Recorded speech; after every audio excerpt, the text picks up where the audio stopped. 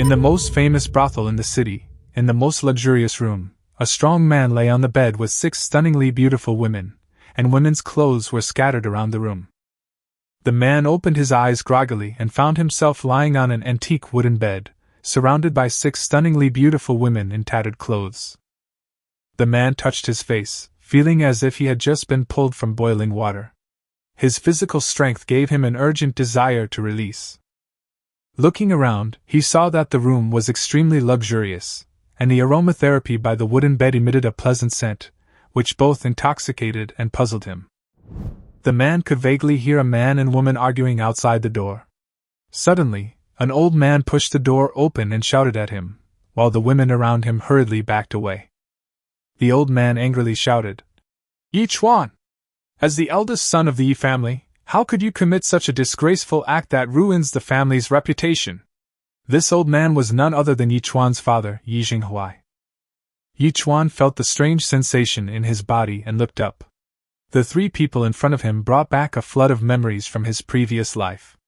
After transmigrating, he not only possessed this body but also inherited the memories of his predecessor. It turns out that after transmigrating, he became Yi Chuan, a wealthy young master. His father was Yi Jinghuai, his mother died young due to illness, and his family also included his stepmother Zhao and her 2 sons, Yi Qing and Yi Ren. Yi Chuan's eyes cleared, and he squinted at Yi Qing. At this moment, both Zhao Shi and Yi Qing wore mocking and sarcastic expressions. Clearly, this farcical drama was meticulously planned by them. Zhao gave Yi Chuan a playful look from head to toe, then suddenly blushed slightly and turned her head away awkwardly. This reaction only made him feel more robust. Seeing Yi Chuan's stunned expression, Yi Jinghuai became even more enraged, pointing at him and shouting with exasperation, "You beast! I'm talking to you! How can you face your mother?"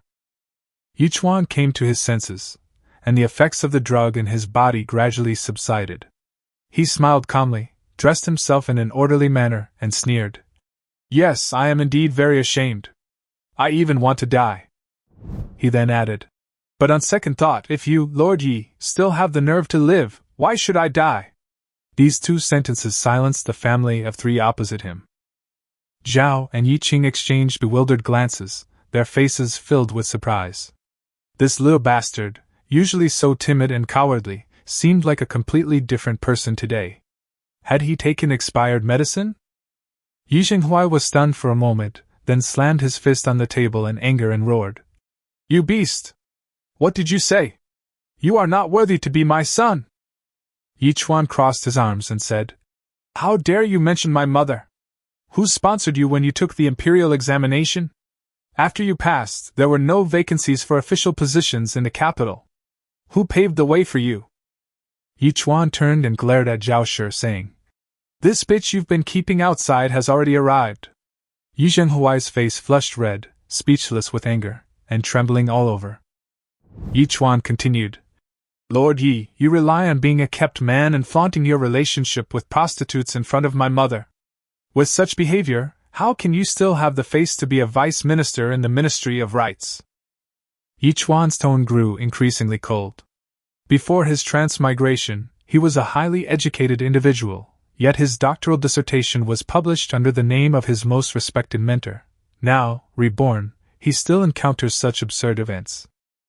Yi Jinghuai was so angry that he was incoherent, clutching his chest and gasping for breath. Zhao's face was ashen, and she finally couldn't help but say, "This little beast dares to call himself a whore. You don't deserve to be my son. You unfilial son!" Yi Jinghuai finally roared, "Disobedience and rebellion! Guards, seize him! I'm going to enforce family discipline today!" 7 or 8 servants rushed into the hall. Yao's eyes darted around, and she immediately gave Yi Qing a meaningful look. Yi Qing stepped forward to support his father, respectfully saying, "Father, please don't upset yourself. This is entirely my responsibility. It's not my 3rd brother's fault." Yi Qing knelt down, his face full of sincerity. Yi Jinghuai looked at his eldest son in surprise, feeling both heartache and relief. "Chung'er, this matter has nothing to do with you." Yi Jinghuai turned to Yi Chuan. "Take a good look at your brother. I've decided to take your jade pendant away. His tone was resolute. Back then, your mother and the Empress were pregnant at the same time, so they arranged a marriage between them before they were even born, and left a jade pendant as a token. You are not worthy to be the imperial son-in-law at all. This position should belong to your elder brother. Take back the jade pendant from this unfilial son. The servants rolled up their sleeves and stepped forward. Normally, the servants in the manor didn't take the third young master seriously, and now they were even more unrestrained. Madame Zhao secretly rejoiced. Finally, we've succeeded! Such immense wealth should rightfully belong to my Cheng'er. Yichuan took a step back, raised the jade pendant high, and stared coldly at Yi Jinghuai. Anyone who takes a step forward, I'll smash this jade pendant. Yi Jinghuai glared at Yichuan. You dare! You can try. Yichuan smiled slightly. If the marriage token bestowed by the Empress is destroyed, the entire family will be executed. He emphasized his words, which fell like sharp swords. Yi Jinghuai stomped his feet in anger. The entire Yi family will be executed, and you won't escape either. Yichuan smiled calmly. I don't care. 1 for 3, I've made a huge profit. I might even accidentally avenge my mother. Zhao's expression changed instantly, but she quickly suppressed it. Yichuan knew in his heart Zhao, that green tea bitch, was definitely not innocent in Chen's death back then. Chen died suddenly without any illness or disaster, and within 2 days, Zhao was promoted from a concubine to the principal wife. What nonsense are you spouting? Yi Jinghuai roared in anger. It's utterly absurd. Yichuan shook his head in disdain, thinking that this old scumbag would die at the hands of the Zhao mother and son sooner or later. Too lazy to waste any more words, Yichuan turned and left. Third brother, you can't leave! Yicheng rushed forward anxiously and grabbed his arm. Yichuan stared coldly at Yicheng, then slapped him, sending Yicheng staggering back several steps. Yi Jinghuai gasped for breath, clutching his chest and shouting angrily. You must never come back! Yichuan turned his head disdainfully, staring at Yi Jinghuai and Zhao Shi. I'm going home. Open the gates slowly. I'll send over 100 people from the Yi family to the underworld together. The surrounding servants gasped. Was this the same cowardly third young master who used to be? Yi Jinghuai felt a chill. He had only ever felt this kind of aura from the emperor. Yichuan swaggered away, while Yi Jinghuai, enraged, fainted. Zhao Shi and Yicheng hurriedly ordered the servants to carry Yi Jinghuai inside to rest. Zhao Shi, her face full of resentment, exclaimed, I'm so angry! Zhao said, You too, you managed to make a mistake with something so simple, and you didn't even kill him. Yicheng coldly made a chopping gesture. If you're going to do something, then do it right, Zhao said coldly. Send someone to follow him first, and we'll talk about it when my second brother returns. When Zhao mentioned the maid Chen had adopted years ago, Yicheng paused for a moment. She's always been sweeping the outhouse. Call her over. A cold smile appeared on Zhao's lips. Yichuan strolled down the street, appreciating the rich ancient atmosphere, feeling relaxed. He needed to figure out how to make some money first. He had learned that the hard way in his previous life. He recalled that group of doctoral students, and he was the only one who hadn't graduated. They all had family connections and resources, so even with poorly written dissertations, they could graduate smoothly. Now that he had a second chance, he absolutely couldn't repeat the same mistakes. In this world, to live well, capital, status, and position are all indispensable. Capital is paramount. Make money, make money! Suddenly his stomach rumbled. Yichuan rubbed his stomach. He needed to fill it first. At this moment, a commotion arose in the street. The old general of the Pingbei General's mansion is dying! People discussed among themselves, wanting to offer 1,000 pieces of gold to let the old general pass away peacefully. Yichuan smiled, his eyes narrowing. A money-making opportunity had presented itself. At the Pingbei General's mansion on North Xiamen Street, a bustling crowd thronged the entrance. The mansion gates were wide open, and over 20 tables of food and drink were set up in the front courtyard. The gates of the general's mansion opened, and a middle-aged man who appeared to be a steward stood at the entrance and said loudly, My old general is advanced in years and his heart ailment is incurable. I'm afraid his time is near. Upon hearing this, the crowd sighed with emotion. Some, dissatisfied, whispered among themselves, isn't it all because the Rurin in the north occupied 16 cities of the northern prefecture of Great Xia? Passers-by chimed in, saying, the lost territory hasn't been recovered, and the old general is vehemently advocating for war, but the emperor just won't budge. Now that the pro-peace faction in the court is gaining strength, how can the old general pass away in peace? Listening to the surrounding discussions, Yichuan gradually understood the cause and effect of the matter. The steward continued, whoever can put the old general at ease and let him pass away peacefully, the general's mansion is willing to offer 1,000 taels of gold. The butler added, to show our sincerity, all friends present today, whether or not they can help, will be treated to a small meal by the general's mansion. Please take your seats in the front courtyard. Upon hearing this, the crowd's eyes lit up. The old general's patriotism was admirable, but the prospect of a free meal seemed even more tempting. In an instant, everyone followed the guide and squeezed into the mansion. Yichuan was also among the crowd. On the other side, an elderly man dressed in fine clothes and a burly man with a long sword at his waist stood out. The old man snorted unhappily. That old bastard Li Xuanwu! What kind of illness does he have? Even if I close my eyes, he won't die. Master Xia sneered. What do you intend to do? Ha, throwing a tantrum. As for the Rurin in the north, we can fight them if we want. I didn't take a stand, and they threatened to kill themselves. Making such a big scene, who else are they trying to impress? The burly man couldn't help but chuckle. Although the emperor and the old general were no longer young, their fighting spirit remained as strong as ever. Master Xia stepped forward, thinking to himself, I'd like to see how he handles this. In the front courtyard of the general's mansion, more than 20 tables were filled with people enjoying a hearty meal, with plenty of wine and meat. After several rounds of drinks, no one in the mansion urged them to leave, as if they had long forgotten about letting the old general pass away peacefully. Yichuan ate until he was about 80% full, then looked around and noticed that everyone else at the table had already finished eating and left. Most of them were just there to freeload and had no ability to handle such an important matter. He couldn't help but frown. Judging from this, the people from the general's mansion weren't in a hurry at all. As he was pondering, he heard a noise from the side. Yichuan turned his head and saw an old man with white hair and beard, and a burly build, pour him a glass of wine, which he then drank in one gulp. The old man had a stern face, clearly in a bad mood. Yichuan blinked and smiled. Grandpa, you're late and missed out? The old man glared. Humph! You've had your fill of freeloading, haven't you? I've been watching you for ages, and you've already made your move on this table of food and drink. Please excuse my poor skills, Yichuan said casually. I learned it in the school cafeteria. School cafeteria? The old man asked, surprised. What's that? Yichuan changed the subject. But I wasn't planning on eating for free. The old man looked slightly surprised. Yichuan nodded and smiled. 1,000 taels of gold. The old man's eyes held a hint of disdain, so Yichuan continued.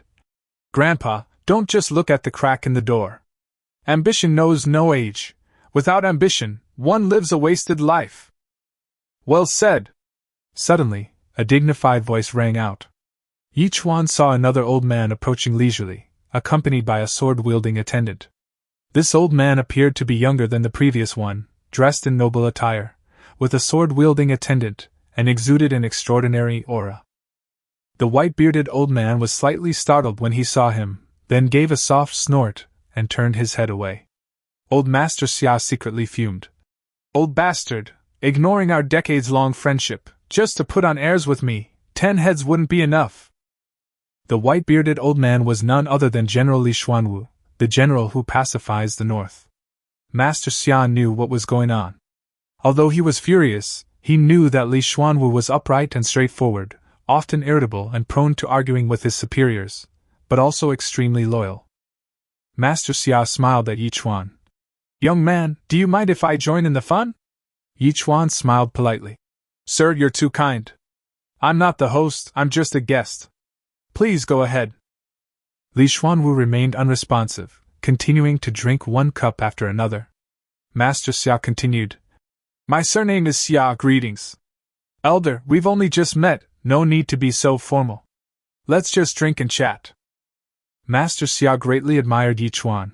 His earlier remark, ambition knows no age, without ambition, 100 years is wasted, was worth pondering. He turned to Li Xuanwu, his expression meaningful. Li Xuanwu raised his wine cup. What did you say? Who dares to contradict me? Yi Chuan, caught in the middle, frowned slightly in confusion. Do you two know each other? Li Xuanwu said sarcastically. I'm just a rough old man. I have no honor in knowing this respectable gentleman. The more Yi Chuan listened, the stranger it seemed. The two clearly knew each other, and neither of them were simple men. Master Xia was too lazy to get angry and laughed. Young brother, please excuse me. This old fellow is afraid that I will steal the general's mansion's reward and steal his credit. He glared at Li Xuanwu to signal him, and Li Xuanwu then snorted softly. Yi Chuan suddenly realized. Oh, no wonder. You two are also here to curry favor with the old general? Master Xia smiled. The old general is highly respected, and everyone wants to do their part. Yi Chuan chuckled inwardly. It's nothing more than flattery to curry favor with the general's mansion. Suddenly, Yi Chuan had a flash of inspiration. He lowered his voice and said seriously, Gentlemen, I have a method that can bring both fame and fortune. Are you interested? The two old men looked at him suspiciously. A mere boy, barely out of his teens, dared to speak so arrogantly. Master Xia calmly said, Speaking arrogantly and deceiving others is a sign of poor character. Yi Chuan stared intently at Master Xia. I'll tell you both the method. You'll resolve the old general's matter and gain a huge favor from the general's mansion. I only want the 1,000 taels of gold. The two old men listened with increasing interest. Master Xia pondered. Judging from your tone, young man, you seem quite confident in your method? Yi Chuan smiled and said, It's all right, about 80 to 90% sure. Old Master Xia became even more curious and asked with a smile. Then, I'm all ears. Yi Chuan lowered his voice and smiled. Old sir, think about it. If someone is old and still alive, it means they have something on their mind. Li Xuanwu's face immediately turned ashen, his teeth itching slightly. You little bastard, you just wait. Master Xia, however, smirked, almost bursting out laughing. Then tell me, what exactly is on the old general's mind? Master Xia pressed on with great interest. Yi Chuan laughed. Excuse my bluntness, but judging from your attire, you must be either a wealthy merchant or a scholar official, right? So what? Master Xia continued to smile, unconcerned. How could scholars understand what those who risk their lives on the battlefield are thinking? Master Xiao's smile froze instantly. The young man before him looked utterly ordinary and unpleasant to the eye. Li Xuanwu, however, his eyes lit up, widened, and he poured Yi Chuan a glass of wine. Come, tell me in detail. Yi Chuan took a sip of his wine and sighed. An old general like this, who has fought bloody battles all his life, must be thinking about serving the country with utmost loyalty and dying on the battlefield. What could he possibly have on his mind before he died? His words almost brought tears to Li Xuanwu's eyes. Good boy. Grandpa misunderstood you. Although you're a good-for-nothing and have a foul mouth, you're definitely a good boy. Li Xuanwu silently raised his wine glass, wanting to toast this newly acquainted friend who was much older than him. Speaking of which, the old man is pretty foolish. Yi Chuan remarked, then continued. Look at this great Xia. In recent years they've been emphasizing civil officials over military ones, with civil officials earning higher salaries than military generals. What's with all the risking their lives? They're just plain stupid. The wine cup in Li Xuanwu's hand shattered under his grip. Looking at Yi Chuan's face, it was ashen, his lips twitching. It's confirmed, this kid's a gluttonous bum with a big mouth. Master Xiao's expression was subtle. These words seemed to also be a dig at himself. Master Xia laughed and said, Young man, let's get down to business. Could you tell me your brilliant idea? Yi Chuan's eyes lit up. You agree to the deal I proposed? Master Xia smiled faintly. If you really have a brilliant plan, why not give it a try? Yi Chuan nodded, mysteriously preparing to use his method.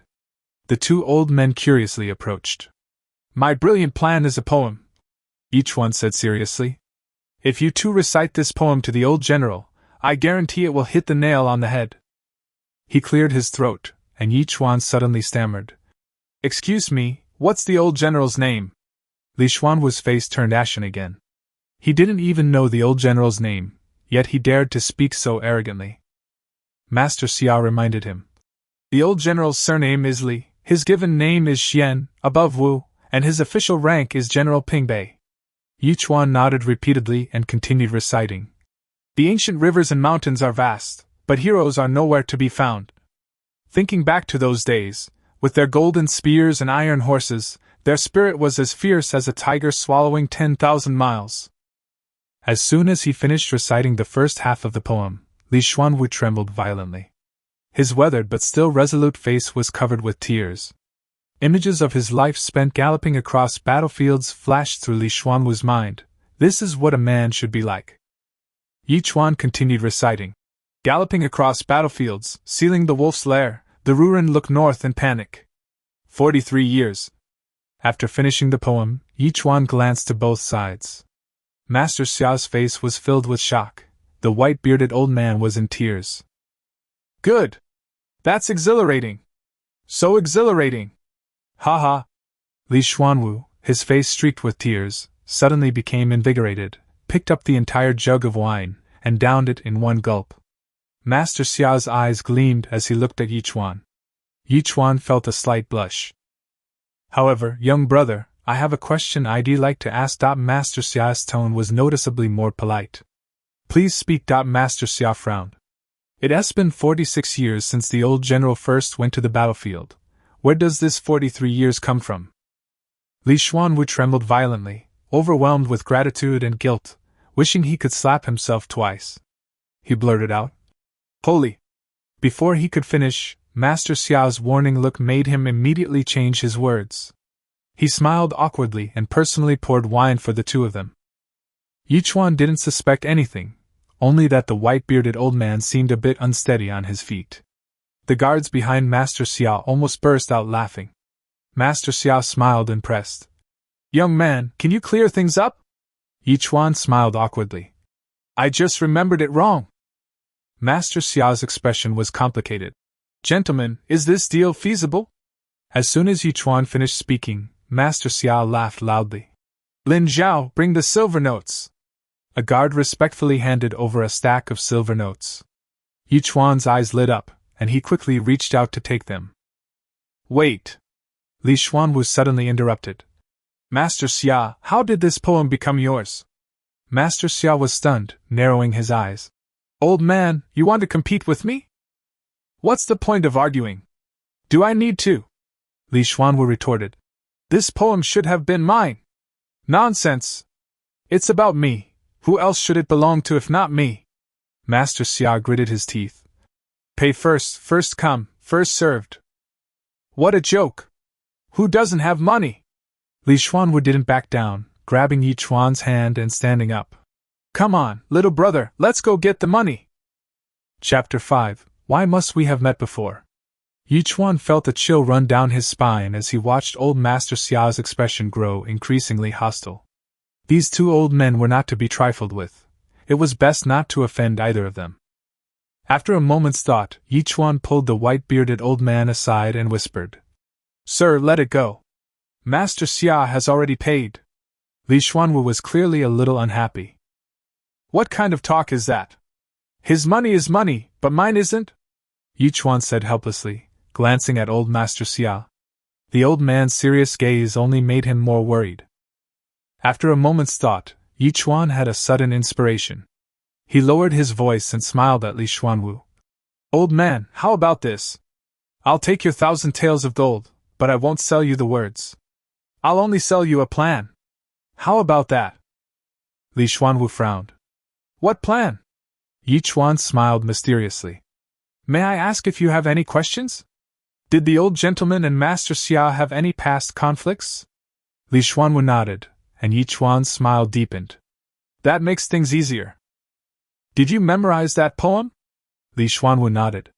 After Master Xia bought the poem, will you simply forget it? Yi Chuan chuckled softly. Then next time he takes it out to show off, you should make your move first. Li Xuanwu's eyes widened. You little rascal, you're really cunning. Yi Chuan laughed shamelessly.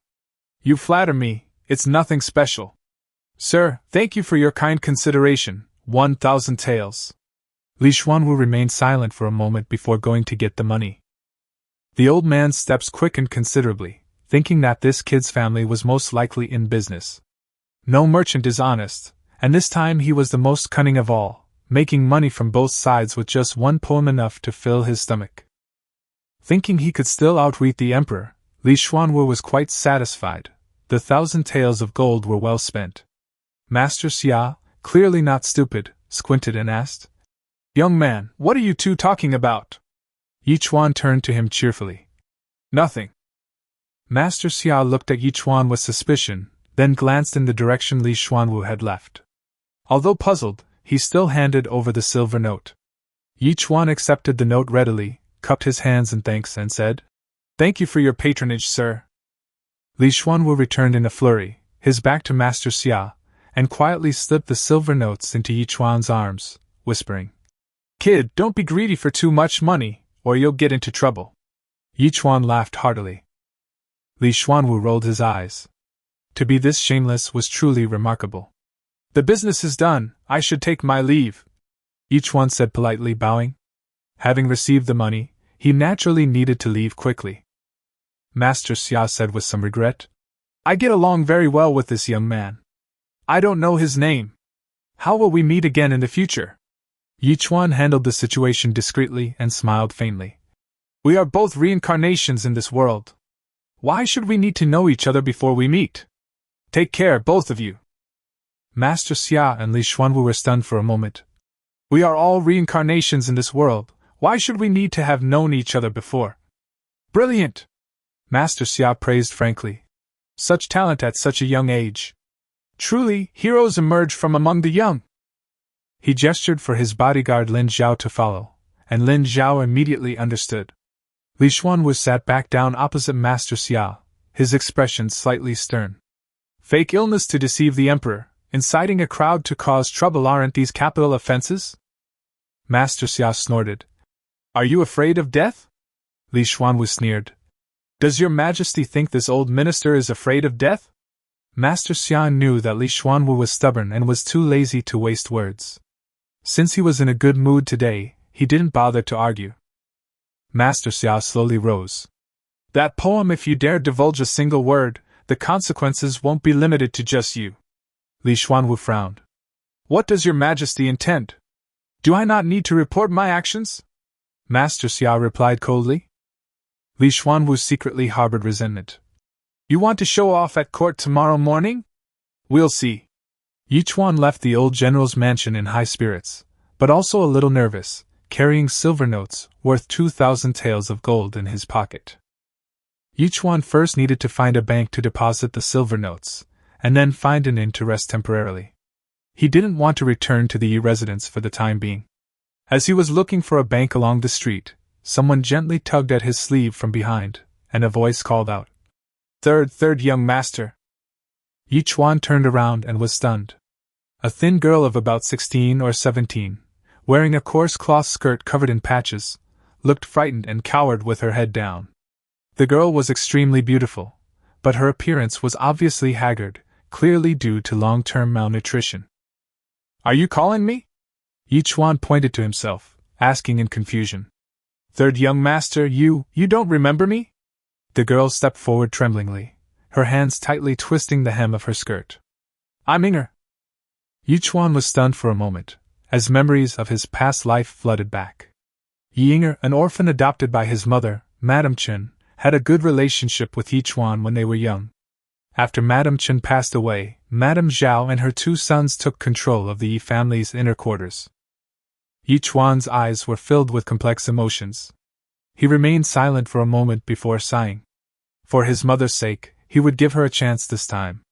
Great! You've suffered so much all these years. Come on, let's go get something good to eat. Chapter 6. I absolutely cannot let this scum become my son-in-law. In a private room by the window on the second floor of the restaurant, the table was piled high with sumptuous dishes. Yi Inger sat to one side, almost afraid to move, the atmosphere making her extremely cautious. Yichuan sat in the main seat, smiling as he invited her to start eating. At the same time, he secretly took out a pair of Mandarin duck jade pendants from his pocket and played with them in his palm. Yinger glanced at the jade pendants, and her guilty conscience was almost written all over her face. Yichuan observed this, smiled slightly, and secretly probed. At the same time, at another table not far away, an extremely handsome young master from a wealthy family was dining, with a refined little attendant sitting beside him, quietly pointing to Yichuan's table. "Young master, look over there, what he's holding in his hand."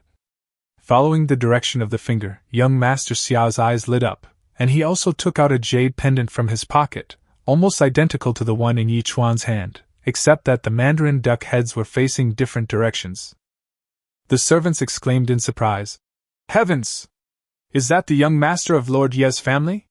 Is this marriage really arranged by fate?" Young Master Xiao blushed slightly and reproachfully put away the jade pendant, saying, "My mother said that I should make the decision myself." The servants couldn't help but steal glances at Yichuan, and quietly urged young Master Xia to go over and strike up a conversation.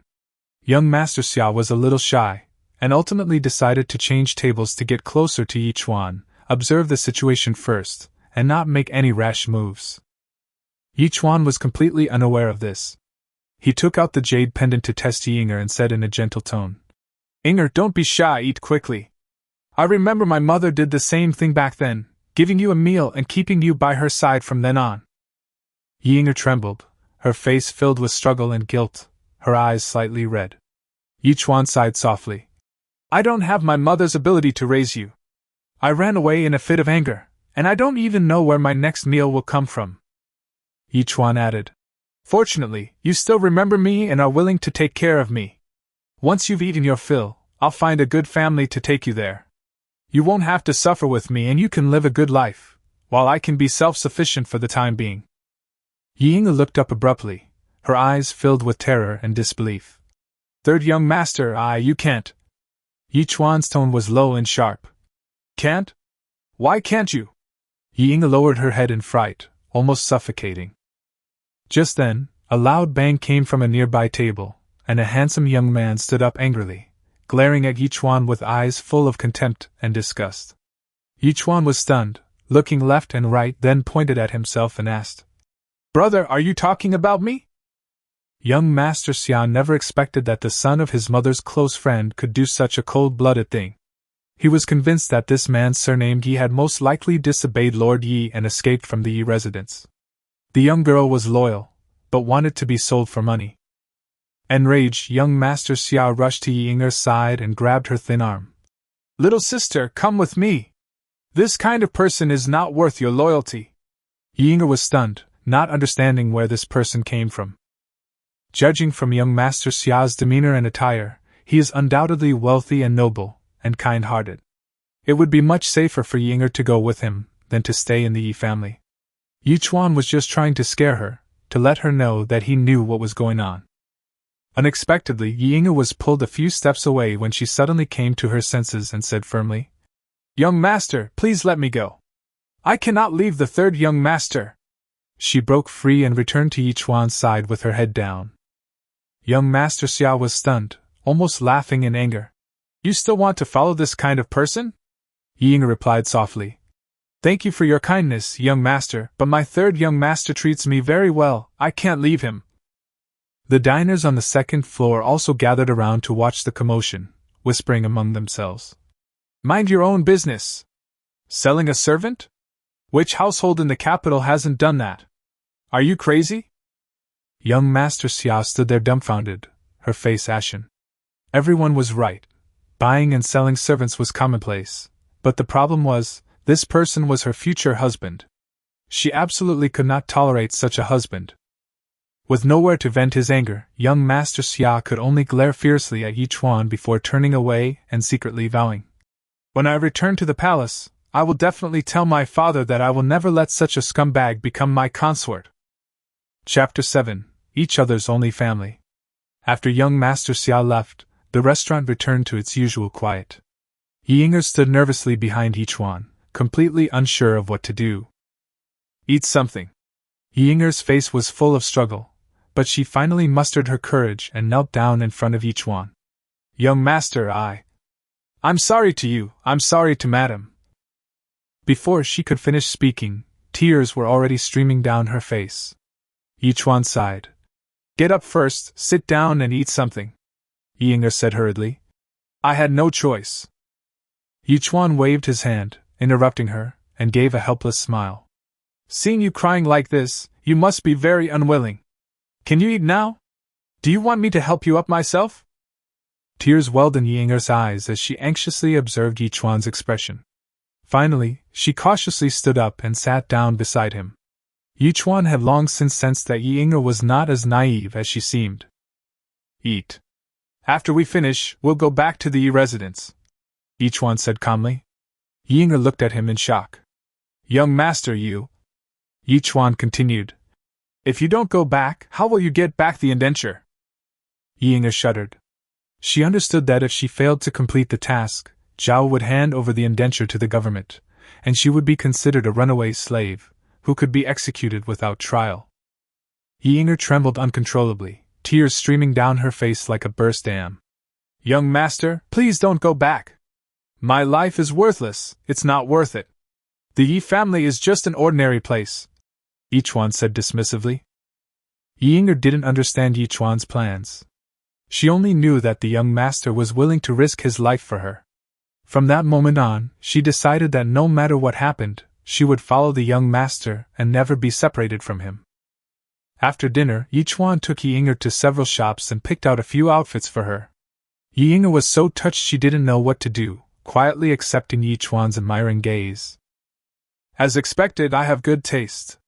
Yichuan nodded in satisfaction. Yi Yinger lowered her head shyly. The clothes you chose, young master, are of course the best. I wasn't talking about the clothes, I was talking about you, Yichuan said with a smile. Yichuan looked at her tenderly. Yinger, your talent and beauty are outstanding, far surpassing those young ladies from the great families of the capital. Yi Yinger blushed and lowered her head in embarrassment. Yi Yinger's heart skipped a beat. She stared at the confident young man before her, speechless for a long time. Young master, why are you so kind to Yinger? She asked softly. This question stunned Yichuan. To be honest, even in his previous life, his relationship with Yi Yinger was only good when they were children. As a transmigrator, the only person he needed to trust was the girl in front of him. Yichuan sighed softly and blurted out. Since mother passed away, we have been the only family we have in this world. Yi Yinger trembled, and thinking of the deceased Jinshi, her eyes immediately welled up with tears. Yichuan smiled and tapped her nose. Then come back to the Yi residence with me. The two walked towards the gate of the Yi residence together. Yi Yinger seemed very nervous, her body trembling slightly. Yichuan patted her shoulder, indicating to comfort her. Yichuan strode to the front door, kicked it hard, and knocked 3 times. He crossed his arms and waited quietly for the door to open. He didn't notice a figure in the distance quietly disappearing into the night. Meanwhile, inside the palace, in the imperial study, Emperor Xiaowu, Xia Yuanding, sat on his dragon throne, holding a memorial in his hand, his brow furrowed. Your Majesty, Lin Zhao, a 4th-rank imperial bodyguard, requests an audience. A eunuch hurriedly entered to report. Summon him. Emperor Xiaowu replied calmly, his voice carrying an air of authority. Speak quickly. Emperor Xiaowu waved his hand impatiently. Lin Zhao answered. Your Majesty, that young man's name is Yichuan, the 3rd son of Yi Jinghuai, the Vice Minister of Rights. Oh? Emperor Xiaowu seemed somewhat surprised, raising his head with sharp eyes. Yi Jinghuai's son? Are you sure you're not mistaken? Emperor Xiaowu narrowed his eyes, seemingly pondering something. This young man is exceptionally talented, not bad. Seeing this, Lin Zhao hesitated slightly, as if he wanted to speak but stopped himself. What is it? Speak. Emperor Xiaowu frowned and urged. Your Majesty, the eldest princess sneaked out of the palace today, probably to find Yichuan. Emperor Xiaowu slammed his hand on the table, his face changing drastically. Nonsense! Where is she now? The princess has already returned to the palace. Lin Zhao quickly explained. However, the princess ran into Yi Chuan while she was out, and the two did not get along well. Such a coincidence? Empress Xiaowu was stunned, finding it hard to believe. Just then, the eunuch's voice came from outside again. Princess Yunxi requests an audience with your majesty. Chapter 8. You deserve to be beaten to death. Empress Xiaowu frowned, puzzled. They'd actually come knocking on his door. Lin Zhao smiled wryly. Your majesty, let's wait for the eldest princess to report the details. Emperor Xiaowu's expression was not good. He waved his hand and said, Let her in. Princess Xia Yunxi, dressed in a magnificent long dress, rushed into the imperial study, bringing with her a delicate fragrance of orchids. After shedding her men's clothing, her beauty was breathtaking. Princess Yunxi didn't bow, but went straight to the desk, pouting and acting coquettishly.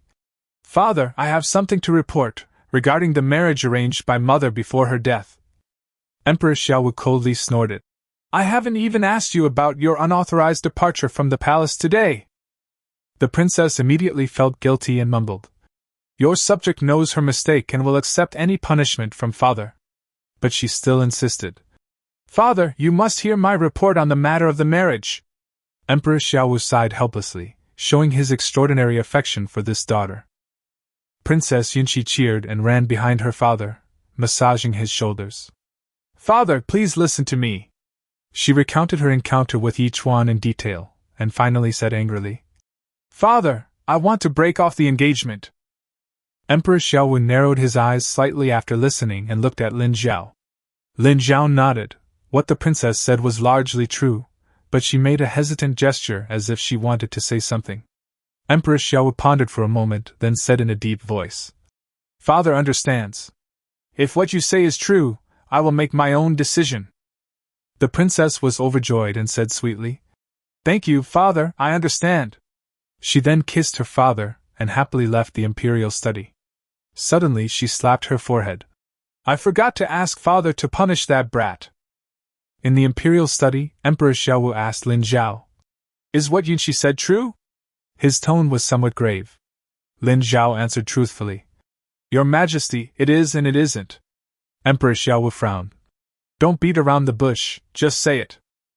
Lin Zhao explained that it was basically true, but Yi Chuan did not sell the maid. Instead, he prepared a good meal for her and bought her new clothes. Emperor Xiaowu, what do you think is the reason for this? Lin Zhao replied. Your subject dares not speculate. Where is Yi Chuan now? Emperor Xiaowu pressed. He returned to the Yi residence. Emperor Xiaowu's lips curled up slightly, revealing a playful smile. This lad is getting more and more interesting. Emperor Xiaowu ordered that Yi Jinghuai, the Vice Minister of Rites, should bring his son to the imperial study for an audience after the morning court session tomorrow to discuss the marriage agreement made by the Empress before her death. He instructed Yi to prepare accordingly. Yi Manor. Yi Chuan kicked the gate 3 times, and it was quickly opened. 2 gatekeepers poked their heads out, and when they saw it was Yi Chuan, they showed a hint of surprise and contempt. Yi Chuan grabbed one of them by the collar and slapped him twice. The loud slap stunned the gatekeeper. Yi Chuan sneered. You dog guarding the gate, you dare to bare your teeth at your master? You deserve to be beaten to death. He slapped him twice more, and the gatekeeper's face swelled up. Yi Ying'er was dumbfounded. When did the 3rd young master become so fierce? His personality had changed so much. After beating the man, Yi Chuan casually threw him to the ground and looked coldly at another gatekeeper. The gatekeeper was startled awake, cold sweat pouring down his forehead. He forced an awkward smile. 3rd young master, you're back. Yi Chuan nodded in satisfaction and swaggered into the mansion, pulling Yi Ying'er along with him. Yi Chuan instructed. Have Yi Qing come to the front hall to see me. The gatekeeper quickly ran off. Yi Chuan led Yi Ying'er to the front hall and sat down. Yi Ying'er was so nervous that her breathing quickened. After all, the Zhao mother and son had long held power in the Yi household, and she dared not face them. Yi Chuan gently comforted her. Don't be afraid, I'm here. Ying'er took a deep breath, feeling a little more at ease, and nodded resolutely. At this moment Yi Qing walked into the front hall and said sarcastically, Oh, can't make it any more? He glanced at Yi Ying'er, thinking to himself, Could it be that the little bitch has been dragged back and is going to get a beating? Before he could speak, Yi Chuan took out a pair of mandarin duck jade pendants from his pocket and asked in a cold voice. Want this? Yi Cheng's eyes lit up. Chapter 9. That son of a bitch loves to be a jerk. Yi Cheng stared at the jade pendant, so greedy he couldn't even control himself from swallowing. This wasn't an ordinary jade pendant, it was a symbol of his future status as a prince consort. What do you mean? Yi Cheng composed himself and asked warily. Yi Chuan gripped the jade pendant, his gaze intense. Now it's my turn to ask you. Think carefully before you answer. You only have one chance. Yes. Yi Cheng couldn't resist the temptation, and greed welled up in his heart. He nodded without hesitation. He wasn't as deep as his mother, nor as clever as his second brother. He was easily tempted. Yi Chuan smiled slightly. Very well, I can give it to you. Yi Cheng was initially pleasantly surprised, then became wary, his eyes fixed on Yi Chuan. What exactly do you want? Don't be nervous, Yi Chuan said. Yi Chuan calmly said. I'm not giving this away for free, you have to exchange something for it. Yi Cheng frowned. What thing? Her indenture. Yi Chuan pointed to Yi Inger beside him. Yi Cheng was stunned, then burst into laughter. Immediately Yi Cheng's expression changed drastically, and he glared fiercely at Yi Inger. You treacherous wretch! I knew you would betray me! Yi Inger trembled all over, her face pale, from the years of pressure from her mother and son. Yi Chuan's expression turned cold. He abruptly stood up, strode towards Yi Cheng, and raised his right palm. Yi Cheng instinctively tried to dodge, but forgot to move. If you want the jade pendant, don't move! Yi Chuan shouted, and a crisp slap landed directly on Yi Cheng's right cheek. Yi Cheng, clutching his swollen face, was furious. Yi Chuan, I'll kill you! Yi Chuan's lips curled into a cold smile, a fierce glint in his eyes. Bang! He punched Yi Cheng in the nose, blood spurting out immediately, and Yi Cheng collapsed to the ground. Yi Chuan persisted, pinning Yi Cheng to the ground and beating him mercilessly. Yi Cheng screamed in pain while threatening. Yi Chuan, you dare hit me! Dad will never let you get away with this! Then scream louder! Yi Chuan said coldly, his fists landing without mercy. Yi Chuan beat and cursed as he did so, while Yi Cheng cried out for his parents, completely losing his guard. Yi Inger was stunned, covering her mouth, thinking to herself how the third young master had become so fierce, no longer the harmless child he once was. Just as Yi Inger was filled with fear, a loud shout came from outside the door. The second young master is back! She was startled. It was Yi Ren, Zhao's second son. In the entire Yi family, Yi Inger was most afraid of Zhao, and only second to Yi Ren.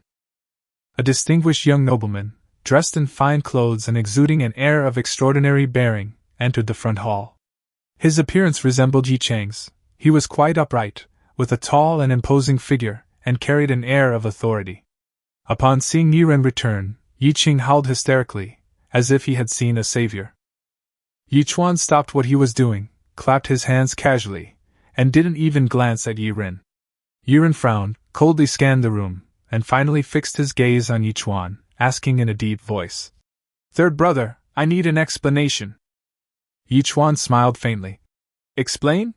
He deserves a beating. I'll teach him a lesson for your mother. Is that explanation enough? Yi Ren frowned, surprised. How could this third young master suddenly become such a different person, so ferocious? Just then, Madame Zhao rushed over. Yi Jinghui had been resting in his room that morning due to an injury sustained from anger, and the servants had only dared to inform Madame Zhao first, without disturbing Yi Chuan. Seeing her eldest son, Yi Cheng, lying on the ground badly injured, Madame Zhao immediately went to help him up. Yi Cheng wiped the blood from his mouth, gritting his teeth. Mother, that little bitch betrayed us. Yi Chuan got her indenture. Zhao Shi was furious, glaring fiercely at Yi Chuan. I'll make you pay with your life. Guards, seize these two bastards. Yi Inger was terrified by Zhao Shi, and could only hide behind Yi Chuan. Yi Ren frowned, remaining silent. He had just returned and hadn't yet figured out how things had suddenly turned out this way. The servants rushed into the house, but none dared to be the first to step forward. Yi Chuan glanced around, still calm and collected, then held up the jade pendant and casually said, "What, you don't want this anymore?" As he spoke, he glanced at Yiren. A greedy glint flashed in Zhao's eyes. Yiren immediately understood most of it. While he was away, his mother and elder brother had tried to seize the jade pendant. His expression was complicated, and a question arose in his mind: why did his mother and elder brother choose to do this when he wasn't around? Chapter 10. Which of your sons do you want to be the imperial son-in-law? Zhao's face instantly darkened. She looked coldly at Yi Chuan. What do you mean? Yi Chuan replied unhurriedly. I've already made things clear with your precious son. Yi Chuan said calmly. I'll exchange this jade pendant for Yi Yinger's indenture. Zhao was instantly shocked and turned to look at Yi Qing. Mother, don't listen to this little bastard. He's definitely playing tricks. After a moment of silence, Zhao turned to Yiren. Renner, you've come back just in time. What do you think? Yiren slowly replied. Judging from the current situation, Yi Chuan hasn't used any tricks. Unless the jade pendant in his hand is fake. Zhao's eyes narrowed slightly. So, this jade pendant is real? Yiren said indifferently. Yi Yinger was adopted by Yi Chuan's mother, so they can be considered siblings. His decision is reasonable. Zhao's smile deepened. She took out a piece of paper from her sleeve and handed it to Yi Chuan. Yi Yinger's indenture is right here. If you're really willing to exchange it for the jade pendant, I'm willing to agree, and everything before can be wiped clean. This suggestion pleased Zhao Shi greatly. In Zhao Shi's eyes, Yi Yinger was nothing more than a tool. Using her to secure the future position of imperial consort was incredibly easy. Yi Chuan smiled slightly, preparing to respond. Suddenly, Yi Yinger hugged his arm tightly from behind and said urgently, Young master, you can't! My life is cheap, it's not worth you exchanging something so precious for it. Yi Yinger's eyes were filled with tears. Yi Chuan looked at her, his heart softening. It's all right, you don't need to worry. What's so precious about it? Nothing is more important than family. Yi Yinger's tears flowed like a burst dam. Young master, you treat me like family. Deeply moved and filled with gratitude, she silently vowed to remain loyal to Yi Chuan for life. Enough! Zhao's tone was full of sarcasm. Stop putting on this act of brotherly love in front of me. Yi Chuan, is the deal still valid? Yi Chuan smiled slightly. Of course it counts, but I have another question. Speak quickly. Zhao was getting impatient, her eyes fixed on the jade pendant in Yi Chuan's hand, wishing she could snatch it away immediately. Yi Chuan glanced at Yiren and smiled knowingly. With both of your sons here, who should I give the jade pendant to? Or rather, Yi Chuan said, emphasizing each word, which of your sons would you like to marry? Both Zhao and Yi Qing were stunned for a moment, while Yiren's eyelids twitched suddenly, and his face immediately darkened. Yi Chuan is clearly trying to sow discord. Yiren knew very well what was going on, but he still couldn't control his emotions, and a gloomy feeling rose in his heart. Nonsense, of course it's me, Yi Qing said hastily, sounding somewhat impulsive. Yiren's face grew even more gloomy. Shut up! Zhao immediately snapped, glaring angrily at her eldest son before giving Yi Chuan a vicious look. She turned to her second son Yiren and said, Renner, this was a last-minute decision of mine. Since you weren't home, I discussed it with your eldest brother. With a loving expression, Madame Zhao held Yiren's hand and gently comforted him. My son, you are my proudest son. You will definitely pass the exam this year. I have great confidence in you. You are excellent and don't need any other means. You know, your older brother is much less capable than you, not nearly as competent as you. I'm doing this to pave the way for your older brother, so you won't have to take care of him in the future. You should understand why I did this, right? Zhao's words were sincere and heartfelt. Her words were undoubtedly intended to comfort Yiren. However, Yi Chuan almost burst out laughing after hearing them. Zhao's reaction was exactly as he had expected. What she said seemed reasonable, but Yiren interpreted it in a completely different way. What do you mean? Yiren's heart sank. I study hard and serve my parents diligently, yet I'm still inferior to that older brother who only knows how to eat, drink, gamble, and whore? Where is justice? Yi Chuan smiled, gently pulled Yi Yinger to sit down, and leisurely watched the three of them slowly split apart. Seeing Yiren remain silent, Zhao became increasingly anxious. Yi Qing, growing increasingly impatient, shouted at Yiren. "Second brother, what do you mean by this? Isn't mother right? Besides, I am the eldest son in the family. There is an order of seniority, and you should know that. You still want to compete with me?" Yiren's face grew increasingly gloomy. Zhao was so angry she wanted to slap Yi Qing. "Shut up," she said, looking at her eldest son with disgust. "Mother, what do you mean by this?" Yi Qing said with dissatisfaction. "Are you trying to favor the second son again?" A chill ran through Zhao's heart, and her head began to spin. That little bastard Yi Chuan had planned this all along. This situation has become irreparable. Just then, a loud shout came from outside. "The master is here!" Chapter 11. Sowing the Seeds of Disaster. Zhao's expression immediately changed, and she turned to Yi Qing, scolding him harshly. "You're becoming more and more outrageous. How have I disciplined you? Schwanner is your younger brother. As his elder brother, you should give in to him. Go kneel in the Yi family ancestral hall tonight, and reflect on your actions." After scolding Yi Qing, she glared at Yiren. "And you? You saw your brothers arguing at home and didn't try to stop them. Did you waste all those years of studying?" Yiren immediately bowed respectfully, his expression serious, clearly convinced of his superiority. At this moment, Yi Jinghuai walked into the front hall, saw the scene before him, frowned, and his expression instantly turned ugly when his gaze swept over Yi Chuan. "What's going on now?" Yi Qing and Yiren quickly bowed and replied, "Father!" Madame Zhao smiled and helped Yi Jinghuai sit down. "Master, it's all right. It's all because Qinger and Rinner are so immature. Schwanner is back, and they don't even comfort their younger brother." She added, "I've already scolded them, so you can rest assured and take care of things at home." Yi Jinghuai remained silent, anger gathering in his eyes. He first looked at the injuries on Yi Cheng's face, then at Yi Chuan's unharmed appearance, and sighed helplessly. "You always protect this unfilial son." Zhao's eyes were slightly red, and her face was gentle. "Master, don't say that. I haven't favored any of them. All three of them are my children." Yi Jinghuai felt heartbroken.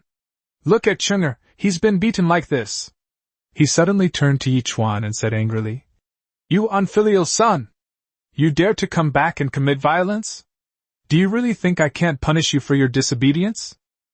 Yi Chuan sneered.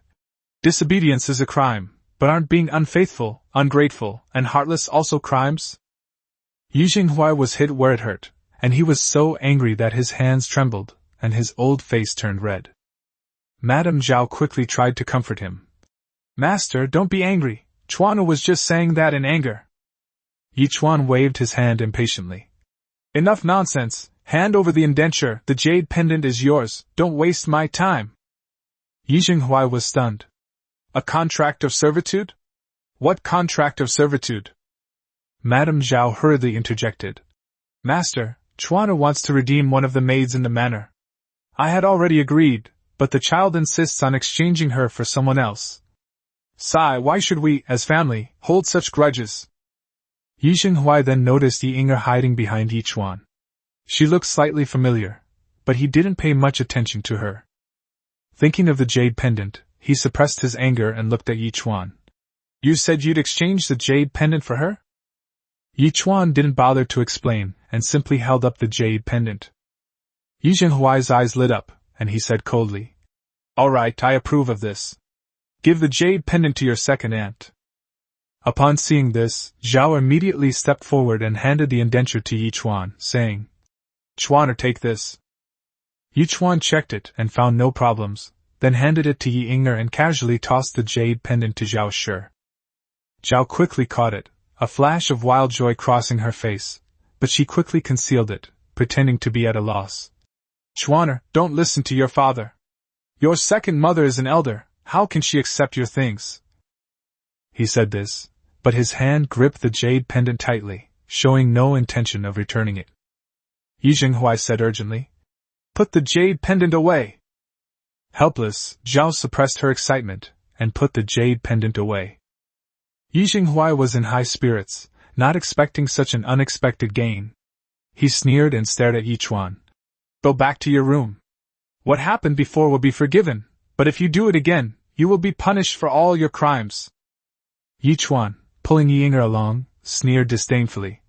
Minister Yi, how dare you say such things before my mother's spirit tablet? When my mother and the Empress were alive, would you have dared to be so arrogant in front of me? Yi Xinghuai was speechless after being rebuked, his face turned red, and his hands began to tremble with anger. Yichuan laughed heartily and pulled Yi Ying'er outside. As he approached the door, he suddenly stopped, turned back, and gave Yi Xinghuai a playful smile. Lord Yi, now that you've obtained the jade pendant, I have a suggestion for you before I leave. I think my second brother is more suitable for the position of imperial son-in-law. Upon hearing this, Yi Xinghuai, Zhao Shi, Yi Qing, and Yi Ren were all slightly moved. Yi Qing gritted his teeth, his face full of resentment. Yi Ren's eyelids twitched, his expression calm but his displeasure was inward. Yichuan explained. My second brother is exceptionally learned and has a wealth of knowledge. He is very likely to be among the top 3 in the imperial examination. Only when he is riding high will he be able to marry the princess and make the Yi family famous throughout the world. Besides, only someone like second brother is worthy of being a royal princess, right? After saying that, Yichuan left gracefully with Yi Ying'er, and the entire front hall instantly fell into a deathly silence. Yi Xinghuai remained silent with a gloomy expression. Zhao Shi frowned, feeling uneasy. Yi Qing scratched his head anxiously, fearing that his parents would change their minds. Yi Ren remained outwardly calm, but his eyes were indifferent. The silence lasted for a long time until a servant rushed in to report. Master, someone from the palace has come with an imperial decree. Yi Xinghuai suddenly woke up, quickly got up and rushed out of the front hall, followed closely by Zhao and her 2 children. The eunuch arrived hurriedly with guards. His Majesty has decreed that Yi Xinghuai, Vice Minister of Rights, receive the decree. Yi Xinghuai knelt 3 times and cowed out 9 times. Your subject receives the imperial decree. The eunuch announced the imperial decree. Yi Xinghuai, Vice Minister of the Ministry of Rights, shall, after the morning court session tomorrow, bring his son to the imperial study for an audience to discuss the marriage arranged by Her Majesty the Empress years ago. This is the imperial decree. After the eunuch who delivered the imperial decree withdrew, the family of 4 returned to the front hall, where the atmosphere became even more subtle than before. Yi Xinghuai held the imperial edict in silence, while Zhao Shi, though anxious, dared not speak. Yi Qing couldn't contain himself any longer. Father, please, say something. Yi Xinghuai suddenly looked up, his eyes sharp, which startled Yi Qing, who took a half-step back, lowered his head, and shut his mouth. Yi Ren glanced at his elder brother, a hint of displeasure flashing between his brows, but his expression remained calm.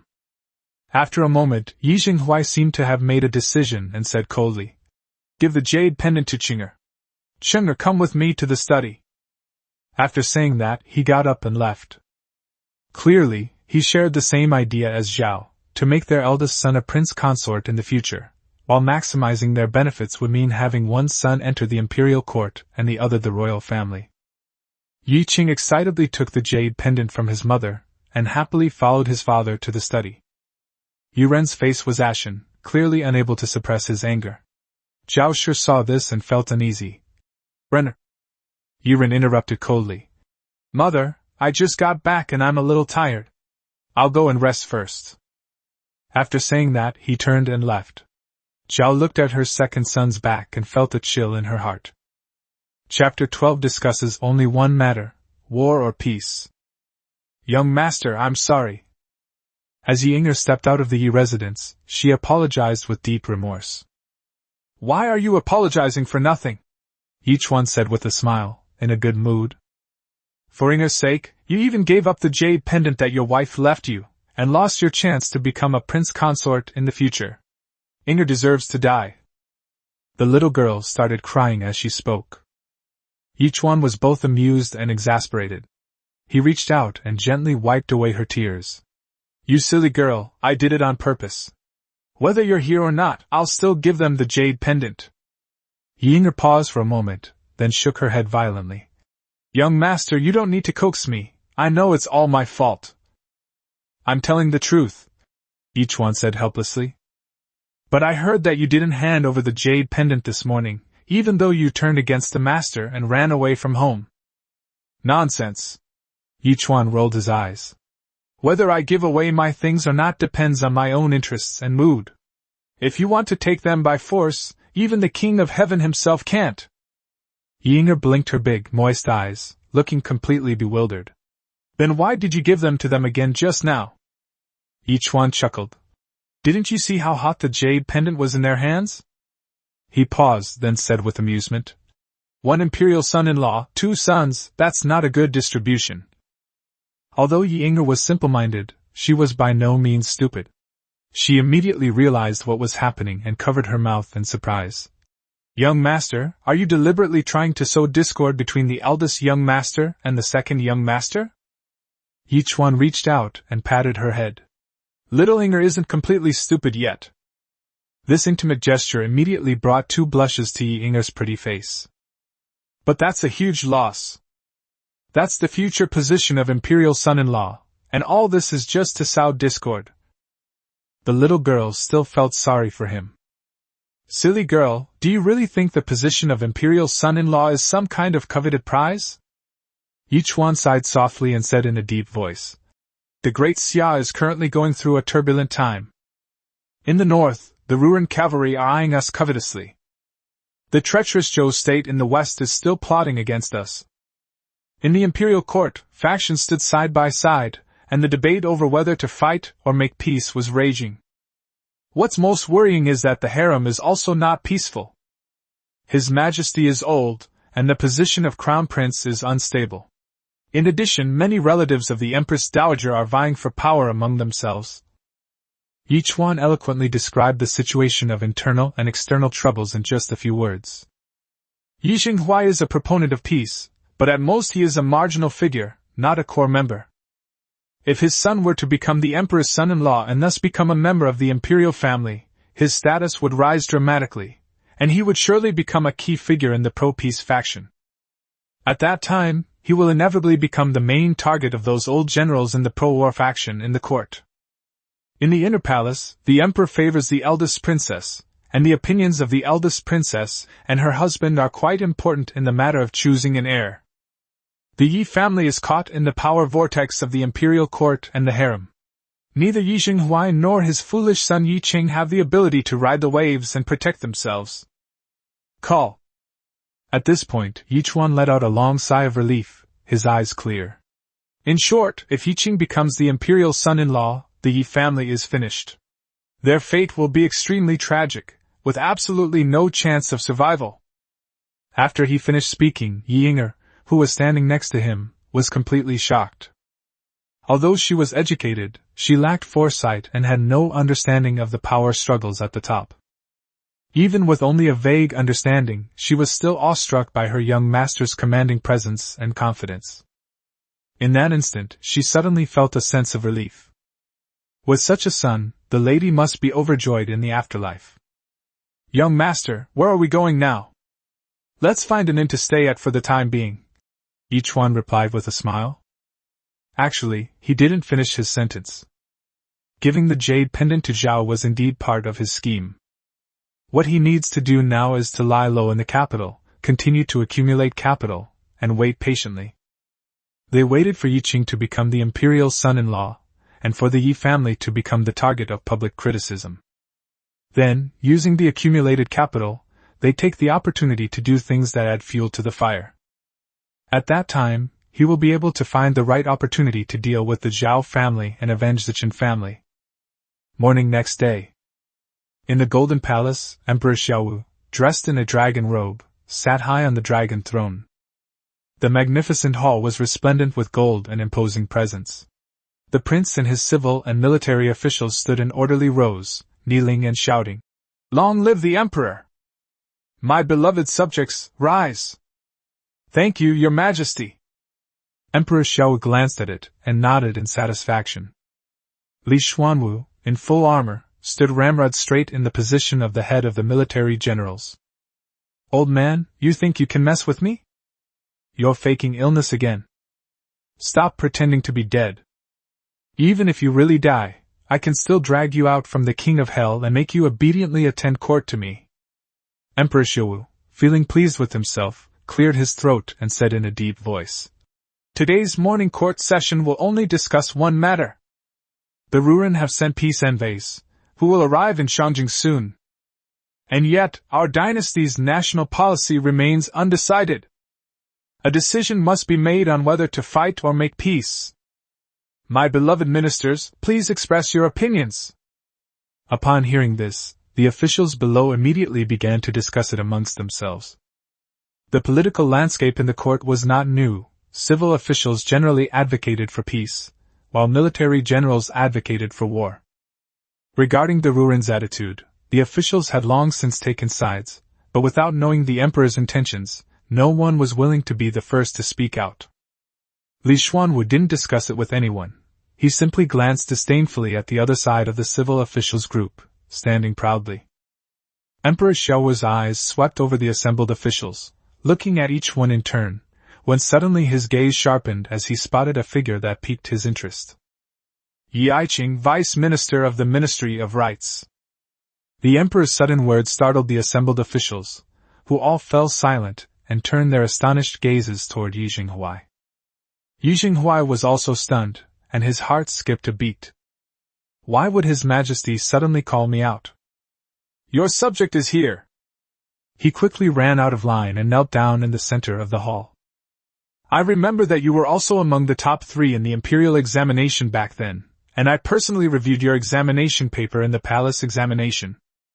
Your policy response back then was refreshing and insightful. Regarding the Ruren matter, I would like to hear your opinion, my dear minister." The main hall was completely silent. Everyone started thinking about it.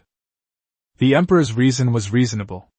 After all, the emperor's will is unpredictable, and it was normal for His Majesty to call on Yi Jinghuai to speak on a whim. But Yi Jinghuai didn't think so. He was merely a vice minister of the Ministry of Rights. Although his promotion speed was not slow, he was not considered an important official at the moment. Moreover, since his duties are in the Ministry of Rights, why is he the first to be asked about matters of war and peace? There must be a reason. Then Yi Jinghuai immediately thought he had found the reason. It must be because of the engagement. The emperor, fully aware that he was a proponent of peace, suddenly issued an edict just as the Ruren envoys were about to arrive, ordering discussions on the marriage agreement. This is a signal. This shows that His Majesty's mind is also inclined towards peace. Yesterday, an imperial decree was issued to discuss the marriage agreement, and today, the decree called on me to speak first. This clearly shows that the decree is intended to use my words to determine the policy of peace. Yi Jinghuai, who thought he had figured out the superior's intentions, was extremely excited. He quickly tidied his words and spoke confidently in a loud voice. "Your Majesty, I believe that peace is the best policy. The Ruren are barbarians, ignorant of the ways of the king, and should be educated and civilized by the sages of our celestial empire. Waging war against them will be time-consuming and exhausting, ultimately only causing hardship and suffering to the people on the frontier. His Majesty has always loved his people like his own children. Why not use his benevolence to win them over? Over time, the Ruren people will surely be grateful for the emperor's grace and submit to his rule. This is what is meant by subduing the enemy without fighting." After the exchange, the hall fell completely silent. Yi Jinghuai, however, was full of confidence and extremely proud. Chapter 13: The Emperor Commands the War. At this moment, Li Xuanwu's eyes were filled with murderous intent as he stared at Yi Jinghuai. It is these cowardly scholars who have misled the country and its people. In the past, these mediocre people would secretly meet with the emperor and speak such slanderous words. Now look what's happened. They even dare to sing surrender rhetoric during the morning court session. They deserve to die. Emperor Xiaowu remained silent for a moment, a cold glint flashing in his eyes. It seems there's a world of difference between father and son. He just called on Yi Jinghuai to speak because he was thinking of Yi Chuan. Yi Chuan was so young, yet he could write such poems, full of passion and extraordinary insight. Emperor Xiaowu pondered that it was probably related to the education he received from his father, Yi Jinghuai, and thus held a glimmer of hope. However, Yi Jinghuai's attitude made him realize that Yi Chuan's excellence had nothing to do with him. "Oh, is that what you mean, my dear minister?" Emperor Xiaowu's gaze swept over the group of civil officials. "I wonder which of you share this view?" "Your Majesty, I second that proposal." "Your Majesty, I also believe that Minister Ye's words make sense." "Your Majesty, I agree to peace talks." One by one, 7 or 8 people stepped forward and knelt down with Yi Jinghuai. "They're all civil servants." Emperor Xiaowu glanced at the list and was surprised to find that 2 ministers were included. He sneered inwardly. "Great, excellent. A bunch of incompetent bastards. They are all very adept at vying for power and dealing with their own people in the imperial court. When faced with a foreign enemy, they are all spineless cowards, kneeling down faster than anyone else. What a waste of time studying the classics. It's time." Emperor Xiaowu made up his mind that he must give these cowards a good beating. The poem Yi Chuan wrote yesterday was the perfect opportunity. Emperor Xiaowu was about to raise his hand and instruct the eunuch to present the poem he had written himself yesterday, feeling quite pleased with himself. "Look at you bunch of mediocre people who freeload off the government's salary. Aren't you ashamed to see such magnificent poetry?" "Your Majesty, this old minister has something to say." Just then, General Li Xuanwu, who was in charge of pacifying the north, strode forward and spoke loudly. Emperor Xiaowu was slightly surprised. "Please speak, General." "Your Majesty, I came across a poem yesterday that perfectly captures the mood of today's court session, and I present it to you." Li Xuanwu held a scroll in both hands and knelt down respectfully. Upon hearing this, Emperor Xiaowu's eyelids twitched, and he narrowed his eyes. Could it be? "Bring it here." The young eunuch hurriedly took the scroll and presented it to him. When Emperor Xiaowu opened it, his pupils contracted. "Look familiar." Each and every word that came into view looked familiar. "It looks just like the 1,000 taels of gold I spent yesterday." "You old bastard." A small flame in Emperor Xiaowu's heart began to rise rapidly. "You've memorized the poems I bought with my own money quite well. They even intercepted it just when I was about to use it to intimidate my ministers. Who would believe that this wasn't intentional? They're clearly trying to deny me a chance to show my face. This old geezer is really tired of living." Emperor Xiaowu was so angry that he almost tore the scroll apart with his bare hands. Li Xuanwu, kneeling below, stole a glance at the emperor's expression and immediately felt a surge of satisfaction. "Hey, tell me, aren't you feeling terrible? Are you trying to force me to attend court? See? I'm here and you're not happy about it." To be honest, among all the officials in the court, only Li Xuanwu dared to do such a thing. Although his official rank was only General Pingbei, which was not among the highest ranks of military officers, it was all just for show. In fact, Li Xuanwu and Emperor Xiaowu were about the same age and were childhood friends.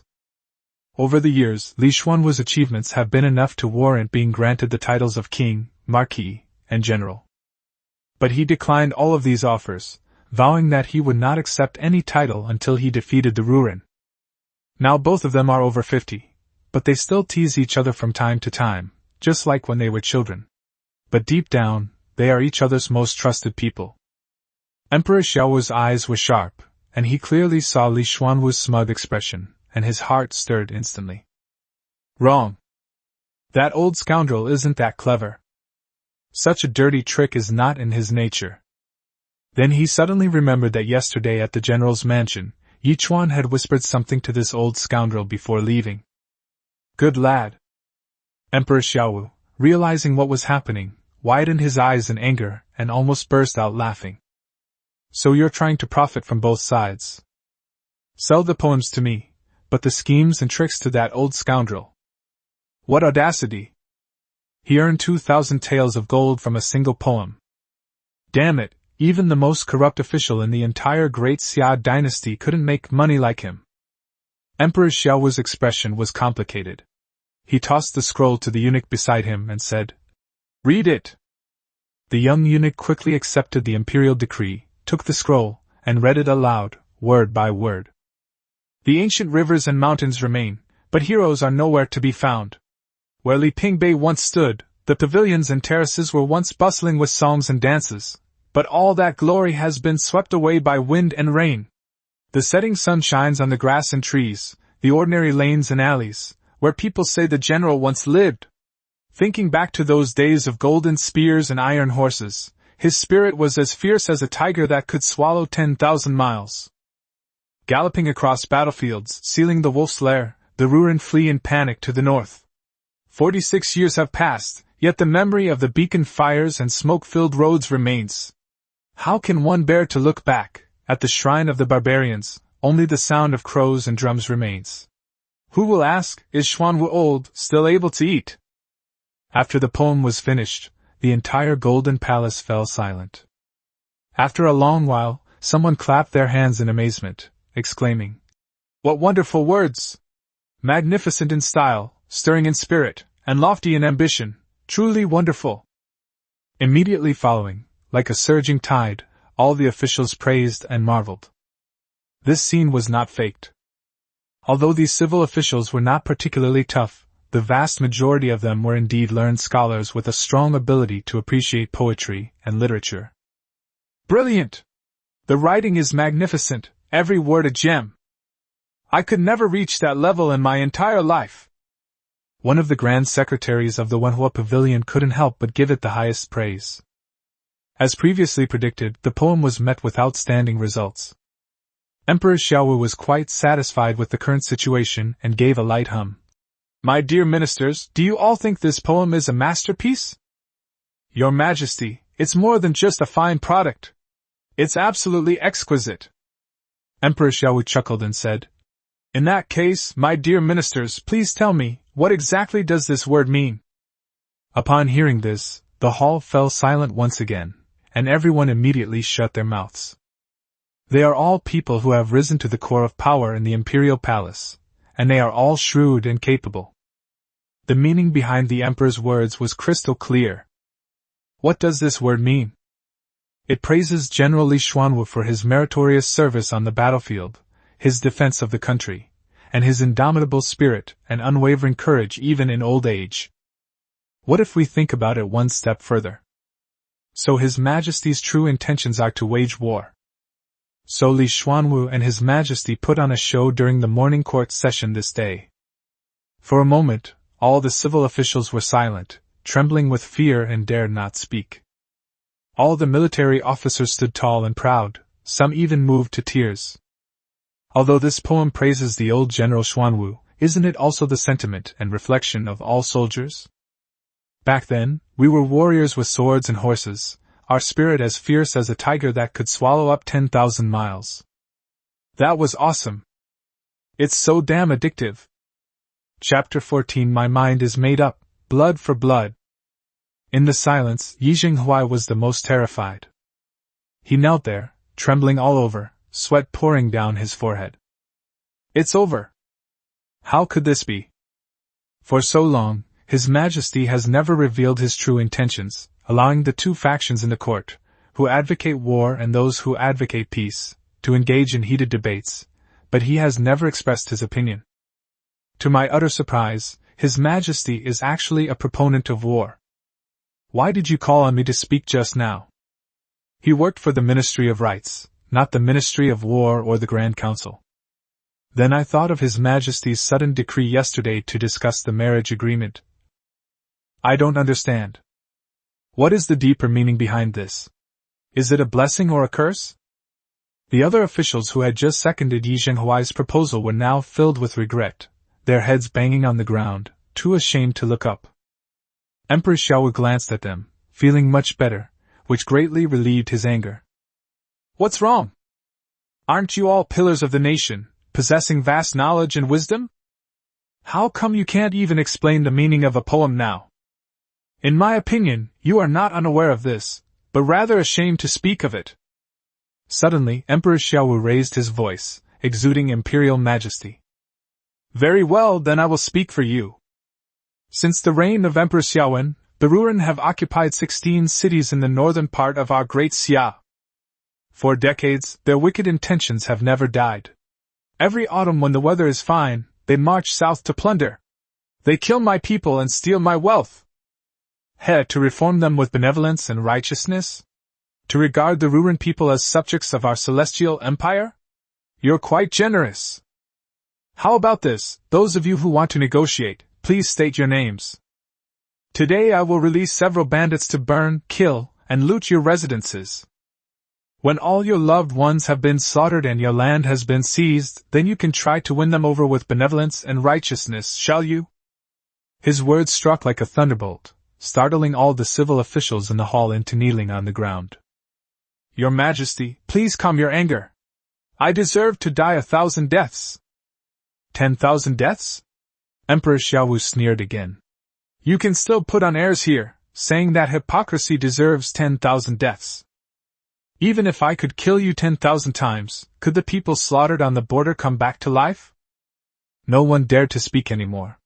The pro-peace officials all buried their heads on the ground, trembling like sieves, their official robes soaked with sweat. Emperor Xiaowu, having breathed a slight sigh of relief, finally calmed down and turned to look at Li Xuanwu. General, who wrote this poem? Li Xuanwu replied solemnly. Your Majesty, it was done by a young man I met by chance in my residence yesterday. Oh? Young man? How old are you? Emperor Xiaowu continued his act. About 16 or 17. So young! Emperor Xiaowu exclaimed in surprise. Indeed, heroes emerge from among the young. There is such a great talent in the capital. The kneeling civil officials were secretly surprised when they heard this question and answer. A 16 or 17-year-old boy can actually write such poems. Calling him a great talent would be too lenient. Even Han Mo, the first poet saint of the great Xia dynasty, did not have a single poem in his lifetime that could compare with this one. What's even more remarkable is that this young man is not only exceptionally talented, but also possesses extraordinary insight. This poem lavishes praise on the old general's military career, expressing genuine emotion. It can be said that the poet truly understands the old general. Li Xian, though outwardly composed, was actually barely suppressing a smile. Your Majesty flatters me. I only know how to be loyal to the country. I present this poem today with no intention of seeking credit, but rather out of my sincere desire to offer advice. Emperor Xiaowu looked at Li Xuanwu's upturned lips and cursed him inwardly. You old scoundrel! You've really shown off today, and you're even putting on airs with me. I am well aware of the general's patriotism. Emperor Xiaowu solemnly declared in a loud voice. Hear the decree! Everyone knelt down. My mind is made up regarding the Ruren matter. The only way to stop war is through war, to repay blood with blood. When the Ruren envoy arrives in the capital, I will make my own decision. From this day forward, anyone who dares to discuss peace talks or surrender will be punished as a traitor, without any leniency. The entire court trembled with fear, saying, Your Majesty is wise. We will remember this. Someone, frame this poem and hang it outside the hall. My dear ministers, from now on, you may recite this twice before entering the palace each day before going to court. Your Majesty, we obey. Finally, Emperor Xiaowu looked at Li Xuanwu and asked, Old General, where is the young man who wrote this poem now? Li Xuanwu was taken aback. Your Majesty, I only met this young man by chance and do not know his name. How can we let such a talent slip by? Emperor Xiaowu narrowed his eyes. Leave this matter to the old general. You must find this little poet for me. Li Xuanwu was taken aback again. What does your Majesty mean by this?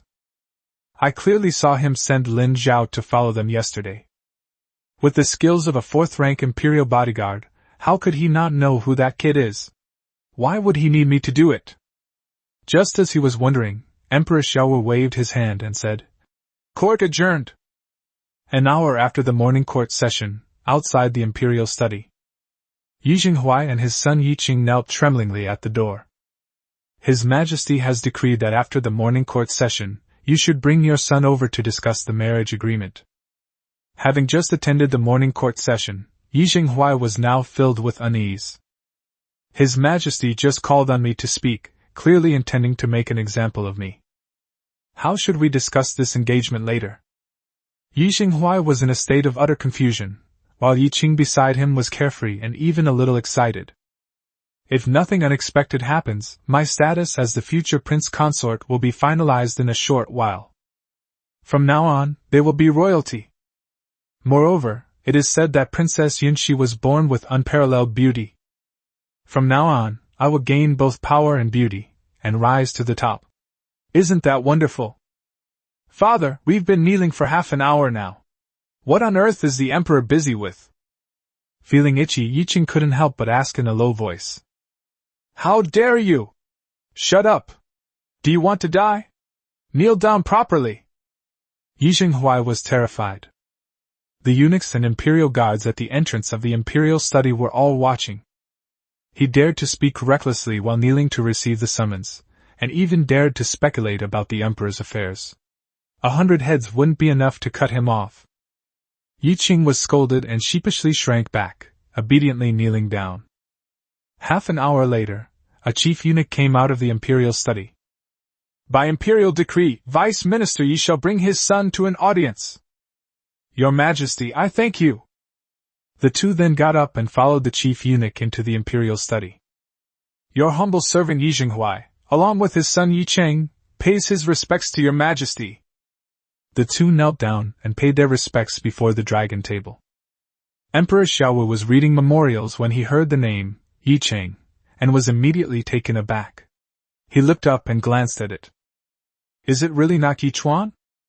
Emperor Xiaowu remained silent. Yi Jinghuai has 3 sons.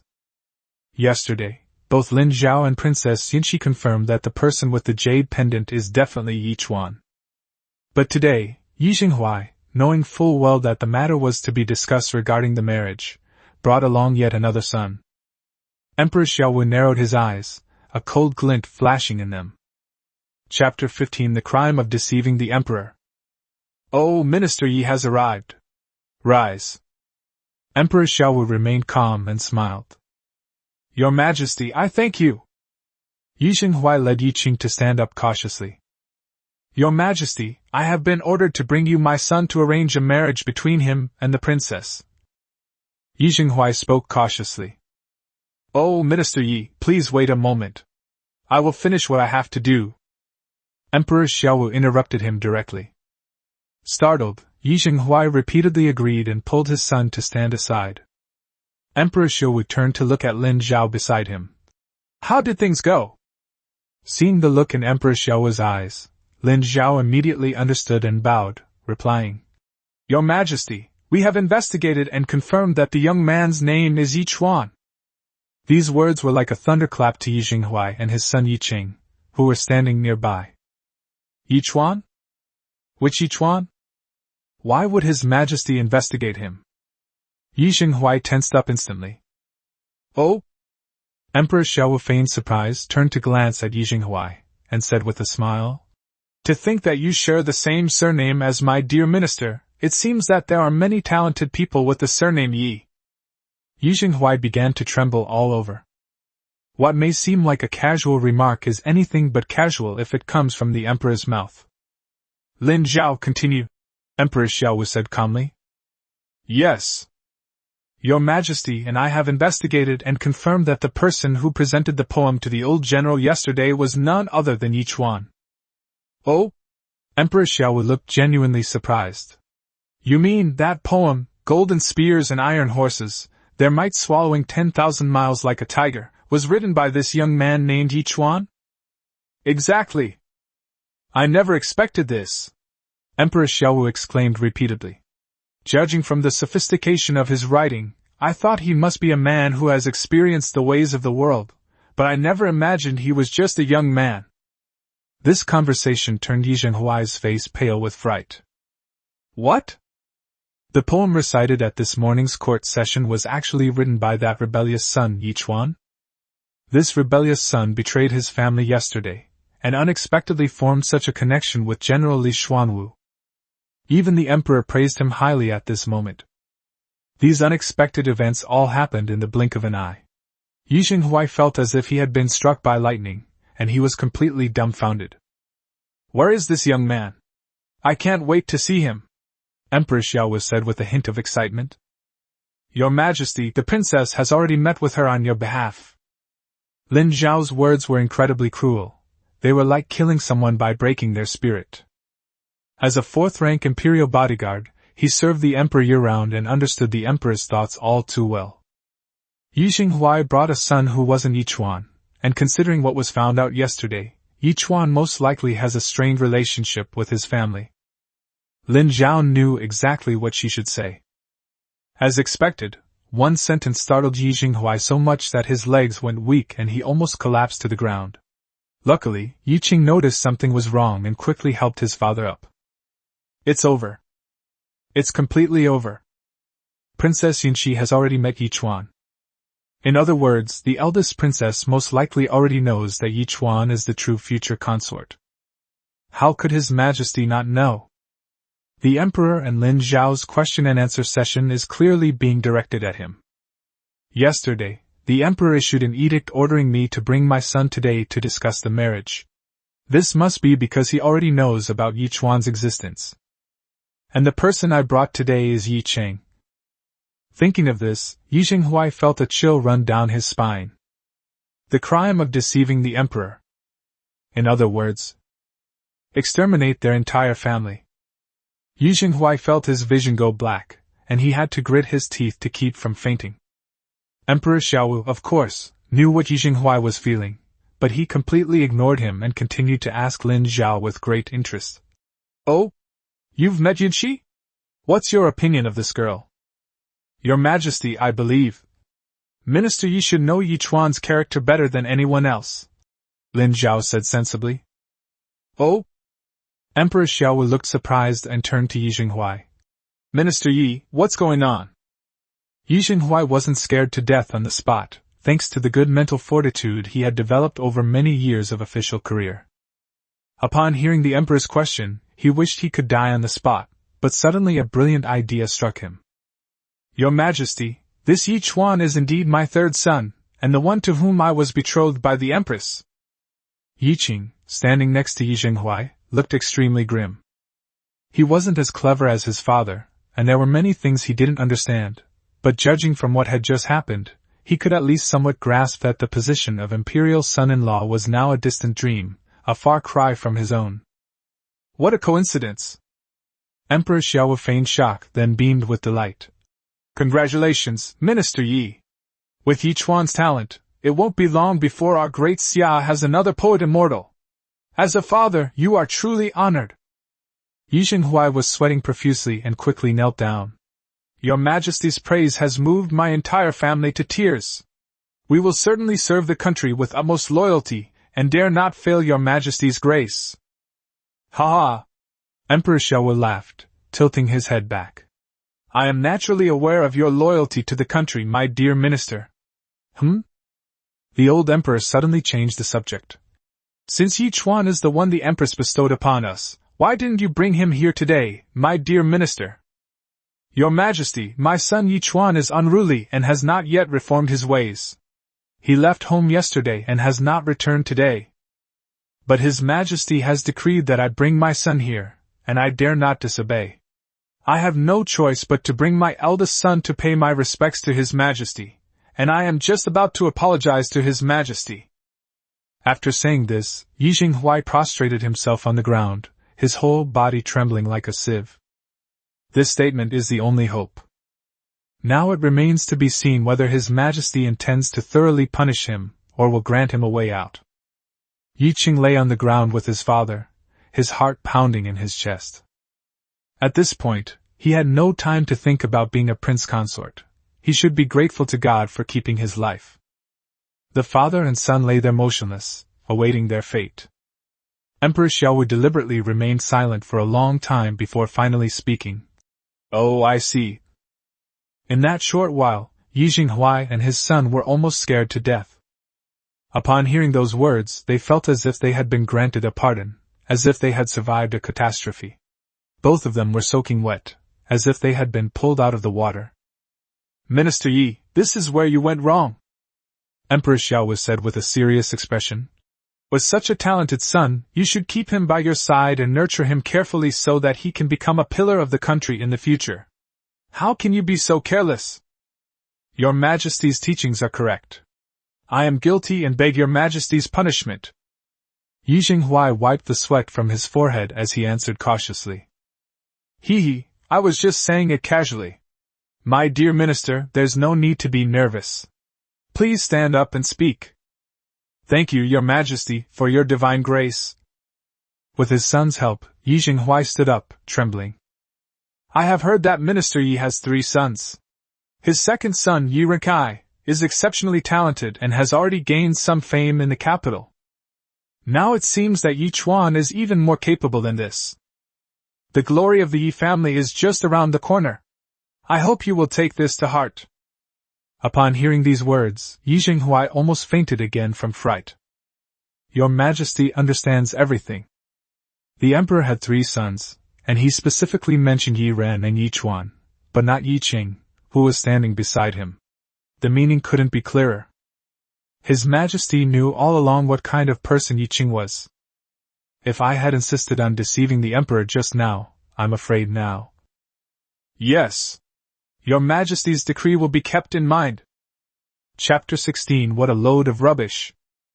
In that case, my dear subject, you may take your leave now. Emperor Xiaowu waved his hand. May your Majesty enjoy your blessings. I take my leave. Yi Jinghuai finally breathed a sigh of relief and hurriedly left with his son in a disheveled state. Watching the 2 figures walk away, Emperor Xiaowu's face darkened, and the coldness in his eyes was no longer concealed. Your Majesty, may I ask a question? Lin Zhao, who was standing next to him, suddenly spoke up. You want to ask me why I let him go? Emperor Xiaowu asked calmly. Your Majesty is wise, but I truly do not understand. Lin Zhao's expression was also unpleasant. Yi Jinghuai is a criminal who has deceived the emperor. He is clearly trying to use his eldest son to impersonate Yi Jinghuai. Moreover, this man has always been a champion of the appeasement faction in the court, utterly spineless. Your Majesty could have taken this opportunity to. Before he could finish speaking, Emperor Xiaowu slowly turned his head, his eyes fixed on Lin Zhao with a fierce and imposing gaze. He smiled slightly and said, Oh? Are you teaching me how to do this? Your subject dares not. Your Majesty, I beg you to punish me. Lin Zhao was so frightened that she hurriedly knelt down to beg for forgiveness. Emperor Xiaowu gave a soft hum and remained silent for a long time. Finally, he let out a slow sigh. Let's go. I'm going to Chanla Palace to see the Empress. Lin Zhao was slightly taken aback, but immediately understood perfectly. Yes. Throughout his life, the Emperor had dozens of concubines in his harem, but the only one he truly loved and cherished was the Empress. After the Empress passed away, His Majesty had no intention of appointing an Empress, and he even stopped visiting the inner palace more often. The reason Yi Jinghuai's life was spared this time was mostly out of consideration for the Empress's past relationship. After all, Yi Jinghuai's deceased wife was the Empress's close friend back then. Yi Mansion. Yi Jinghuai's face was gloomy, and Yi Cheng followed behind him in a panic as the 2 entered the front hall. Madame Zhao had been waiting for them, and when she saw the 2 return, she happily went to greet them. Master Chenger, how is it? What did His Majesty say? Snort! Yi Jinghuai snorted coldly, his face turning ashen. Mother, stop talking, it's like trying to draw water with a bamboo basket. Yi Qing muttered under his breath, somewhat resentfully. Yi Chuan just wrote a poem, and father, I don't know what happened, suddenly changed his mind. These words infuriated Yi Jinghuai so much that he almost vomited blood on the spot. Unable to hold back any longer, he slapped Yi Jinghuai across the face. Idiot! Yi Qing was stunned by the slap, covering his face and trembling with fear. Madame Zhao was also quite frightened. Master, what's wrong? Why are you so angry? Yi Jinghuai was in a terrible mood and didn't bother to pay any attention. He said in a gloomy voice, "Go, find Yi Chuan for me." After thinking for a moment, he added, "Be more polite." Madame Zhao's heart sank, sensing something was wrong, but she remained outwardly calm, smiling gently as she said, "Of course. I'm worried about Chuaner being out alone. Master, has something happened?" "Something happened?" Yi Jinghuai sneered, gritting his teeth. "Something happened is the least of it. That unfilial son Yi Chuan dared to trick me." Yi Jinghuai was so angry he wanted to grind his teeth. On his way back from the palace, Yi Jinghuai went through everything and his thoughts became clear. He got tricked by Yi Chuan. This little beast must have met General Li Xuanwu and Princess Yinxi after leaving home for the first time yesterday. Then he returned a second time and actually offered to hand over the jade pendant, while concealing the fact that the old general and the princess were involved. It was clearly malicious, deliberately trying to make me commit the crime of deceiving the emperor. What a vicious and unfilial son! His Majesty's meaning is now crystal clear. Yi Chuan needs to be nurtured properly. If the emperor were to find out that Yi Chuan was living in exile, the consequences would be. At this point, Yi Jinghuai felt even more resentful. He looked up and saw that Zhao Shi and Yi Qing were still standing there, and he couldn't help but get angry. "What are you all standing there for? Go now!" Only then did Madame Zhao suppress her doubts and quickly leave with her son. "Rebellious son! Don't think that just because you've gained the emperor's favor, you can do whatever you want. In the end, I'm still your father." Yi Jinghuai gritted his teeth inwardly. The best restaurant on Qianmen Street in the south of Beijing is Shuangdi Wanlu. In room number 1 on the second floor. Young master, wake up! It's already noon, you should get up and eat something." Yi Yinge called out softly and helplessly by the bedside. After leaving the Yi family yesterday, Yi Chuan brought her here to stay. Yi Chuan grunted twice, without even opening his eyes. "Sleepy, no energy, I need Yinger's kiss to get up." Yi Yinge blushed instantly and playfully pushed Yi Chuan away, saying, "Young master is being shameless again."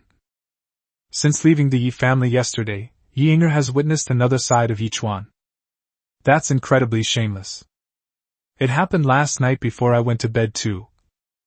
"My head hurts, I feel terrible, I need a kiss from Yinge to fall asleep."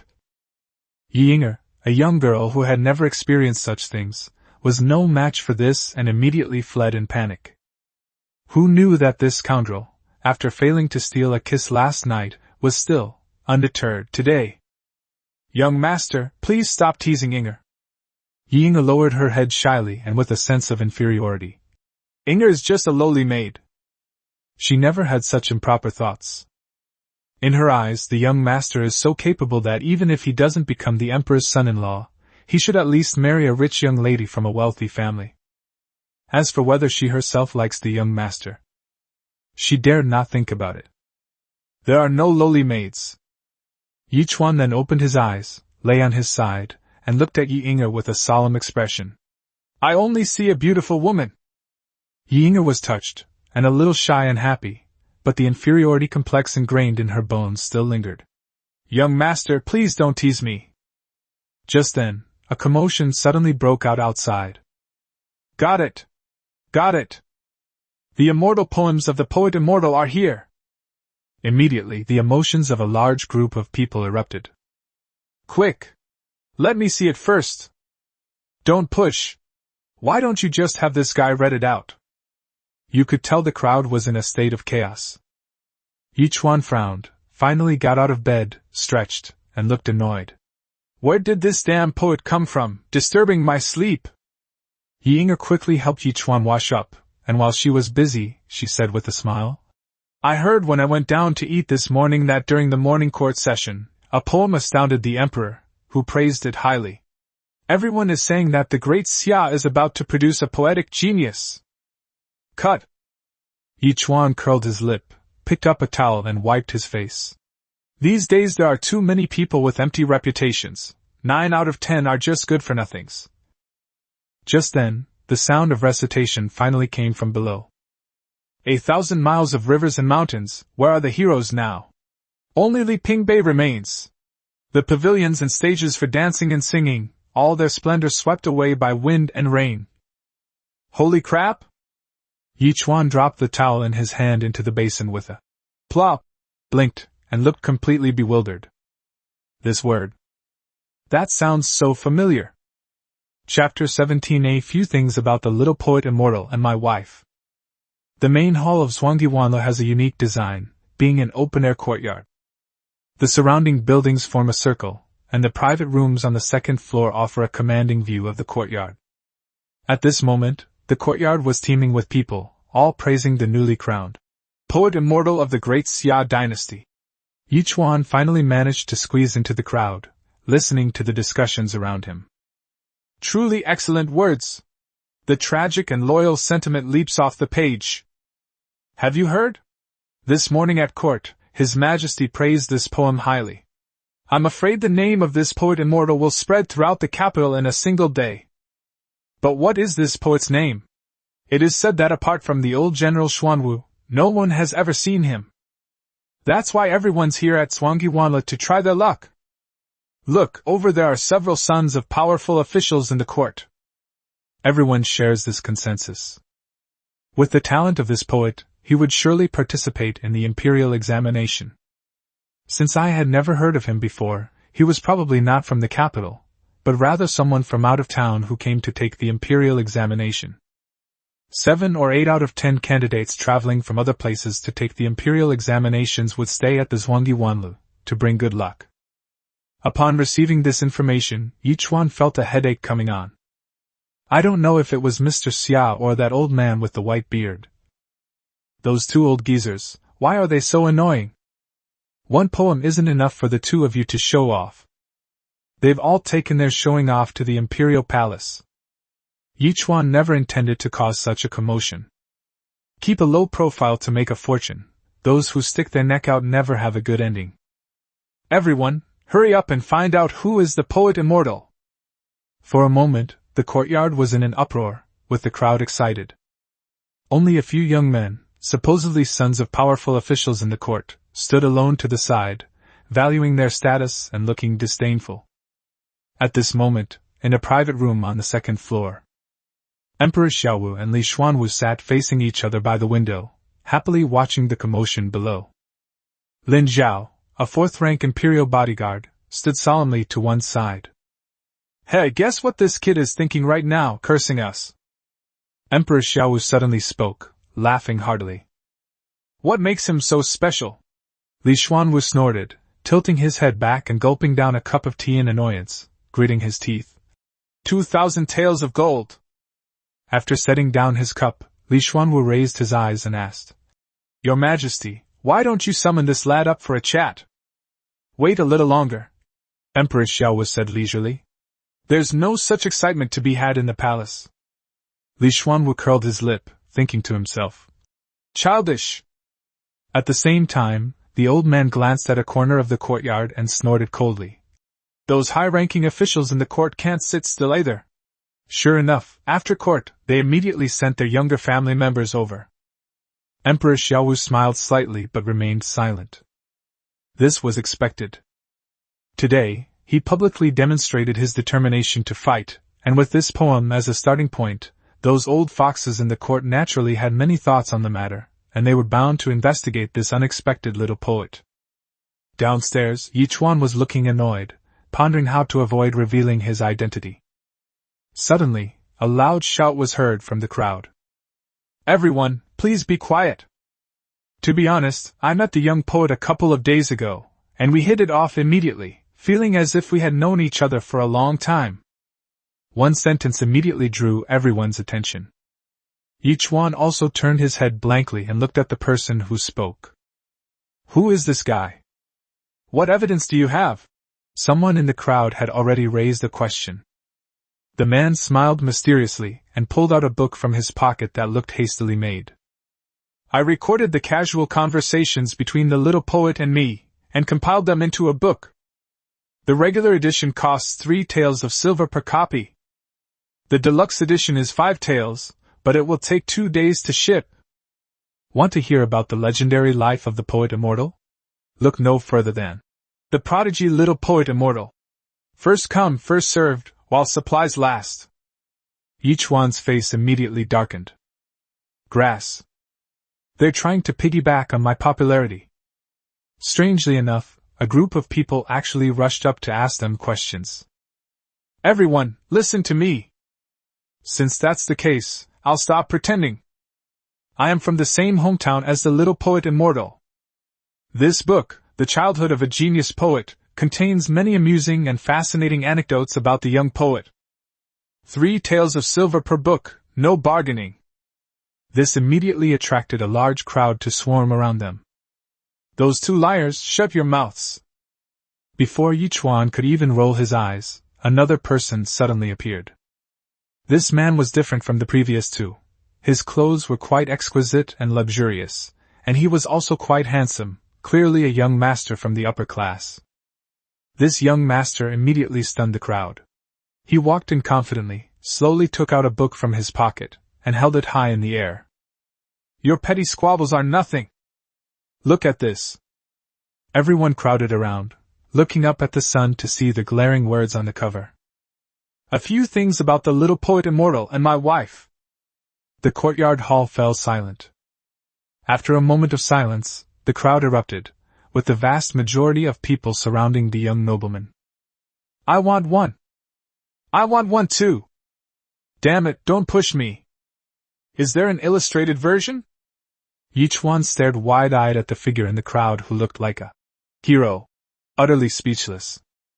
This guy has gotta do great things. That's really something.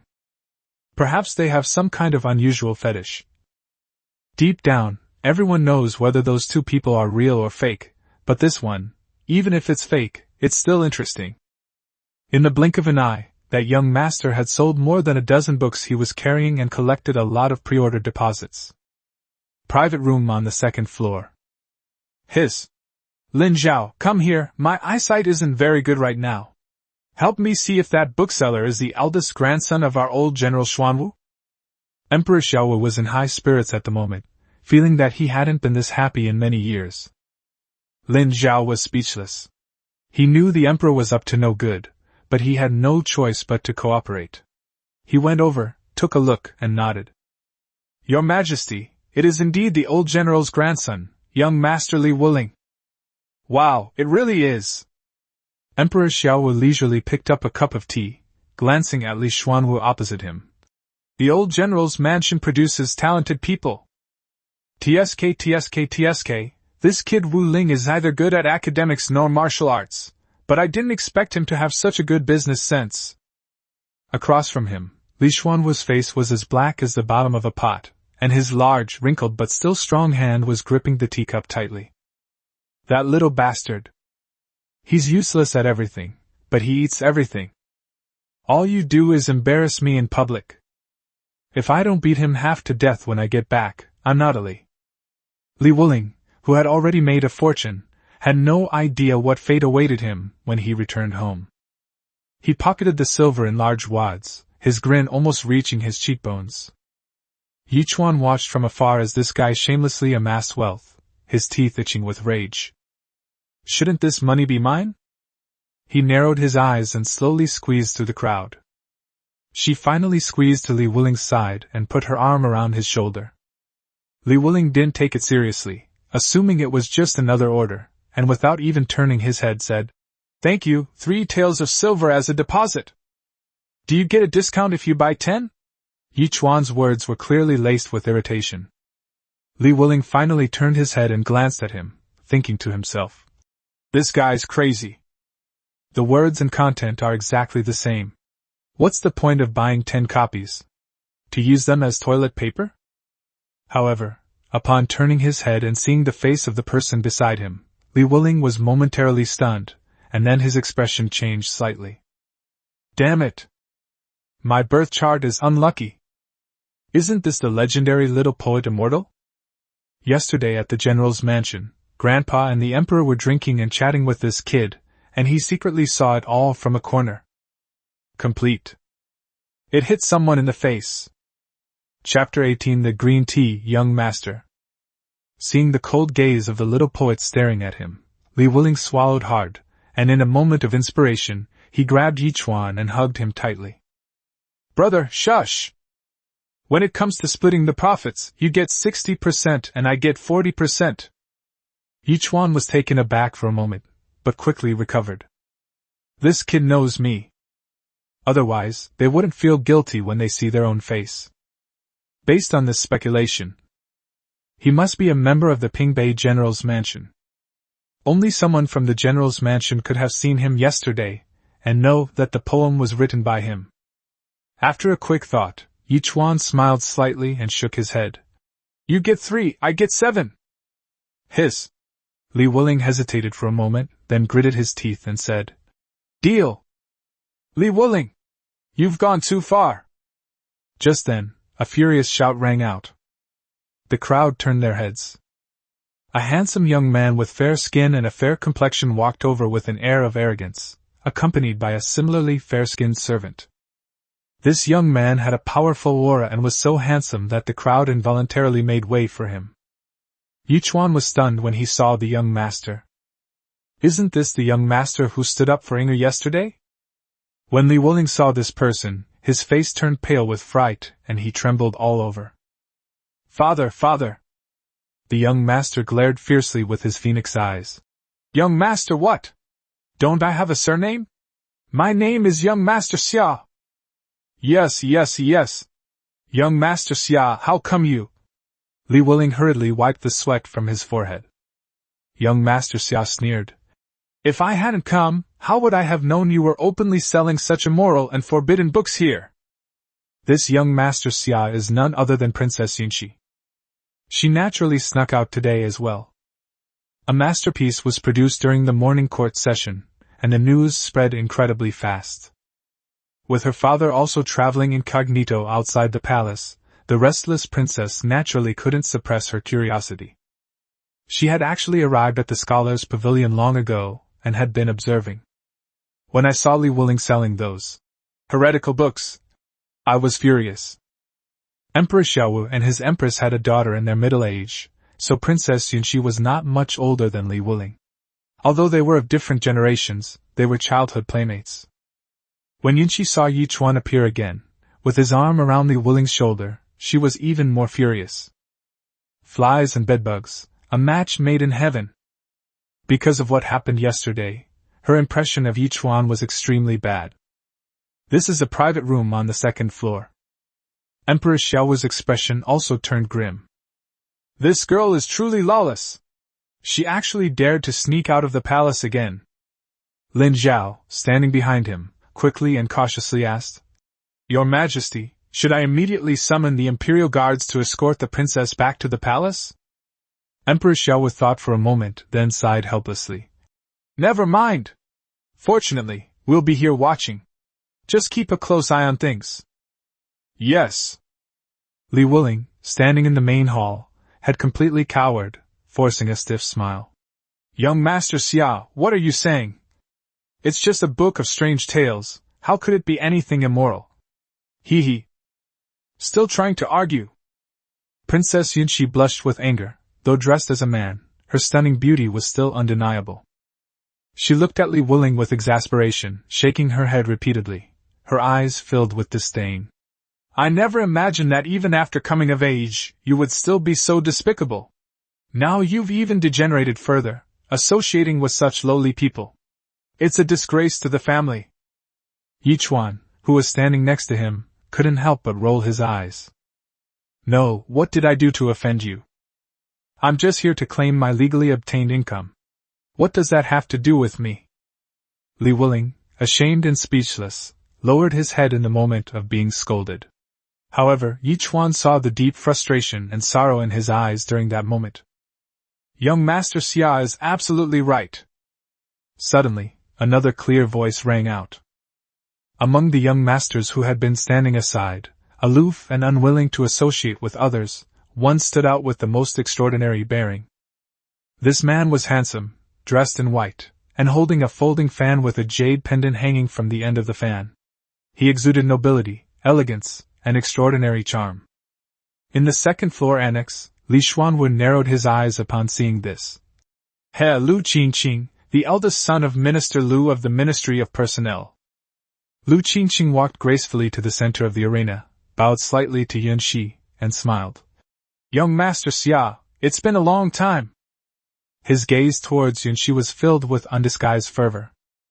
Who among the sons of top officials, of suitable age, wouldn't want to become a prince consort and have a beautiful woman in their arms?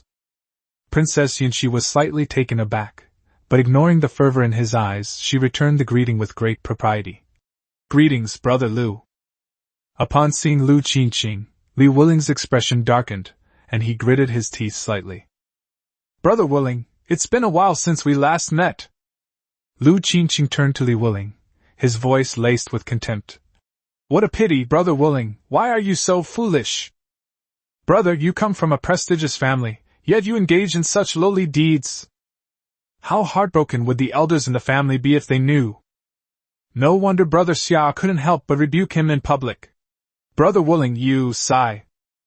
He let out a long sigh, his contempt tinged with regret. Yichuan, who was standing to the side, rolled his eyes again. Well, another sarcastic green tea bitch. The great Xia dynasty truly had a thriving tea culture. Brother Lu, it's not your place to lecture me on what I do. Li Wuling was clearly on edge, his fists clenched tightly. Lu Qingqing simply smiled and shook his head slightly, looking as if he disdained to waste any more words. Li Wuling, Brother Lu is kindly advising you, don't be ungrateful. Princess Yun Shi was clearly straightforward, and she glared and scolded her. Li Wuling trembled slightly, a hint of sadness in his eyes. Young Master Xia, you're on his side? Upon seeing this, Yun Shi felt a little soft-hearted. After all, she and Li Wuling were childhood friends, while her relationship with Lu Qingqing was only so. The situation became a little awkward for a moment. Yichuan couldn't help but nudge Li Wuling with his elbow. Hey, what's going on? Li Wuling glared at Lu Qingqing resentfully, then lowered his voice. Isn't it obvious? We're rivals in love. Yichuan was taken aback. Who are we arguing about? What do you think? Li Wuling replied irritably. Yichuan pointed at young Master Xia incredulously. Him? His. Yichuan gasped. No, is the style of the great Xia dynasty really this unrestrained? Is it really that exciting? She's a woman. Li Wuling could tell at a glance that he had misunderstood, so he explained again, somewhat annoyed. Oh. Yichuan suddenly realized, then laughed, and patted his head. Why have you become so stupid? This girl has red lips and white teeth, and is even more beautiful than Inger. You can tell at a glance that she's a girl disguised as a boy. No wonder. Just then, Lu Qingqing spoke up again. Young Master Xia, there's no need to say more. I'm sure Brother Wuling won't listen anyway. As he spoke, he looked around again, exuding an air of authority. And you bunch of rabble! You've come here to take the exam. After studying the classics for so many years, how can you be so easily seduced by some filthy and heretical books? How can you still call yourself a scholar? The crowd felt ashamed, but some, still defiant, stubbornly argued. We just came because we've heard so much about the little poet immortal. Ha, what a joke! Lu Qingqing snapped open his folding fan, fanned himself twice in front of his chest with great affectation, and sneered. What kind of poet immortal is he? He just happened to come up with a fine line. Can he be called a poet immortal based on just one poem? Furthermore, the imperial examinations, in addition to testing literary talent, also assess political strategy, which is the foundation of governing the country. You short-sighted fools, who only know how to follow the crowd, are truly a tragedy for the scholars of our great Xia. These words immediately silenced everyone in the room, and some even lowered their heads in shame. Even Princess Lian Yongxi nodded seriously, agreeing with the statement. In the private room on the second floor, Emperor Xiaowu and Li Xuanwu's expressions darkened. This poem sets the tone for the main conflict. The poem itself is not important, but the stance it represents is. Lu Qingqing publicly belittled this poem, and even the author of the poem, revealing his obvious motives. Moreover, his reasons are presented in a very righteous manner, and you can't find fault with them. This was by no means his own idea alone. Just as I thought. Li Xuanwu's eyes sharpened. Those spineless bastards, they're still up to no good. Chapter 19. Women are good, young girls are even more wonderful. Emperor Xiaowu's gaze turned hostile, and his entire aura became imposing. Your Majesty, shall I step forward and disperse the crowd? Lin Zhao earnestly suggested. No need for now. Emperor Xiaowu waved his hand and gestured downwards with his lip. Isn't Yichuan here too? Let's see how he reacts. Yichuan's reaction was no reaction. He had only one simple thought in his mind, what's it to me? Whether it was Li Wuling and Lu Qingqing vying for his affections, or whether his own poem was good or bad, it didn't matter to him.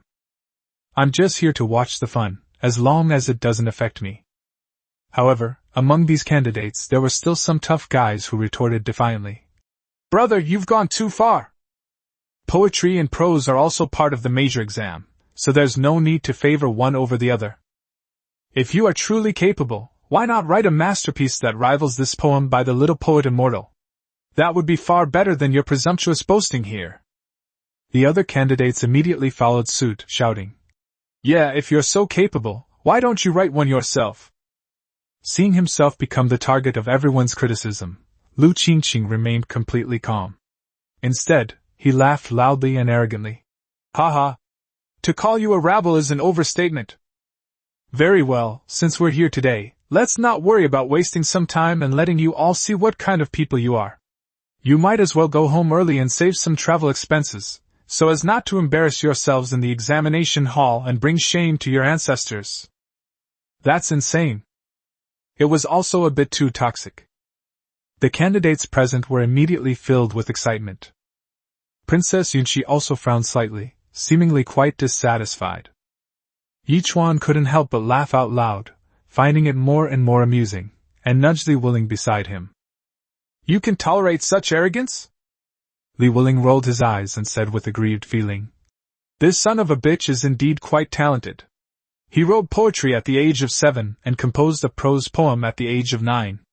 Even the teachers at the Imperial Academy praised him as a genius. After saying that, he glared at Yichuan with great displeasure. You think I want to put up with this? If I were even half as good as you, I'd go up there and give him a good beating. Yichuan narrowed his eyes. That's confirmed, this kid really knows who he is. Lu Qingqing paid no attention to the anger of the candidates, and said leisurely, Well then, you are not qualified to compete with me in poetry. I'll give you an impromptu first line of a couplet, and everyone here can try to respond. There's no time limit. How about it? The crowd became even more enraged. Come on, come on. We are all learned men. When it comes to matching couplets, who's afraid of you? Everyone was eager to get started. Lu Qingqing cleared his throat and spoke slowly and deliberately. Listen carefully, the first line is, Ancient tree withers, this wood is for firewood. Please! After saying that, he stood there with an arrogant expression, lightly waving his folding fan, full of confidence. The crowd paused for a moment, then began to discuss it in small groups, and the murmurs grew louder and louder. In just a short while, many people showed signs of anxiety, and sweat was beading on their foreheads. This first line is quite something. Princess Yunqi was deep in thought with a serious expression. The character, Gu, ancient, and the character Mu, wood, together formed the character Ku, withered. The character, and together form. This is a typical example of a word-splitting couplet. It looks very simple on the surface, but it is extremely difficult to match. As time went on, more and more students looked grim and fell silent. In the side room on the second floor, Emperor Xiaowu and Li Xuanwu, the two old men, also looked very unwell. To those below, it was a temporary clash of personal feelings, but these two saw things much more clearly. The emperor used an unknown poet as a gimmick to solidify his resolve to fight, which had a great mobilizing effect on public opinion. Since the peace faction dared not openly defy the imperial decree, they could only resort to appealing to public opinion. If we were to strip this poet of his talent and charisma, and then publicly outshine everyone else, the effect would be even better once the news got out. Lu Qingqing may seem arrogant, but he is actually here on orders and has a whole set of strategies behind him. Damn it! That bastard Yi Chuan is just standing there watching without saying a word.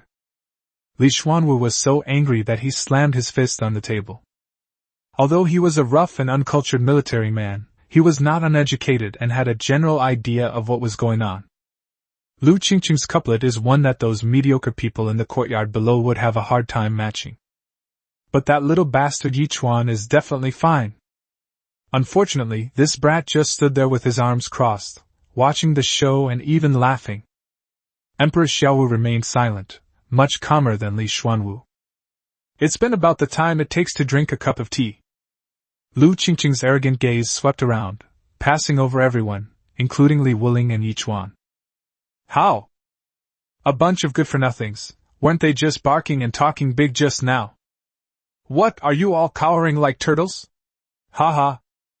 This burst of arrogant laughter, utterly disrespectful, was like a slap across the faces of all the examinees. Everyone's face turned red with frustration, but they were all at a loss. Li Wuling gritted his teeth, clenched his fists, and finally couldn't bear it any longer, so he leaned close to Yi Chuan's ear. Hey bro, do me a favor, name your price. Yi Chuan was slightly surprised. It's not surprising that this kid knows who I am and would think of asking me for help. The reason is strange. Just to steal a woman and show off? Yi Chuan retorted. Li Wuling shook his head, his expression unusually serious. That poem was about my grandfather. That speaks to the backbone of our great Xia. I can tolerate being outmatched in skill, but I absolutely cannot tolerate dampening the fighting spirit of our great Xia. Yi Chuan narrowed his eyes, slightly surprised. This kid is actually Li Xuanwu's grandson. What's remarkable is that he has such ambition. After a moment of silence, Yi Chuan sighed inwardly, realizing that he was ultimately too soft-hearted.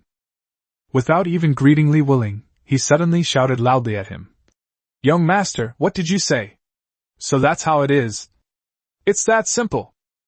Li Wuling was stunned by his earnest expression. When did I become your young master?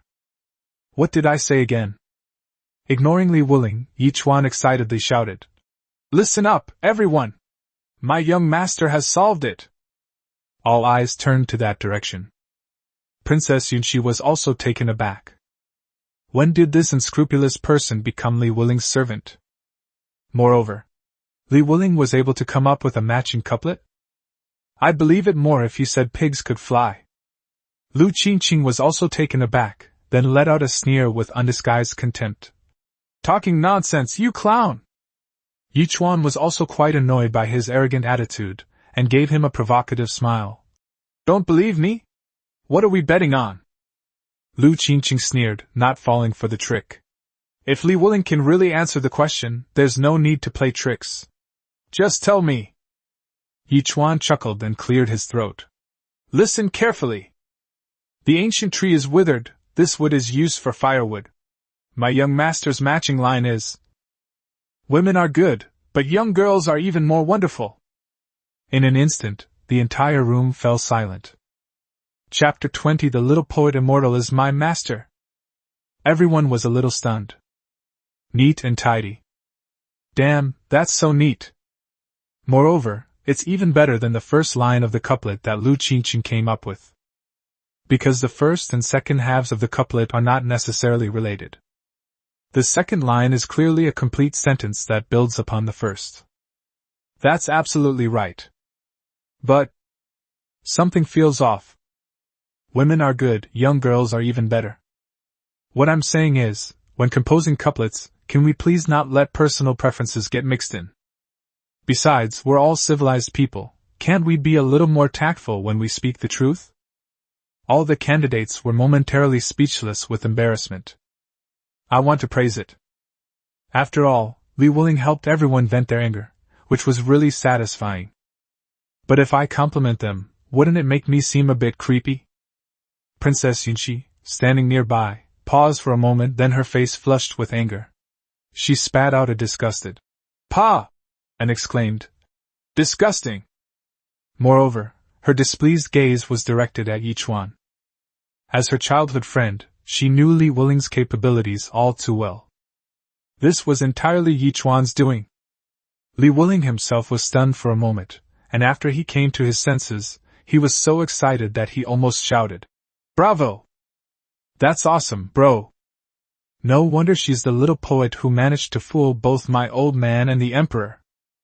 What made him even happier was that this guy was such a good friend. He actually used his own talent to help me stand out.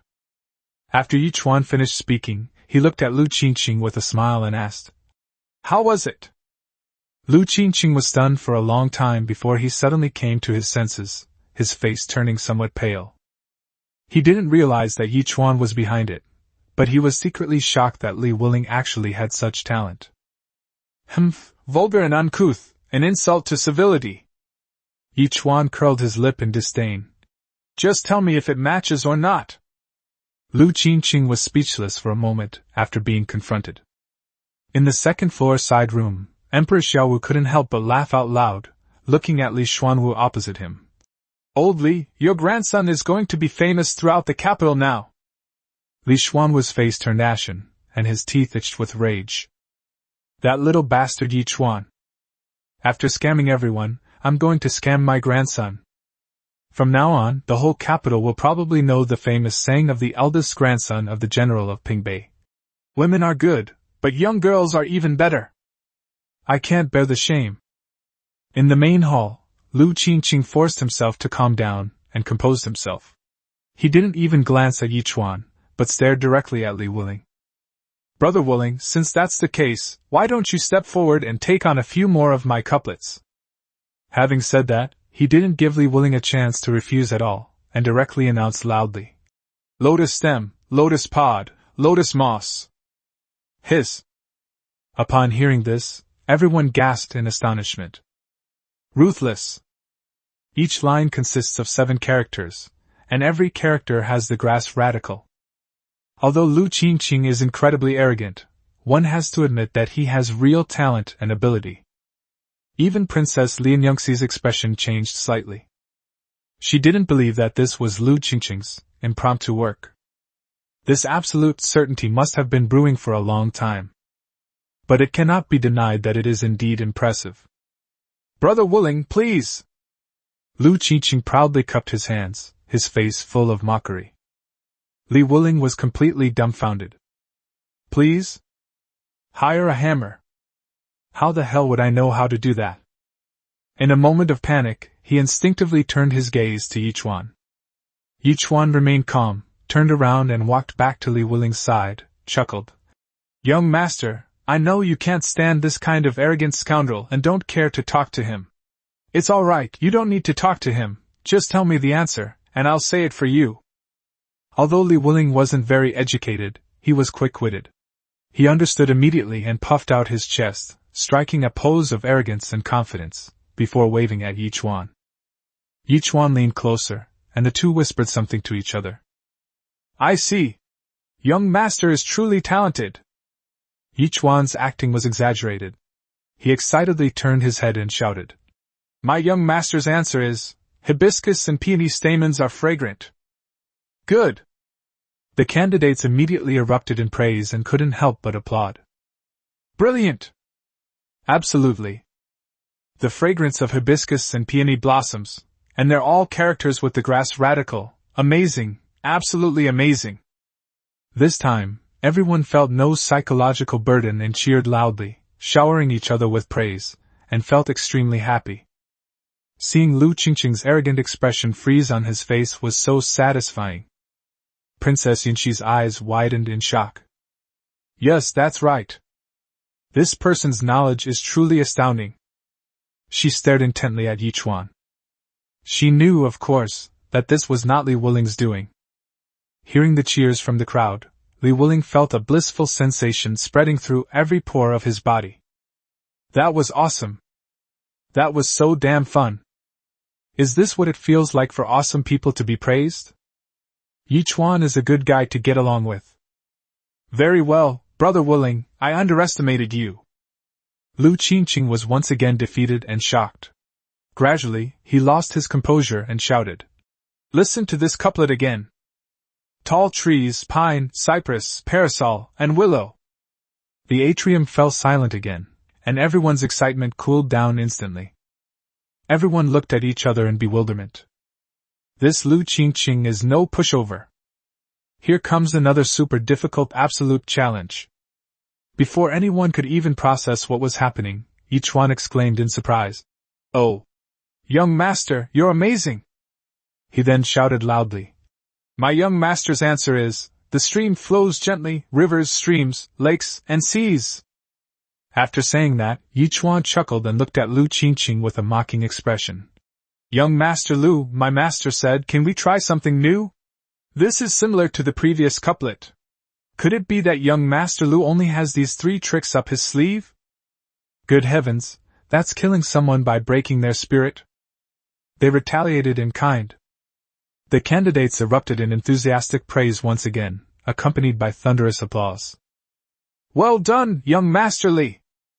I think young Master Li's talent is no less than that of the little poet immortal." Li Wuling was completely captivated by the exclamations of praise. He chuckled and cupped his hands in greeting to the crowd, saying, "I am truly ashamed. I have a deep friendship with the young poet, but I have only received a few pointers from him. You flatter me." Yichuan rolled his eyes at him. "They even installed it for you." Everyone suddenly realized and immediately believed it to a large extent. So he's the little poet immortal's apprentice, no wonder. Only Princess Yunqi scoffed, her beautiful eyes fixed intently on Yichuan. "What little poet? It's clearly this big-headed ghost next to you. Her Highness is in a very bad mood right now." In his mind, Yichuan was an ungrateful scoundrel who could be so talented. It was truly a shame that God was blind. Meanwhile, Lu Qingqing was utterly shocked upon hearing the second line of the couplet. Upon hearing Yichuan's provocative words, he instantly flew into a rage, becoming furious and embarrassed. Because Yichuan was right. He has made some progress in the study of couplets, but his favorites are nothing more than word-splitting couplets and couplets with the same first character. These couplets were all things he had quietly come up with long ago, just waiting for the opportunity to shine. But to my surprise, Li Wuling completely broke through it. Enraged, he gritted his teeth, rolled his eyes, and glanced at Princess Yunqi. "In that case, there's no clear winner. How about this, young Master Xia, please give me the first line of a couplet, and I will match it with yours. Then, young Master Xia, please judge who wins. Brother Wuling, would you dare to have a contest?" Lu Qingqing stared sharply at Li Wuling. This guy is going all out. Li Wuling's smile faded, and his expression turned serious. They both harbored feelings for Princess Yunqi, making them rivals in the relationship. On the surface, this proposal is about comparing couplets, but in essence, it's about determining the winner in courtship. The loser will probably never have the face to pursue the princess again. Feeling a little guilty after playing such a big game, Li Wuling looked up at Yichuan. Yichuan remained calm. It's not because he's confident. It's simply because it has nothing to do with me. Even if we lose, it's Li Wuling who will lose face. But Li Wuling assumed that Yichuan was simply skilled and daring, so he immediately raised his head and puffed out his chest. "What's there to be afraid of? Please, young Master Xia, give me the challenge." Princess Yunqi frowned. She's so clever and quick-witted, how could she not understand the meaning behind it? Therefore, I felt slightly uncomfortable. She didn't have any romantic feelings for either of them. Now they want to impose the so-called victory or defeat on themselves, which is utterly absurd. Frustrated, she blurted out, "The green waters are carefree, but the wind wrinkles their surface." Chapter 21. If I can't win over your daughter, I'll cling to your son-in-law's leg. Yunqi's couplet was written with heartfelt emotion. She didn't mean anything by green water, in the first place, but it was all because of Lu Qingqing and Li Wuling's evil influence that she became annoyed and embarrassed. Everyone was secretly surprised upon hearing this couplet. I never expected that this young Master Xia would be so extraordinary. This is not a word game, it uses personification to express meaning, which is ingenious and vivid. In terms of both artistic conception and technique, it is superior to Lu Qingqing's previous, showy, couplets. In the second-floor wing room, Emperor Xiaowu's mouth was stretched almost to his ears. This girl has made me proud. Look! What is royal demeanor? What does it mean to be both talented and beautiful? The old man glanced at Li Xuanwu across from him with a sense of superiority. And look at your unfortunate grandson. What the hell is this? When asked, they remained silent. If it weren't for Yichuan today, he would be dead here. Do you understand the difference? Li Xuanwu sensed the look in Emperor Xiaowu's eyes, and of course understood what was going on, and was also very displeased. He could only cough awkwardly twice and forcefully change the subject, saying, "The questions Yunqi asked were too difficult. It's good that Lu Qingqing is stumped. But if Yichuan also gets stuck here, Your Majesty, your good son-in-law will be getting further and further away from you." "But you said that Yunqi doesn't like Yichuan at all." Emperor Xiaowu chuckled. "Don't worry about that, I have my own plans. As for you, you should really think about how to discipline your eldest grandson when you get back." Li Xuanwu was still angry at being rebuked, so he decided to throw caution to the wind and rolled his eyes like a dead pig that doesn't fear boiling water. "No need to think about it. This kid is hanging out with Yichuan now, why should I worry about him? Become a confidant of the future prince consort, and you can just sit back and count your money." "Counting money? Even a good-for-nothing can do that." Emperor Xiaowu was stunned for a moment. Goodness. This old bastard is now openly shameless, isn't he? That's incredibly shameless. If my grandson can't catch up with your daughter, then he'll cling to your son-in-law's leg. If someone is shameless, there's nothing you can do about it.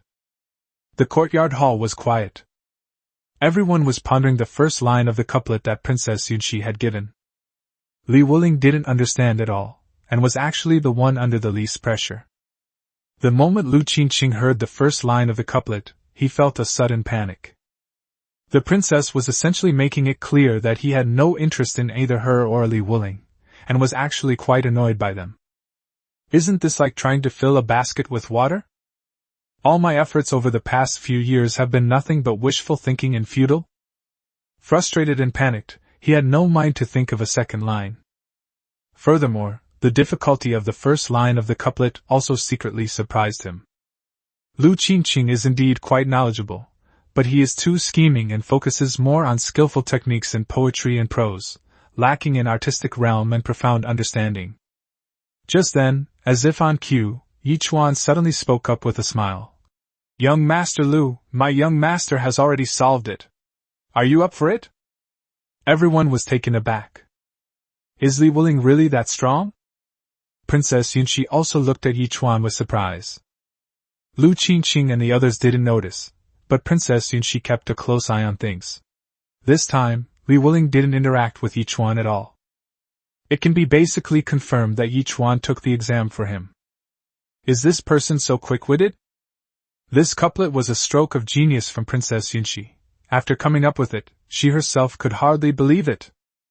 Lu Qingqing was even more flustered, staring at Li Wuling and Yichuan with a sinister and venomous look in his eyes. "Hey buddy, don't glare at me!" Yichuan chuckled.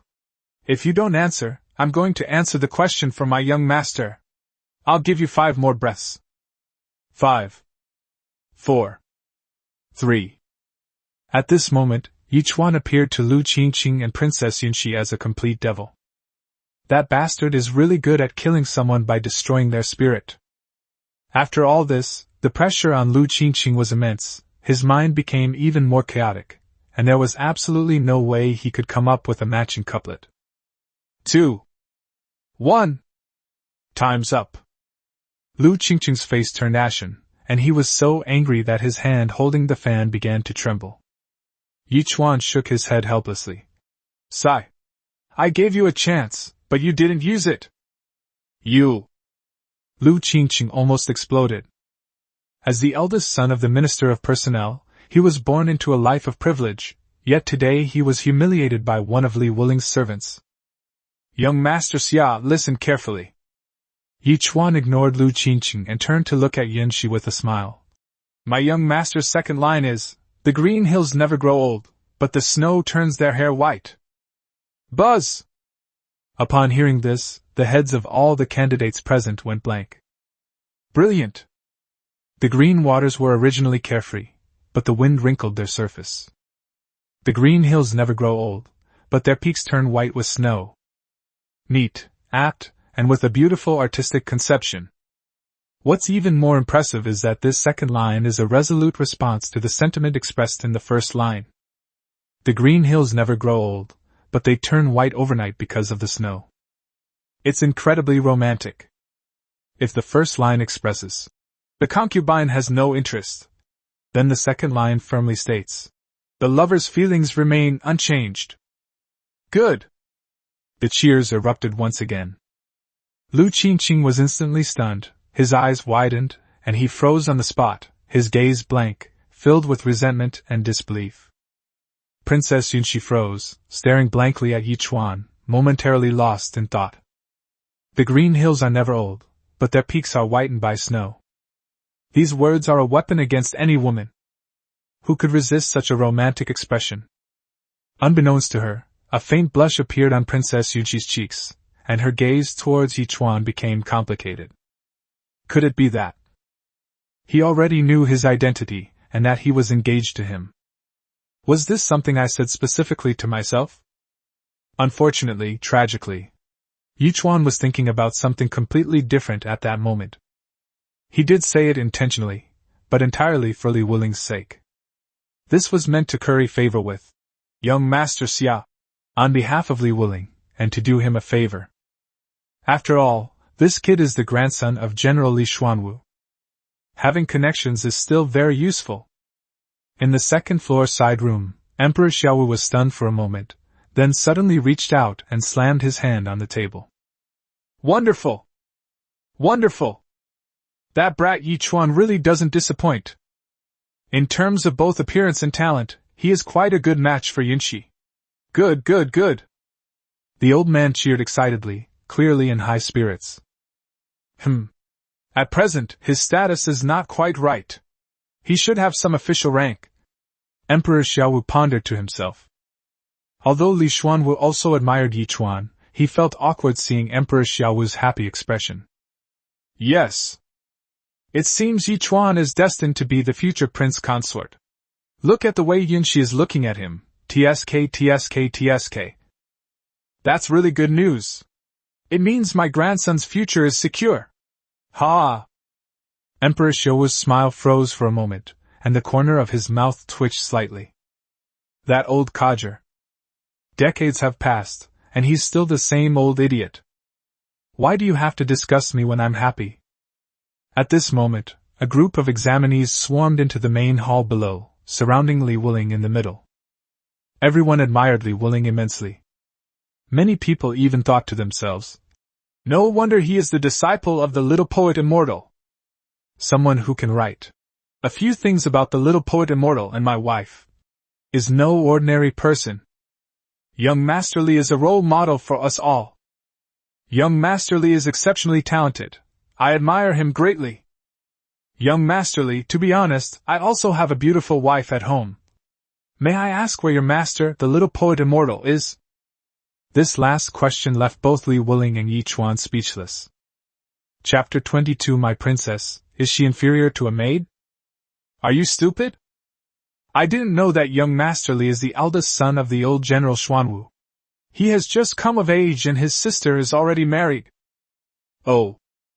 At this point, some honest people finally realized that the book was made up. However, this does not affect everyone's current worship of Li Wuling at all, and all kinds of praise are piled up on him without any expense. Li Wuling felt as if he had eaten a ginseng fruit, exuding a tangy and refreshing sensation.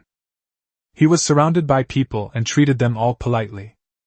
Yi Chuan stood on the outer edge of the crowd, where it was relatively quiet, since no one paid attention to him, this servant. That's why he was able to notice immediately that Lu Qingqing and the other young masters had already slunk away. Before leaving, he cast a vicious and venomous glare at Li Wuling. His eyes conveyed only 4 words, This is not over. Yi Chuan also narrowed his eyes. If I'm not mistaken, Lu Qingqing's family likely belongs to the pro-peace faction. Otherwise, given his status, there would be no need for him to make a special trip here just to belittle a poem and flaunt his talent. Yi Chuan knew this perfectly well.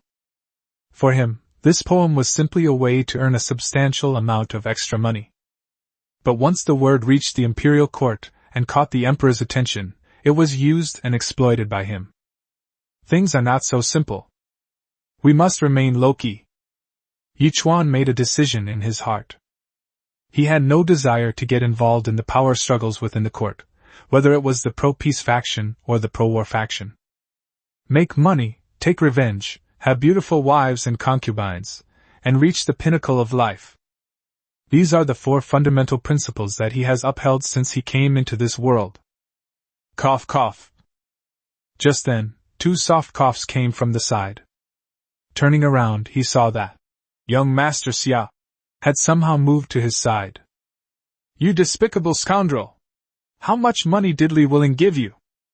Princess Yunxi lowered her voice, her tone displeased. What do you mean by how much money? I don't understand. Yi Chuan ignored her. On the one hand, he was not interested in this cliched woman dressed as a man charade. On the other hand, since this was someone Li Wuling admired, it was best to avoid suspicion. Don't play dumb with me. I know Li Wuling's capabilities very well. You helped him fabricate lies, you're dishonest, don't you feel ashamed? Yi Chuan frowned. This person is mentally ill. If you can see it, then you can see it. Why are you picking on me? Li Wuling is your friend. Even if you have no feelings for him, why are you so upset that I'm helping him? However, Yi Chuan didn't intend to argue with her. After all, someone who can become friends with Li Wuling must have a rather unusual background. In the capital, even a casual fart on the street can attract the attention of several sons of powerful and wealthy families. Just as he was about to turn around and leave, ignoring the voice behind him, a voice suddenly came from behind him. Young master! Yi Yinger trotted over playfully, blinking her big eyes. Young master, are you finished with your work? Inger has ordered food at the restaurant. Young master, please have something to eat first. Looking at Yi Yinger's beautiful face, Yi Chuan smiled. So heartwarming. I still prefer a gentle and virtuous maid like Inger. It's you? Didn't he sell you out? Princess Yunxi was stunned when she saw Yi Yinger. Yi Yinger turned her head and was stunned for a moment. So it's you, young master. Thank you for your kindness to Inger yesterday. However, young master, you've misunderstood. My master treats Inger very well. Yesterday was truly just a misunderstanding. Princess Yunxi and her maid Pinga were both somewhat taken aback. Is it a misunderstanding? Yunxi then carefully examined Yi Yinger from head to toe. His expression and complexion were much better than they had been yesterday, when he looked so tense and miserable. Moreover, she had changed into a completely new dress, and judging from the fabric and craftsmanship, it was from Yunduan Zhuang, a long-established brand in Beijing. Moreover, Yi Yinger's face clearly showed a light touch of powder, and judging from the color and style, it was from Zhu Yanfang, which Yunxi herself often used. Yi Chuan not only bought her new clothes, but also rouge and face powder. Everything proves that what Yi Yinger said is true. Was yesterday really a misunderstanding? You! Yunxi looked at Yi Chuan with some suspicion. Are you really that good to her? Nonsense! Yi Chuan rolled his eyes, finally unable to hold back his retort, and casually put his arm around Yi Yinger's delicate shoulder. Inger is my future wife. If I don't treat her well, why would I treat you well? Yunxi and her maid Pinger both widened their eyes at once. The future, a wife? Pinger stared in astonishment, her mouth agape, as Yunxi's face gradually darkened. Yi Chuan! Yunxi gritted her teeth slightly. Although she completely disliked Yi Chuan, it should be the royal family that broke off the engagement. You, Yi Chuan, are bound by a royal marriage contract. How dare you do this? It is a crime of deceiving the emperor. Young master, you're talking nonsense again. Yi Yinger blushed instantly, lowered her head, and hid half of herself behind Yichuan like a little bird. Anyone could see that this girl was more than willing. Say that again. Yunxi's expression was already very bad. Yichuan was completely baffled. This person definitely has a serious illness. He simply cupped Yinger's face in his hands, lifted it slightly, and leaned in to give her a quick kiss on her smooth cheek. Is there a problem with the wife I've chosen? Yichuan asked with a "you're so strange" expression. Yinger's heart pounded even harder at his sneak attack, and she couldn't even utter a word of reproach. She covered her face with her hands, extremely shy. In an instant, Princess Yunxi was filled with rage. Fine, you wait! Yunxi gritted her teeth and turned to leave. The maid Pinger was stunned for a moment, then quickly followed. Princess, please wait for Pinger! After chasing her out of the scholar's tower, Pinger was out of breath and gave a helpless, bitter smile. What's wrong with you? Yichuan has some nerve! With a royal marriage contract in place, how dare you? Yunxi grew angrier as she spoke, her stunningly beautiful face contorted with fury. Pinger blinked her big eyes. But isn't this perfect for you? You wanted to call off the engagement anyway. Yunxi was taken aback, momentarily speechless, and forced herself to say, That's not the problem, it's that Inger. What happened to Inger? Pinger was even more puzzled, resting her chin on her hand. You get angry when Yichuan treats her badly. You get angry when Yichuan treats her very well. Pinger doesn't understand. You. Humph! You're going to make me so angry! Yunxi stomped her foot and continued walking, shaking her hand. Actually, she herself didn't understand what suddenly made her so angry. She was just feeling upset. The side room on the second floor of Zhuangyi Wanlu. Emperor Xiaowu, who witnessed the entire event, looked extremely grim. My precious daughter, my beloved princess, was humiliated like this in front of everyone. Suddenly, the old man even exuded a murderous aura. Lin Zhao, standing behind him, immediately tensed up and cautiously asked, Your Majesty, should we arrest Yichuan and imprison him immediately? Emperor Xiaowu did not answer and remained silent. Li Xuanwu, sitting opposite him, merely glanced at him, his expression calm and not at all tense. After a while, Emperor Xiaowu's anger gradually dissipated, and his expression returned to calm. If that's the case, wouldn't it be a blatant admission that my daughter is inferior to an ordinary commoner woman, and that's why I'm using my power to oppress her? Your Majesty is wise. Lin Zhao quickly shut his mouth. Li Xuanwu's eyes revealed a sense of, if only I had known this would happen. The two old men have been loving and fighting for decades, and they know each other's temperaments better than anyone else. Emperor Xiaowu was worthy of Li Xuanwu's willingness to sacrifice his life for him simply because he was worthy of the magnanimity and vision of a wise ruler. Old Li, your subject is present. I'll go back to the palace to see Yunxi first. I'll leave this to you. Talk to Yichuan. Li Xuanwu was taken aback. What shall we talk about? Please tell me, Your Majesty. We must ensure he participates in the National College entrance examination. Li Xuanwu was stunned again. But Yichuan didn't participate in the provincial or metropolitan examinations, so he's not qualified to take the grand examination directly. Make it a special case for him. Emperor Xiaowu waved his hand domineeringly. Tell him that he must be among the top 3 in this imperial examination. Otherwise, he. Li Xuanwu was speechless for a moment. That old bastard finally lost his temper. I stole chapter 23, so sue me. Lin Zhao, you stay here and lend the old general a hand. Lin Zhao quickly accepted the decree and ordered the imperial guards outside to escort the emperor back to the palace. After the emperor left, Lin Zhao smiled wryly and asked, General, what should we do? Although he wasn't very knowledgeable about national affairs or power struggles, as a 4th-rank imperial bodyguard, he was quite adept at understanding people. Lin Zhao had long ago seen through Yichuan's true nature. Although he was full of talent, he was a sly person who would only act for personal gain. Unless there are benefits to it, you should not force him to take the imperial examination. But you have to consider that he's a future prince consort. If you offend him too much now, he might hold a grudge and make things difficult for you later.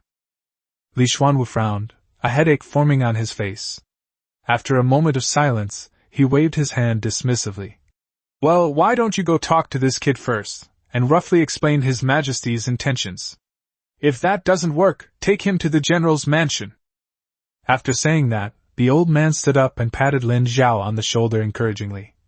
Do a good job. The turtle I raised at home has given birth to babies, so I'm taking my leave now. Lin Zhao was stunned as she watched Li Xuanwu's dashing departure. What happened? So, this whole thing just fell right into my lap like that. In the main hall of the courtyard, Yi Chuan watched young Master Xia angrily walk away, completely bewildered. Neuropathy. She rolled her eyes, just about to hold Inga's little hand and enjoy a nice brunch. After all this effort, my stomach is still empty. Brother! At this moment, Li Wuling, who had finally escaped the frenzied crowd, walked over, looking excited and full of gratitude towards Yi Chuan. Thank you for your help today, brother! Great kindness and virtue will surely be repaid in the future. Yi Chuan glanced at him, stretched out his right hand, and said, Stop waiting for the later report, let's do it now. Li Wuling was taken aback, but his mind reacted quickly. He reached into his pocket and took out a small purse of silver. All proceeds from book sales belong to you, brother. Hee hee. Yi Chuan took it without any hesitation and handed it directly to Yi Inger, telling her to keep it. He didn't really care about these meager sums. You should know that yesterday I made a whopping 2,000 taels of gold. Sales were down today. Brother Yi, this isn't the place to talk. I've set up a table for you, and I'd like to invite you for a drink. Would you do me the honor? Li Wuling smiled sheepishly and tried to please him. This is a great deity. With just a little effort, he has gained both fame and fortune today. Moreover, I heard that His Majesty the Emperor praised his poem in court today. Follow him, you can't go wrong. Tell me honestly, how did you meet me? Yi Chuan asked cautiously. To be honest, brother, while you and my grandfather were having a heart-to-heart talk at the general's mansion yesterday, I was secretly watching. Li Wuling scratched his head sheepishly. Yi Chuan narrowed his eyes. The old man with the white beard yesterday was indeed General Li Xuanwu. In fact, he had already had a vague guess in his heart, so he was not surprised at the moment. And who was the other old man from yesterday? Yi Chuan asked another question. Anyone who can rival Li Xuanwu must have an incredibly powerful background. This? Li Wuling immediately looked troubled. The Emperor himself doesn't reveal his identity, so who would dare to expose it casually? Hey, isn't this my third brother? I've been looking for you. A sudden voice came out of Li Wuling's predicament. Yi Chuan frowned, and when he turned his head, he saw Yi Cheng's hideous face. Yi Cheng, accompanied by 2 guards from the Yi family, swaggered over. Yi Inger was still terrified of the Yi family mother and son. Instinctively, her body trembled and she shrank back. Li Wuling looked around for a moment, then stood quietly beside Yi Chuan, deciding to observe the situation first. Yi Chuan's eyes were cold. What is it? Yi Cheng grinned slyly. My father sent me to deliver a message, ordering you to return to the manor immediately, without delay. Idiot. Yi Chuan rolled his eyes, swore at Yi Inger, and then pulled her away. He didn't care at all why Yi Xinghuai wanted him to go back. If I were to make a rough guess, 9 times out of 10, his attempt to impersonate the prince consort with his own jade pendant failed. Yi Chuan felt a pang of regret in his heart. I don't know why. If the emperor had exposed them in public, the Yi family should be facing execution by now. Stop right there! Yi Cheng shouted resolutely. Unfilial son, how dare you disobey your father's orders? Yi Chuan found it amusing. I would even dare to beat you into a pulp right in front of him. Amnesia? You! Yi Cheng was immediately enraged by the retort, and his face felt burning with shame as he thought about this humiliating incident. However, after glaring for a moment, his anger suddenly subsided, and he gave a smug smile. He pulled out a large stack of silver notes from his pocket, shook them proudly, and began counting them one by one. "Oh dear, third brother, it's not that I'm being nosy. You're stranded out here, and you might not even know where your next meal will come from. I'm really worried that you won't be able to survive." Upon seeing the stack of silver notes, Yi Chuan's pupils contracted. Yi Yinger, standing behind them, exclaimed in surprise, "Ah!" Those were all Datong Baochao notes, which ordinary people couldn't have, and they were stamped with a special official seal, making them highly recognizable. It was the huge sum of money Yi Chuan earned yesterday, equivalent to 2,000 taels of gold. After Yi Chuan checked into the inn last night, he packed his things away in his baggage. He should be in his room right now. "Young master, it wasn't me." Yi Yinger's first instinctive reaction was panic. She was so anxious that tears were about to fall. She hurriedly explained, "I just went to the front hall to get some food. I didn't touch the baggage at all. It was Inger's negligence that she didn't keep a close eye on things." But Inger absolutely did not betray young master. Seeing how anxious the little girl was, Yi Chuan smiled slightly at her. "Don't worry, I believe you, it's not Inger's fault." "Young master." Yi Yinger breathed a sigh of relief, her eyes welling up with tears of emotion. At this moment, Li Wuling, who was standing next to him, also realized what was happening. "This kid stole my older brother's money. And it was money that my grandfather gave to my older brother. This is like trying to find shit by jumping on stilts in a latrine." Yi Chuan stared coldly at Yi Ching. "Your eldest son has really made something of himself. He's even learned such despicable methods as stealing money." "Steal? Who did I steal from? Who saw it? Where's the evidence? Go ahead and sue me at the capital's government office if you dare." Yi Ching looked smug, shaking his head and waving the silver notes in his hand with a clattering sound. In fact, he had already arrived at the Zhuangyuan Tower. It seems that Yi Chuan and Li Wuling have gotten into a fight with the son of the Minister of Personnel. He wasn't particularly concerned about these things, but suddenly an idea struck him. He asked the boss about Yi Chuan's room and went straight there. He was just trying his luck. She thought Yi Chuan was Chen's son. Chen was once the Empress's close friend. Even after her death, it's impossible that she wouldn't have secretly left some gold and silver jewelry for her son. Otherwise, what gave Yi Chuan the confidence to leave the Yi family? Unexpectedly, a quick search inside revealed a surprising find. A silver note equivalent to 2,000 taels of gold. Not only would it be enough to pay off his gambling debts, but it would even be enough for him to continue living a carefree and extravagant life for many more years. More importantly, it can be used to discuss Yi Chuan in public. "I took it, so what can you do about it? This feels amazing." Chapter 24. This isn't kicking my butt, it's slapping your face. Yi Chuan's expression turned completely cold. The shameless appearance of Yi Ching reminded him of the ugly behavior of his mentor in his previous life, who openly stole his thesis results. Yi Chuan would show no mercy to such shameless people.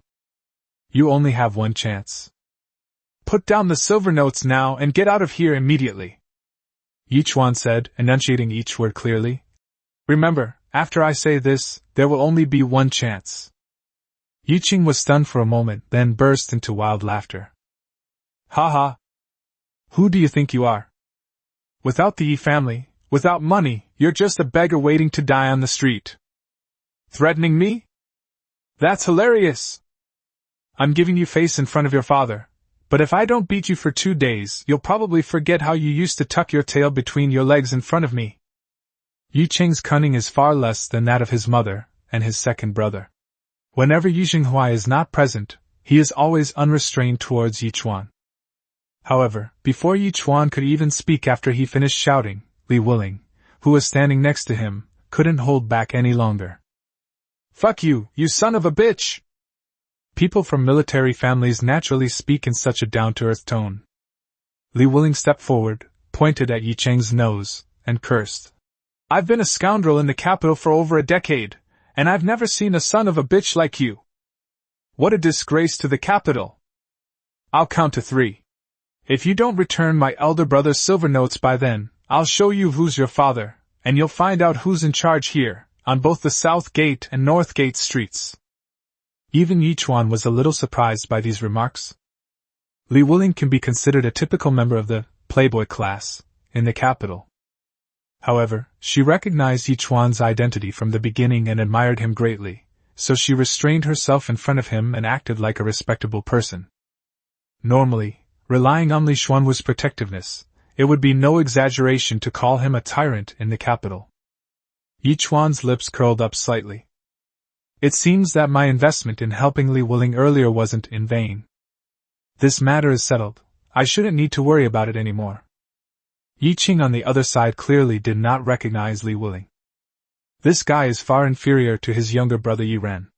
He knows nothing and spends all his time in brothels and casinos. Who the hell do you think you are? What the hell is it to you if I'm disciplining my good-for-nothing brother? Yiqing's temper flared, and he waved his hand. Cripple him for me! The two guards from the Yi family rolled up their sleeves and went to help. Li Wuling was equally defiant, glaring angrily as he met the attack head-on. Yinga was timid, and when she saw that things were about to escalate to a physical fight, she cried out in fright. It's okay, don't be afraid. Yichuan smiled and comforted him. Li Wuling comes from a military family, he's not weak, this is just a small matter. After all, he is the grandson of Li Xuanwu, who is famous throughout the great Xia dynasty. However, he hadn't finished speaking. Bang! A woo! In the instant the two clashed, Li Wuling was struck in the face by a fist from the opposing guard with lightning speed. Then, he just covered his face and squatted down on the ground. The two guards still wouldn't give up, and started kicking him repeatedly. Ouch! Hiss! Damn it, you dare hit me, young master! This young master is... Ouch! Damn it, stop hitting me! Seeing Li Wuling crouching on the ground, clutching his head and being relentlessly rubbed by the two guards, Yichuan was stunned, looking somewhat bewildered. No.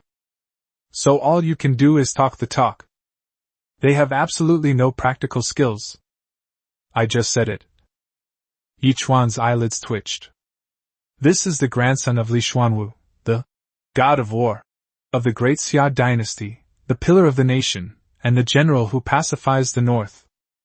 Now, looking like this after being beaten so badly, he looks like a complete coward. Is this scientific? When he was making those threats, he thought he was so cool. Enough! After fighting for a while, Yiqing waved his hand and ordered the two guards to leave. After all, this is happening outside, so a little lesson is enough. Making a big fuss about it will have a bad impact. After all, it had already attracted quite a crowd of onlookers. After the guards left, Li Wuling trembled twice, looked up blankly, and after confirming that he hadn't been hit again, rushed to Yichuan in one stride. Big brother! They hit me! He grabbed Yichuan's leg and started howling.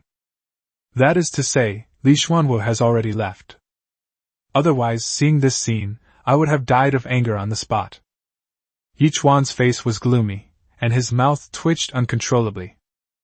A local tyrant in Beijing? A spoiled brat? That's it. Yes, I saw it, Yichuan said blankly. Big brother, don't you want to say something else? Li Wuling raised his head and blinked. I stood up for you. They weren't kicking my butt, they were slapping you in the face. Yichuan's eye twitched again, suppressing the urge to punch this guy. Stay calm, stay calm. The current situation is a good thing. Yicheng, Yijinghuai, you've really messed up this time.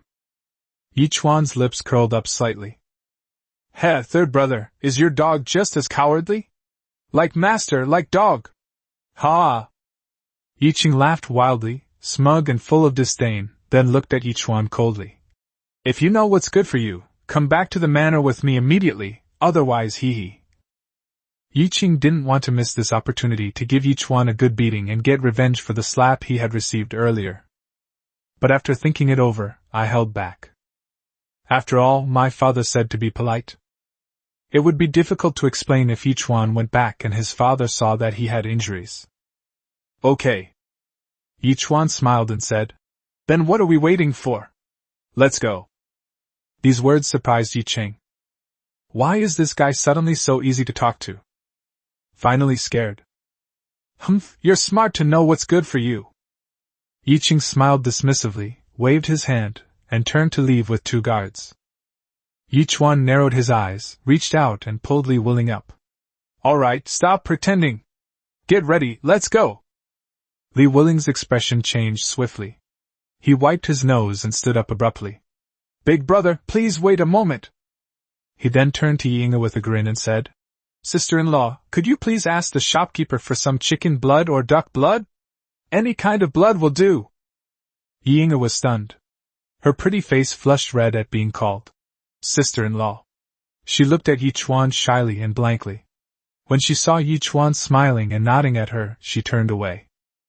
"Kid, not bad acting." Yi Chuan squinted at Li Wuling. The way he cried and begged for his parents just now was so convincing. This kid may be either good at academics nor martial arts, but he's definitely not someone to be trifled with. He is the grandson of Li Xuanwu. And just now, he, coincidentally, didn't reveal this identity. He. The more cowardly and weak I act, the more arrogant that idiot will get, and the more satisfying it will be for us to slap him in the face later. Big brother, you and I share the same vision, it's a pleasure to work together. Li Wuling winked mischievously at Yi Chuan. The two exchanged a smile, surprisingly finding a sense of mutual appreciation, a feeling of being kindred spirits. Oh no, a feeling of shared ideals. If we don't make Yi Zhenghuai's family suffer massive artery bleeding after this beating, how can we justify the beating Comrade Li just received? Chapter 25. Go back and let Yi Zhenghuai out.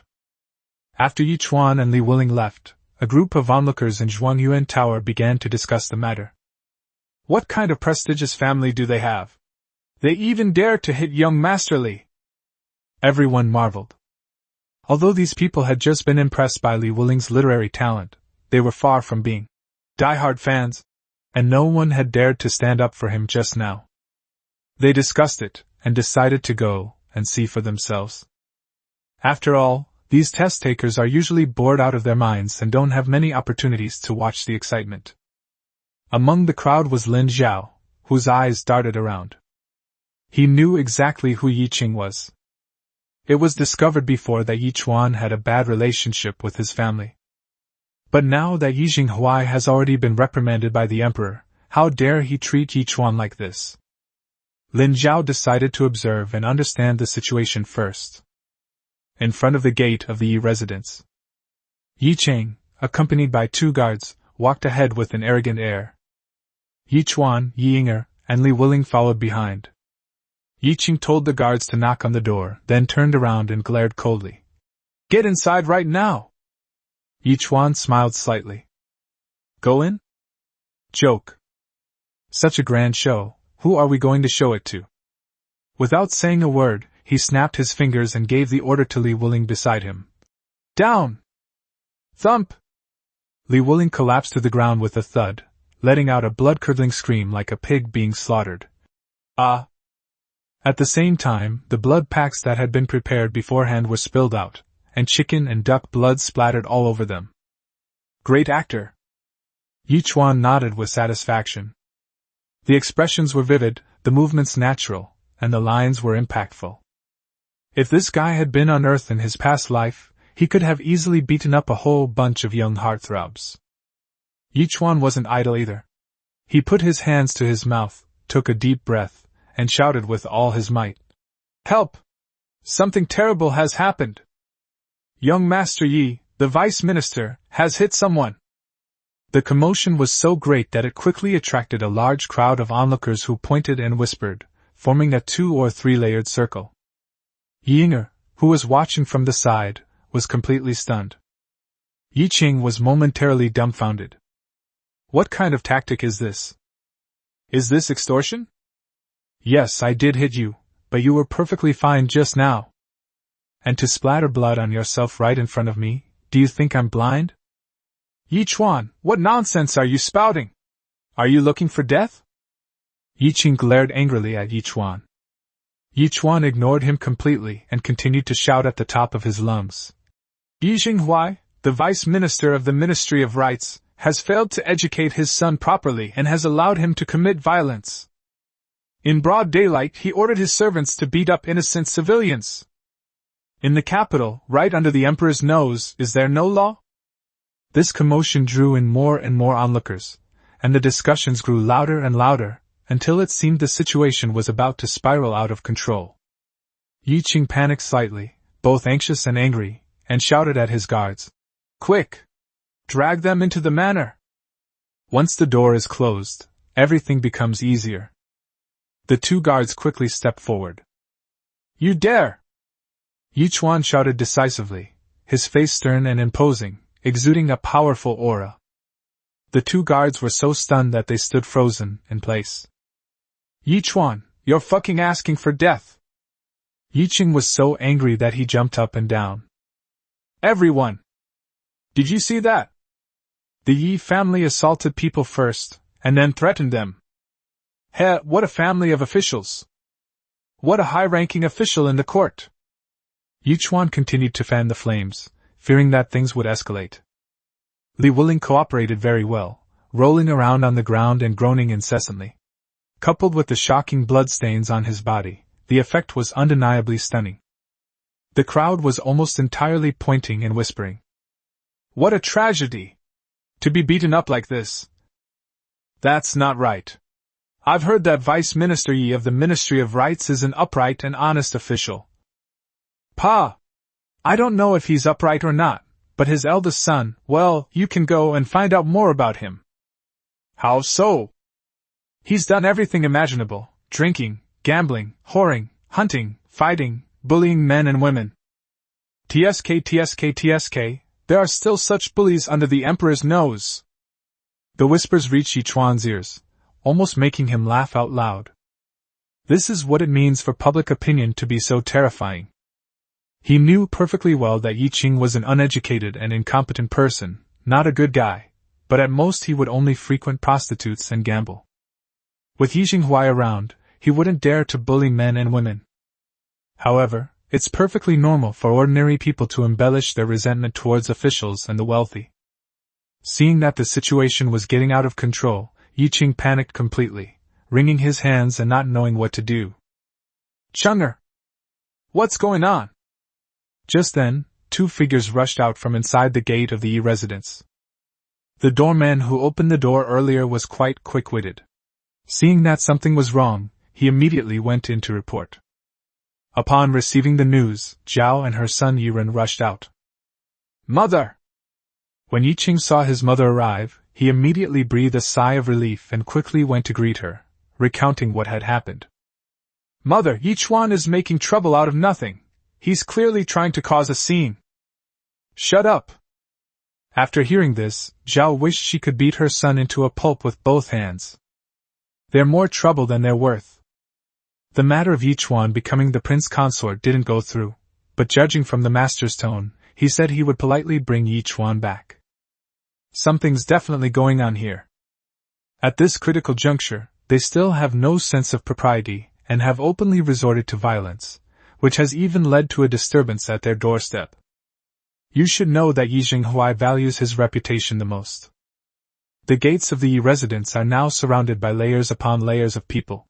Won't this news spread throughout the capital in no time? Yiren, standing to the side, also wore a look of disdain and contempt, secretly feeling a bit smug. This is the eldest son you've always favored? Such a big mistake over such a small thing, what a useless person. Renner, what do you think we should do? Zhao realized at this point that scolding Yi Qing to death would be useless. The important thing was to find a way to make amends. A strong sense of displeasure flashed in Yiren's eyes. You only think of Yi Qing when there are benefits, but when it comes to cleaning up your mess, you know to come to me? They're all your own sons, but you treat me like Yi Chuan, don't you? But this guy was quite shrewd, and he wouldn't show his displeasure no matter how much he was unhappy. After a moment of silence, he said in a deep voice.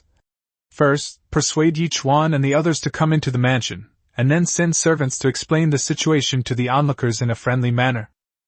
Yes, yes, yes! Renner is so decisive! Zhao's face lit up with joy, and she quickly praised her second son before stepping forward. Chuan, you're back! Zhao revealed her standard green tea smile, presenting a gentle image of a loving mother. I've heard about it. You're all young and hot-blooded, it's normal for you to have some arguments and conflicts. Chunga has really gone too far this time. Second mother must punish him properly. Let's bring your friend into the mansion first, and let second madam invite a doctor to take a good look at him. These words were spoken with utmost sincerity and earnestness. But it almost made Yi Chuan laugh out loud. In just a few words, they characterized the matter as a petty squabble among young people, trying to downplay the issue. I advise you to go somewhere cool and stay there. Yi Chuan sneered. Does she really think she's the matriarch of the Yi family? Go back and let Yi Jinghuai out.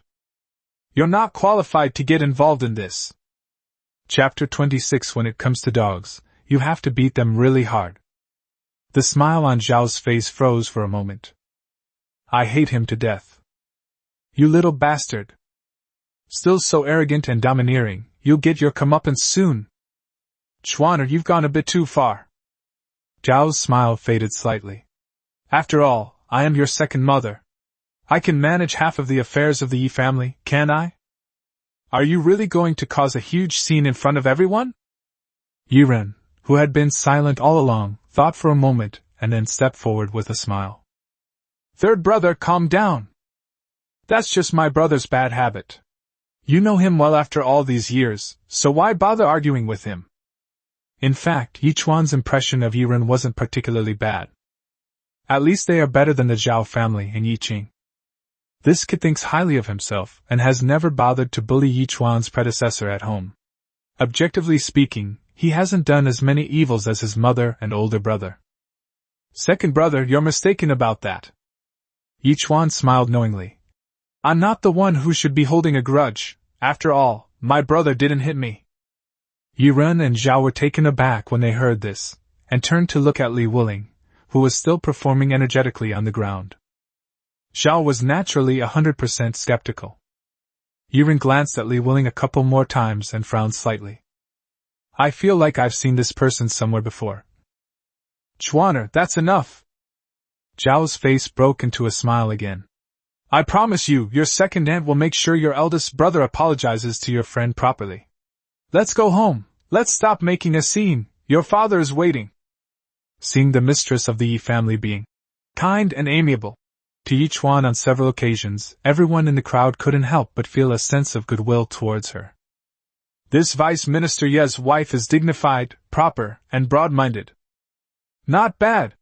What a pity, how could they have raised such a good-for-nothing eldest son? LOL. Yi Chuan almost lost his composure. So, it turns out that even a green tea, a manipulative woman, can sway public opinion through acting skills. I'll say it again, it's not that I want to hold a grudge. Yi Chuan said, enunciating each word clearly.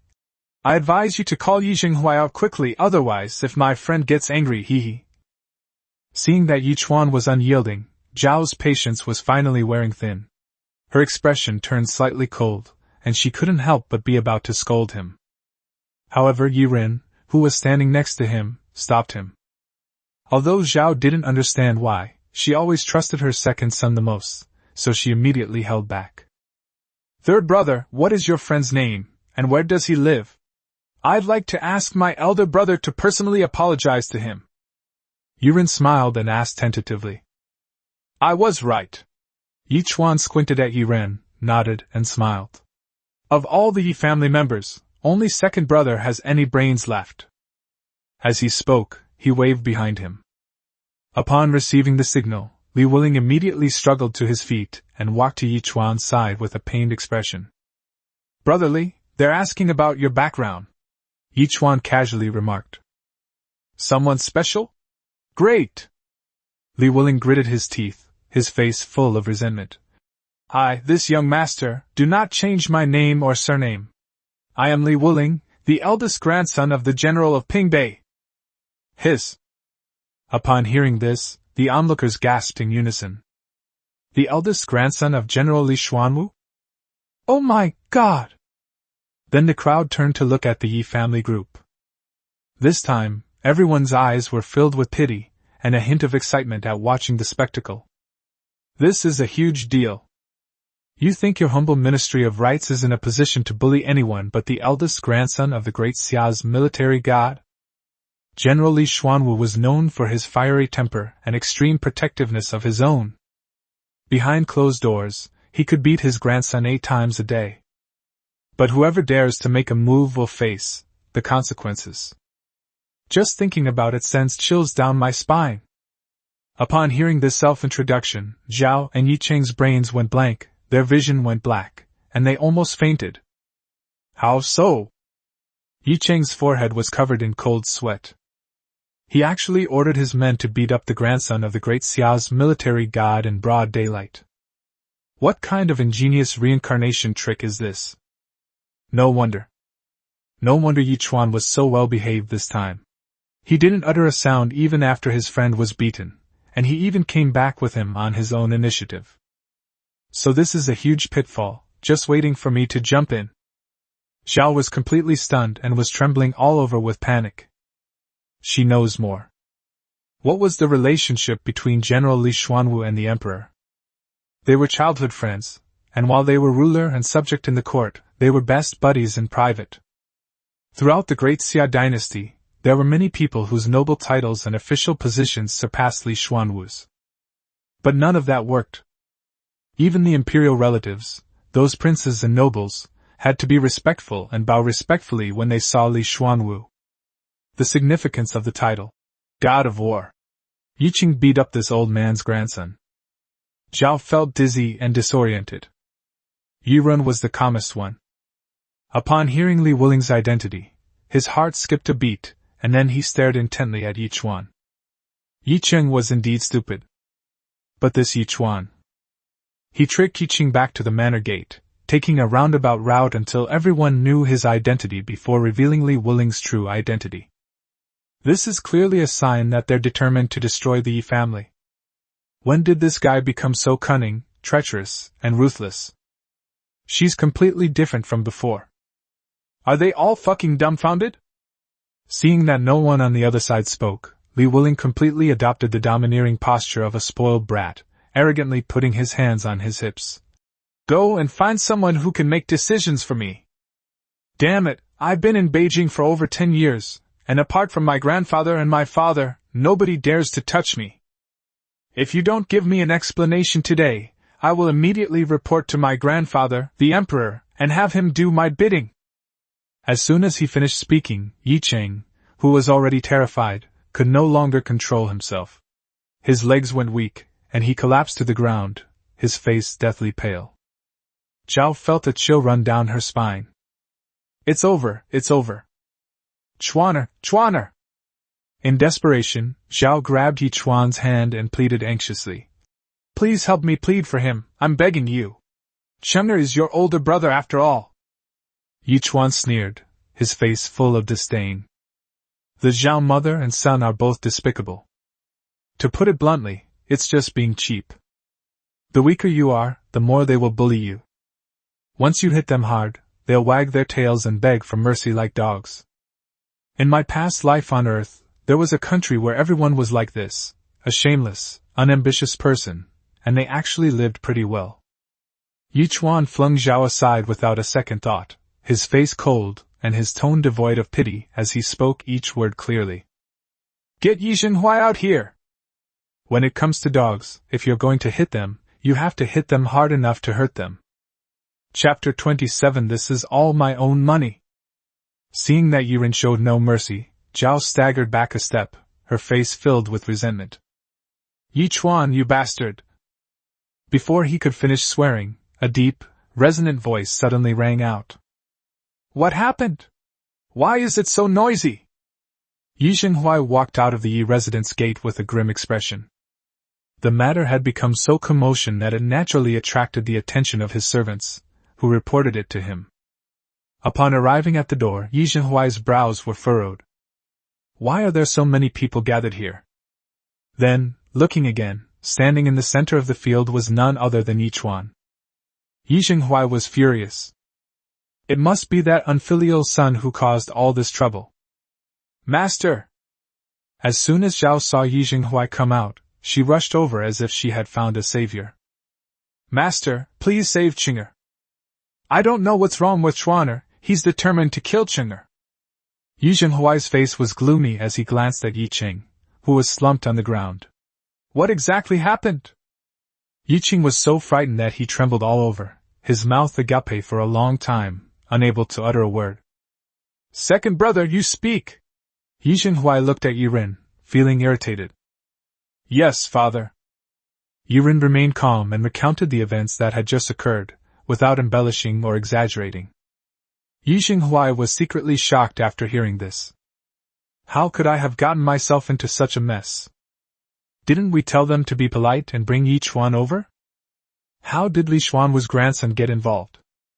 How could Yi Chuan, that rebellious son, have such a good relationship with the old general's grandson? Yi Jinghuai's face was extremely ugly. He quickly thought for a moment, and looked up at Li Wuling opposite him. Is my nephew the old general's grandson? His tone was quite polite. Li Wuling narrowed his eyes. You are Yi Jinghuai, the vice minister of the Ministry of Rights? Yi Jinghuai's face stiffened, and he looked slightly uneasy. No matter what, he was an important official in the court. Although Li Wuling was Li Xuanwu's grandson, he did not hold any official position and was essentially a commoner. Moreover, he was a junior, yet his attitude was so impolite. So my dear nephew recognizes me, huh? Me and General Xuanwu. Yi Jinghuai could only manage an awkward laugh. Don't give me that. Li Wuling interrupted him bluntly, showing no mercy. Speak, let's settle this officially and privately. Yi Jinghuai's lips twitched. What my nephew means is, your son hit me, so it's not unreasonable for me to hit him back. Li Wuling squinted and smiled. You let your son commit violence, and your family discipline is lax, so I'll discipline him for you. These words, spoken in front of so many people, were extremely disrespectful to Yi Jinghuai. The crowd began to murmur amongst themselves, with many looking on with amusement at the spectacle. Yi Jinghuai's face finally fell. The younger generation is going too far. Ultimately, this is nothing more than a squabble between young people. Even if it escalates to the emperor's ears, His Majesty will not implicate him because of a fight between two juniors. The reason they were so polite before was entirely out of fear of Li Xuanwu. But Yi Jinghuai could not tolerate being humiliated by a junior time and time again. Someone come here! Yi Jinghuai's expression froze for a moment, then he shouted. Two servants immediately stepped forward. Arrest Yi Qing and administer family discipline in public, giving him 20 strokes of the rod. The two servants were taken aback upon hearing this, and cautiously glanced at Zhao Shi without making a move immediately.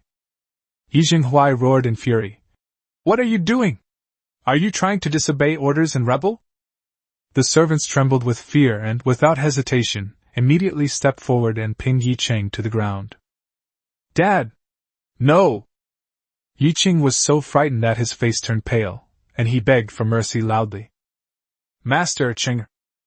Zhao felt a pang of heartache and wanted to speak up. Yi Jinghuai gave her a cold look. Mother, my brother has done wrong, and the people have seen it. He must give the people an explanation. Otherwise, how can father stand in the court? Yiren stepped forward to persuade Zhao. Zhao bit her lip, her heart aching, but she finally gritted her teeth and endured it, turning her head to glare fiercely at Yi Chuan. It's all because of that little beast. I'll settle the score with you sooner or later. Yi Jinghuai's expression softened slightly, and he glanced at Yiren with satisfaction. It's still the second son who is sensible, understands the big picture, and is the most worry-free. The servants had already taken 2 long sticks and were hitting Yi Qing's buttocks with them, one on each side.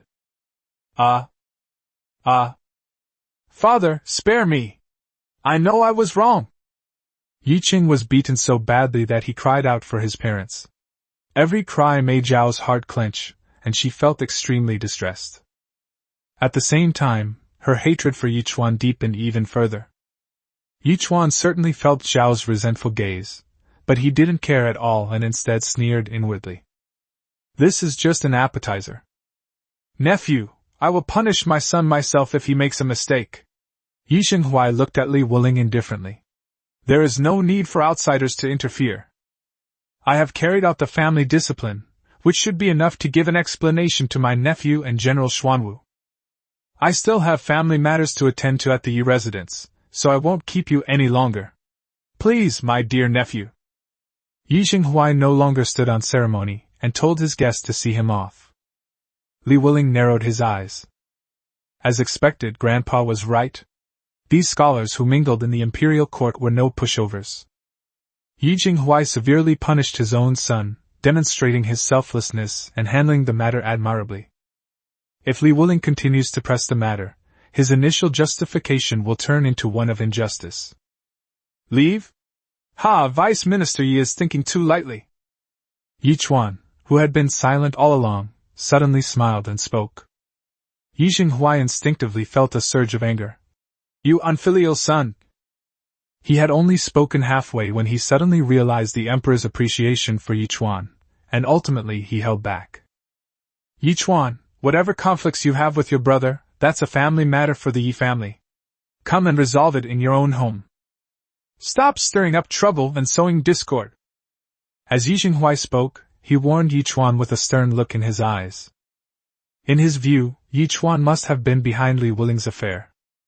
In his mind, although his eldest son Yi Qing was not very capable, he was always honest and kind, so why would he commit a crime for no reason?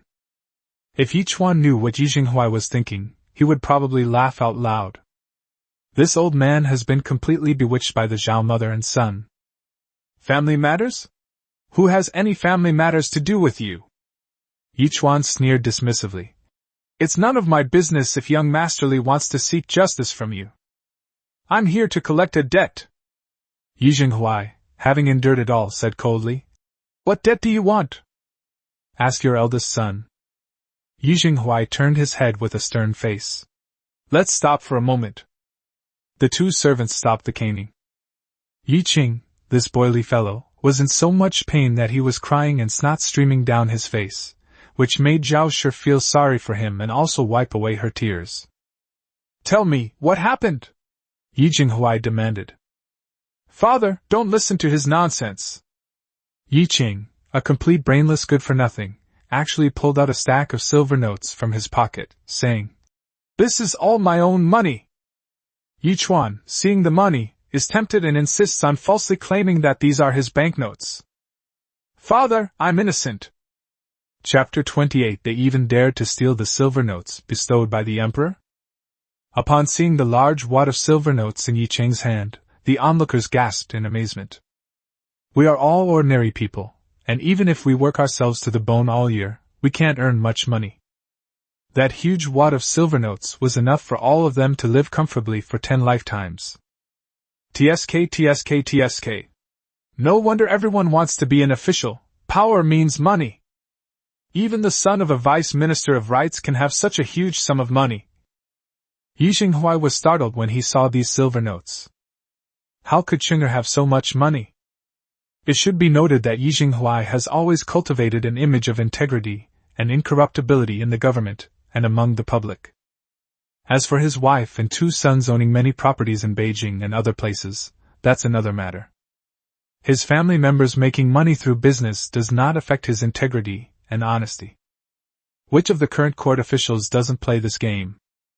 Zhao and Yiren were deeply moved when they saw such a large sum of money, and they exchanged a glance. This mother and son are very perceptive. Although Yi Qing owns several businesses, this kid loves to gamble, and the monthly income from these businesses isn't enough for him to squander at the casino, so he can't possibly save any money.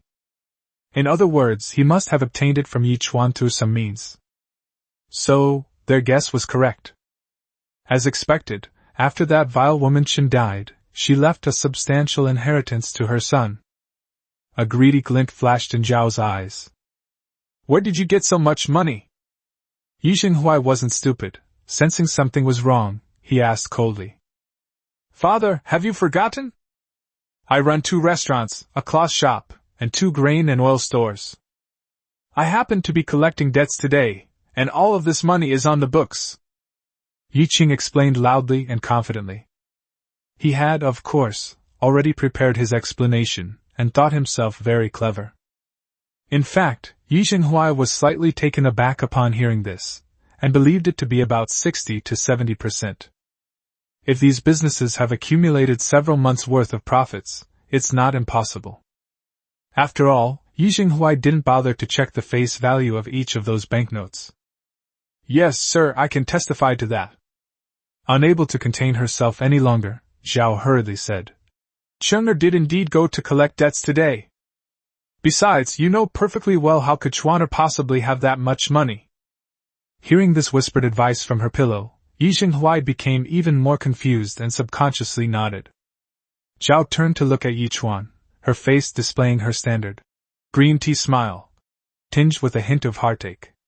"Chuaner, if you need money, you can just tell your second mother. Your behavior, Sai, isn't this damaging your father's reputation and bringing shame upon him?" Upon hearing these words, Yi Xinghuai's anger was reignited. That beast! The previous incident involving the jade pendant was suspected of being a deliberate attempt to harm her biological father. Rebellious son! Yi Xinghuai no longer cared about the emperor's appreciation of Yi Chuan. If His Majesty knew that Yi Chuan had done such a thing, he would surely be furious that he had misjudged him. "How dare you use such shameless means to seize your own money? How are you any different from a robber or bandit? You have utterly disgraced my Yi family ancestors." Yi Xinghuai grew angrier as he spoke. "Guards! Tie this unfilial son up!" The servants were all eager to get started. Upon seeing this, both Zhao and Yi Qing showed expressions of immense satisfaction. I was also a little excited. As long as they tie this little beast up and take him back to the Yi family, they'll have plenty of opportunities to torture and interrogate him at their leisure. That bitch Chen left behind far more than this. "Let's see who dares!" Li Wuling suddenly shouted and stood in front of Yi Chuan. Yi Chuan narrowed his eyes slightly. "This kid is good, he's really capable when it comes to something, and he's reliable." Yi Xinghuai's face was extremely gloomy. "Nephew, this is my family matter. Even if General Xuanwu were here, I'm afraid it would be inconvenient for him to interfere." Before Li Wuling could speak, Yi Chuan couldn't help but burst out laughing. Yi Xinghuai. Today I am completely certain. If it weren't for my mother back then, with your stupid brain, you wouldn't even be able to become the Vice Minister of Rights in your next life. You are the one who has disgraced the Yi family ancestors." Yi Xinghuai was furious. "You beast! How dare you utter such rebellious and disobedient words?" Yi Chuan waved his hand dismissively. "I suggest you take a good look at the silver notes in your son's hand before you lose your temper. Friendly reminder, make sure you stand up straight, and don't let your legs go weak after reading this." Yi Xinghuai was taken aback and frowned slightly. Seeing Yi Chuan's calm and composed demeanor, he couldn't help but feel suspicious. Is there something fishy about this banknote? Zhao's eyes darted around, and she quickly said, "Master, let's go back to the manor and deal with this slowly. There are too many people here, and family scandals shouldn't be aired in public." Yuan didn't speak, but stared intently at Yi Chuan. This kid definitely has a trick up his sleeve. Yi Xinghuai pondered for a moment, glanced at the arrogant Li Wuling, and knew very well that if he wanted to deal with it perfunctorily, this kid would never let it go. Yi Chuan didn't care, but it would be quite troublesome if Li Wuling caused a scene. "Bring it here so I can see it," Yi Xinghuai finally said in a deep voice. Upon hearing this, Zhao felt a bad premonition. Yi Qing, however, did not react much. This guy is ignorant and doesn't understand anything. He thinks that all banknotes are the same. Does he think they have Yi Chuan's name written on them? The servant brought the silver notes over and presented them to Yi Xinghuai. Yi Xinghuai took it in his hand, glanced at it only once, and immediately his whole body trembled violently, his expression changing to one of surprise. Li Wuling revealed a playful smile, slowly took 2 steps forward, and walked up to Yi Xinghuai. "Minister Yi, open your dog eyes and see clearly." This half, the stamp in the lower left corner, is from my Pingbei General's mansion. Take another look at the remaining half. Yi Jinghuai swallowed hard, his throat bobbing, and he frantically checked his partner. He almost fainted on the spot when he saw it. Royal coin. Datong Baochao is the largest bank in the entire Great Xia Kingdom, for a simple reason: its major owner is none other than the current royal family.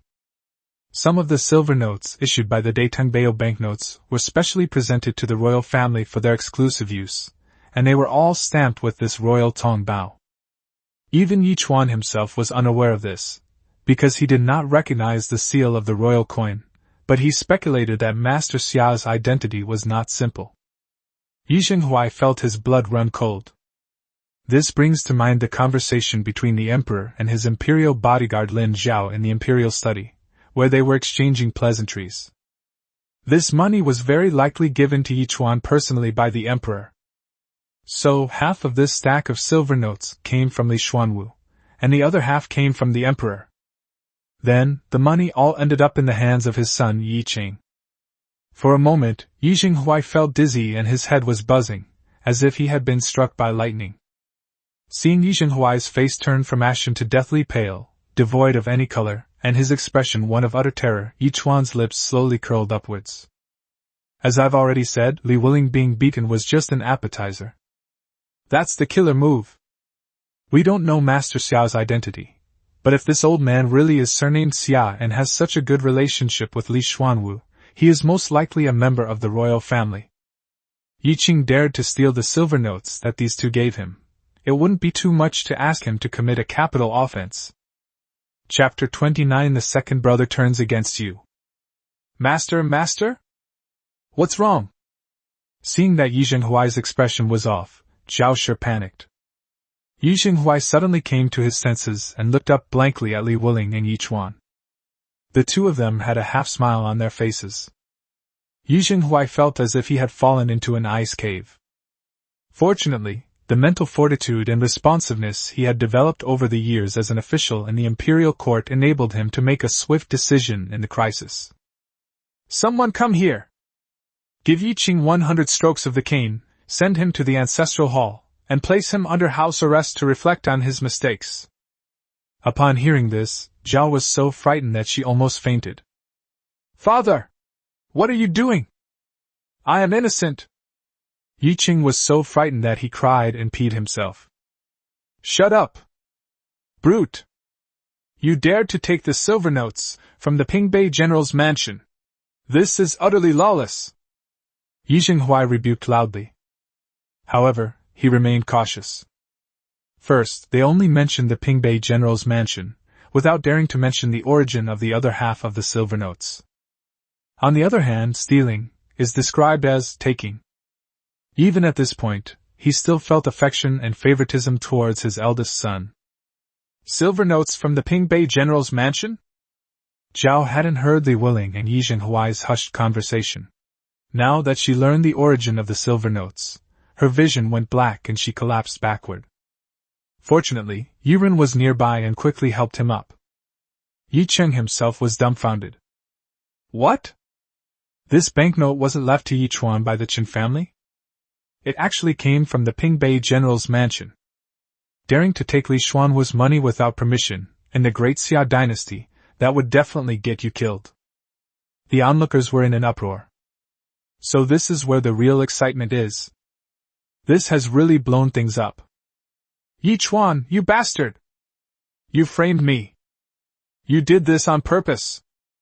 You've been plotting to kill me. I'll fucking kill you.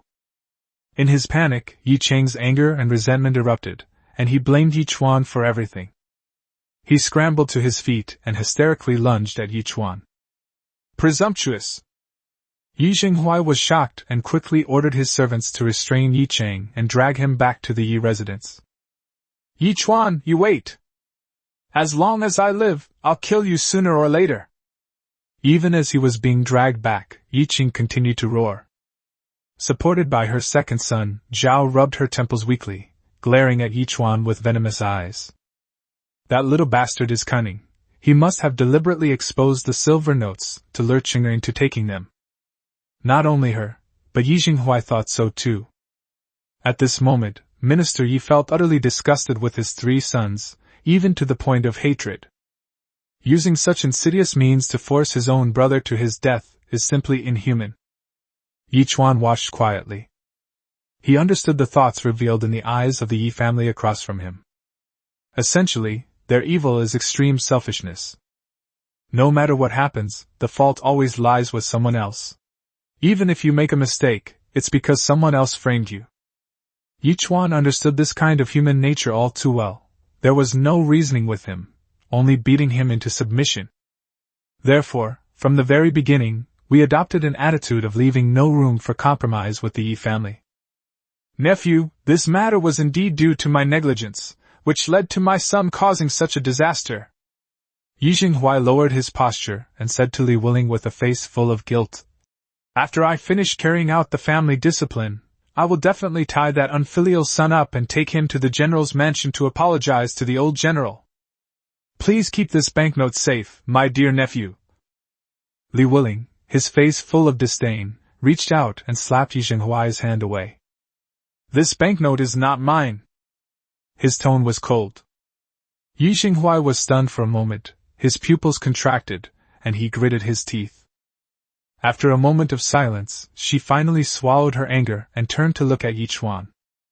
Chuaner, it's your father, who wronged you. Yi Jinghuai looked awkward as he handed over the silver note. Smack!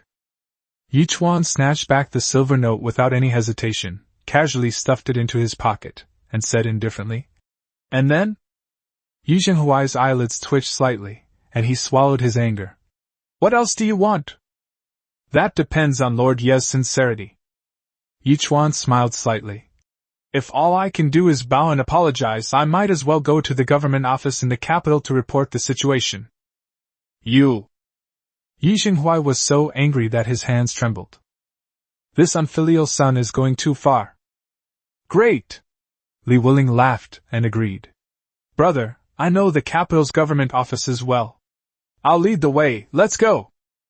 Hiss!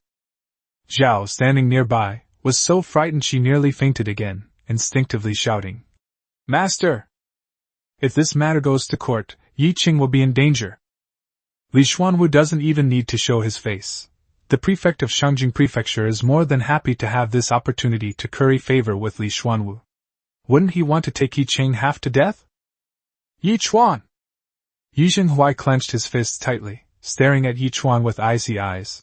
What conditions do you want? Tell me! Yi Chuan narrowed his eyes, then suddenly glanced at Yi Ren, who was supporting his mother, and a smile appeared on his lips. Why don't you tell me? My second brother is always the most reasonable and learned. He will surely make a fair decision. Both Yi Jinghuai and Zhao were taken aback by these words. What does Yi Chuan mean by this? Zhao was even more puzzled. Back in the Yi family, although Yi Ren didn't believe Yi Chuan like Zhao Shi and Yi Qing did, they were still family after all. How could Yi Chuan possibly let Yi Ren uphold justice? Yi Ren's heart stirred, and he exchanged a meaningful glance with Yi Chuan. Both of them were intelligent, they understood each other with just a glance. The seeds that Yi Chuan had planted earlier have sprouted, and Yi Ren is very dissatisfied with his parents' favoritism towards Yi Qing. Furthermore, Yi Chuan at this time was far different from the Yi Chuan of the past. Backed by the Pingbei general's mansion, he became sworn brothers with Li Wuling. At that moment, he suddenly released another signal. Yi Ren quickly thought it over and made a decision. There are no permanent enemies, only permanent interests. Given Yi Jinghuai and Zhao's favoritism towards Yi Qing, how could Yi Ren, who has such a high opinion of himself, be willing to accept this? Having Yi Chuan, this unstable element outside, to keep things in check isn't so bad. Cough cough. Having thought it through, Yi Ren coughed twice and put on a polite smile. Since third brother trusts me, I might as well offer my humble opinion. The fault lies with you, elder brother, you cannot escape responsibility. But my third brother, considering we're family, is willing to settle this privately. I think my brother should express his sincere apology. How about this, elder brother, you can hand over the Shangri-La restaurant on Nanmen Street to your third brother. What do you think, father and mother? Upon hearing this, Zhao trembled violently and turned to look at Yiren in disbelief. Could these words really have come out of Yiren's mouth? Yi Xinghuai also looked at his second son with a shocked expression. Xingde Building on South Street. That's Yi Cheng's most profitable business. Although its monthly profit is slightly less than that of Zhuangyi Wanlu, it is still among the top in Beijing. Without this business, the Yi family's finances will be affected to some extent. He's actually going to hand over such a lucrative opportunity to Yi Chuan. Chapter 30. The Emperor is a pro at manipulating princesses. Ren, are you? Zhao was shocked and furious, and didn't even know what to say. Handing over Shangela was like cutting off a piece of her flesh for her. That's absolutely impossible. However, Yiren ignored his mother and looked solemnly at Yi Xinghuai. Father, it is a matter of life and death. There is no time to hesitate. He then lowered his voice and said, This matter has already blown up. Third brother will not rest until we take a piece of our flesh. There are still many onlookers around, father. The bigger picture is important. Upon hearing this, Yi Xinghuai's expression shifted slightly, his eyes flickering between light and shadow for a long time before he finally made a decision. Yiren makes a good point. If the conflict is resolved by using Shangela, it wouldn't be a loss. After all, if the matter were to escalate to the capital, alarming Li Xuanwu, and ultimately reach the emperor's ears, the consequences would be unimaginable. After careful consideration, Yi Xinghuai nodded with a gloomy face. Yiren's lips curled up in a smile. He knew his father would agree. He then turned to Yi Chuan and asked, Third brother, are you satisfied with this? Yi Chuan looked directly at him, and their eyes met again, understanding each other without words. My second brother is naturally fair, and I am certainly satisfied. Seeing that Yi Chuan agreed, Yi Xinghuai breathed a sigh of relief. He glanced at Yi Chuan with a sinister look, then flicked his sleeve and said, Renner will handle the rest. After saying this, Yi Xinghuai turned and went back to his residence. She didn't want to see Yi Chuan again, and she didn't want to embarrass herself in public any longer. As for the emperor's reprimand, saying that Yi Chuan should be treated better, it's not a problem now. They gave him Shangela, isn't that treating him well? Madame Zhao also looked displeased. She glanced at Yiren with great dissatisfaction, then followed Yi Xinghuai back to the mansion without saying a word. Yiren remained calm and said, Someone come here. Hand over the land deeds, house deeds, and all the accounts and personnel lists of Xingde Building to the third young master. The farce has finally come to an end. Yi Chuan, laden with spoils, led the excitedly Li Wuling and Yi Yinger out of the Yi residence. The crowd gradually dispersed. Lin Zhao, who was hiding among them, was in a terrible predicament. The Emperor and General Xuanwu, those two old men together have 800 schemes. She insisted that she persuade Yi Chuan to participate in the imperial examination in the capital. After watching what just happened from beginning to end, Lin Zhao was completely numb. If we send Yi Chuan to take the big exam now, he'll fail miserably. With Shangela under his control, he's rolling in cash every month. Given this kid's personality, why would he bother taking the exam? While suffering from a headache, Lin Zhao was also pondering.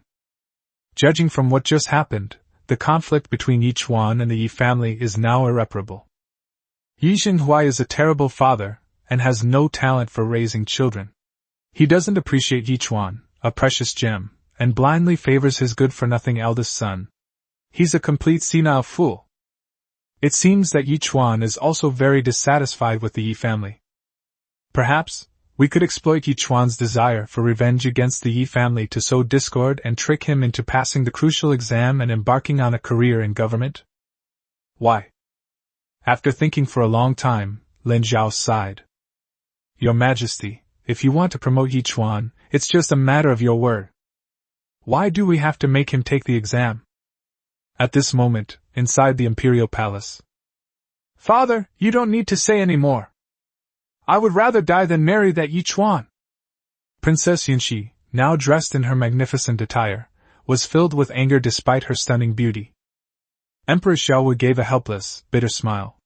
I have also witnessed what happened today. Father is here too? Yunshi was slightly startled, then became even more furious. If that's the case, Father should understand why your daughter is so resolute. Yes, I understand. Emperor Xiaowu gave another bitter laugh. He understood all too well. He knew Yunshi too well. Even though Yi Chuan's attitude was poor, and he openly declared his intention to marry while bound by a royal marriage agreement, he had committed a grave crime. But these are probably not the main reasons why Yunshi is angry. This child has the same problem as me when I was young. He's stubborn, obsessed with saving face, and incredibly obstinate. All right, Empress Xiaowu calmly said. Since my daughter is so spineless, willingly admitting that she is not even as good as a maidservant, and can only watch helplessly as her man is taken away while she can only hide at home and rage, what else can I say? Do as you please. Princess Yunshi was stunned for a moment upon hearing this, and then she was clearly a little guilty. Father! What are you talking about? It's completely irrelevant. Who says I'm inferior to others?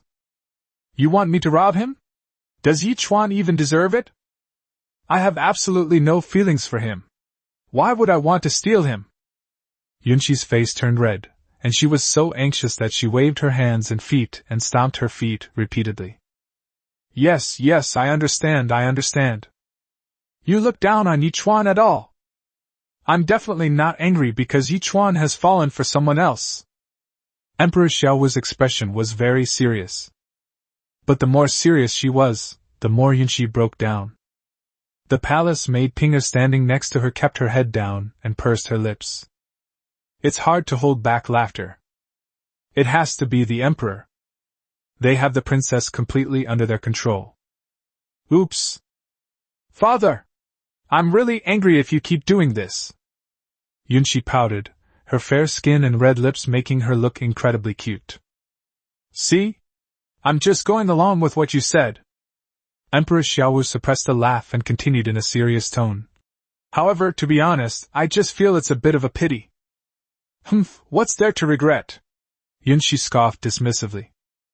The green hills never grow old, but their peaks turn white with snow. Emperor Xiaowu murmured the line, sighing. With such a beautiful line, coupled with your shared experience of knowing each other, if things were to come to fruition, it would surely become a legendary tale that would be passed down throughout the great Xia dynasty. Alas! When Yunshi heard Yi Chuan's matching couplet again, her heart skipped a beat. She truly liked this sentence. That's why she suddenly felt a little strange when she looked at Yi Chuan.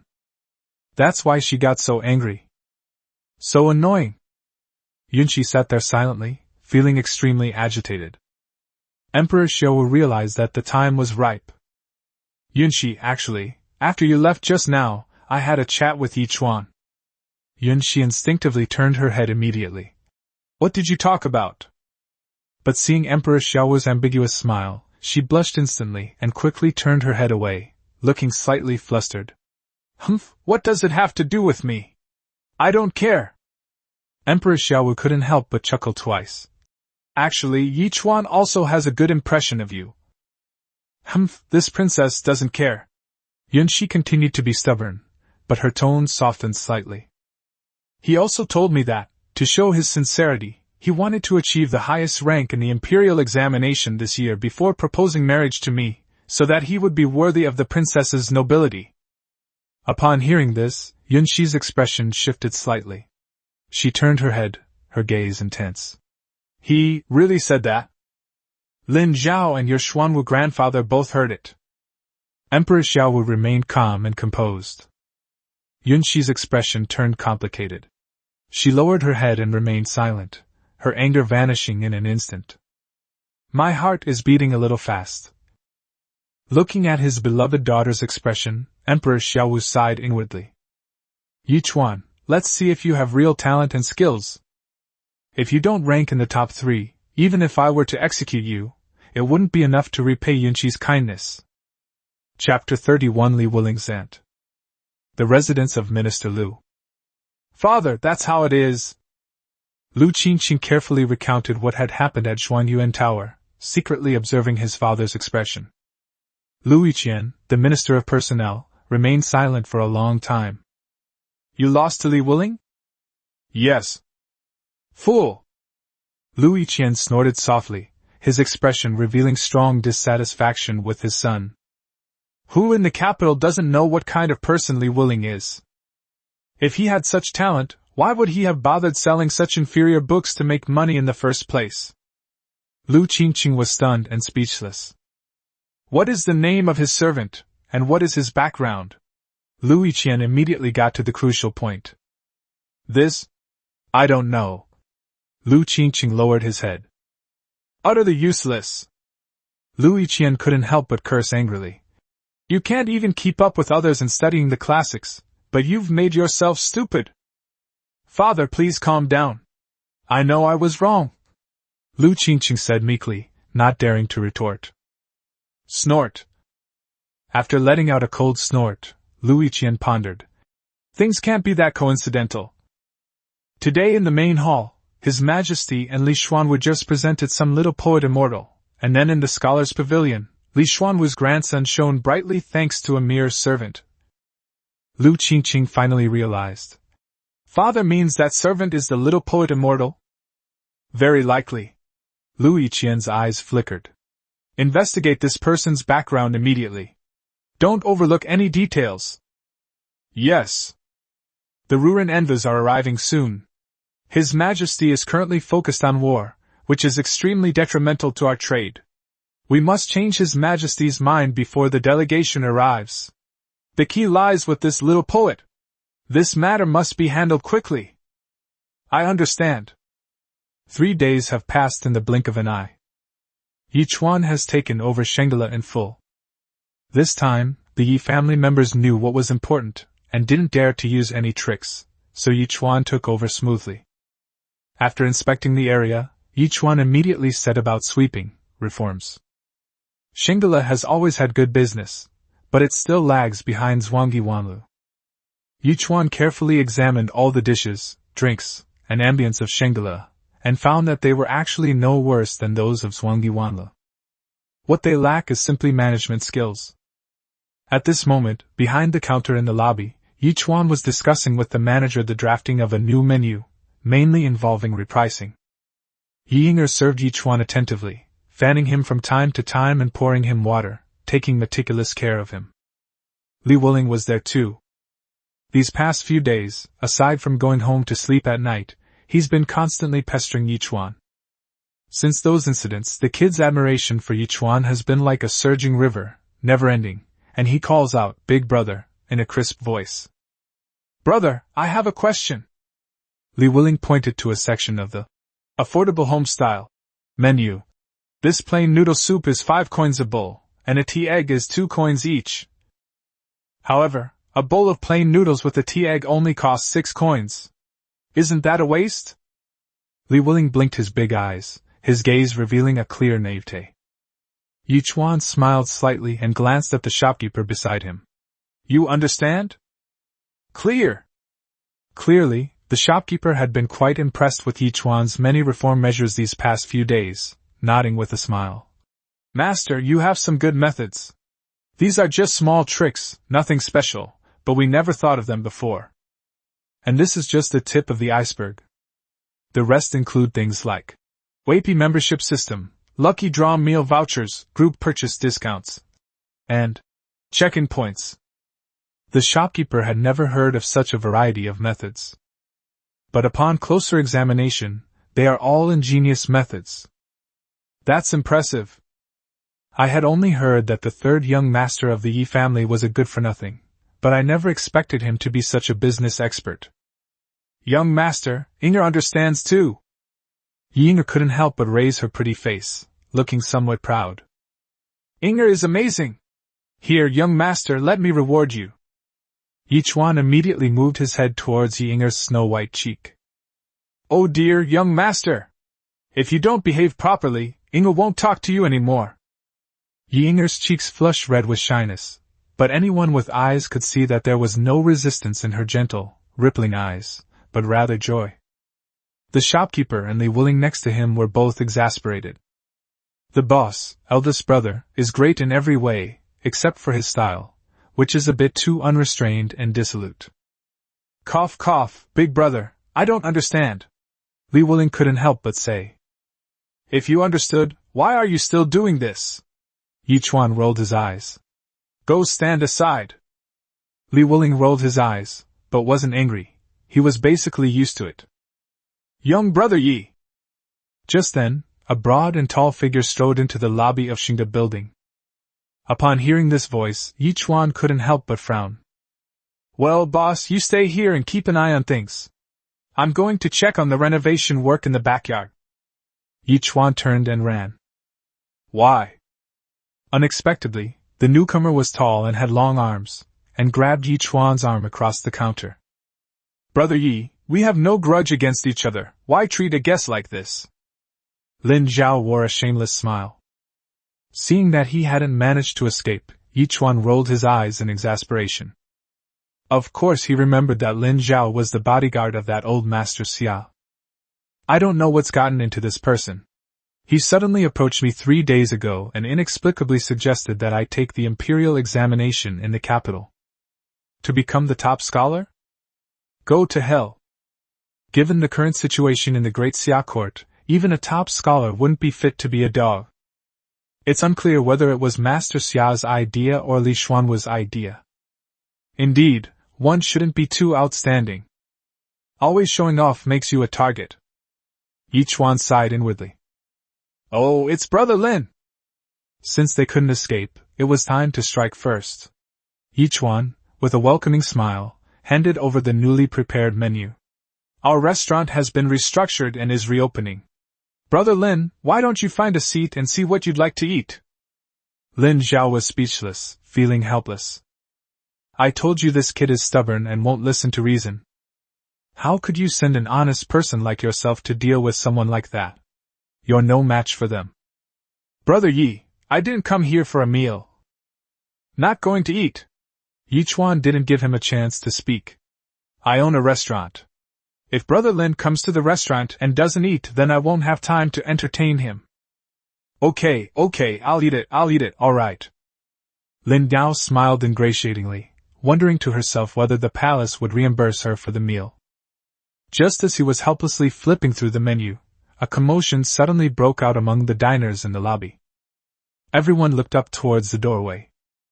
Yichuan also looked up curiously, and was taken aback.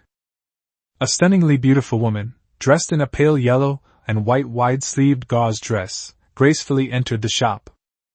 Exquisite beauty. The woman had delicate features, long hair that flowed like clouds, skin as smooth as mutton fat, and a slender, tall figure with exquisite curves. Her entire demeanor was dignified, intellectual, and poised as she walked, exuding an air of tranquility and elegance, as if nothing could move her. Apart from Yichuan, everyone around the counter was stunned. Even Yi Yinger, who is also a woman, showed envy and amazement in her eyes. Little. Li Wuling stared wide-eyed as the woman approached the counter step by step, and for some reason, he started to stutter. Aunt? Chapter 32 The Nemesis of Women, Discount. Hearing Li Wuling's words, Yichuan turned his head in surprise. What did you say? Aunt? Although the woman is mature and dignified, judging from her appearance, she is no more than 30 years old. Could this be Li Wuling's aunt? My grandfather's younger brother's daughter. Li Wuling hurriedly explained, his face panicked. Big brother, please cover for me. I need to hide for a bit. After saying that, he turned and tried to slip away. Stop. However, it was too late. The woman had already walked to the counter and calmly spoke, her voice carrying a sense of unhurried composure. Li Wuling trembled, turned around helplessly, and walked to the woman with a bitter expression, bowing his head like a child who had made a mistake. Aunt, my uncle asked me to urge you to continue your studies. You have skipped class for 3 days now. Tell me your explanation. The woman's expression remained unchanged, and her tone showed no blame or anger. But it was precisely this calm and composed demeanor that was extremely oppressive, making Li Wuling feel even more uneasy. Yichuan and Yi Yinger exchanged a glance, thinking to themselves, this woman has an aura that's 1.8 meters tall. Even Lin Zhao was slightly moved. Oh right. My friend. My friend just opened a restaurant, and they're short-staffed and overworked, so I came to help out. I forgot to tell my aunt, haha. Li Wuling scratched his head and grinned sheepishly, trying to get away with it. The woman remained calm and composed, her beautiful eyes fixed on Li Wuling without uttering a word. For a moment, the air seemed to grow heavy. My goodness. Seeing this, Yi Chuan couldn't help but mutter to himself. Whoever dares to marry this woman, I'd respect him as a true man. If I bring this home, I'll just have to give her the silent treatment every day. Auntie, I was wrong. In the end, Li Wuling could not withstand the pressure and surrendered. Where did we go wrong? The woman, however, was unwilling to let it go so easily. I shouldn't have lied, I shouldn't have skipped class. Anything else? It's gone, really gone. No. The woman gently shook her head. Your biggest mistake was making friends with the wrong people. Huh? Li Wuling asked, puzzled. Of all professions, only studying is noble. Only by studying diligently for years and passing the imperial examinations can one achieve true success. You come from a distinguished family, how can you befriend merchants and spend your days mingling with them? Scholars, farmers, artisans, and merchants, in an orderly hierarchy, this is the law of propriety, you must remember it. Li Wuling was stunned, his mouth agape, unable to utter a word. Yi Chuan, sitting behind the counter, had a strange expression on his face. No. What did I do? Girl, who are you choosing? How dare they blame this on me? If your kid is disappointing, you can scold him, but instead you're trying to make veiled criticisms here. Even Yinger, with her good temper, couldn't help but show an angry expression on her face. No matter how beautiful you are, anyone who insults the young master is a bad person. Well said. Suddenly, Lin Zhao next to him went crazy, grabbing Yi Chuan's arm with a smirk on his face. Brother Yi, listen to this. Of all professions, only studying is noble. Why? Only by studying can one take the major exams, enter officialdom, rise rapidly through the ranks, and reach the pinnacle of life. Yi Chuan was completely numb. You, a martial arts practitioner, are even using parallel sentence structures. Knowing 2 idioms is enough to make you show off. Look at me, a mere warrior, it's too late for me to regret this now. But brother Yi, you're different, you. Yi Chuan rolled his eyes at him. Believe it or not, I'll spit in your size 40 shoehorn face? Lin Zhao shut up unhappily, rolling her eyes. However, the woman did not pay any attention to their conversation.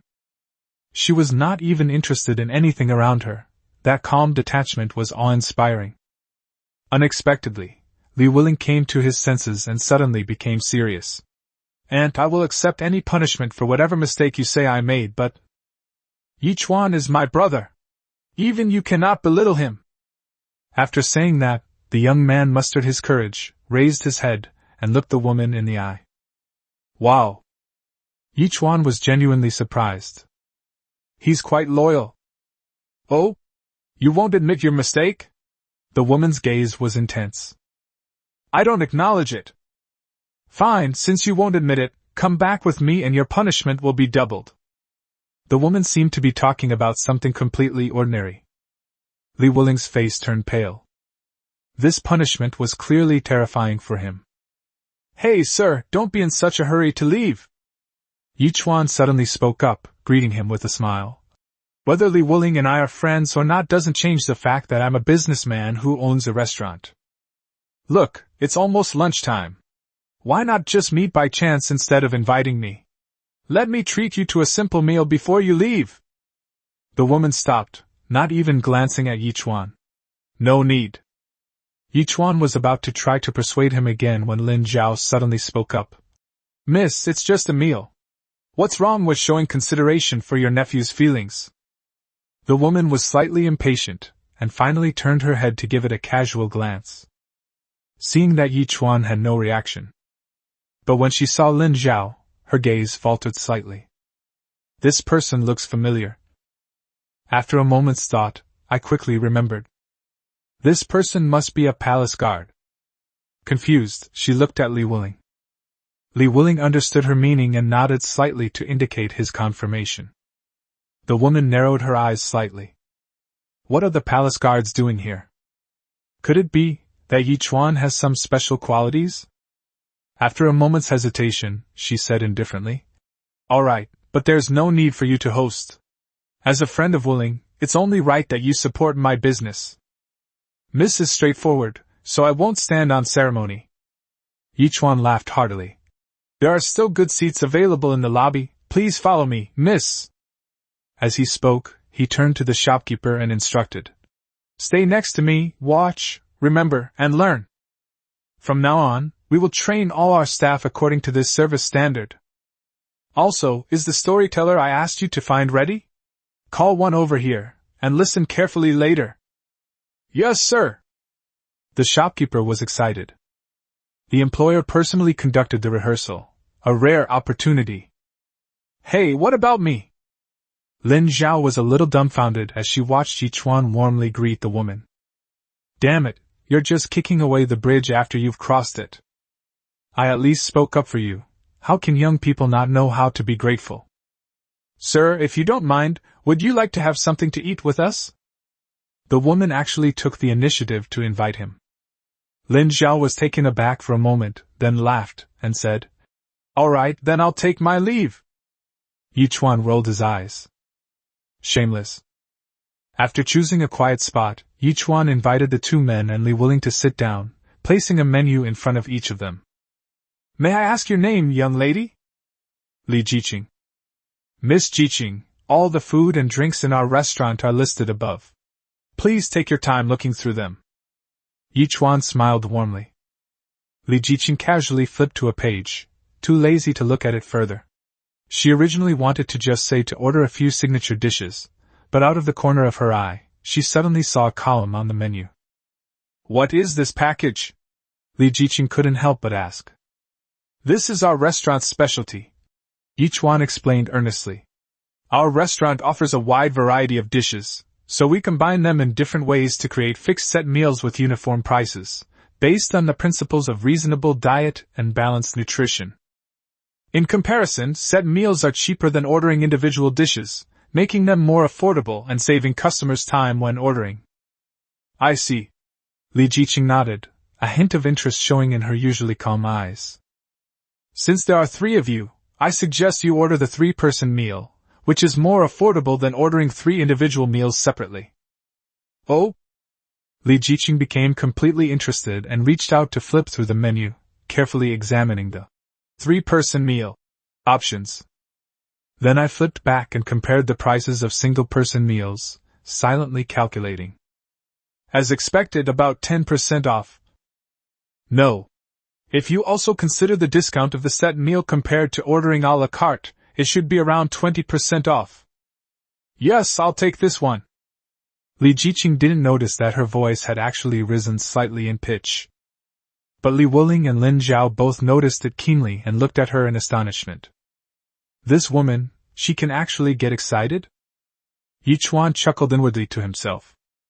Whether you're an iceberg or a cold storage, I've never seen a woman who can remain unmoved by discounts and special offers, regardless of time or place, past or present life. Women are all the same. Chapter 33. Have you heard the story of Sun Wukong? 1 category A meal for 3. Please wait a moment. As Yi Chuan spoke, he gestured to the shopkeeper, took a small hourglass from his hand, and placed it on the table of Li Jiqing and the others. What does this mean?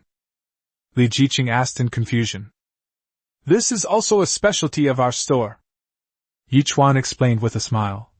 For all customers dining at our restaurant, all dishes will be served before the hourglass runs out. If there is any delay or error, our restaurant promises that the meal will be completely free. This is easy to understand. Li Jiqing and Lin Zhao understood immediately and both showed surprise. That's a great idea. You should know that the worst thing about running a large restaurant like this is when business is booming, customers complain about the speed of serving food, and even conflicts arise over who should go first. This small hourglass may seem insignificant, but it solves the problem perfectly. This way, no customers will complain about the slow service or have to urge the staff frequently. They would just wait quietly, secretly hoping that the hourglass would run out before all the dishes were served, so they could enjoy a free meal. This gives the restaurant owners ample space and time to coordinate and manage the business, and the dining order in the restaurant will be very good. Brother Yi, brilliant! Lin Zhao gave him a thumbs up without hesitation. You've really figured out people's hearts. Li Jiqing's gaze towards Yichuan finally became slightly more serious. Perhaps, this businessman has some redeeming qualities. The way of doing business doesn't seem to be so simple. Li Wuling, sitting to the side, had a proud look on his face. Awesome, right? My older brother. Brother Lin, you flatter me. It's just a little bit of cleverness, enough to make a living, haha. Yichuan smiled modestly. Please have a seat, everyone. The dishes will be served shortly. Just then, the two storytellers that the shopkeeper had summoned arrived. Yichuan greeted Li Jiqing and the others, then led them to the side. You two prepare paper and pens. Yichuan instructed the two storytellers. I'll tell a part of the story later. You two write down the plot and practice it in your own style when you get back. Yes, boss. The two storytellers responded verbally, but inwardly they were quite disdainful. Both of them are not young, over 40 years old. Those who are good at storytelling are inevitably the losers who were eliminated in the imperial examination era. But being a scholar, he couldn't help but look down on Yichuan because of his youth. How much of the world has this little brat seen? How many stories can he possibly know? Ignoring what the two thought, Yichuan walked straight to the south side of the hall and stood on a high platform in a designated spot. A wooden table and a chair. The table was set with a gavel, a handkerchief, and all the necessary tools. Yichuan sat down, exhaled, and bowed to the four directions. Ladies and gentlemen, our store has undergone restructuring and is reopening today. Thank you for your patronage. A new feature we've added is storytelling in the lobby, so you can have some fun while waiting for or eating your food. If you all think this is well said, please give it a round of applause. If you feel I haven't explained things well, please bear with me. Then without further ado, let's begin. Actually, it's not that new to have storytellers and singers in taverns. But who doesn't love a lively atmosphere? In an instant, the whole room joined in applause and cheers. Yichuan smiled and nodded to everyone. Once the hall quieted down, he straightened his expression and spoke in a loud voice. In the beginning, chaos reigned, heaven and earth were in turmoil, a vast and boundless expanse unseen by anyone. Since Pangu broke the primordial chaos, the distinction between the pure and the impure has been established. All living beings rely on his supreme benevolence for protection, and all things are created for good. To understand the workings of creation, one must read The Journey to the West. After the opening poem was finished, the gavel snapped with a snap. Good! Someone in the lobby took the lead and cheered loudly, which then spread to everyone else. Yichuan's pronunciation was clear, his rhythm was varied and rhythmic, and his voice was loud and clear, resulting in an excellent effect. Li Jiqing sat there watching Yichuan from afar, her gaze intense. Although this is just a prelude poem and not a masterpiece, upon careful reading, it has a subtle and mysterious quality. Is the last sentence referring to Journey to the West, the tale of exorcising calamities? What story is this? Never heard of that before. Could it be that he did it himself? Upon arriving at this conclusion, Li Jiqing was secretly surprised.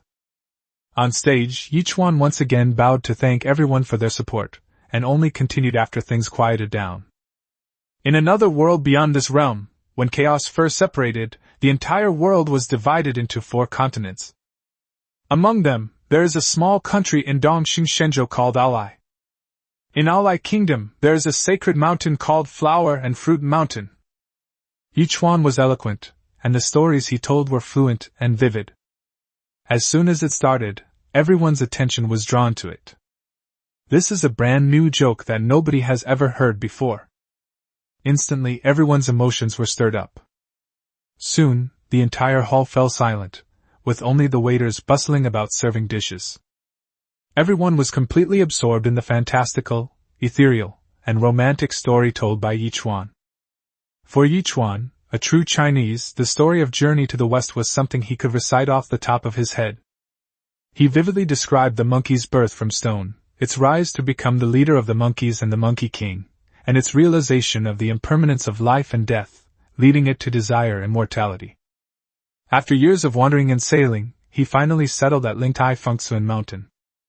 Everyone was so engrossed in the conversation that they forgot to eat.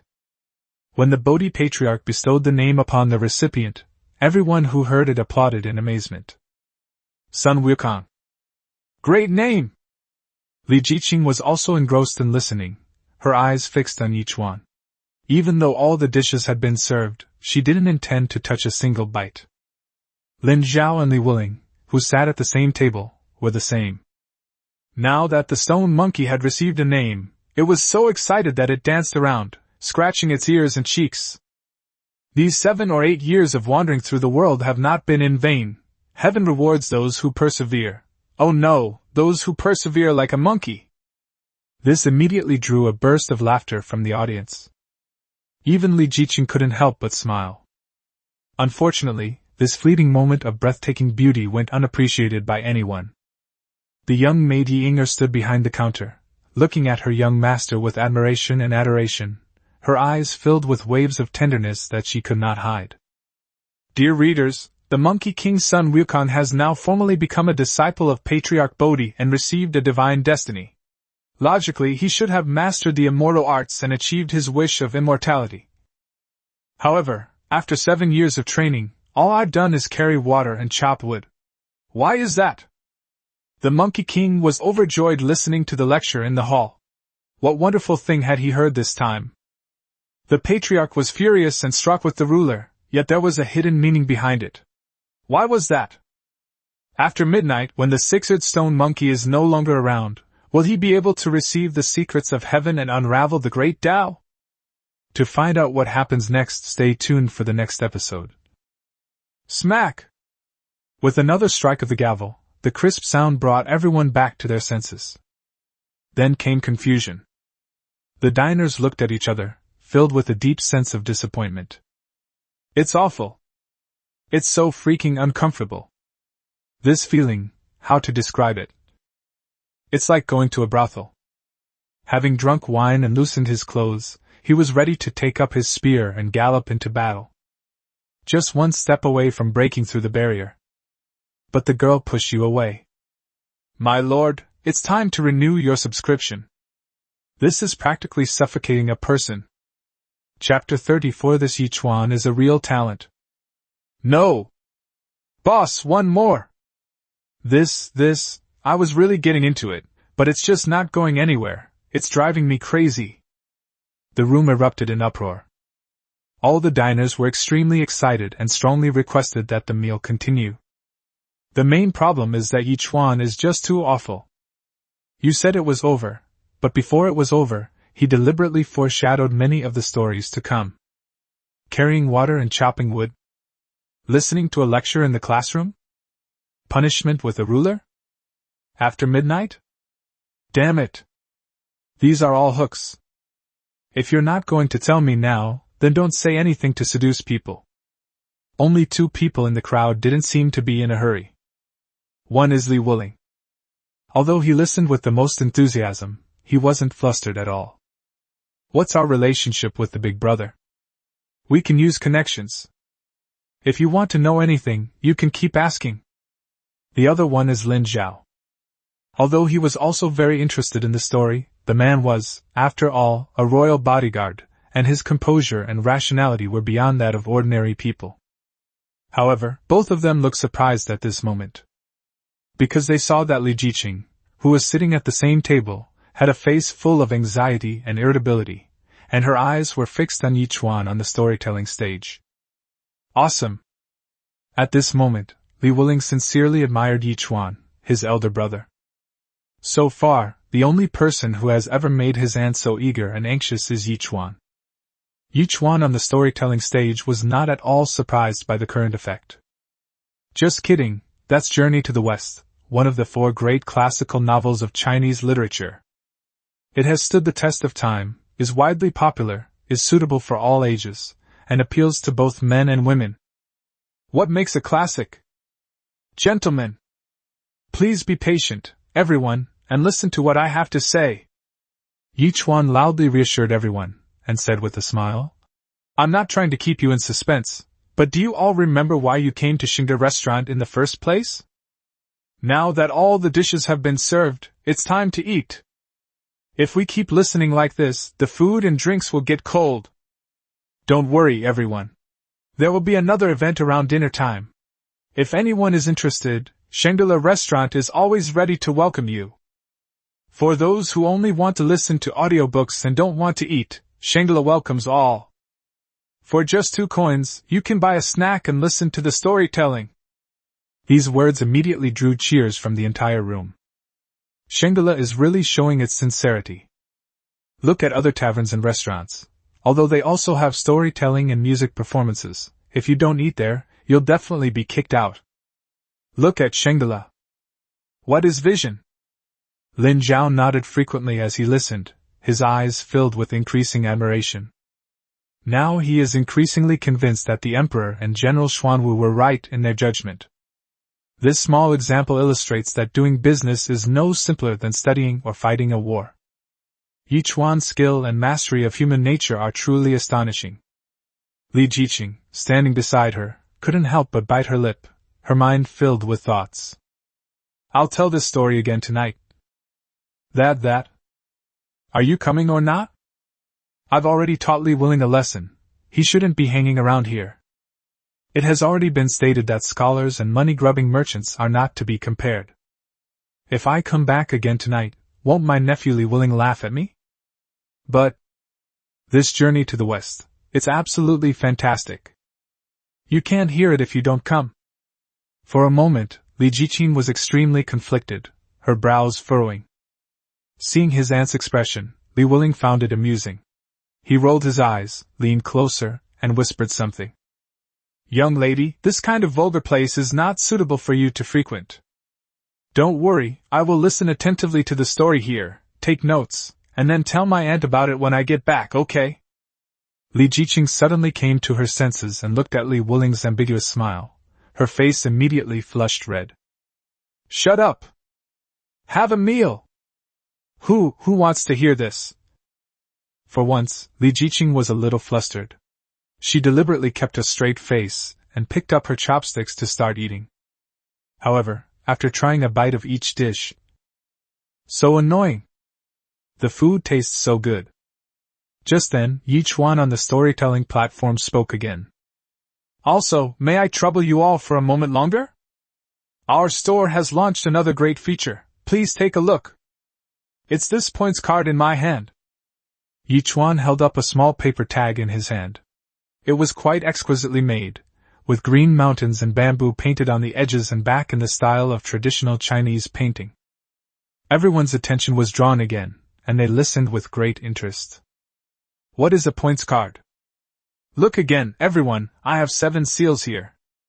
Yi Chuan took out 7 small seals and placed them on the table. They are loyalty, filial piety, benevolence, righteousness, propriety, wisdom, and trustworthiness. Starting today, every customer who has made a purchase at our store will receive a points card. For each meal you dine at our restaurant, we will stamp your loyalty card in sequence. Once your points cards are filled with loyalty, filial piety, benevolence, righteousness, propriety, wisdom, and trustworthiness, you can use this card to get a discount of 1 coin on your next meal. After the card is redeemed, it will be taken back, and you will receive a new card, and so on. Interested customers, come and get your cards here now. This statement caused a sensation once again. Once you've used it 7 times, you can use it as 1 coin. Isn't this free money? With such a great opportunity, who wouldn't take it? In an instant, all the diners rushed forward. Please be patient, everyone will get one. Please line up in an orderly fashion and collect yours in turn. Seeing the chaotic scene over there, Li Jiqing became anxious again. She wanted it. Given her status, she naturally wouldn't care about a mere penny. But how should I put it? The act of embodying loyalty, filial piety, benevolence, righteousness, propriety, wisdom, and trustworthiness seems to possess a magical power. It's as if collecting them all gives you a strange sense of accomplishment. But a woman of her stature couldn't possibly rush up and squeeze in with the crowd. That would be far too undignified.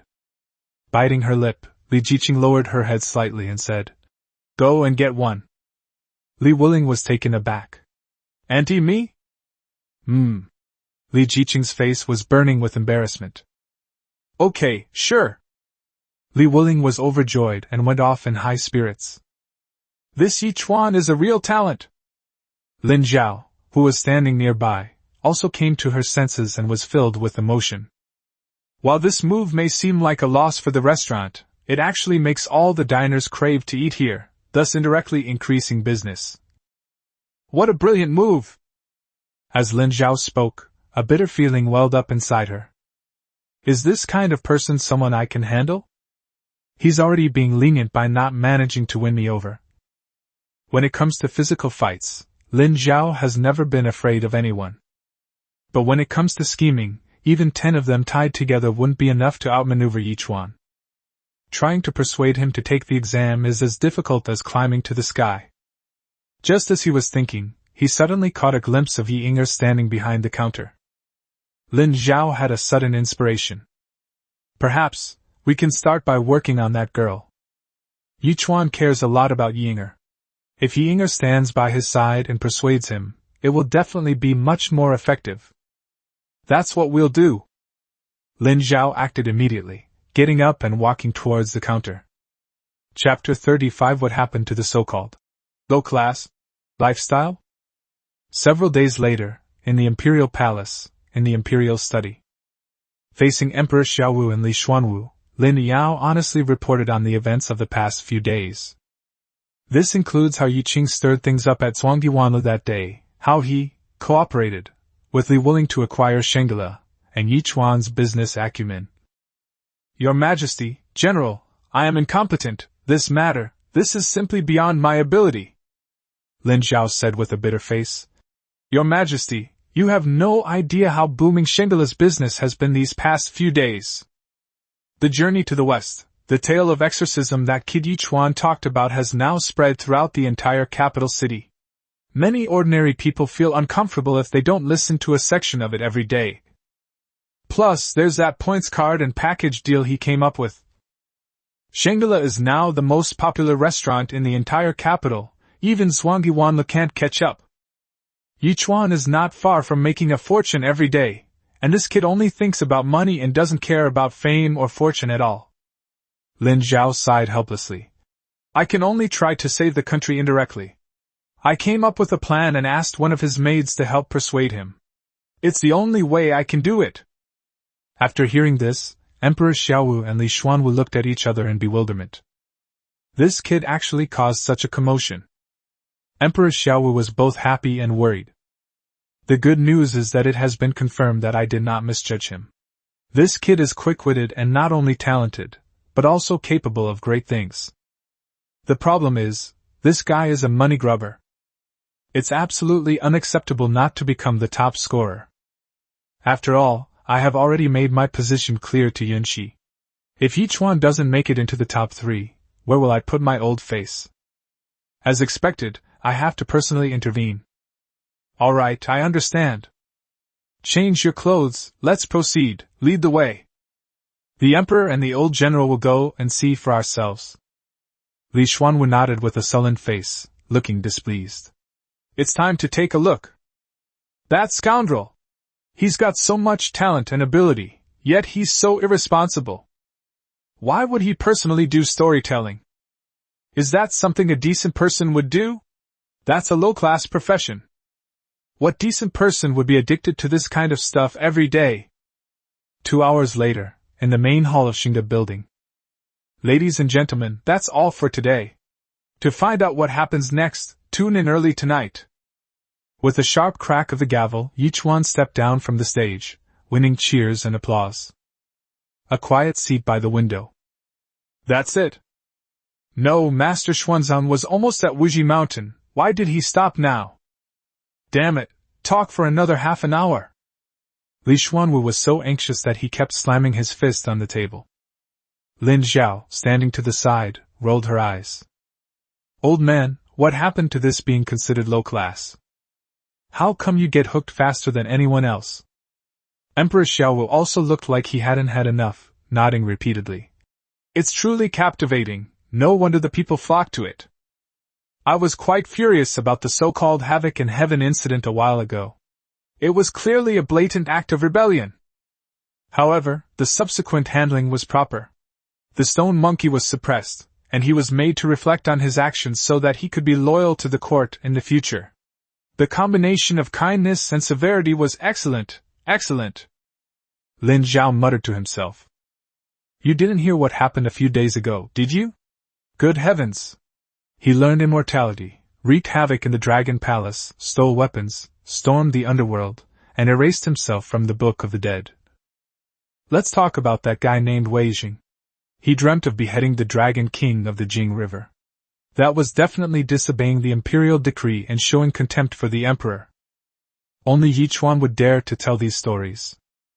Yichuan had no idea what the two old men were thinking. He didn't even know they were there. As Yi Inger returned from the storytelling platform to the counter, she immediately brought over a cup of tea. Young master, you've had a long day. Please have some tea to soothe your throat. Yichuan took a sip and found it refreshing. Little Oriole is so gentle and lovely, she takes meticulous care of Yichuan. Moreover, she was quiet and reserved, and shy. Where can you find a wife like this? However, this little girl has been spacing out occasionally these past few days, as if she has something on her mind. Inger, what have you been thinking about these past 2 days? Yichuan asked, taking advantage of a moment of free time. Yinger hesitated for a moment. Young master, a few days ago, Mr. Lin Xiaolin spoke with me for a while. Yichuan was taken aback, but then immediately realized what was happening. Good grief, so they're planning to infiltrate me from within and whisper sweet nothings in my ear, huh? Young master, Inger knows that Mr. Lin had his own motives. You yourself do not wish to take the imperial examinations.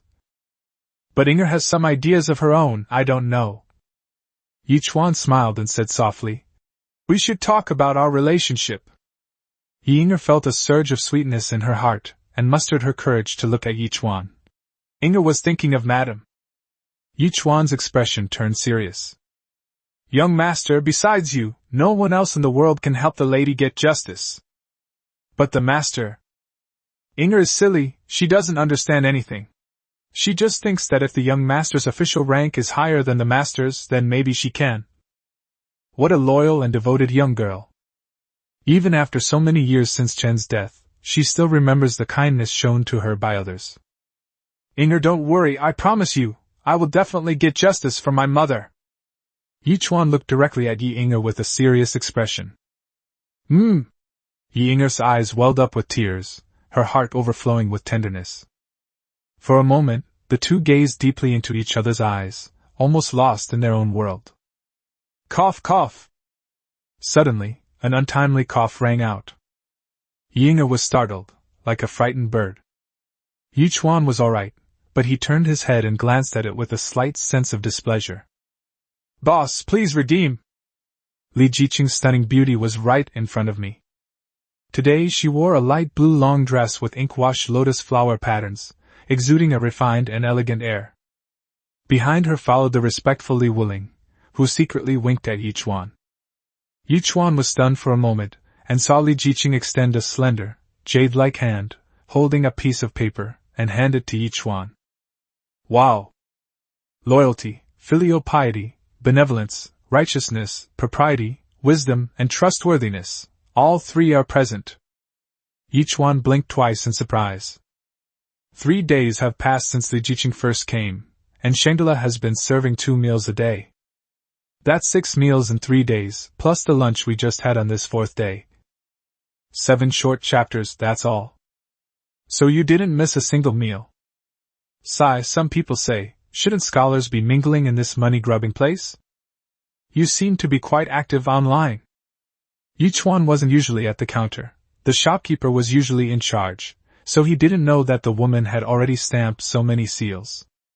Upon meeting Yichuan's gaze, Li Jiqing's pretty face flushed red, and she quickly looked away, coldly saying, "It wasn't me, it was Wu Ling who ate here."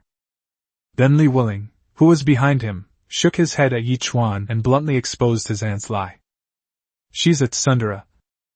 Yichuan found it amusing. "But it doesn't matter. Isn't this a free advertisement, the best form of publicity?" He immediately cupped his hands in greeting to Li Jiqing. "Congratulations, Miss Li!" After saying that, he raised his voice and shouted directly into the lobby. "Dear guests! Since our store implemented the points card system, today marks the first time a distinguished customer has collected all 7 stamps. Let's all congratulate Ms. Li. Her next purchase at this store will be discounted by 1 coin. The entire lobby was instantly set ablaze. Someone actually redeemed it. Xingda Building is impressive. They're serious. The crowd was agitated. With Li Jiqing's example, all the diners are even more enthusiastic about coming here to eat. For a single coin. There's such a great Journey to the West, The Legend of the Monkey King. Damn it, when I get back I'll tell my wife that we don't need to cook at home anymore, we should all eat here. Chapter 36 Shangela is mine, mine. Li Jiqing was caught off guard, not expecting Yichuan to shout it out without even consulting her.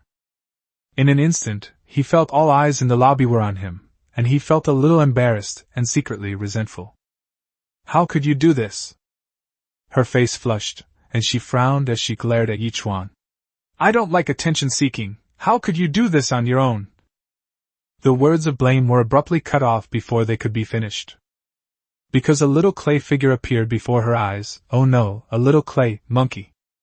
As a die-hard fan of Journey to the West, The Legend of the Monkey King, Li Jiqing immediately recognized that the pose of the clay monkey was the same as that of the stone monkey when it was born, with its eyes shining with golden light as it charged towards the heavens. The little monkey is in a half-squatting position, shading its eyes with one hand, looking upwards. Its appearance is adorable and incredibly cute. Moreover, both the details and the coloring are exquisite. In an instant, the anger in her eyes vanished, replaced by surprise. Congratulations, Ms. Li, on acquiring your first points card. In addition to the promised 1 tael of silver voucher, there will also be a small gift. Yichuan, looking like a strange uncle, shook the little mud monkey in his hand, a mysterious smile on his lips. There will be a surprise after you collect the next set of points cards. Li Jiqing practically snatched the little mud monkey from her hand, stroking it lovingly with a beaming anti-smile.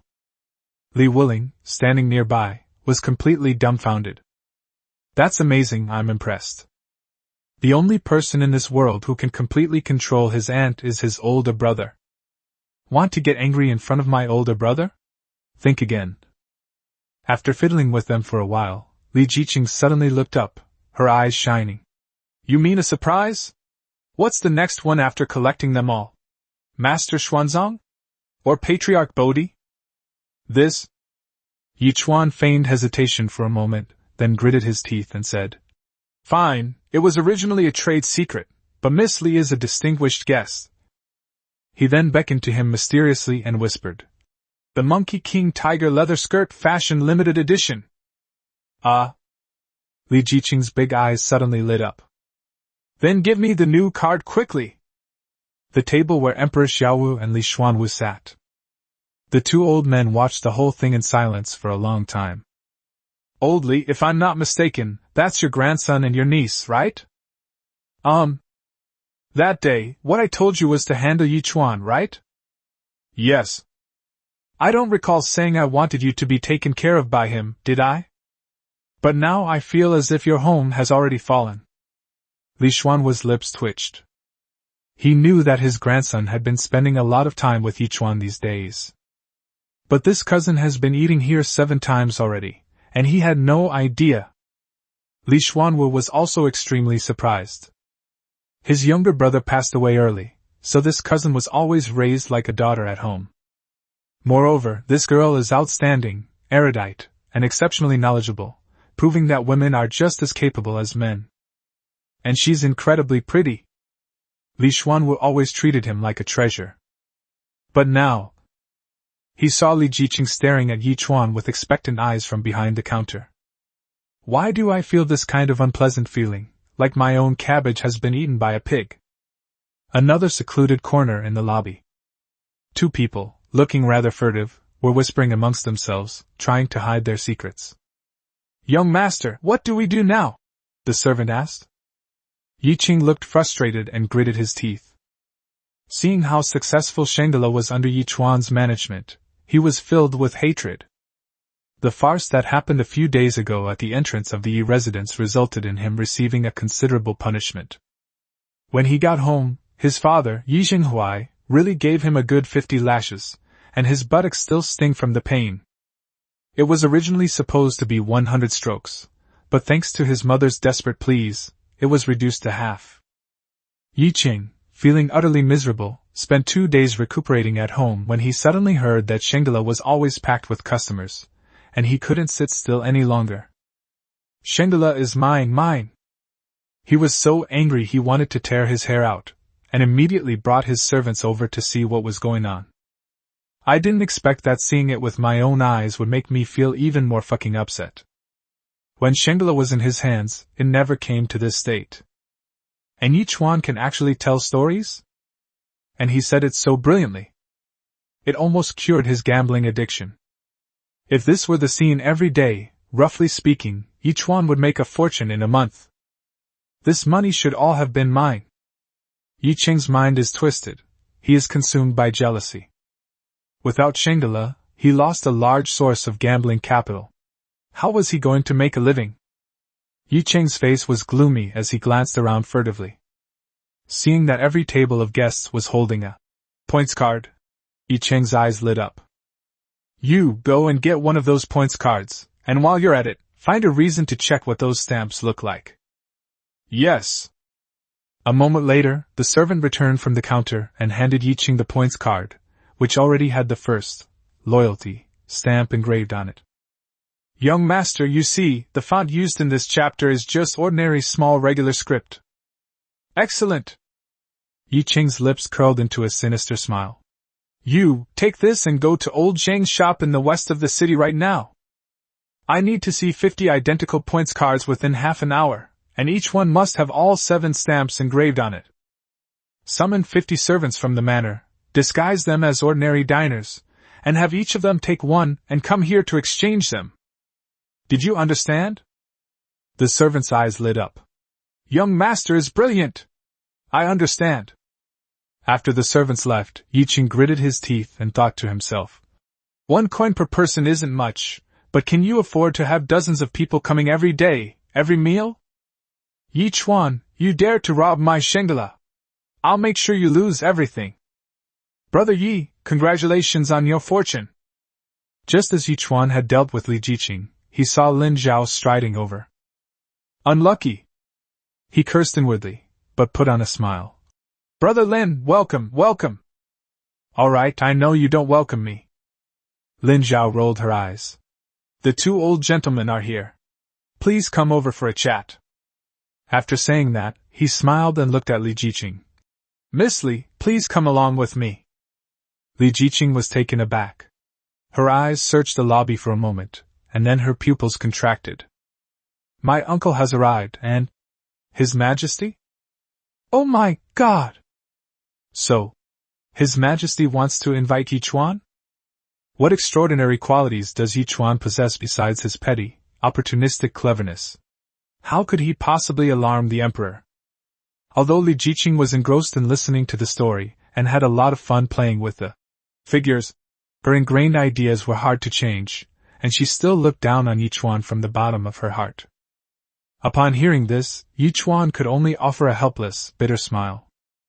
Sooner or later this day would come. Lin Zhao couldn't handle herself, but the 2 old men refused to give up. Left with no other choice, Li Jiqing and Lin Zhao followed Lin Zhao to the table where the 2 old men were sitting. Li Wuling felt a headache just looking at his grandfather, let alone having an emperor grandfather, so of course he wouldn't go with him. He found a table and started drinking by himself. "General, Master Xia, I pay my respects." Yichuan bowed politely. Li Jiqing also bowed slightly with a dignified and graceful demeanor. "My dear niece, young friend Yi, there's no need for such formalities. Please have a seat." Emperor Xiaowu happily extended the invitation.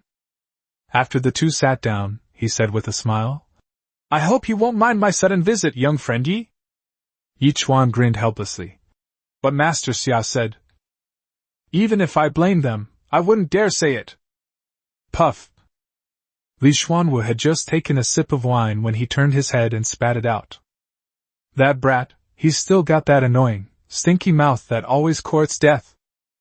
Emperor Xiaowu was speechless for a moment. "Didn't you already say that?" Before the two sides could exchange further pleasantries, a man dressed in a tight-fitting outfit hurriedly entered Shangela, quickly searched around, and immediately went to Emperor Xiaowu's table. Then the man whispered a few words in Li Xuanwu's ear and quickly left. The whole process was swift and inconspicuous. Yichuan stared in disbelief. Upon hearing this man's words, Li Xuanwu's expression suddenly changed, becoming quite gloomy, and he lightly slapped the table. "The information has been leaked again. The Ruran barbarians are truly despicable." Chapter 37. I'm a businessman, and you're asking me? Emperor Xiaowu frowned slightly. "What's going on?" After glancing at Yichuan and Li Jiqing, Li Xuanwu addressed Emperor Xiaowu, saying, "Military situation at the front. Since it involves certain confidential information, it's not appropriate to disclose it directly." Seeing this, Yichuan couldn't have asked for more. He had no intention of arguing with these two old men, so he seized the opportunity to say, "Gentlemen, please continue your conversation. I have other matters to attend to at the counter." Emperor Xiaowu, however, gestured to stop him, and said to Li Xuanwu, "Speak frankly. Young friend Yi and Jiqing are not outsiders." Yichuan was secretly alarmed. If it were military intelligence from the front, this Master Xia could directly order Li Xuanwu to speak or not, and considering the tone of his voice when he spoke to Li Xuanwu, I initially guessed he was a member of the royal family, but now it seems it could very well be the one on the dragon throne. His. After figuring it out, Yichuan became even more puzzled. "Emperor? Are you that free? Isn't there anything important to do with the nation all day? Why force yourself to take big exams all the time?" After receiving his instructions, Li Xuanwu spoke with a solemn expression. "The news that the troops of the 6 garrisons, including Chuyun, were being rotated for war has been learned by the Ruran people. Almost the next day, the Ruran also mobilized troops in the North County, which was clearly aimed at our troop rotation." Emperor Xiaowu's face also turned ugly. "What are the officers of the 6 garrisons of Chuyun doing? How many times has this happened already? The orders we send out are intercepted by the Ruran every time. The battle hasn't even started, and we've already lost all face. A bunch of useless trash." Li Xuanwu opened his mouth, but ultimately didn't speak. He knew the emperor was furious. "Jiqing, what do you think?" Emperor Xiaowu suddenly asked. Li Jiqing was a renowned talented woman at the Imperial Academy. She was not only highly learned but also had insightful views on national policies and military affairs. Li Jiqing looked serious and thought for a moment. "In my humble opinion, we should not be too harsh on the border guards in this matter. The Ruran cavalry came and went like the wind. The Ruran archery technique is sharp and accurate. Whether our military intelligence is transmitted by manpower or by carrier pigeon, it is very difficult to avoid being intercepted. Especially when it involves such a large-scale troop movement of the 6 garrisons, it is impossible to gather all the commanders of the 6 garrisons together to issue unified orders. The orders must be delivered to each of them over long distances, therefore." His words silenced everyone. The truth is clear, this was not a human error. It is the other party's skill advantage. The Great Xia has been locked in a fierce battle with the Ruran for so many years, but it has basically never gained any advantage, all because of this. Yichuan understood even more now. Technology is the primary productive force. Their skills are far superior, They can steal your intelligence whenever they want. What can you do? If you fall behind, you'll be vulnerable to attack. Emperor Xiaowu calmed down and let out a long sigh of relief. Young friend Yi, what are your thoughts? Yi Chuan was originally keeping his eyes down and mind at ease, dutifully playing the role of a complete idiot who couldn't hear anything. He was stunned when he was suddenly called upon. Huh? Me? Yes, speak your mind freely, there's no need to hold back. Emperor Xiaowu nodded. No. Are you kidding me? You and Emperor are sitting next to the military god of the great Xia dynasty. You're asking me, a small restaurant owner, about such a national matter? Li Jiqing also frowned slightly, feeling puzzled. She had witnessed Yi Chuan's storytelling skills and business acumen over the past few days and was quite impressed with them. But in her heart, these were ultimately just petty tricks. What do mere merchants know about important military and political affairs? Well, Yi Chuan scratched his head, looking utterly naive and foolish, and asked, Does that mean we've been losing intelligence all along? Well, let's try to prevent it from getting lost. The atmosphere became awkward for a moment. Emperor Xiaowu's lips twitched, and Li Xuanwu's eyelids trembled. Li Jiqing's eyes showed even stronger contempt.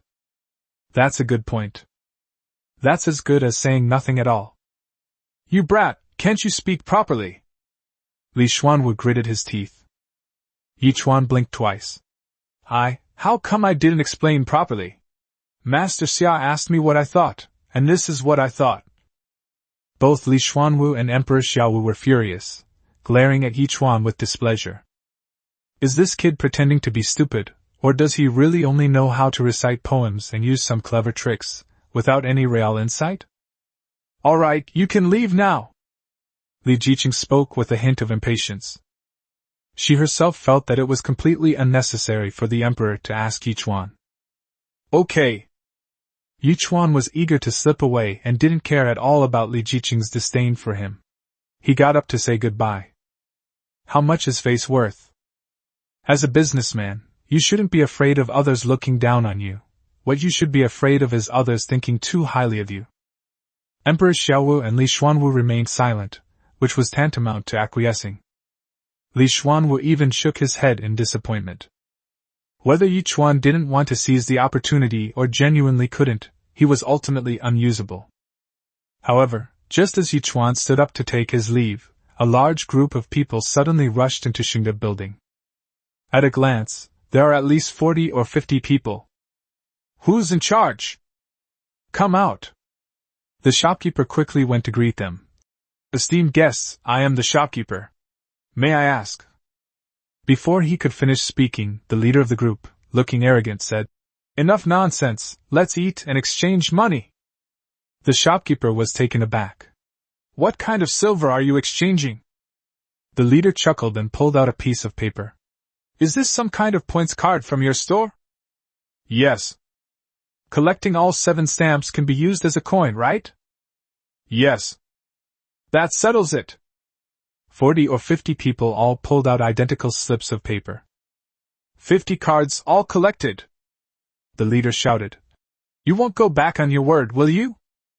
The commotion was so loud that all the diners in the lobby were alerted and craned their necks to watch the spectacle. Upon hearing this, the shopkeeper's head buzzed. 50 cards, have you collected them all? How could that be? The points cards were issued, and this is only the 4th day. Ms. Li, who came just now, was the first to collect them all after coming for 4 consecutive days. These people were all unfamiliar faces. The shopkeeper could tell at a glance that they had never eaten here before. So, they're here to cause trouble and extort money. Ladies and gentlemen, every single person who receives a points card issued by our store has their name registered with our store. The shopkeeper's expression also turned serious. Are you sure this is really a loyalty card from our store? This statement is already a reminder to the other party not to mess around, as we have a record of it. I don't care about any of that. The leader waved his hand arrogantly. Who knows if you've actually registered? It's all based on your word. We brought the stamp cards with us, aren't they exactly the same as the ones your store issued? What do you mean? Are you saying we're fake? On what basis? Ha! Well, the prestigious Shangri-La restaurant is actually a shady establishment. You don't keep your word in business, and now you're trying to renege on your debts with all sorts of excuses. Believe me or not, I'll smash up your restaurant today. As he spoke, the guy raised his head and shouted loudly into the lobby. Everyone, take a good look. Shangri-La is a liar. With such an unscrupulous restaurant, do you still dare to eat here in peace? Chapter 38. I'll eat this stool right here and now. Chaos erupted in the lobby. Many ordinary diners took out their loyalty cards and started discussing it. An atmosphere of suspicion has spread. Upon seeing this, the shopkeeper's forehead began to sweat. For businesses, having their credibility questioned is a fatal blow. At this point, unless irrefutable evidence can be produced proving that the points cards these people have are fake, they are definitely going to lose money today. Losing this small amount of money is not a big deal. The key question is, what about the future? What if the regular diners become suspicious and stop coming to eat? But what if these troublemakers come back every time? How can we prove the authenticity of a points card? All we have is the registered list, but the other party insists that it's just their own opinion, so what can we do? The shopkeeper was extremely anxious and also felt a little regretful. When his employer proposed this points card, he thought it was brilliant, but he never imagined it would have such a hidden danger. Not far away, Emperor Xiaowu and Li Xuanwu frowned slightly when they saw this scene, and their eyes looked at Yi Chuan with a somewhat subtle expression. Indeed, this so-called points card seems wonderful, but it has great hidden dangers. To put it bluntly, Yi Chuan's attempt to be clever backfired. So, was I really overestimating him? Emperor Xiaowu shook his head in disappointment, his face grim. Misjudging one person isn't a big deal, the key issue is Yunqi's side. This girl clearly has a good impression of Yi Chuan. Really? Li Jiqing suddenly spoke up, letting out a soft sigh. I had a vague feeling that something was wrong before, but I didn't think about it in detail. The paper of this points card, as well as the material and font of the stamp, are nothing special and can be quickly copied anywhere. Now it seems that unorthodox methods are ultimately just temporary fads, not a sound strategy. Yi Chuan stood there without saying a word. He didn't even care what the three of them were thinking. His eyes swept across the lobby. Soon, a familiar figure was spotted in a corner. Yi Cheng. This guy sat there nonchalantly, and when he noticed Yi Chuan looking in his direction, he didn't try to hide it at all. Instead, he arrogantly raised his glass and toasted Yi Chuan from afar, his face showing a blatant and provocative expression. It really was this guy. Yi Chuan sighed inwardly. I guess the Yi family wouldn't give up, but I didn't expect them to act so quickly. He withdrew his gaze, said nothing, and walked directly towards the crowd. Master! Look at this! When the shopkeeper saw Yi Chuan coming over, it was like seeing a savior. I saw it, it's okay. Yi Chuan smiled faintly, utterly composed.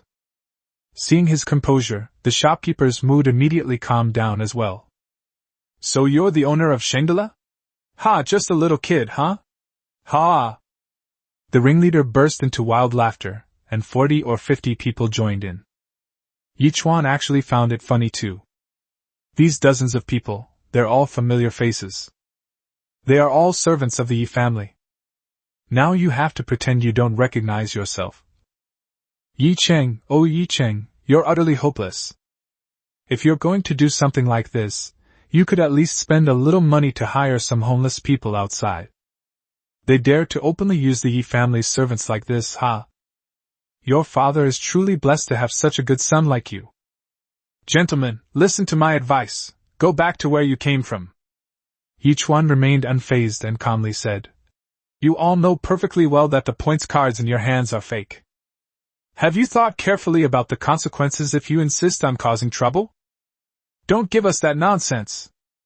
The leader shouted disdainfully, holding up his points card and glaring at Yi Chuan. Fake? What the hell makes you say this is fake? What proof do you have? If you don't give us a straight answer today, we'll smash up your unscrupulous restaurant together. Isn't that right, everyone? This guy didn't forget to stir up the emotions of ordinary diners. It was obvious that many people had been swayed, and quite a few people had gathered around. I have evidence, of course. Yichuan narrowed his eyes. What if I can prove that the points cards you have are fake? Oh. The leader sneered, arrogantly raising his head, and kicked a chair on the table next to him, saying, I'll eat this chair right here and now. He is very confident. He had carefully compared the real and the fake ones. There wasn't a single flaw. It's just a piece of paper with a few stamps on it, what's the big deal? To prove it, you need to be a god with clairvoyance. Okay, everyone heard it. Yichuan smirked. If I can't produce any evidence, you can smash up my shop as you please. Seeing that the owner of Shangela was so confident, everyone's interest was piqued. Emperor Xiaowu and Li Xuanwu frowned. Yichuan is really reckless. Emperor Xiaowu shook his head and sighed. The only evidence he can produce is the registered list, which is utterly foolish. This list is only one side of the story, and even if it is submitted to the government for a ruling, it cannot be trusted. Li Xuanwu smiled helplessly. It seems we really misjudged them this time. Li Jiqing also shook her head. Unfortunately, Li Wuling idolizes this guy to an extreme degree. He really has bad luck in choosing the wrong person. Oh, by the way, where's Li Wuling? Li Jiqing subconsciously looked around and soon saw Li Wuling sitting leisurely in an empty seat, casually drinking a little wine. Yichuan got into trouble, and he's so calm? Isn't this guy supposed to be a loyal friend? Unless... A thought struck Li Jiqing as she considered a possibility. Unless Li Wuling is certain that Yichuan can handle it. For a moment, her thoughts wavered, and she looked intently at Yichuan. After saying this, Yichuan turned to the shopkeeper and ordered, Bring a bowl of soapberry water. Soapberry is generally used for washing clothes. The shopkeeper was taken aback. Although he didn't understand why, he still went. The leader of the disturbance on the other side was not flustered at all. He crossed his arms and looked at the third young master with a mocking expression. Soon, the shopkeeper returned with a bowl of soapberry water. Yichuan called out loudly to the surrounding guests. Esteemed guests, would you mind lending me your points card if any of you have registered with our establishment? The group looked at each other, puzzled. Take mine. Li Jiqing suddenly got up and walked over, slowly handing over her card that she hadn't had time to collect earlier, which already had 7 stamps. Yichuan found it slightly strange. This girl, hasn't she always looked down on me? Thank you. Yichuan took the points card and threw it directly into the bowl of soapberry water. Everyone was stunned. What was going on? The ringleader sneered. What are you trying to do? Play tricks? Show us your evidence. Are you trying to stall us for time? It's no use. Let me tell you, even if the King of Heaven himself came today, he couldn't save you. I'm going to smash up your lousy shop. Yichuan rolled his eyes, too lazy to bother with this idiot. After about the time it takes to drink a cup of tea, Yichuan glanced at the soapberry water and a smile appeared on his lips. He reached out and took out the card, holding it high. Everyone, take a look for yourselves. Everyone's eyes turned to look at it. I'll fucking look at your grandpa. Without a second thought, the ringleader started cursing. What's so interesting about soaking your card in water? You son of a bitch. However, before he could finish speaking, he suddenly sensed that the atmosphere was a bit strange. The lobby was completely quiet. Even the 40 or 50 brothers he brought with him stared at the card in disbelief. The leader looked up in astonishment. What's wrong? Nothing special, it's still the same card, what are you all looking at? However, upon closer inspection, his expression changed drastically. The 7 stamps that were originally on the points card, representing loyalty, filial piety, benevolence, righteousness, propriety, wisdom, and trustworthiness, have all disappeared. The top is completely blank. Chapter 39. Someone, sprinkle some Sichuan peppercorns on him. Ha! The room erupted in uproar. Gone? Why is this? Everyone was amazed, as if watching some magical trick. Li Jiqing, who was standing next to her, also looked shocked. How did you do that? Could Yi Chuan be using illusion magic? Not far away, Emperor Xiaowu and Li Xuanwu also stared wide-eyed. The two originally thought Yi Chuan had suffered a major setback, but unexpectedly, things took a turn for the better and they were pleasantly surprised. The ringleader of the disturbance stared blankly for a long time, utterly bewildered. What kind of trick are you playing? Everyone looked at Yi Chuan with eager eyes. Yi Chuan then spoke slowly. The ink pads for our shop seals are made with special ingredients. When soaked in soapberry water, the ink pads become transparent. Then he said to the shopkeeper, Bring me candles. Yes. The shopkeeper quickly ran to fetch a candlestick. Yi Chuan then placed the card over the candle flame and steamed it for a moment. A moment later, another gasp erupted in the hall. They're out! They're out again! After baking for a while, the 7 stamps on the points card gradually reappeared, gradually darkening until they were completely restored. Yi Chuan held up the card and smiled faintly. And after being heated by fire, it can be restored to its original state. Everyone watched with shining eyes, almost mesmerized. This is much better than those street performers who do acrobatics.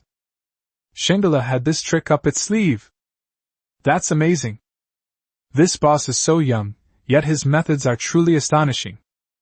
Li Jiqing was also dumbfounded, looking at Yi Chuan in disbelief.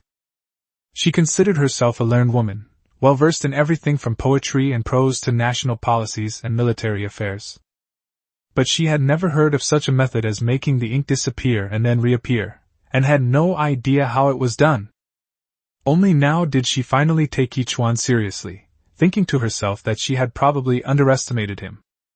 Therefore, in conclusion, Yi Chuan casually returned the points card to Li Jiqing, nodding and smiling at her with gratitude. Then he raised his head and said loudly, Our store's loyalty cards all have unique anti-counterfeiting measures. If any registered customers still have doubts, they are welcome to try their cards in soapberry water.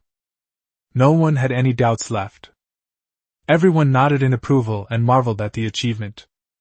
It's great to have dinner at Shangela. Not only can you listen to wonderful storytelling, but you can also broaden your horizons. Yi Chuan slowly turned his head again, looked at the leader of the troublemakers, narrowed his eyes, and smiled amusedly. Then, sir, please dip the card you are holding into soapberry water. If the seal disappears but reappears after being heated, then it proves to be genuine. At that time, I will accept the demolition and destruction of my shop without complaint. As he finished speaking, Yi Chuan suddenly raised his voice, his tone becoming firm and resonant, his eyes sharpening, and his entire being exuding an imposing aura. The 40 or 50 people on the other side were instantly stunned. Large beads of sweat slid down the leader's forehead, his face was slightly yellow, and his eyes were unfocused. How so? The young master never mentioned this. They thought the imitation was flawless, but who would have thought Yi Chuan had this trick up his sleeve? The man panicked instantly and involuntarily turned his head to look in the direction where Yi Qing was sitting. But looking at it won't help. Yi Qing was even more dumbfounded than him, his eyes almost popping out of their sockets, and his arrogant and smug expression completely froze on his face. What kind of crazy trick is this? Damn Yi Chuan, he actually had this trick up his sleeve. Yi Qing was so angry he wanted to grind his teeth. However, when he noticed that the leader of the servants was looking in his direction, he panicked. The deed is already done, and he can't stay here and get caught red-handed. I doubt those servants would dare to expose him. Yi Qing quickly got up, lowered his head, and ran out the door in a flash when no one was paying attention. Yi Chuan also noticed Yi Qing's escape, but he just sneered and made no move. He knew perfectly well that these troublemaking servants would never betray Yi Qing. If they take the blame themselves, at most they'll get a beating from the authorities and then be locked up for a few days. But if they betray Yi Qing, given the Zhao family's methods, they'll have plenty of good days ahead of them. When the servants saw their young master run away, their hearts sank, and they immediately understood their fate. Their faces turned pale. "Don't just stand there, everyone, come on!" Each one gestured to the shopkeeper to bring the soapberry water to those people. At this moment, everyone in the room understood what was going on by looking at the faces of those causing trouble. The cards they have must be fake. This is an act of provocation. This immediately aroused public outrage. "Yeah! Hurry up and come! Let's see what you're made of, and see if you can prove it by putting your cards in soapberry water. Weren't you yelling so loudly just now? What's wrong? You've lost your nerve now." The crowd in the lobby spontaneously surrounded the group to prevent them from escaping. "Gulp!" The leader swallowed hard, trembling with fear. Helpless, he finally gave in. "Third young master, please have mercy. As you know, we have no choice in the matter." Seeing the almost tearful expression on the other side, Yichuan felt no pity whatsoever. "Ha, you recognize yourself now? Okay," Yichuan said calmly. "I can be lenient, after all, I am a kind-hearted person and cannot bear to see bloodshed. Shopkeeper, take them to the capital and report everything to the emperor." Upon hearing this, the legs of the 40 or 50 people went weak. "Thump!" The leader immediately knelt on the ground, pleading. "Third young master, spare my life." Yichuan said indifferently. "Don't want to go? That's fine too. I'm the kind of person who's easy to talk to." As he spoke, he kicked a stool right in front of the man. "Do you remember what you just said? Open your mouth." The head servant trembled, his face filled with despair, and he slumped there like a lump of mud.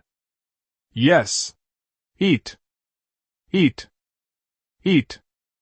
The diners in the entire hall were united in their indignation and shouted in unison. "Can't bring yourself to eat it?" Yichuan raised an eyebrow. "Sigh, what can I do? I'm just too kind. Shopkeeper, sprinkle some salt and peppercorns on it." "Okay." The shopkeeper was beaming with excitement. It was so satisfying. "The boss is truly a genius." "Third young master." The lead servant finally broke down, his face filled with despair. "We are willing to go to the authorities to confess our crimes." Yichuan smiled slightly and instructed the shopkeeper to take them away. "Don't do anything stupid, and don't try to run away. I know where to find you, and I know even better how to locate your family." Before leaving, Yichuan gave a sharp warning. The dozens of people trembled collectively, their faces filled with fear. This third young master has truly undergone a complete transformation. In their hearts, the third young master was far more terrifying than the Mistress Zhao. Chapter 40. They even dared to disrespect the emperor. Li Jiqing felt another wave of shock. She stared intently at Yichuan, as if she were seeing him for the first time. Yichuan's attitude towards these troublemakers just now was actually a bit chilling. The ability to utter the most terrifying threats in the most nonchalant tone is completely at odds with his young age. This person is worth keeping an eye on. "Gentlemen, thank you all for speaking up and for your support of our store. Our shop is small and we have nothing to offer in return, so today all customers' bills will be 20% off." These words once again drew applause from the audience. "Brother, that was brilliant!" At this moment, Li Wuling appeared out of nowhere and gave a thumbs up with an expression of admiration. Yichuan rolled his eyes. "Where was he just now? Where did he go?" "Hee, you didn't need me just now." Li Wuling smiled ingratiatingly. Yichuan ignored him and, after inviting the other diners to sit down again, slowly walked towards the table where Master Xia and Li Xuanwu were sitting. The two old men were now looking at each other, their expressions extremely complicated. The conclusion I just drew was made a bit too early. I never expected that Yichuan would have such amazing skills. So they not only didn't misjudge him, but actually underestimated him. What made things even more unsettling for the two of them was Yichuan's special ink pad. This is a treasure. With this thing, once you finish writing the intelligence report, just soak it in soapberry water and it'll be as clear as a blank sheet of paper. Even if the Ruran people take it away again, it's all for nothing. Once our own people get it, we can put it on the fire, and the intelligence will reappear. Absolutely brilliant. This is exactly what they desperately need right now. This Yichuan is such a pleasant surprise. Reuse. Must be reused. The two old men have been in tacit understanding for decades. They can know what the other is thinking with just a glance, and they are of one mind. As Yichuan walked towards them, Li Jiqing silently followed behind him. Young friend Yi, brilliant, truly brilliant! Emperor Xiaowu clapped his hands twice, expressing his heartfelt praise.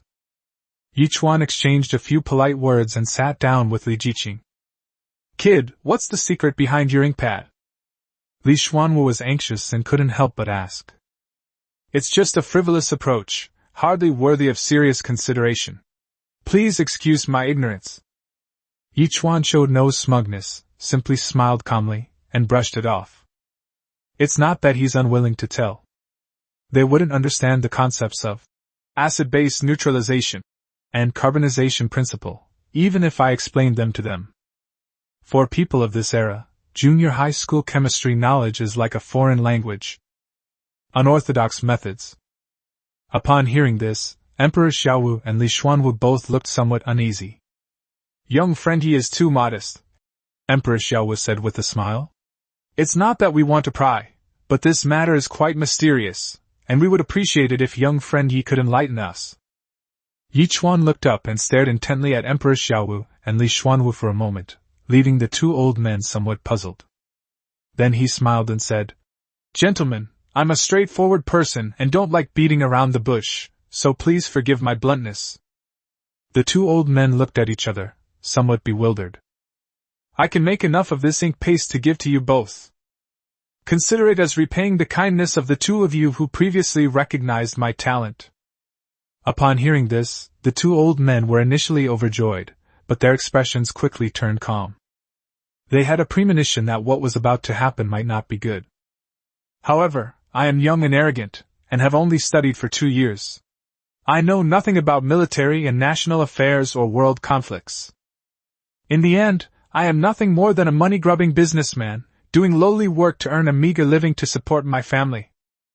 I really wouldn't dare to approach such distinguished and illustrious people as you. That would be far too presumptuous of me. After saying that, Yichuan stood up gracefully and bowed respectfully. Please enjoy your meal, esteemed guests. I have business to attend to, so please forgive my rudeness. After saying that, he turned around and left. Emperor Xiaowu, Li Xuanwu, and Li Jiqing were left sitting there in a daze. Yichuan is not stupid. He hadn't missed the disappointment and disdain the two old men had shown him earlier. Li Jiqing, in particular, made it very clear in her words. But Yichuan wasn't holding a grudge, and his words just now weren't sarcastic. He genuinely didn't want to get involved in court affairs. Making tons of money, then indulging in a life of luxury and revelry every night, isn't that wonderful? As for helping the Qin family seek justice from Yi Xinghuai, he has plenty of ways to do so, and he doesn't necessarily need to pursue a career in government. However, while he thought this way, Emperor Xiaowu and others did not think so at all. Your Majesty, please calm your anger. Yichuan only acted rashly for a moment, not. Standing to the side, Lin Zhao couldn't help but plead for mercy. Yichuan is truly unique in showing such disrespect to the emperor. So far, no one has revealed Emperor Xiaowu's true identity to Yichuan. But Yichuan wasn't stupid. At this point, how could he not guess? Even if he guessed it, he still wouldn't give him any face. Emperor Xiaowu smiled and waved his hand. I'm not angry. Then he sighed softly. Besides, what right do I have to be angry? He looked at Li Xuanwu and said, We were both extremely disappointed in them just now, and even looked down on them. It's normal for young people to have tempers. Li Xuanwu also sighed softly, raised his wine cup and took a sip of wine, feeling quite regretful. Li Jiqing lowered her head and remained silent. She also felt somewhat uncomfortable. After a moment, in order to comfort the two old men, Li Jiqing finally spoke up. Your Majesty, Uncle, there is no need to worry. Didn't Yichuan promise to provide that kind of ink pad? This time, we've had quite a fruitful harvest. Emperor Xiaowu shook his head with a wry smile. Now it seems that we gained a small advantage but lost an enormous fortune. The ink pad is a minor matter. The leaf is the most important. It's heartbreaking to miss out on such a talented person. Who knows how many tricks Yichuan is hiding? This amazing ink pad is probably just the tip of the iceberg. Li Jiqing frowned slightly. Is your Majesty overthinking things? Yichuan's methods are indeed admirable, but they are ultimately just clever tricks. Whether governing a country or waging war, one must always have strategic thinking and ingenious plans. It is currently unknown whether this person has any genuine insights into policy-making. Emperor Xiaowu glanced at Li Jiqing with slight surprise. Jiqing seems to have a deep-seated prejudice against Yichuan. Li Jiqing was taken aback, but said calmly, I have no prejudice, I'm just stating the facts. Emperor Xiaowu smiled knowingly, then suddenly a thought struck him. Niece Jiqing, if I remember correctly, you are currently a teacher at the Imperial Academy? Yes. That makes things much easier. Emperor Xiaowu lightly tapped the table and laughed. What does your Majesty mean? Li Xuanwu asked, puzzled. Now that Yichuan is dissatisfied with us, we definitely can't be soft-hearted anymore. Emperor Xiaowu said helplessly. But the laws of the Great Xia dynasty do not have any rule that forces ordinary people to participate in the capital examination. However, the Imperial Academy does have a rule that it can discover those with exceptional talent and potential among the common people and recruit them to study there. At this point, both Li Xuanwu and Li Jiqing's eyes lit up. And all students of the Imperial Academy must take the exam. This is an ancestral precept established by our ancestors when they founded the Imperial Academy. Li Xuanwu excitedly replied. That's right.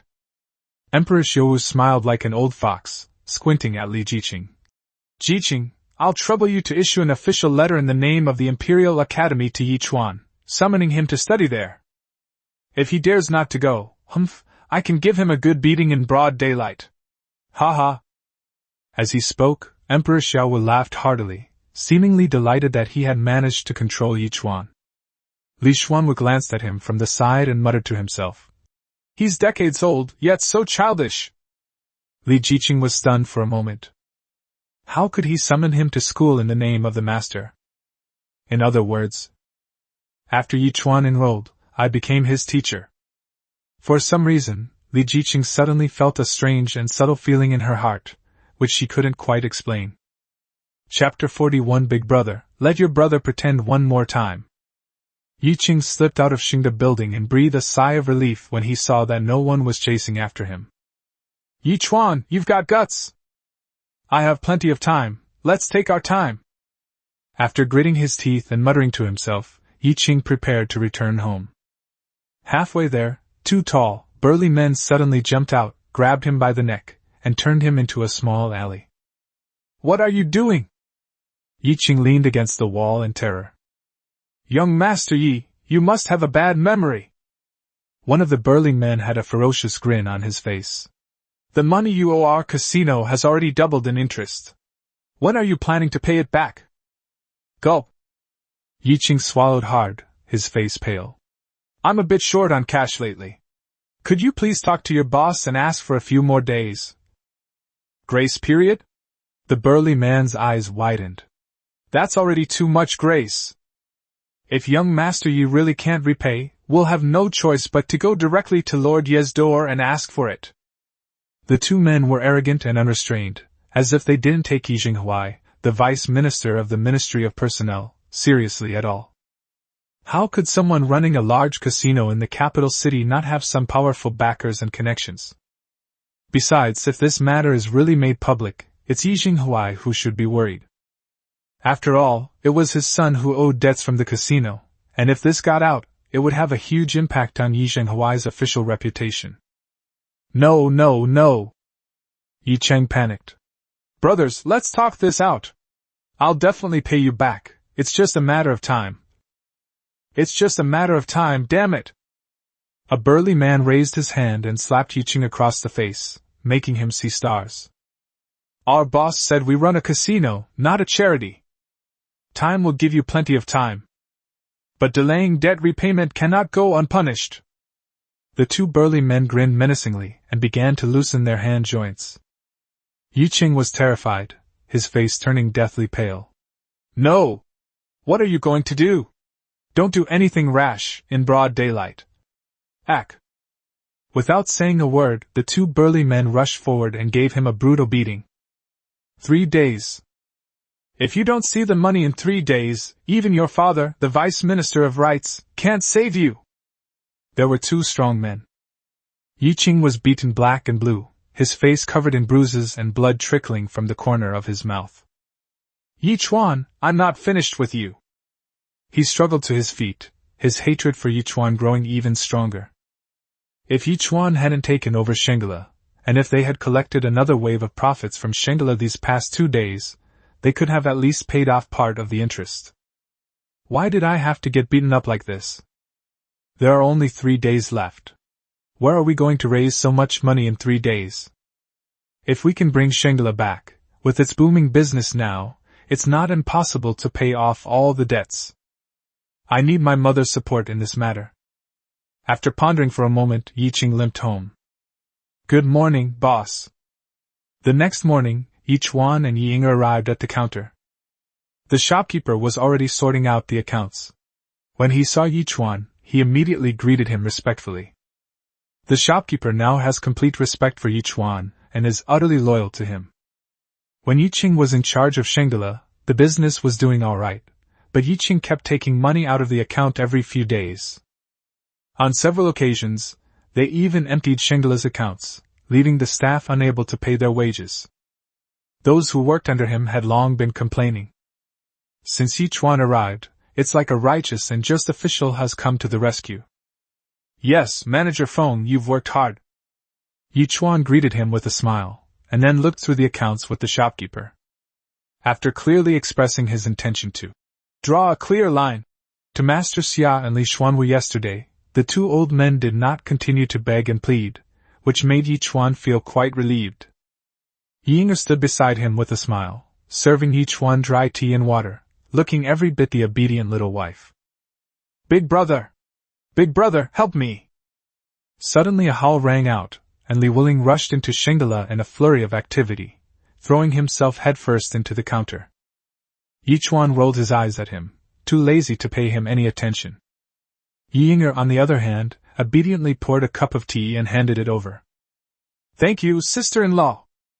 Li Wuling, shameless as ever, apologized with a grin, making Yi Ying blush again. Big brother, at least look at me. Ugly, I don't want to see it. Yi Chuan didn't even look up. This is outrageous, Li Wuling exclaimed in displeasure. I am the head of the 4 young masters of the capital. Brother, you've gone too far. Yi Chuan didn't want to waste any more breath arguing with this guy, so he curled his lip and said, Spit it out.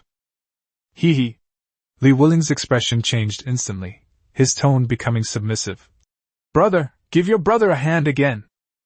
You have no idea, ever since I showed off at the top scholars pavilion last time, I've become a sensation among all these scholars taking the imperial examinations. These people are pestering me every day, wanting me to write 2 more masterpieces to showcase the talent of the poet Immortal's disciples. I really can't fool you anymore. Look, brother, hee hee. As Li Wuling spoke, he rubbed his hands together rather embarrassedly. Oh, you've come here to buy goods? Yi Chuan chuckled. Brother, what you're saying is true, Li Wuling said with a serious expression. What kind of relationship do we have? Let's not be so formal. Yi Chuan rolled his eyes again. This guy has an incredibly thick skin. Just then, Yi Ying and Manager Feng both looked towards the entrance of Shangela. Li Jiqing walked in gracefully, dressed in a white dress like a fairy. Yi Chuan was focused on the ledger and didn't see it. Li Jiqing slowly walked behind Li Wuling, gently shook her head at Yi Ying and Manager Feng, signaling them to keep quiet. Yi Ying and Manager Feng didn't want to say much, so they pretended not to know. Brother, please! 2 more songs, please! Poetry and songs are a piece of cake for you. Brother, I've lived for almost 20 years, and I've never felt as good as I did at Swangi Wanla. Just let your brother have one more time. Li Wuling shamelessly begged and reached out to grab Yichuan's hand. Hearing this, Yichuan got goosebumps all over and quickly slapped his hand away, yelling, "Don't touch me!" At the same time, he was also helpless, and while looking at the ledger, he said calmly, "Tell me what kind you want." Li Jiqing, who was standing quietly behind, narrowed her phoenix eyes. What a shrewd Li Wuling! They come all the way here to ask someone for a poem, just to take it and show off. How shameless! However, Li Jiqing glanced at Yichuan again, her eyes filled with doubt. She had already learned from Li Xuanwu that the poem, "Golden Spears and Iron Horses, their spirits swallowing 10,000 miles like a tiger," was written by Yichuan. But she still found it hard to believe.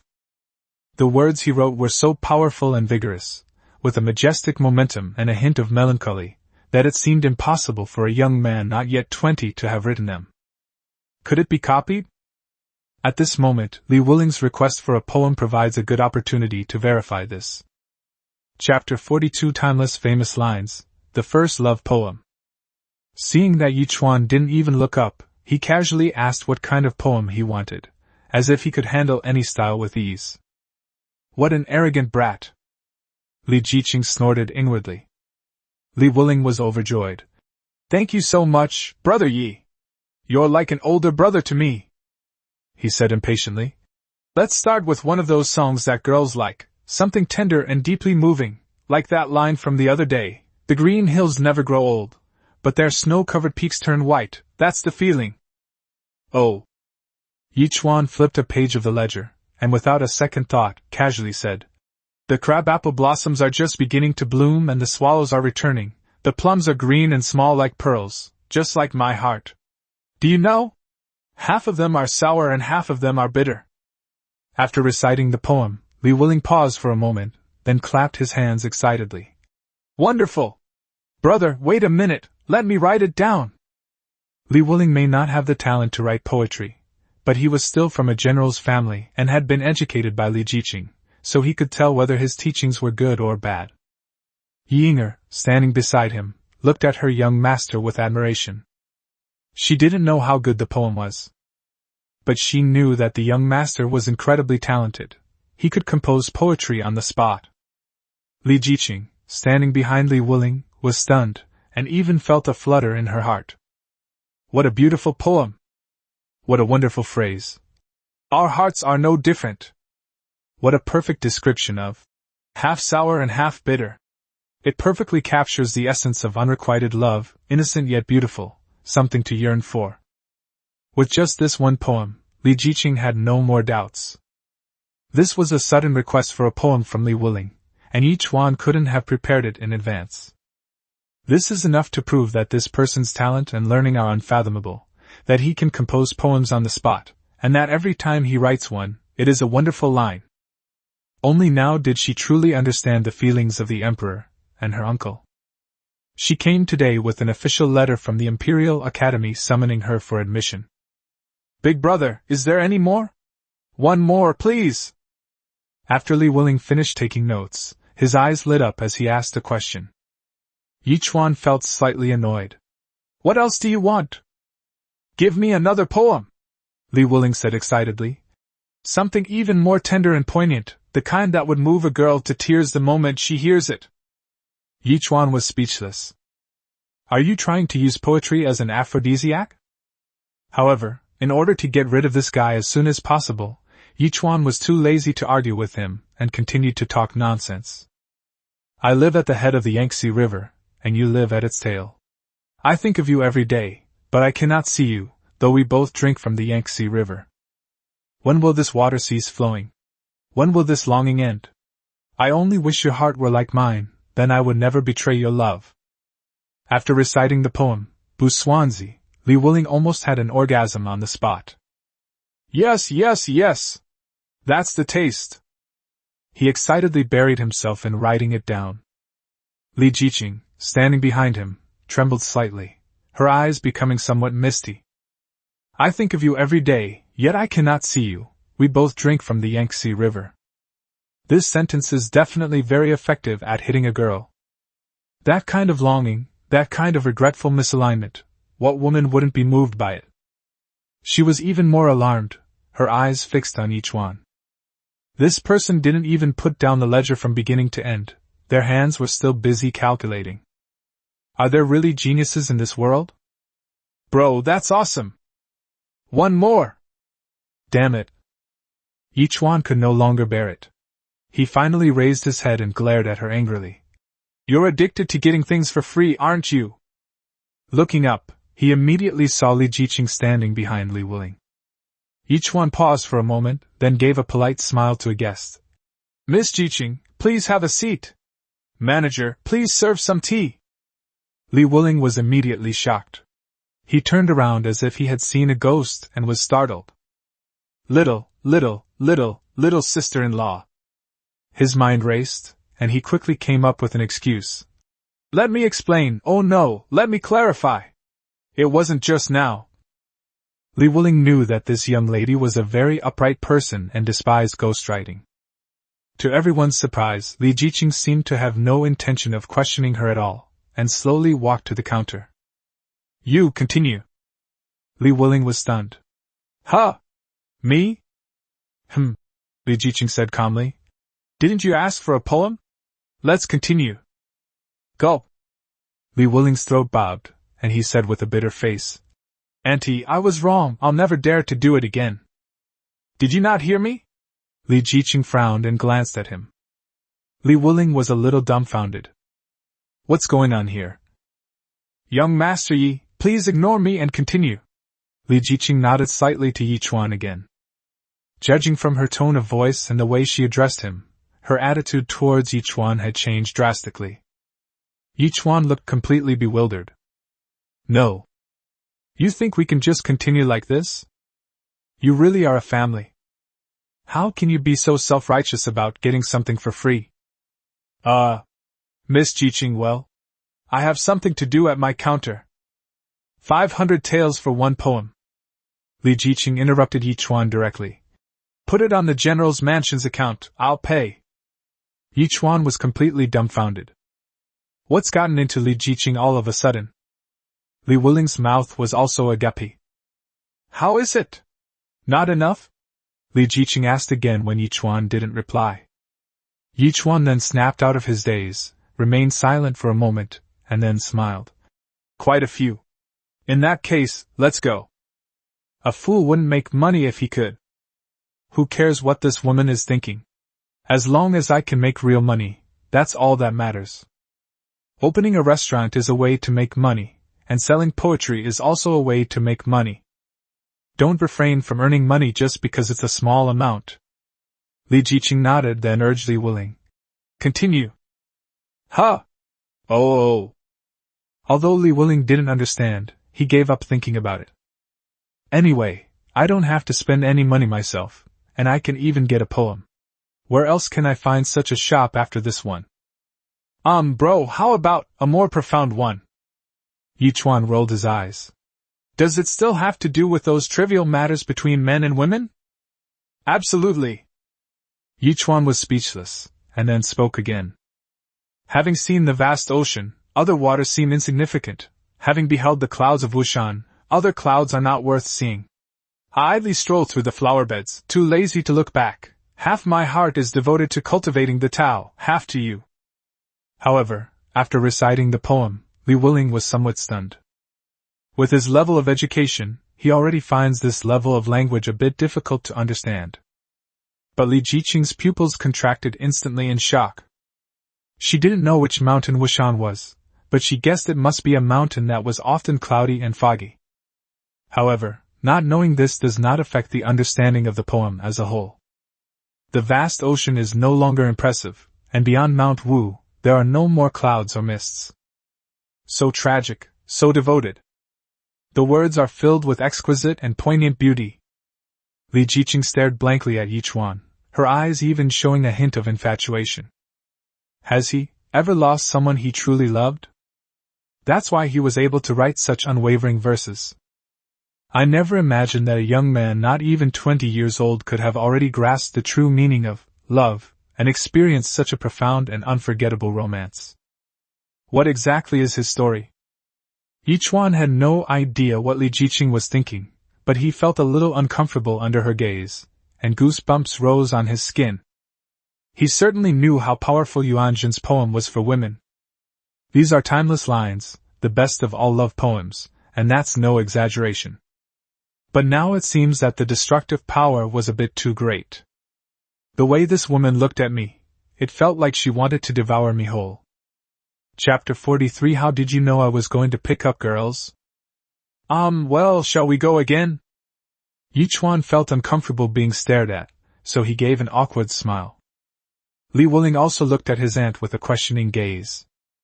Li Jiqing was silent for a moment, then suddenly sighed softly. Yichuan, I am completely convinced. I have been rude and disrespectful in the past, please forgive me. As she spoke, the woman actually bowed slightly to Yichuan. Yichuan was stunned for a moment. What's wrong with this? He only wrote 2 poems, is it really necessary? But that's just how the world is in this era. Making money through business is considered lowly, while being able to cultivate a refined taste makes one a superior person. If we went back to Earth in our previous life, it would be completely reversed. If you could recite a couple of poems, no one would listen to you at all, and those who couldn't make money were considered cattle and horses. Miss Jiqing, you flatter me, Yichuan replied politely. Then, Auntie, shall we continue? Li Wuling was a little excited. Big Brother is awesome. Yichuan was the first person to make the proud and arrogant Li Jiqing bow down. Li Jiqing shook her head and sighed. No need. Just that one song alone is priceless. I could never afford it. Li Wuling was startled. He dismisses it as bragging when others say it. But he believed Li Jiqing's words wholeheartedly. Was that song really that good? Miss Jiqing, you flatter me. It's just poetry. I write a couple of poems in my spare time to share with friends and cultivate my mind. It's not that exaggerated. Yichuan smiled calmly. I was just joking. As he spoke, he looked at Li Wuling and said, These 3 poems should be enough for you. Go and show them off. Brother, you are truly righteous. Li Wuling gave a thumbs up. Yichuan rolled his eyes. Listen to me, if you really like a girl from a good family, don't bother with these fancy tricks. You have to be sincere when it comes to picking up girls, and rely on your own abilities. Women who can be hooked with this thing don't last long. These words made Li Jiqing look at Li Wuling suspiciously. Li Wuling looked embarrassed. Hee, what women? Didn't I just say it was to deal with those? Don't even try. Yichuan rolled his eyes so hard they almost reached the sky. If you really want to show off in front of those candidates and scholars, you should ask for some poems or essays that express lofty ambitions and grand visions. You come up to me asking for love and romance right away? Do you think my brain is as small as yours? Yichuan knew from the start that this kid wasn't telling the truth. If you want this kind of poetry, then you can only show it off in front of women. You can't hide anything from your elder brother, I admire you. Li Wuling chuckled, trying to get away with it. Wuling, what's going on? Li Jiqing's face turned cold.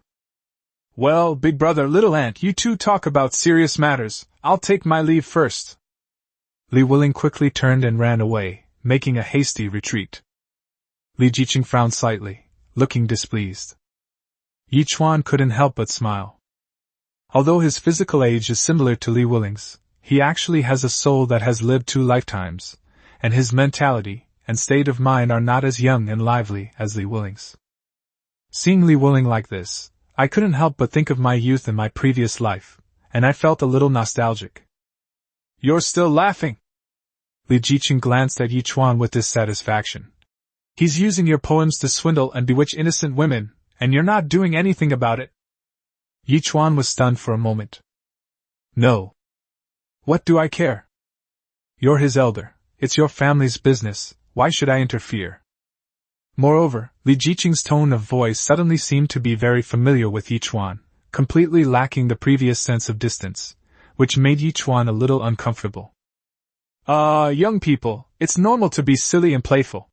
Once you get past this age, you won't have such good days anymore. It's normal, hee. Yichuan gave a perfunctory laugh. Li Jiqing rolled her eyes at him. Are you that old? You speak so maturely. If you add up both lifetimes, he'd definitely be older than you. Yichuan didn't reply and changed the subject directly. By the way, I haven't asked Miss Jiqing why she came here yet. Isn't it a bit early for dinner? Li Jiqing also remembered the important matter, and her expression turned serious. Could you please find a quiet place? I have something to discuss with you privately. Yichuan immediately became wary. Is it about Master Xia and the old general? These two old bastards aren't still holding out, are they? Trying to drag me down with them, are they? Yes and no. Li Jiqing played with words. Yichuan couldn't help but roll his eyes. All right, please come with me to the backyard. He then instructed Yi Yinger and the shopkeeper to keep watch in front, while the two headed towards the backyard. Li Wuling left Qingde Tower with light steps and an excited expression, heading straight for the east of the city. Fengqingxiang, located in the east of the city, is a long-established tea house. At this moment, a tea party is being held on the second floor. When Li Wuling arrived, the tea party had just begun. The hall was filled with elegantly dressed and charming young men. Lu Qingqing, the son of the Minister of Personnel, was also among them. Among the crowd, the most eye-catching was a young woman. The woman wore a fitted, light green long dress. Her figure was graceful and her posture elegant. Her delicate oval face, lightly made up, already possessed a stunning beauty. It wouldn't be an exaggeration to say she was as beautiful as a fish sinking or a goose falling from the sky. With her flowing hair, bright eyes, and delicate eyebrows, she exuded an air of nobility, clearly the daughter of a wealthy family. Almost all the young men in the hall fawned over this woman, displaying their charm and manners. Lu Qingqing was no exception. When Li Wuling arrived, he saw Lu Qingqing standing out from the crowd, displaying his newly composed poem in front of the woman. Li Wuling immediately felt a sense of unease and was extremely displeased. The woman was Xing Yueyan, a famous beauty and talented woman in the capital, the daughter of Xingjiwen, the Minister of the Court of State Ceremonies. The Minister of the Court of State Ceremonies is a third-rank official. Xing Yueyan is a typical daughter of an official, beautiful and talented, and is pursued by many young men in the capital. That damn Lu Qingqing! Li Wuling gritted his teeth. They're always picking on me wherever I go. After much deliberation, I finally came to my senses and gave up on pursuing the princess. After careful consideration, I changed my target. You son of a bitch, you're trying to steal it again. Brother Lu, what excellent writing! At this moment, a sycophantic young master praised it highly, saying, This poem is both talented and eloquent, with delicate diction. It is truly a masterpiece. Good! Upon careful reading, one finds it to be full of tender emotions, using scenery to express feelings. Truly a masterpiece. Brother Lu presented this poem to Miss Yueyan. Its profound meaning is self-evident. Everyone fawned over him, showering him with praise, and even subtly hinted at Lu Qingqing's true intentions. Lu Qingqing laughed heartily and said frankly, A beautiful lady is sought after by gentlemen. Miss Yueyan's talent and beauty have captivated the capital, and it is only natural and above board that we admire her. Ha ha! Brother Lu is right. Xing Yueyan sat gracefully beside a tea table, her watery eyes gleaming, her small red lips slightly smiling, and two faint blushes floating on her fair and delicate cheeks. She wasn't moved by Lu Qingqing so quickly. However, a young girl is bound to feel a little shy when someone expresses their love in public. In addition, she found Lu Qingqing's poem quite good, which further increased her positive impression of him. Thank you for your kindness, young Master Lu. But today we've arranged to meet for tea and to discuss poetry. Now that we have the poem, it's time to have some tea too. Xing Yueyan responded gracefully and appropriately, either ignoring Lu Qingqing's good intentions nor taking offense at his words. She maintained the perfect distance. Miss Yueyan is right. Come everyone, let's enjoy some tea together. Just then, someone in the crowd suddenly spotted Li Wuling, who had just arrived. Oh, young Master Li has arrived! I wonder where young Master Li has gone off to enjoy himself this time? How could he be late for Miss Yueyan's tea party? Chapter 44, From Jealousy to Despair, how many steps does it take? The vast majority of people in the hall echoed the person who spoke, making quite a few jokes about Li Wuling. Li Wuling snorted coldly in his heart. A bunch of sycophantic bastards. These young masters were all sons of officials, but most of them were minor officials in the capital. Lu Qingqing, the son of the Minister of Personnel, was the powerful figure they had to cling to. In fact, Li Wuling was of higher status. Everyone knows the relationship between Li Xuanwu and the current emperor. Unfortunately, Li Wuling himself was not very capable and was far from being as talented as Lu Qingqing, who was skilled in both literature and martial arts. From a long-term perspective, General Li Xuanwu has no successor, and once he passes away, the Li family will definitely decline. The Lu family's sons are all accomplished in both literature and martial arts, and none of them are ordinary people. The Lu family is sure to prosper for a long time. Young Master Li, please take a seat. Xing Yueyan didn't join in the teasing, but politely nodded and smiled at Li Wuling. That smile was so bright and beautiful that it made Li Wuling's heart flutter, and he sighed with emotion. This Xing Yueyan is perhaps slightly inferior to Princess Yinxi. But in terms of looks alone, she is in no way inferior to her aunt. Li Wuling also greeted Xing Yueyan politely and was about to sit down. Brother Li, you've come at the perfect time.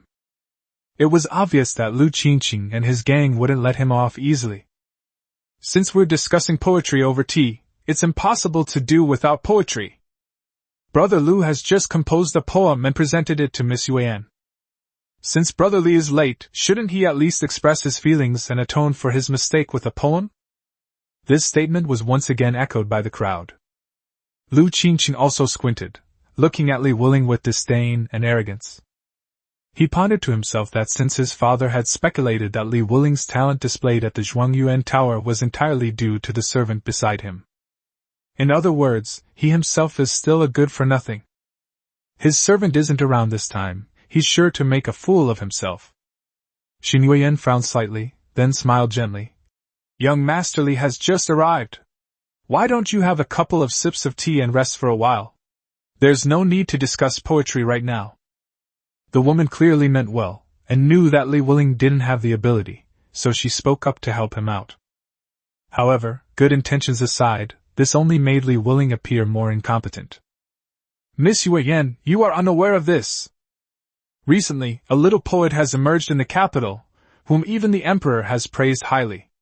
Has Miss Yueyan heard of him? Xing Yueyan was taken aback, then nodded, her face showing admiration. Of course. The poem this person gave to General Xuanwu has already spread throughout the capital. After reading it, I feel deeply impressed and ashamed of my own inferiority. Does Miss Yueyan know that our Brother Li is the disciple of that mysterious little poet immortal? For Brother Li, composing a poem is a piece of cake, isn't it? Why bother with tea and a rest? Right, Brother Li? The crowd spoke sarcastically, trying to put Li Wuling in a difficult position, eager to see him make a fool of himself. Li Wuling's face was gloomy, and he glared at Lu Qingqing. Oh? Is that really true? Xing Yueyan's beautiful eyes flickered, and her expression became somewhat urgent as she looked at Li Wuling. Young Master Li knows the little poet immortal? Li Wuling, not bothering to argue with Lu Qingqing, smiled sheepishly. Yes, that's true. That? Xing Yueyan was overjoyed and was about to continue asking questions. In that case, Brother Li, please quickly demonstrate the poetic talent you learned from the little poet immortal, so that we may broaden our horizons. Lu Qingqing immediately steered the conversation back to Li Wuling, keeping a close eye on him. Xing Yueyan felt slightly displeased that her questioning had been interrupted. By the way, Brother Li, the poem I just presented to Miss Yueyan expressed my admiration for her. Why don't you use it as the theme as well? Lu Qingqing became more cautious. What if this kid has heard a lot of poems from that so-called little poet immortal, and now he's using them? Wouldn't all his efforts be in vain? Once the subject matter is specified, everything will be foolproof. Upon hearing this, Xing Yueyan was initially displeased, but then she thought that perhaps she could get a glimpse of the little poet immortal's other poems from Li Wuling's words, and she couldn't help but feel a little expectant. Li Wuling squinted at Lu Qingqing, who was standing opposite him with his head held high and a cold smile, and clenched his fist slightly. He was in a huge shock and wanted to throw his elder brother's 3 poems in the other person's face and humiliate him without restraint. But he held back. He remembered what his older brother had told him earlier. You need real skills to pick up girls. Even if all these fancy tricks temporarily win people's hearts, do they actually like the poetry or the person themselves?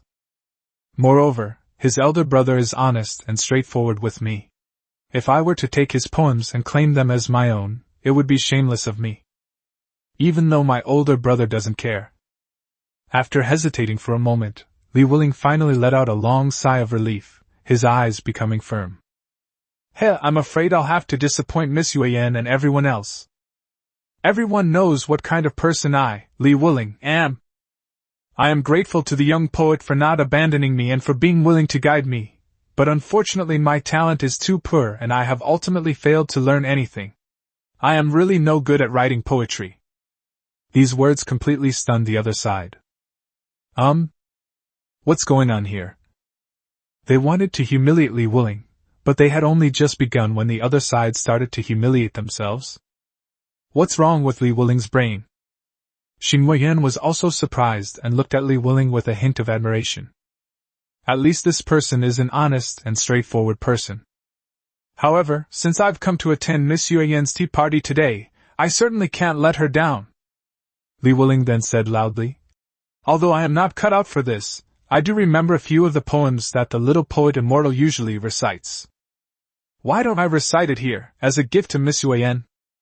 After saying these words, Li Wuling felt extremely magnanimous. Lu Qingqing and the others on the other side were speechless for a moment.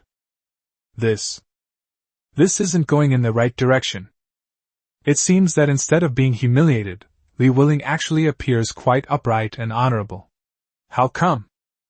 Upon hearing this, Xing Yuan's eyes lit up immediately. Excellent! I'll trouble you, young Master Li. Li Wuling nodded and smiled, then glanced at Lu Qingqing.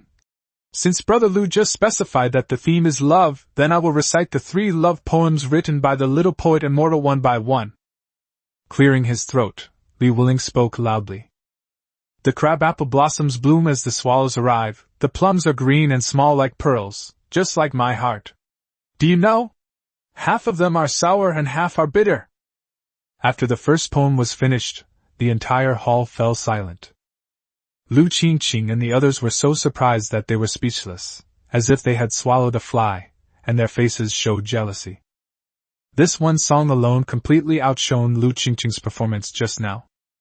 In terms of both word choice and artistic conception, the difference in quality is immediately apparent.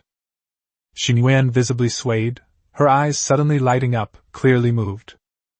However, it didn't end there. Li Wuling paused for a moment, then recited the second poem.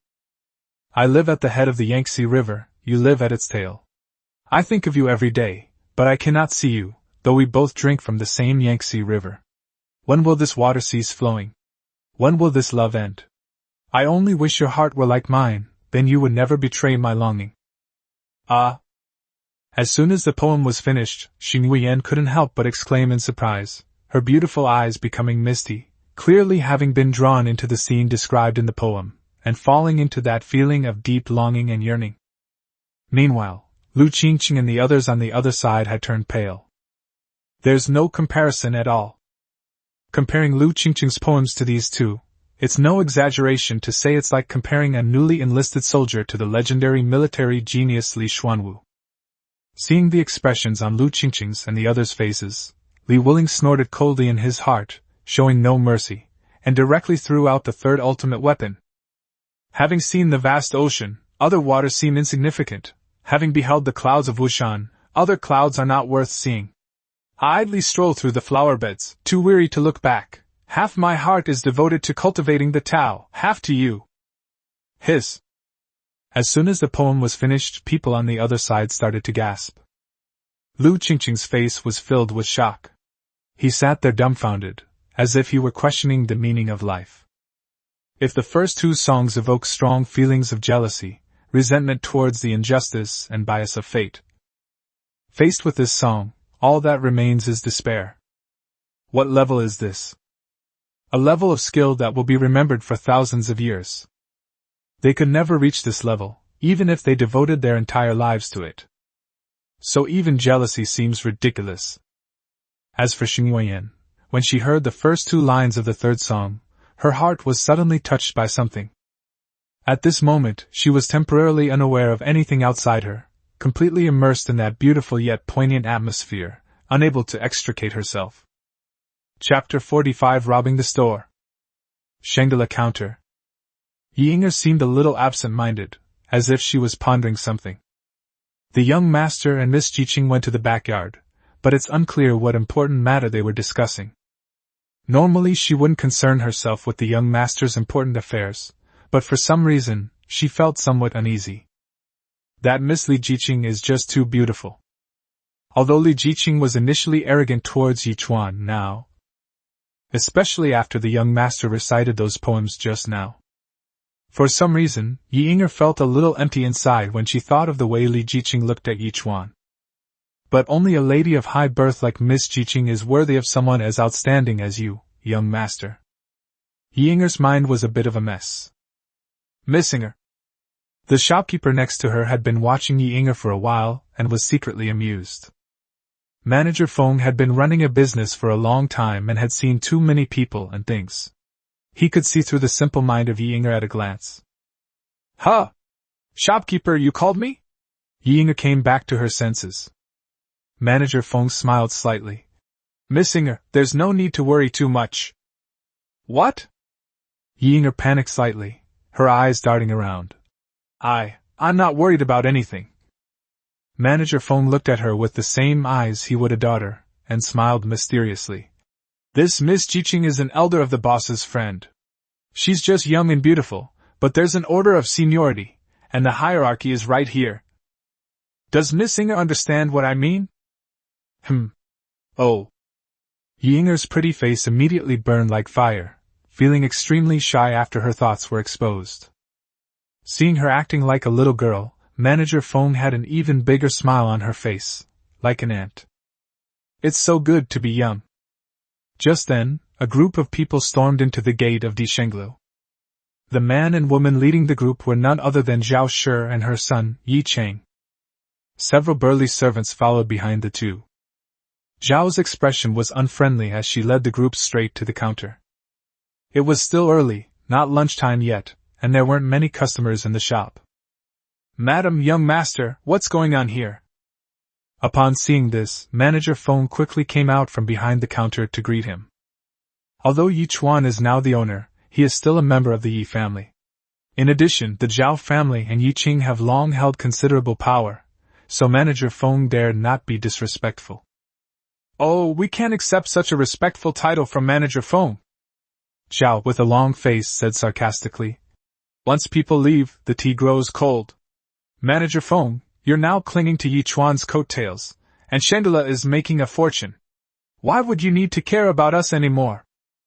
Manager Feng was speechless, sweat beading on his forehead. Madam, what do you mean by that? Mom, don't waste your breath on this snobbish bastard. Yi Qing said anxiously from the side. Let's just take the money from the counter. He was certainly in a hurry. 1 day has already passed the 3-day repayment period. We can't ask Yi Jinghuai for it, and his other shops don't have that much cash flow either. Did you hear me? Zhao glared at Manager Feng.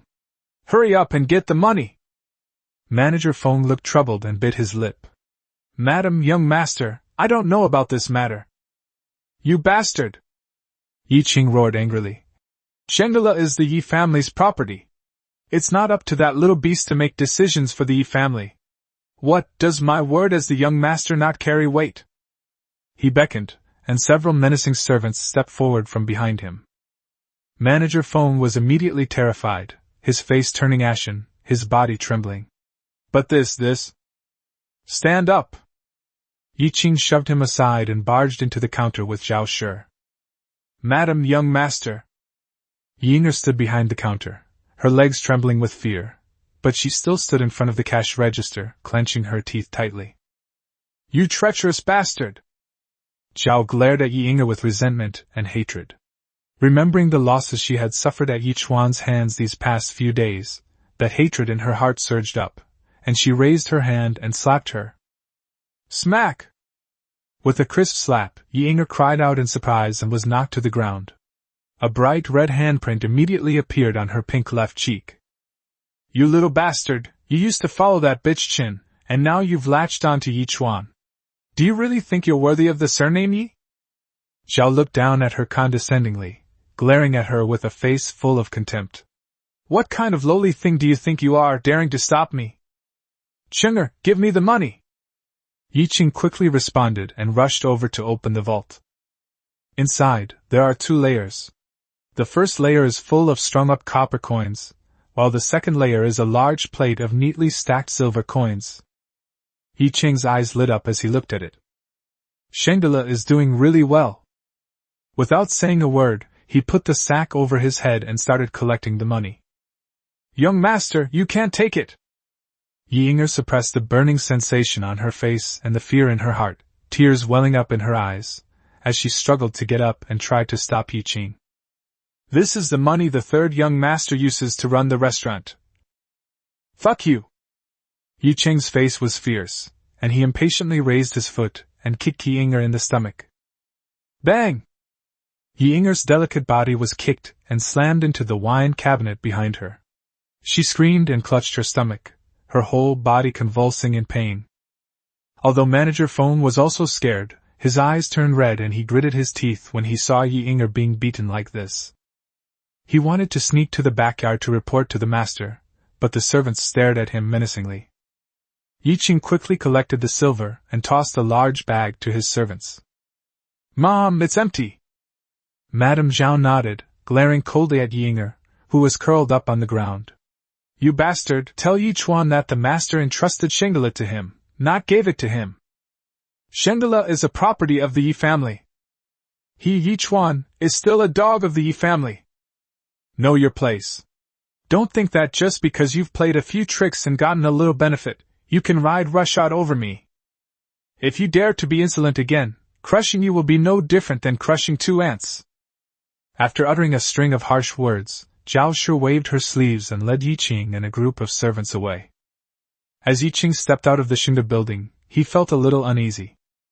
Mother, what if that little bastard Yi Chuan goes to father and complains? Zhao sneered. Let him try to get into the Yi family's gate first. Last time was an accident. I've already instructed the gatekeeper that if Yi Chuan dares to come, he should be knocked unconscious and dragged into the mansion immediately. Mother, you're so clever! Yi Qing gave a thumbs up. Zhao frowned, looking displeased. After this, you'd better learn your lesson. If you go out gambling and whoring again and your father finds out, I won't be able to protect you. Yes, I will definitely listen to mother. Yi Qing nodded hastily. Chapter 46. Join me in smashing up the Yi mansion. A quiet side room in the backyard of Xingde building. Yi Chuan looked helpless and said with a wry smile, I'm saying, Miss Yi Qing. You, and Master Xia, and the old general, you are all very important people. So many important national affairs await your decision-making, so many ordinary people await your efforts to improve their lives. Can you please stop arguing with me? Yi Chuan was speechless. He summoned me to study at the Imperial Academy? Isn't this a roundabout way of achieving one's goal by taking the Imperial examination? When you know absolutely nothing? I'm earning my money perfectly well, why are you making me go to school? It's no use telling me that. Li Jiqing's expression was indifferent. The official letter of admission to the Imperial Academy is an official document. If you do not comply, you will be punished. Yi Chuan's lips twitched slightly. Isn't this bullying honest people? 2 old geezers. I was so kind yesterday that I gave you my specially made ink pad for free. But complaining is useless. Yi Chuan began to ponder how to get out of this predicament. Just then, there were footsteps outside, followed by a knock on the door. Master, something terrible has happened. The madam and the eldest young master came to the counter to rob us, and Miss Inger was injured by them. Manager Feng's anxious voice rang out from outside.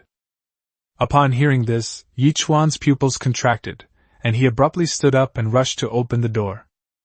"How is Inger?" "It's nothing serious, boss." Before he could finish speaking, Yi Chuan turned and ran towards the front hall. Li Jiqing walked out slowly, thought for a moment, and then followed. At this moment, in the lobby, Yi Inger sat behind the counter, her face streaked with tears, her brows furrowed, and her small hands covering her stomach, clearly still in pain. When Yi Chuan rushed over, the first thing he saw was the bright red handprint on Yi Inger's face. In an instant, a surge of anger rushed to his head. "Inger, how are you? Where are you hurt? I'll take you to the clinic." Yi Chuan quickly stepped forward and carefully examined Yi Inger from head to toe, feeling extremely distressed. "Young master." Upon seeing Yi Chuan, Yi Inger felt as if she had found someone to rely on, and her grievances and fears welled up in her heart again, causing 2 lines of tears to flow from her eyes once more. "Don't cry, don't cry." Yi Chuan quickly put his arm around her and gently patted her back. "Don't be afraid, I'm here. Don't be afraid." Upon seeing this, Li Jiqing, who had followed, subtly shifted her gaze. Yi Chuan's intimate behavior with a woman in public is rather unusual. But surprisingly, she didn't feel disgusted. Instead, she felt a sense of envy towards Yi Inger. It must be lucky to be cherished by a man like that. "Young master, Inger is all right, please don't be angry." Yi Inger cried out a couple of times, then immediately realized what was happening and nervously grabbed Yi Chuan's sleeve. She already knew Yi Chuan very well, and she was afraid that Yi Chuan might get angry and storm the gates of the Yi residence. The Zhao mother and son are ruthless. Who knows what tricks they're up to? "Are you really all right? Is your stomach injured too? Does it still hurt?" Yi Chuan ignored her and only addressed the questions she was concerned about. "Young master, Inger is really all right, please don't act rashly." After repeatedly confirming that Yi Inger was all right, Yi Chuan finally felt relieved, and then his face turned completely gloomy. "Inger, you don't need to worry about this." As he spoke, he slowly turned to look at Li Jiqing. "Miss Jiqing, please take me to see General Xuanwu immediately." Li Jiqing was slightly taken aback, and at the same time, she was shocked by the murderous aura bursting from Yi Chuan's eyes. She thought for a moment, and then earnestly reminded him. "Yi Xinhua is a government official, and my uncle would never help you settle a personal score. You don't need to worry about that." Yi Chuan coldly interrupted. "Just tell me, are you taking me or not?" This was the first time Li Jiqing had ever felt such a domineering and powerful aura from Yi Chuan. He was completely different from the amicable businessman he used to be. After a moment of eye contact, Li Jiqing finally sighed helplessly. "All right. Young master, I want to go too." Yi Inger gripped Yi Chuan's sleeve anxiously. "Inger, be good, you should rest here," Yi Chuan coaxed gently. Yi Inger stubbornly shook her head, refusing to let go no matter what. "All right." Yi Chuan could only nod helplessly. After instructing the shopkeeper on how to handle the shop's affairs, Yi Chuan and his group set off. They soon arrived at the general's mansion. Li Jiqing led Yi Chuan and Yi Inger to the front hall. When they entered, the gatekeeper had already gone to inform Li Xuanwu. After a short wait, Li Xuanwu and Lin Zhao emerged from behind the screen. Because Emperor Xiaowu entrusted the task of winning over Yi Chuan to Li Xuanwu, and also assigned Lin Zhao to Li Xuanwu's use, the two were practicing when the news was received. "Yi Chuan, what brings you to me in such a hurry?" Li Xuanwu gave Li Jiqing a strange look. Li Jiqing could only sigh inwardly, remaining silent. Yi Chuan didn't answer immediately. He glanced at Lin Zhao next to Li Xuanwu and nodded. "It would be best if Brother Lin were here." Li Xuanwu and Lin Zhao were even more confused. "General, I am honored by your and Master Xiao's kindness, so I, Yi Chuan, will speak frankly and without beating around the bush. You want me to study at the Imperial Academy, and I can agree to that, but you have to meet one condition. Otherwise, even if it means disobeying the Imperial decree and losing my head, I will never cooperate." Upon hearing this, Li Xuanwu's expression changed drastically. "What happened? Why is Yi Chuan speaking so seriously?" "Okay, go ahead, I'm listening." Li Xuanwu's expression turned serious. "Brother Lin, Lend me your clothes, and also lend me 2 soldiers, both of whom can change into ordinary clothes. Yi Chuan said, enunciating each word clearly. As for what you're going to do, you don't need to care or know. It has nothing to do with you or Master Xia. Li Xuanwu and Lin Zhao looked at each other, not even knowing how to respond. Li Jiqing sighed again, slowly walked to her uncle's side, and whispered something in his ear. What? This is outrageous. How dare you? Li Xuanwu immediately slammed his fist on the table in anger, his tiger-like eyes wide open. However, he quickly calmed down and frowned as he looked at Yi Chuan. Yi Chuan, I understand how you feel. But have you considered that Yi Jinghuai is a 4th-rank official in the imperial court, and he is your biological father? You! Yi Chuan interrupted Li Xuanwu directly. General, in addition to the conditions I just mentioned, I also have the design blueprint for a repeating crossbow. Special magazines can be made to store crossbow bolts. In the event of battle, simply attach the magazine to the specially designed crossbow, and you can quickly load an arrow using the mechanism. Moreover, its range is at least twice that of existing crossbows. Yi Chuan looked directly at Li Xuanwu and said, If the old general agrees, I will present the design blueprints for this repeating crossbow with both hands. Hiss! Li Xuanwu gasped in shock, his eyes gleaming. He was the military genius of the great Xia dynasty, and his understanding of weapons and equipment far surpassed that of ordinary people.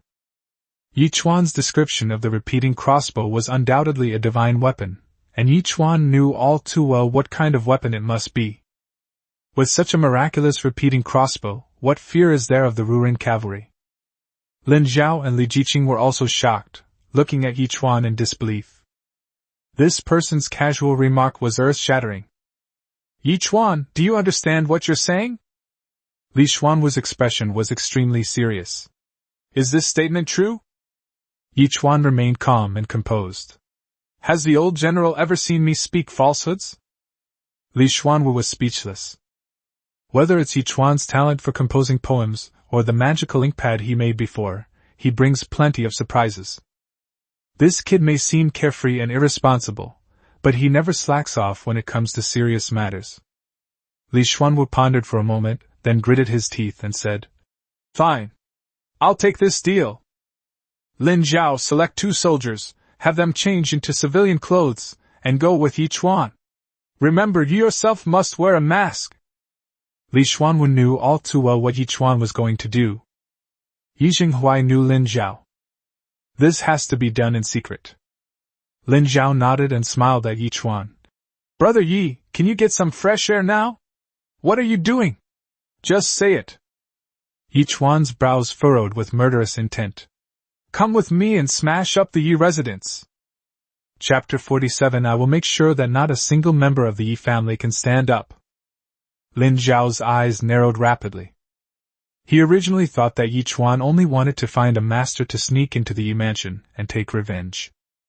I never expected this kid to go this far. To barge straight into the residence of a 4th-rank official in the imperial court, this is no joke. Especially since Yi Chuan is Yi Jinghuai's son, he also has to be charged with the serious crime of disobedience. Not only Lin Zhao, but Li Jiqing and Yi Yinger were also startled. Young master, no. Yi Yinger tugged at Yi Chuan's sleeve pitifully. Li Jiqing's expression was solemn. Yi Chuan, you absolutely cannot act recklessly.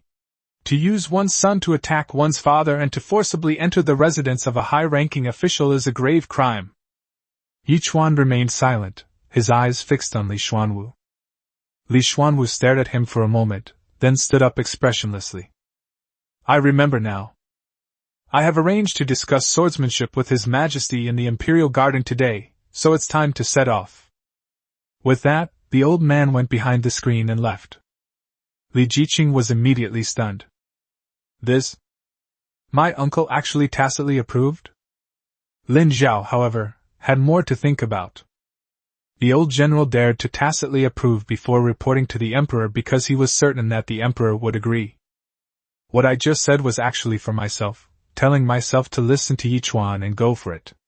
The emperor and the old general were discussing swordsmanship today, and they wouldn't know anything about it. Just how much doting do these two old men have on Yichuan? Lin Zhao shook his head and sighed inwardly, then composed himself. Who cares? Anyway, I've long been annoyed with Yi Jinghuai and his group of capitulationists. Brother Yi, let's go! Yichuan nodded without saying a word, then pulled Yi Yinger and turned around. Yichuan! Li Jiqing suddenly came to her senses and hurriedly called out. Yichuan slowly turned his head to look at her. Remember, always leave yourself an out! Since her uncle had already tacitly agreed, there was no point in her trying to stop him. She could only offer a word of advice. Oh! Yichuan didn't answer, but sneered and walked away. Li Jiqing frowned, her heart heavy. Clearly, Yichuan had no intention of listening. Lin Zhao selected 2 soldiers from the general's mansion, changed their clothes, covered their faces, and carried their weapons. They then drove a carriage straight to the Yi residence. Throughout the journey, Yi Yinger's face was deathly pale, and her heart was pounding with fear. Countless times she wanted to plead with the young master not to act impulsively, but seeing Yichuan's solemn expression, she dared not speak. Lin Zhao, however, felt a little sorry for her and said with a smile, Don't worry, sister-in-law, the sky won't fall down. Even if it collapses, there will be someone to hold it up for your young master. Yi Yinger bit her lip, lowered her head and remained silent, clearly still feeling uneasy. Yichuan, however, was intrigued upon hearing this. He looked up at Lin Zhao and asked, May I ask, Brother Lin, what position do you hold in the palace? Lin Zhao narrowed his eyes. I am but a 4th-rank imperial bodyguard with a sword. Yichuan's pupils contracted slightly. The two looked at each other for a moment, both understanding each other perfectly. Lin Zhao knew that Yichuan was trying to find out the identity of that Master Xia through her. This kid must have already guessed it, and just wants to confirm it with me. Who else could be the person who could command the personal protection of a 4th-rank imperial bodyguard? Yichuan sighed inwardly. I don't know if I'm lucky or unlucky. Originally, he only wanted to get a free meal at the general's mansion, but he unexpectedly met the current emperor, and even gained his appreciation. He originally did not want to get involved in the power struggles of the court. But since the Yi family is determined to court death, then they shouldn't be surprised if he acts recklessly because he has the emperor as his father. The carriage sped along and soon arrived at the gate of the Yi residence. The group jumped off the carriage, and the 2 soldiers each carried a large hammer. This was Yichuan's special instruction. After getting off the carriage, Yichuan went straight to the gate without even knocking. He grabbed the sledgehammer from the soldier next to him, swung his arm around it, and smashed it with all his might. Thump! The main gate of such a large house is generally about half a foot thick. Yichuan smashed a large crater with his hammer, but failed to break through the door. Smash it! Yichuan spoke coldly. Upon hearing this, another sergeant didn't waste any words and picked up a hammer to join in. Knock, knock, knock! Soldiers are different. They're much stronger than Yichuan. They delivered 3 powerful blows in quick succession. Bang! With one last blow, the horizontal bolt inside was finally broken, and the door snapped open. The commotion immediately attracted passers-by on the street, who gathered around to watch. My God! Something's happened at the Yi residence again. Good heavens, who are these people? They just grabbed a hammer and smashed down the door of a high-ranking official? Bright daylight, bandits have infiltrated the capital? The crowd discussed amongst themselves, watching from a distance, not daring to approach. Even seeing this scene, no one dared to report it to the authorities. The people of Beijing are different from those elsewhere. Their cleverness lies in never meddling in other people's business. In this capital city where even a fart on the street can attract the attention of several high-ranking officials, who knows what kind of person is coming to cause trouble? They might be fighting like gods, but for ordinary people to get involved is practically suicide. Brother Lin, take down the plaque on top! Yichuan smashed the gate, but it still wasn't enough. He looked up at the Yi mansion, plaque on the gate, and spoke coldly. Lin Zhao narrowed his eyes. That kid's ruthless, I like it. He immediately leaped into the air, his body rising nearly 10 feet into the air, and delivered a whip kick in midair. Smack! The plaque of the Yi family mansion snapped in two and fell to the ground. Lin Zhao landed easily, calm and composed. Hiss! The onlookers gasped in shock. They smashed the main gate and removed the signboard. The master of the Yi family is a fourth-rank official in the imperial court. Where did these people come from? Just as the plaque fell down, the gatekeepers inside the Yi residence finally rushed over. Who are you, you scoundrel? How dare you force your way into the residence of the Vice Minister of Rights? Do you have a death wish? Yi Chuan glanced at the 5 or 6 gatekeepers who had arrived and smiled coldly. Let's go in. Brother Lin, it's up to you now. Today, I will ensure that not a single member of the Yi family will ever be able to stand up again. The Imperial Garden of the Royal Palace. After hearing Li Xuanwu's report, Emperor Xiaowu's expression changed for a moment. He then sat there with a solemn expression, remaining silent and lost in thought for a long time. Why? Finally, the old man sighed softly. This Yi Chuan really knows how to give me a difficult problem.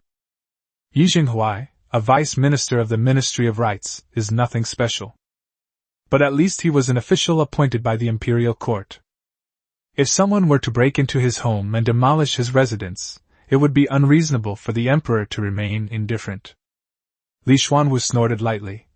But Yi Chuan is in the right in this matter. The Yi family is a bunch of damn bastards. Emperor Xiaowu rolled his eyes. Then what do you suggest we do?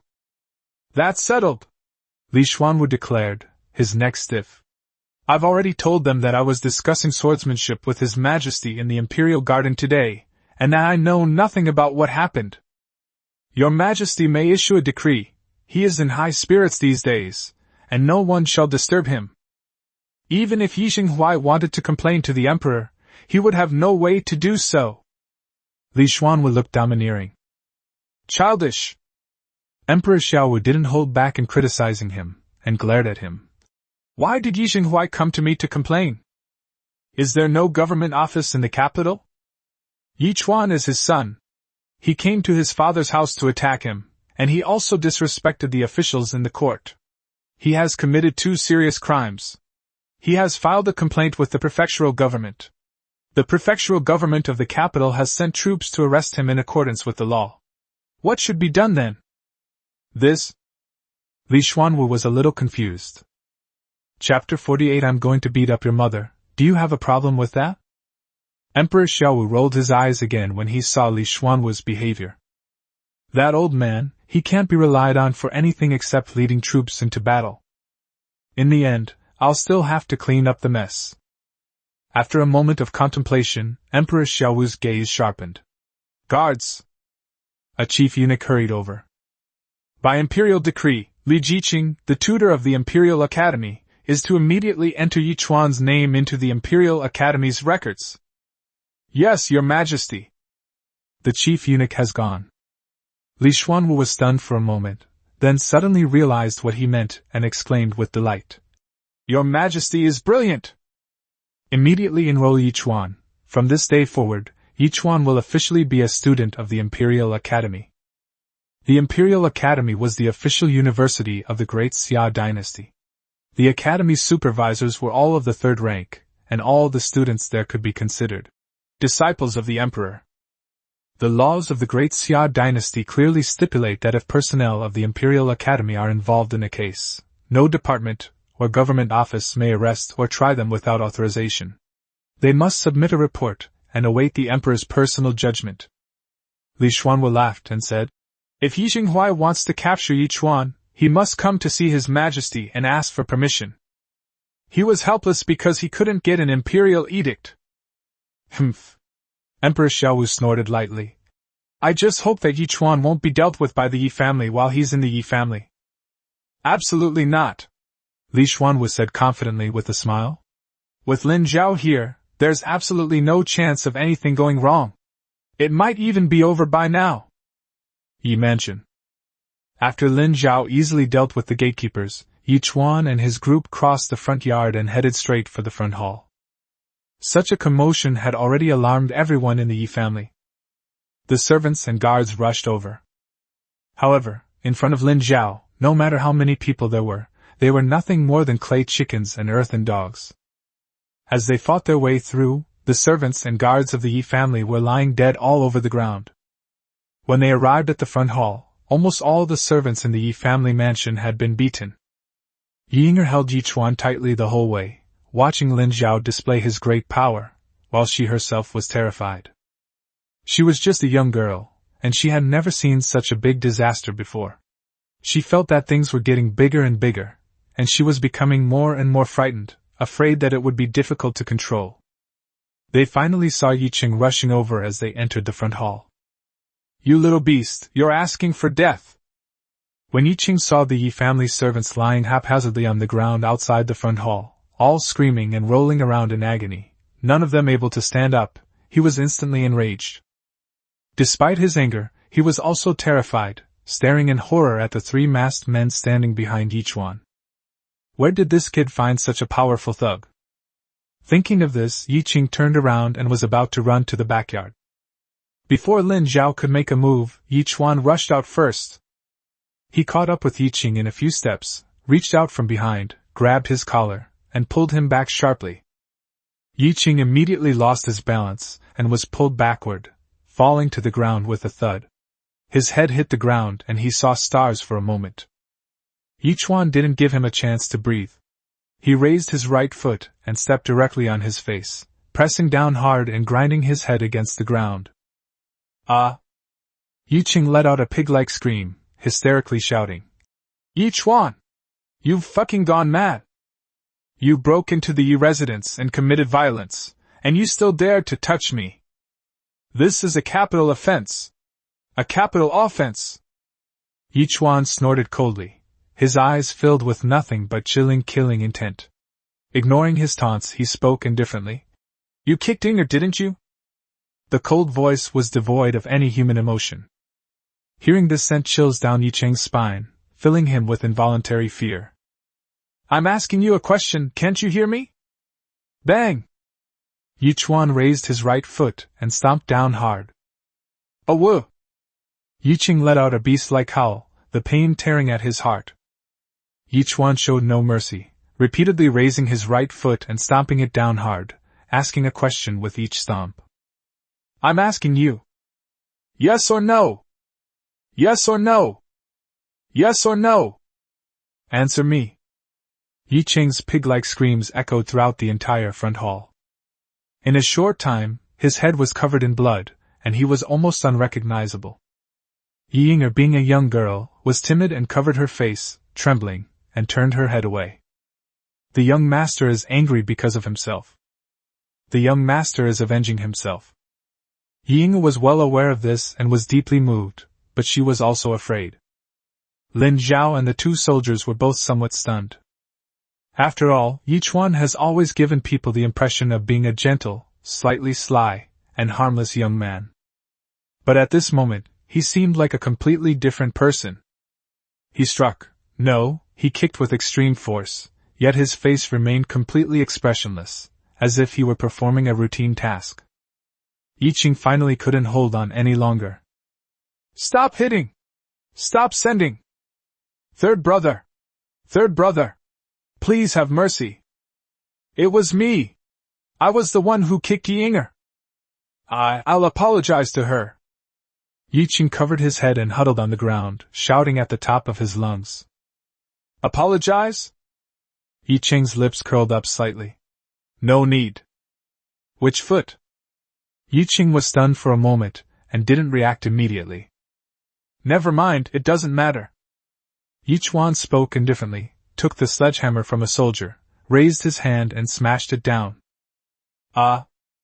The hammer struck Yi Qing's right thigh, causing him to let out another earth-shattering scream of pain. Yi Chuan remained calm and raised the hammer again. "This time it's the left leg." The screams continued incessantly. Halfway through the call, Yi Qing rolled his eyes and fainted. Even after losing consciousness, his body continued to convulse on the ground. Yi Chuan calmly handed the hammer back to the sergeant. "Brother Lin, please carry him and let's go to the backyard." Lin Zhao nodded and reached out to pick up the unconscious Yi Qing. He thought to himself that Yi Chuan had held back after all. If those 2 blows landed on Yi Cheng's knees, this kid would never be able to stand up again. Lin Zhao's opinion of Yi Chuan grew increasingly positive. This kid is ruthless, but also very smart and rational. His Majesty the Emperor was right about Yi Chuan. He is definitely capable of great things. After passing through the front hall, Yi Chuan and his group walked onto the corridor leading to the backyard. There was no longer any family guards protecting the backyard, so the road was clear and unobstructed. However, just as they were about to reach the end of the corridor, a figure suddenly appeared. Leaf Colonel. He stared at Yi Chuan with terror in his eyes, then glanced at the 3 masked men behind him, before finally fixing his gaze on Yi Cheng, who lay limp like a dead dog. This? Yiren was terrified and swallowed hard. What happened? Zhao and Yi Cheng went to Shangela to rob money, but they didn't tell Yiren about it. Yiren had no idea why Yi Chuan suddenly came to their door. But he wasn't a good-for-nothing like Yi Cheng. He composed himself and forced a smile. Third brother, what are you doing? Yi Chuan narrowed his eyes and spoke slowly and deliberately. I'm going to beat your mother up, do you have a problem with that? Chapter 49 Dao's Acting Skills. Yiren's pupils contracted sharply. His human instincts kicked in, and he couldn't help but feel angry when he heard this. But he glanced at Yi Cheng, who looked like a dead dog. Let's take another look at the 3 burly men behind Yi Chuan. Reason prevailed over human nature. Gulp! Yiren's Adam's apple bobbed, and he forced a smile that looked more like a grimace. Third brother, what is the reason for this? Yi Chuan ignored him. He believed that every wrong had its perpetrator, and every debt its debtor, and he had no intention of doing anything to Yiren.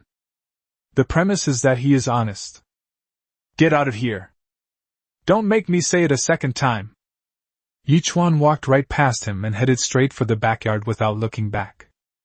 Yi Yinger glanced at Yiren in alarm and quickly followed. Lin Zhao and 2 soldiers glanced at Yiren, but then ignored him completely. After the group of people passed by, Yiren finally breathed a sigh of relief. He's not a fool like Yi Cheng. Although the faces of the 3 burly men were not visible, the imposing aura emanating from them, and their unwavering, murderous gazes, spoke volumes. That's terrifying. Yiren composed himself, and without hesitation, went straight to the study in the side courtyard to find Yi Zhenghuai. Yi Zhenghuai usually prefers quiet and spends most of his time in his study reading and enjoying tea. Yi Chuan strode to the backyard, stood in the middle of the spacious courtyard with a cold expression, and roared, Zhao Huishu, get out here! Not far from the main street in front of the Yi mansion. After the tea party ended, Li Wuling and the others walked out of the tea house, looking refreshed and invigorated. Seeing the livid faces of Lu Qingqing and his group made him feel even more satisfied. These people all glared at Li Wuling with resentment, feeling unhappy but helpless. He was clearly a good-for-nothing good, but somehow he managed to get close to a poet immortal, which made him stand out in front of Miss Yueyan. As everyone went out, the servants of Xin Yueyan's residence were already waiting at the door in a carriage. Xin Yueyan moved gracefully, about to get into the carriage, but then turned back and looked at Li Wuling with a solemn expression. Young Master Li, please do not forget what Yueyan asked for. Li Wuling's expression was somewhat complicated. He certainly made a name for himself. But it wasn't fully released yet. Ultimately, it was the eldest brother who stole the show. Originally, this guy wanted to please Xin Yueyan, but now, she's completely focused on the little poet immortal. Of course, hee. Li Wuling chuckled awkwardly twice. However, I also want to say beforehand that the little poet immortal has a peculiar temperament, and even if Miss Yueyan wants to see him, I can't guarantee he'll agree. Snort! Among the group of young masters nearby, one of them snorted disapprovingly. Quite the airs! What kind of poet immortal is he? He's only been famous for a few days, and he thinks he's some kind of titan. It's his good fortune that Miss Yueyan wants to see him. Lu Qingqing chimed in, adding sarcastically, Arrogance based on talent is not the mark of a gentleman. Xin Yueyan frowned slightly. Li Wuling was furious when he heard these people speak. He immediately sneered and raised an eyebrow. The title Little Poet Immortal was bestowed by His Majesty himself in the Golden Palace. You dare to address His Majesty as bullshit? This is a grave disrespect to His Majesty, an unforgivable crime. After this barrage of accusations, the group of young masters immediately fell silent, all shutting their mouths, only glaring indignantly at Li Wuling. Li Wuling gave another sarcastic laugh. A bunch of cowards. They even provoke each other, how despicable. What young Master Li said is clear to Yuan. Xing Yuan smiled gently and said, I only hope that young Master Li can convey my sincerity to you. As for the result, there is no need to worry about it. All right, miss, don't worry. Li Wuling nodded with a smile. Xing Yuan politely said goodbye and was about to get into the car. Huh! Suddenly, someone asked with a look of surprise and uncertainty. Why are all the people on the street rushing that way? Everyone turned to look. In front of a mansion on the street in the distance, people gathered in layers. I remember that was the residence of Minister Yi of the Ministry of Rights. Could something have happened at the Yi residence? Everyone became curious upon hearing this. Even Xing Yuan stopped and looked into the distance a few more times. Li Wuling's expression changed slightly. Something happened at the Yi residence. Could it be the eldest brother again? Miss Yuan, please excuse me. Li Wuling cupped his hands in greeting, then turned and ran towards the Yi residence. After a moment's thought, Lu Qingqing smiled at Xing Yuan and said, Miss Yuan, why don't we go and take a look together? Lord Yi has an excellent reputation in the court and is a good friend of my father and your father. If the Yi family is in trouble, we happen to be there and should help out. Xing Yuan nodded upon hearing this. Young Master Lu is right, then let's go and take a look together. The group quickly arrived at the entrance of the Yi residence, and squeezed into the crowd. Li Wuling, who had arrived earlier, was questioning the servants who had fallen to the ground. Young Master Li, how is it? Xing Yuan stepped forward to inquire. Li Wuling's face was gloomy, and he didn't say anything. He turned around and rushed into the gate of the Yi residence. It's the eldest brother. My elder brother actually led his men into the Yi residence. What exactly happened? Trespassing on the residence of an official appointed by the imperial court, and acting as a son against his father, is a serious crime. Worried, Li Wuling quickened his pace. Lu Qingqing and Xing Yuan were both puzzled. They exchanged a glance and quickly followed him inside. The servants of the Yi family were all injured. It seems this is no small matter. The reason these two were so bold was, of course, because they had someone protecting them in secret. How could the son of the Minister of Personnel and the daughter of the Minister of the Court of State Ceremonies not have guards secretly following them when they went out? Along the way, all they saw were servants of the Yi family lying on the ground. Not a single person could stand up. The group grew increasingly alarmed and made their way to the backyard. You little beast, are you trying to rebel? As soon as I entered the backyard, I heard a sharp voice. Zhao and her maid finally arrived from the room. When they saw Yi Chuan, they were stunned for a moment, and then they started to curse him angrily. Yi Chuan remained indifferent and silent.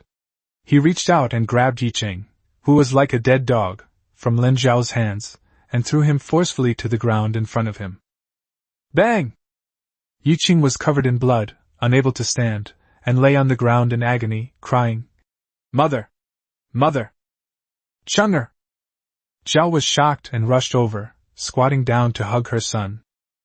Chang'er, you're injured like this! Seeing her son in such a terrible state, Zhao felt as if her heart was being torn apart. She suddenly looked up and glared at Yi Chuan with venomous hatred. You little bastard! How dare you mistreat Chang'er like this? Yi Chuan remained silent, his face as cold as ice, and walked step by step toward the Zhao family. Li Wuling, who had just arrived, was startled and stepped forward to speak. But just as he lifted his leg, Lin Zhao suddenly turned around, glanced intently at Li Wuling, and slowly shook his head. Lin Zhao? Li Wuling recognized Lin Zhao from her eyes at a glance and froze on the spot.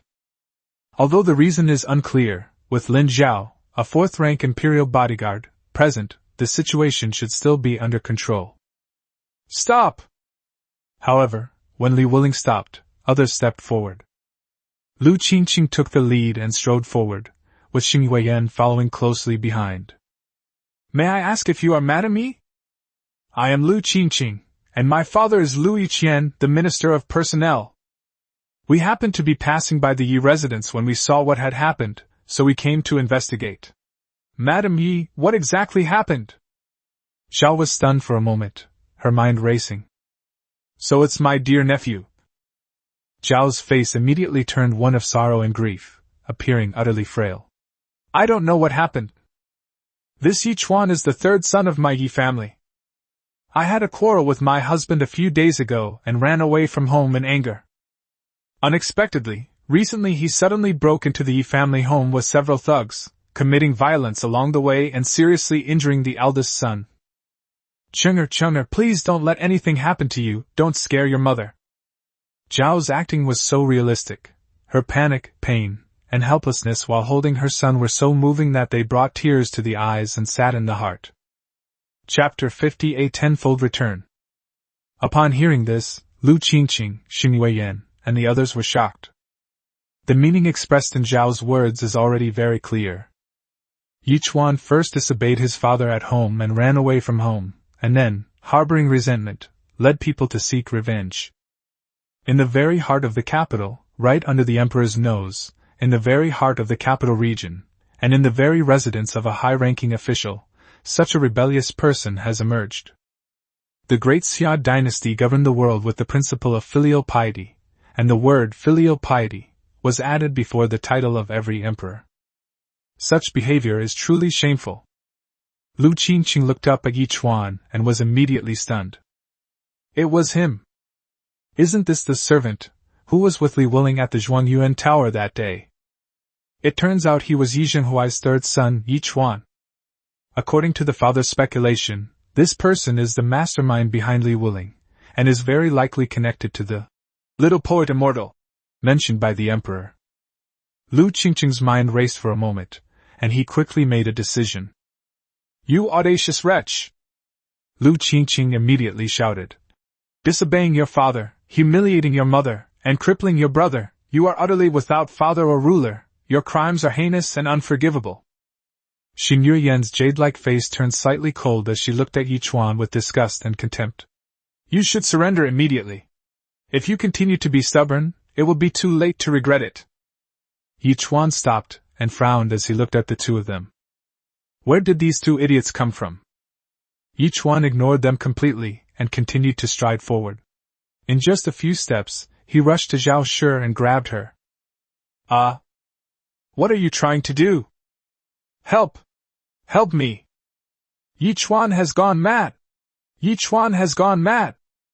Zhao was terrified and her face turned ashen as she struggled desperately.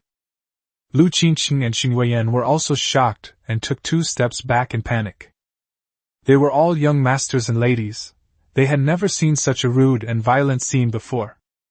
Yi Chuan gripped Zhao's collar tightly, refusing to budge no matter how much she struggled, and then raised his right hand. Smack! A heavy slap landed on Zhao's face.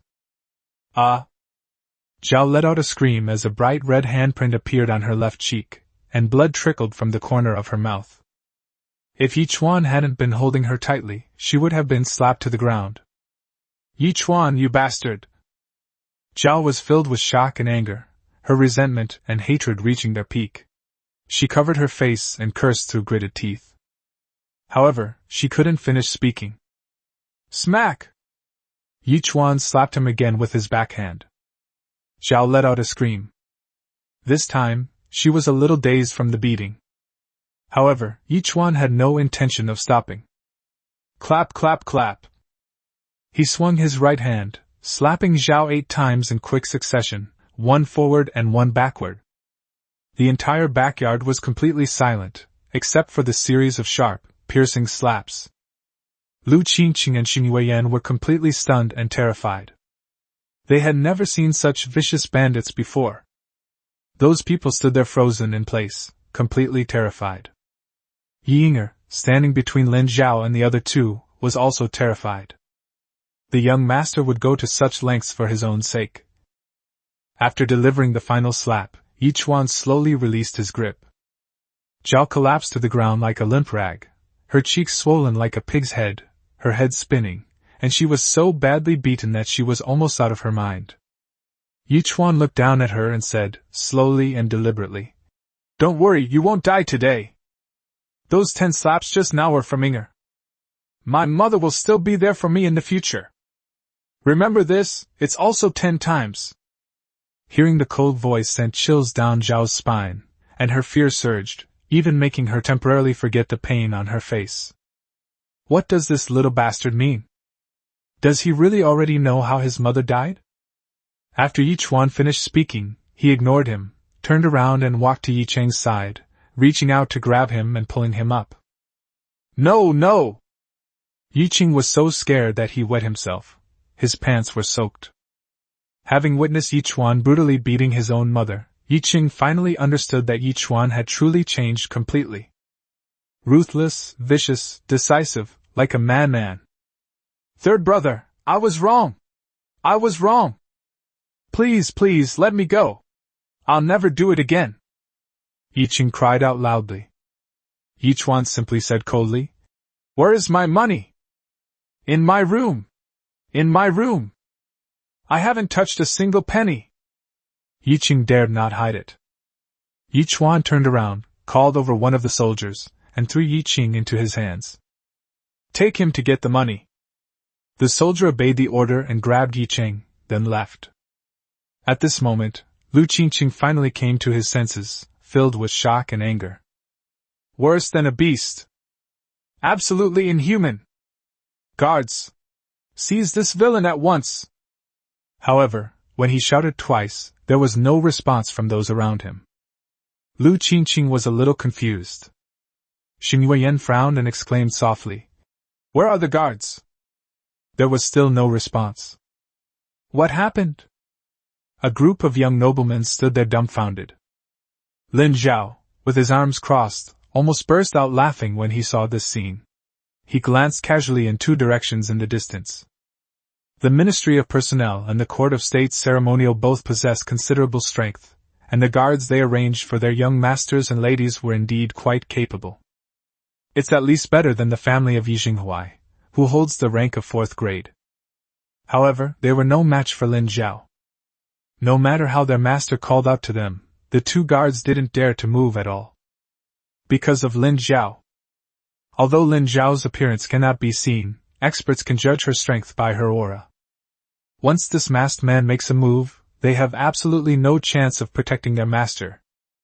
Lu Qingqing and Xing Yueyan were both dumbfounded, completely bewildered as to why their guards had disappeared.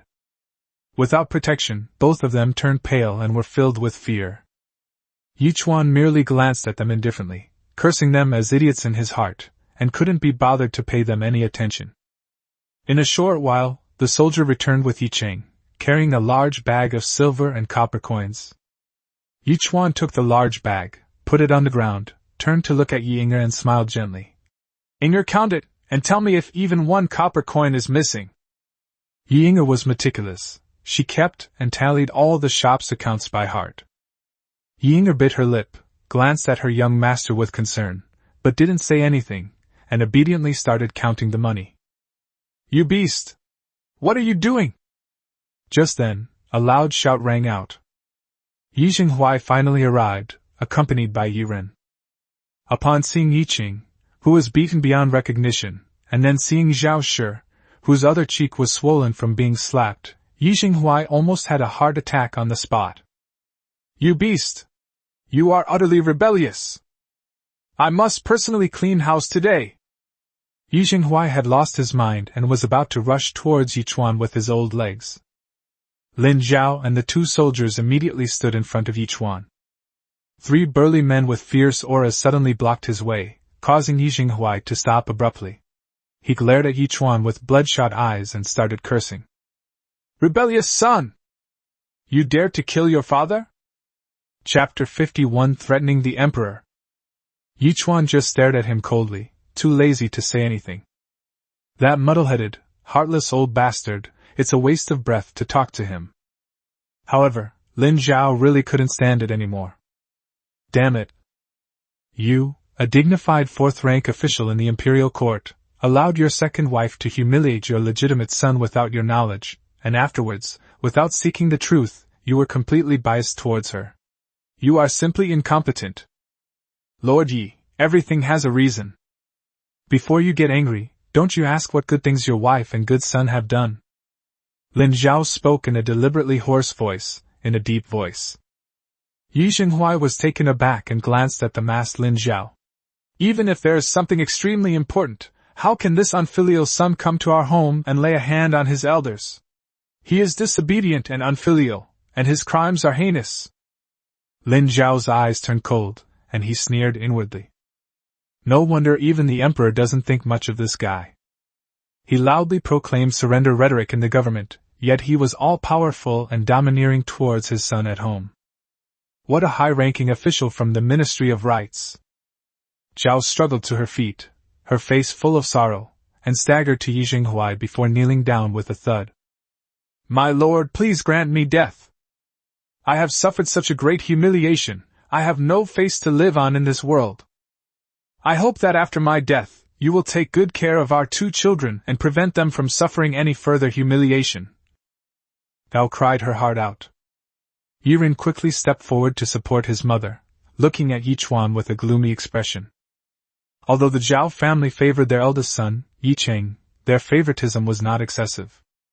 Seeing his mother in such a miserable state, Yiren felt a surge of anger, and regretted his previous lapse in judgment, which led him to give Yi Chuan a push. Seeing Zhao's state, Yi Xinghuai felt both heartache and anger. Get up and tell me what happened! With Yiren's help, Madame Zhao slowly stood up, her face filled with sorrow. My lord, today I sent Cheng'er to Xingde Tower to discuss matters with Yi Chuan. What are you discussing? Yi Xinghuai frowned. Sir, you've forgotten that your birthday is coming up. Zhao's eyes were filled with heartache. My husband has always been an honest and upright official. For many years, he has lived a simple life, eating plain tea and eating simple food. The properties we have acquired in the capital and other places have been mainly used for charitable donations. We have no surplus wealth at all. My lord, you haven't changed your court robes more than a few times over the years, and I truly cannot bear it. With your birthday approaching, sir, I really want to throw you a grand birthday banquet and make you some nice clothes. However, Cheng'er recently made a mistake, and Shangela compensated Yi Chuan.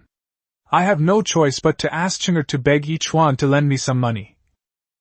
I think that Yi Chuan is, after all, the master's own son, and he should put some effort into celebrating the master's birthday. As she spoke, Zhao kept wiping away her tears, which moved Lu Qingqing, Xin Yueyan, and other unsuspecting onlookers, who felt great sympathy for her. She is truly virtuous and kind. Lord Yi, having such a wife is truly a blessing in your life. But to my utter surprise, Yi Chuan harbored such resentment towards you, master. Not only did he refuse to lend you the money, but he also humiliated you and me. Cheng'er felt sorry for his parents. After hearing Yi Chuan's rebellious words, he was furious and caused trouble at Shangela. My lord, I was indeed stirring up trouble for no reason. I don't expect you to feel sorry for me. I only hope that you can understand Cheng'er's filial piety towards his parents, and make a decision for him. If that's the case, I can rest in peace even in the afterlife. Wah! By the end, Zhao was sobbing uncontrollably. These words filled Lu Qingqing and Xin Yueyan, who were far away, with righteous indignation. Yi Chuan, you're a beast! Lu Qingqing gritted his teeth. Xin Yueyan also said coldly, nothing could be more heartless and treacherous than this. Those who truly understood the situation, like Li Wuling, were almost laughing in anger. Yi Chuan and Lin Zhao looked on incredulously. Yi Chuan almost couldn't help but applaud. To distort the truth and make it vividly portrayed. Yi Xinghuai, that old bastard, has been completely controlled by this kind of trick for so many years. No wonder the Chen family couldn't outmaneuver this scheming woman back then. My dear wife has suffered. Upon hearing these words, Yi Xinghuai almost burst into tears. With a wife like this, what more could a husband ask for? Don't worry, I will never let this unfilial son get away with this. I will definitely get justice for you and Cheng'er. Master. Zhao's tears flowed like a spring. Yichuan felt that if he continued watching, he might throw up. He sneered and clapped his hands twice. Good! Lord Yi has relied on women for the first half of his life, and has been a coward for too long. Now he's finally standing up for himself. You beast, how dare you be so arrogant! Yi Jinghuai stomped his foot in anger. I will not let you off today! Renner, go to the capital's government office immediately to report this crime and arrest this rebellious son. Yes, father! Yiren left with a cold face. Upon hearing that Yi Jinghuai was going to report the case, Li Wuling's face darkened. This is going to blow up. Yichuan remained calm, glancing at Lin Zhao. Brother Lin. Lin Zhao smiled calmly and whispered, It's all right. I have a waste token bestowed by the Emperor. Not to mention the prefect of the capital, even the high-ranking officials of the Ministry of Justice can't touch you. Yichuan shook his head. That's not what I meant. I'll trouble Brother Lin to taking her back first. Young master, I don't. Yinger exclaimed in surprise. Lin Zhao frowned. Why is that? Yichuan smiled slightly.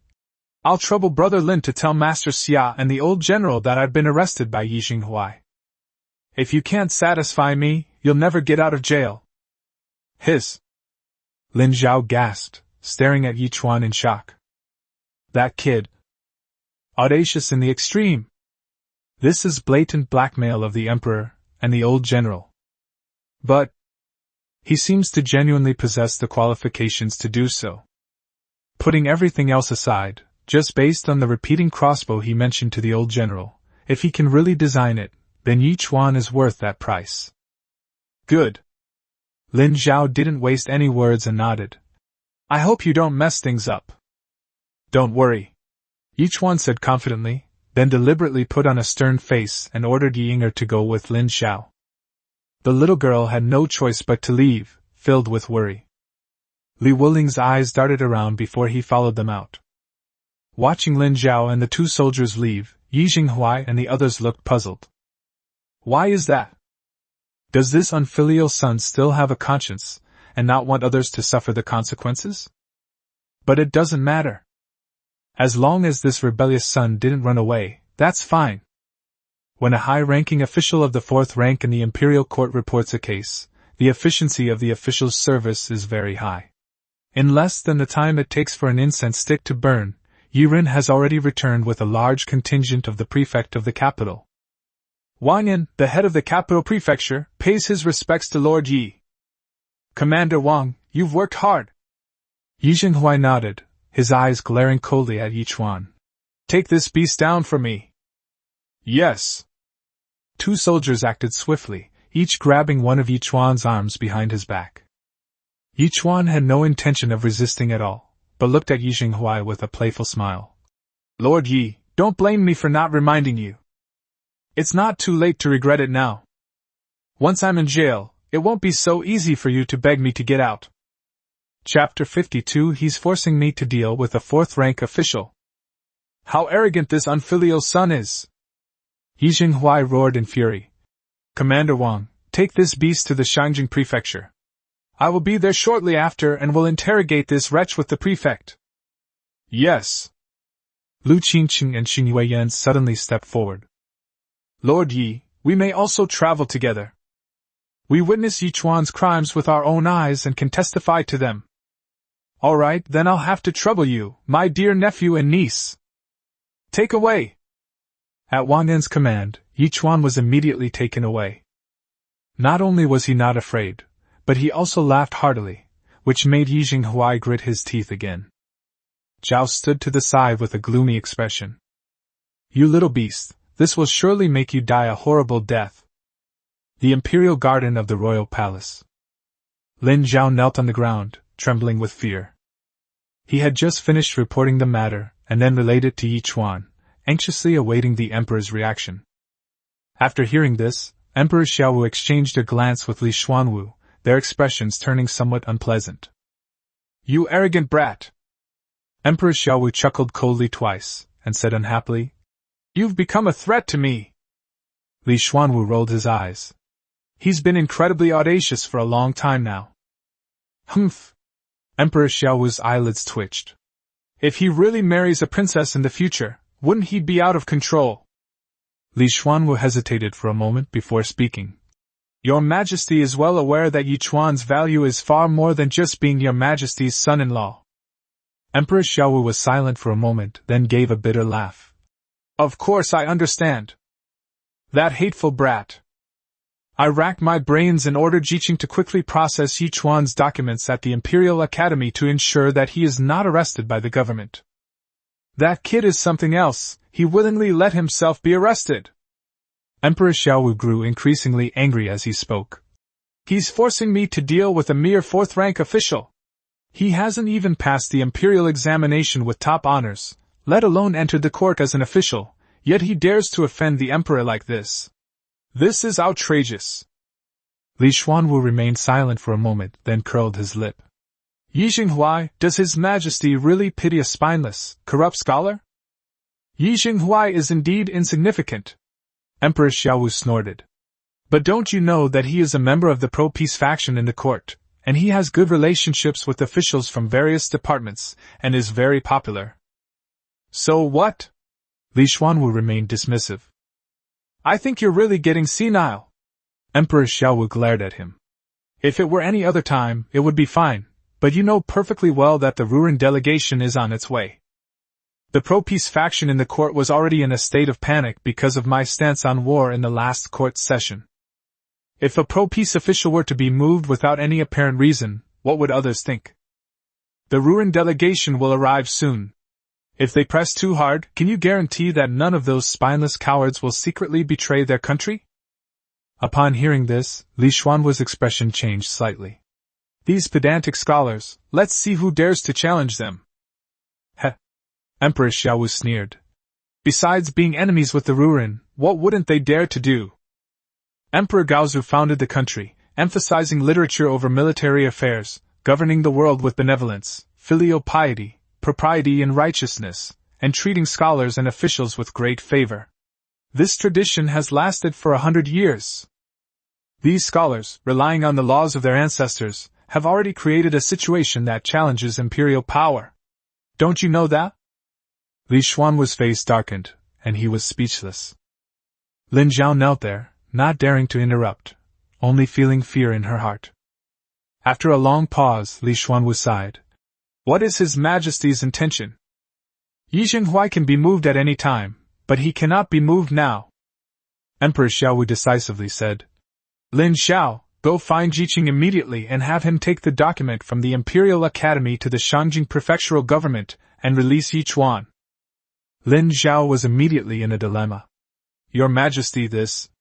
Firstly, once Yi Jinghuai sees the document, he will certainly not give up and will definitely want to meet with your Majesty to request an imperial decree. Both. Yi Chuan will definitely not let this go."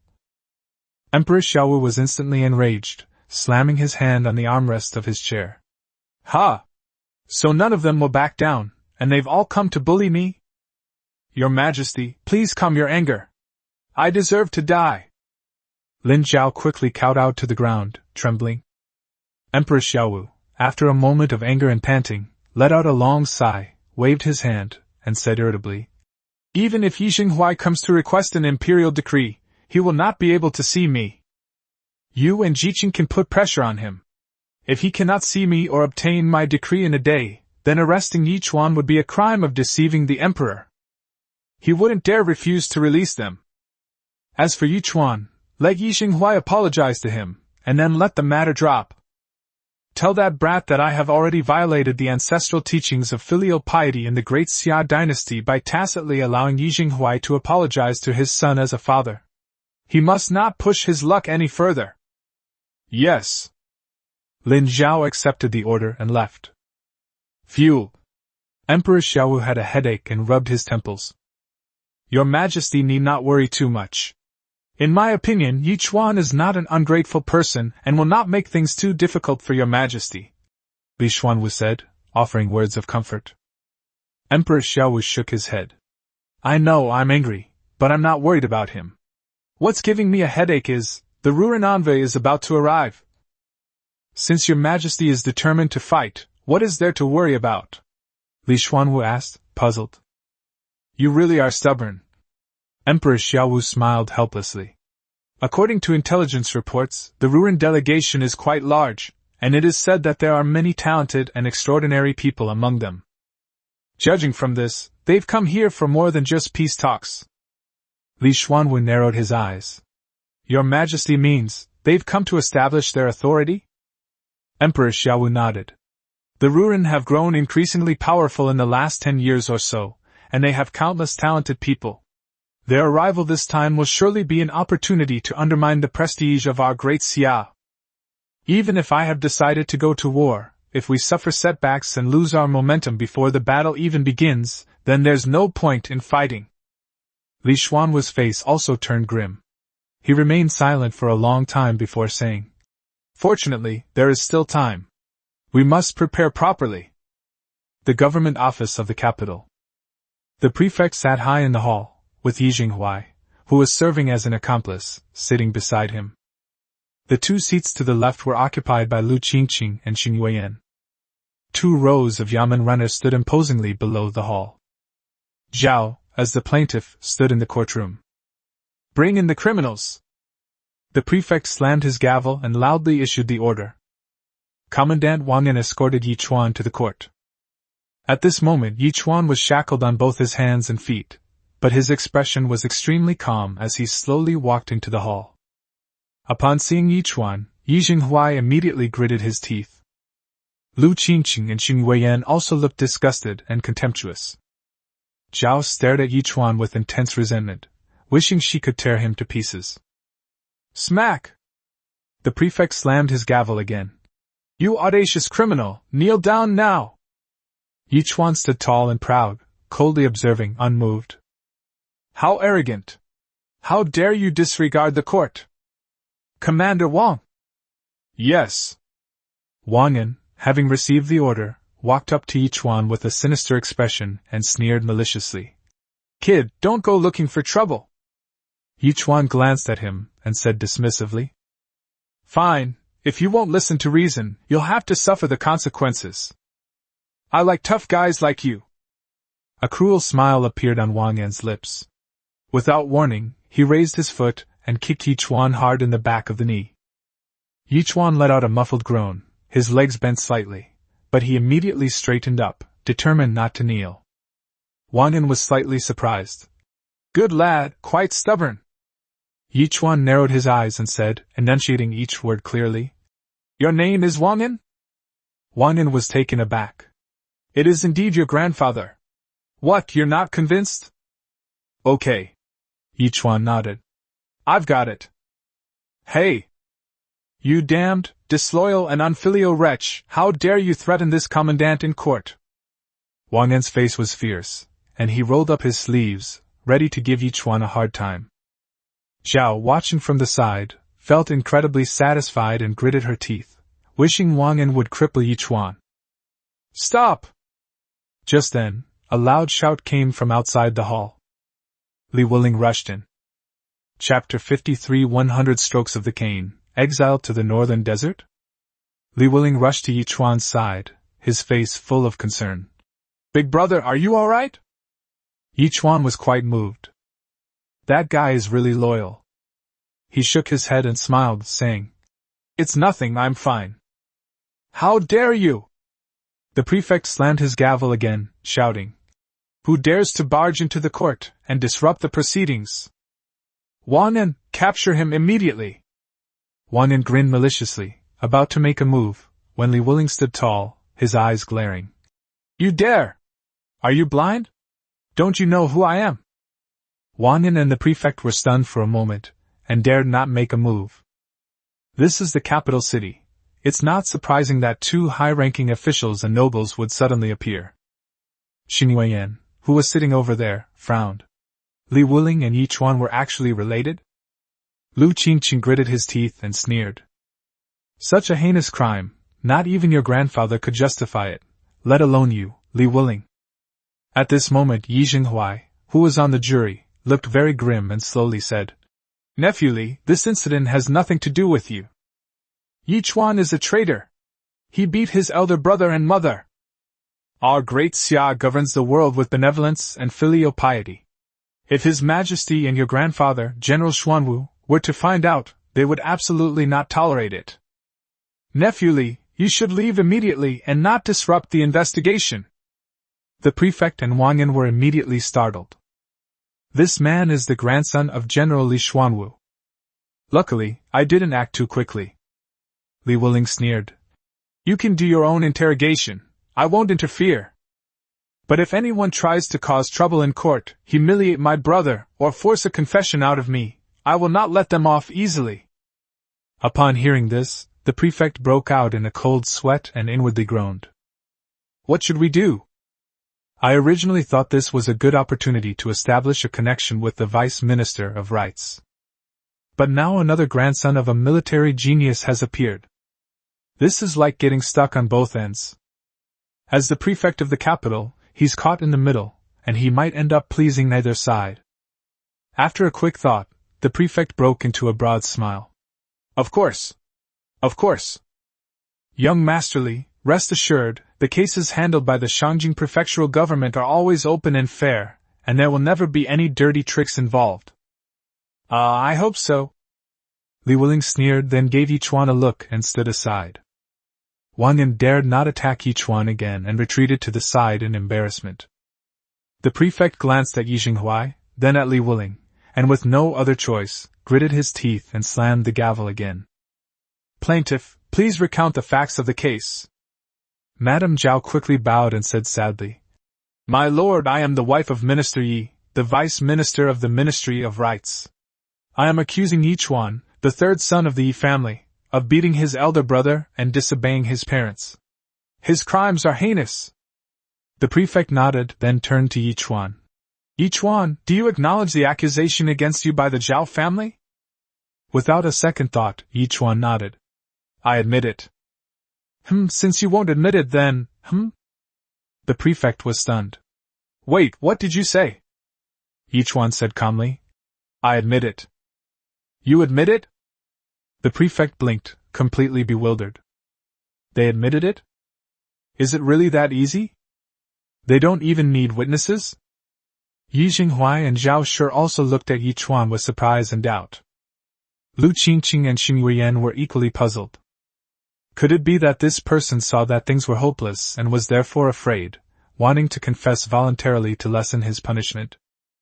If that's how it is. The prefect glanced anxiously at Li Wuling, then looked at Yi Jinghuai. Li Wuling showed no reaction, saying casually, "Sir, just decide what you should decide. Why are you looking at me?"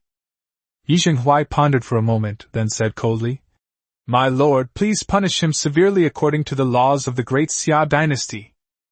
The prefect was speechless, completely bewildered. After a moment of silence, he slammed the gavel again. "Your Excellency Yi Chuan, you are disobedient and unfilial, assaulting your elder brother and mother. Furthermore, you trespassed into the residence of a high-ranking official and committed assault. You are hereby sentenced to 100 strokes of the cane and exiled to the northern desert. Do you accept this?" The verdict sounds harsh, but it was actually lenient. According to the law, a death sentence is still permissible. Yi Chuan shrugged. "Whatever, there's no point in being convinced." This left everyone in the room even more confused. What exactly does this kid mean? If you confessed because you were afraid, why don't you kneel down and beg for mercy? They seem to have nothing to fear. How arrogant. Yi Chuan! Zhao didn't think much of it, she just felt she had finally gotten her revenge. Pointing at Yi Chuan with intense resentment, she said, "You heartless, wicked man, you've finally gotten your comeuppance." As she spoke, she leaned close to Yi Chuan's ear, lowered her voice, and said with immense pleasure and viciousness, "You little bastard, you've finally fallen into my hands. Don't worry, before you are exiled, your second aunt will take good care of you, so that your dead mother can rest in peace in the afterlife." Yi Chuan narrowed his eyes, a smile playing on his lips, and said, word by word, "You'd better remember every single word of these words." Zhao gave a disdainful sneer. You little bastard, you still dare to talk back even now? She couldn't wait to see Yichuan beaten until his skin was torn and bleeding. Sir, since the prisoner has already confessed, there's no need to delay any longer. After a moment of silence, Yi Zhenghuai finally spoke. Actually, upon hearing the verdict, he felt a little reluctant. After all, he's his own son. But when she thought about what Yichuan had done before, that feeling of heartache was quickly replaced by anger. Left with no other option, the prefect ordered, "Guards, seize Yichuan and give him 100 strokes of the cane." "Yes." 2 constables on either side received the order. Zhao's face was already showing immense excitement. "Slow!" Just then, a voice rang out from outside the hall. Li Jiqing, her sleeves fluttering, strode into the lobby with an elegant and dignified demeanor, her beauty surpassing even that of a celestial being. The constables on both sides were stunned. "Teacher?" Lu Qingqing and Xing Weiyan were both startled and stood up. These two were also students of the Imperial Academy, and Li Jiqing was a teacher at the Imperial Academy, so of course she had to be addressed as teacher. "Auntie!" Li Wuling went to greet him, let out a long sigh, and said with a wry smile, "Why are you so late? If you were even a step later, my older brother would have gotten a beating." Upon hearing Lu Qingqing and Xing Yuyan's forms of address, the prefect was immediately shocked. The teacher of the Imperial Academy. Another deity has arrived. Who exactly is Yichuan? This young boy is almost causing a battle between gods. When Yi Zhenghuai saw Li Jiqing, his face darkened, and he had a bad feeling. The prefect quickly stepped down from his seat to greet him, bowing respectfully. "May I ask what brings the Imperial Academy master to the capital?" "Your Excellency, Prefect." Li Jiqing politely bowed in return, and said with poise and grace, "I had no choice but to trespass in court due to the urgency of the situation. Please forgive me." "No, no," the prefect said, trembling with fear. The Imperial College was no ordinary place. Everyone knows that the Emperor values the Imperial examinations most. As the Imperial Academy, the Imperial College holds a very important position. Even if any teacher there does not have an official rank, they are not someone that ordinary officials can afford to offend. "Teacher!" Lu Qingqing and Xing Weiyan also quickly came over to pay their respects. "Teacher, why have you come here?" Xing Weiyan asked in confusion. "I came here for Yichuan." As she spoke, Li Jiqing took out a document from her sleeve and held it high. "Your Excellency, Yichuan is a student of our Imperial Academy, and there is written proof of this. According to the laws of the Great Xia dynasty, no government office may arrest anyone involved in a case within the Imperial Academy. A petition must be submitted to His Majesty for a final decision." Chapter 54. Drinking and singing wildly, wasting my days, arrogant and domineering, I am the hero. After he finished speaking, everyone in the room was astonished. Lu Qingqing and Xing Weiyan stood there in utter shock, unable to react for a moment. "What?" Yi Zhenghuai suddenly stood up, his eyes wide open. Zhao was completely dumbfounded by this sudden reversal. Only Yichuan was slightly taken aback, then the corners of his mouth turned up. The Emperor actually resorted to this tactic. "Students of the Imperial Academy?" After regaining his senses, the prefect was so frightened that he turned pale and broke out in a cold sweat. This is no joke. He arbitrarily arrested students from the Imperial Academy, openly violating royal laws. His time as prefect is over. "If you don't believe me, you can examine the documents." Li Jiqing handed over the documents in her hand. "Gulp!"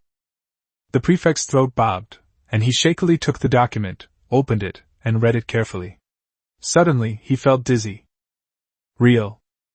It bears the seal of the Imperial College. "Please forgive me, Master. I truly knew nothing about this." The prefect quickly returned the document, so frightened that he bowed repeatedly, feeling as if he wanted to die. "This is ridiculous.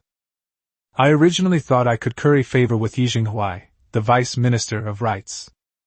I never expected to offend someone even more ruthless." Teacher, how is this possible? Lu Qingqing found it unacceptable and pointed at Yi Chuan angrily, saying, How could such a disloyal and unfilial wretch be a student of our Imperial Academy? Doesn't this bring shame upon our Imperial Academy? Although Xing Yueyan didn't speak, her indignant expression clearly showed that she deeply agreed. Li Jiqing's expression turned slightly cold as she glanced at Lu Qingqing. This is the decision of the Imperial Academy, and it is also my decision. If you are not satisfied, you may petition the Emperor. Lu Qingqing was speechless on the spot, his face turning extremely red. Li Jiqing turned to the prefect. Sir, can we release them now? Release! Release! Of course release! Release immediately! Guards! Zhao was filled with resentment, and bit her lip hard with venom. Is it possible that we'll just let this little beast escape? Why should he be a student at the Imperial Academy? Only someone as outstanding as Renner can enter the Imperial Academy. What is Yi Chuan anyway? Wait!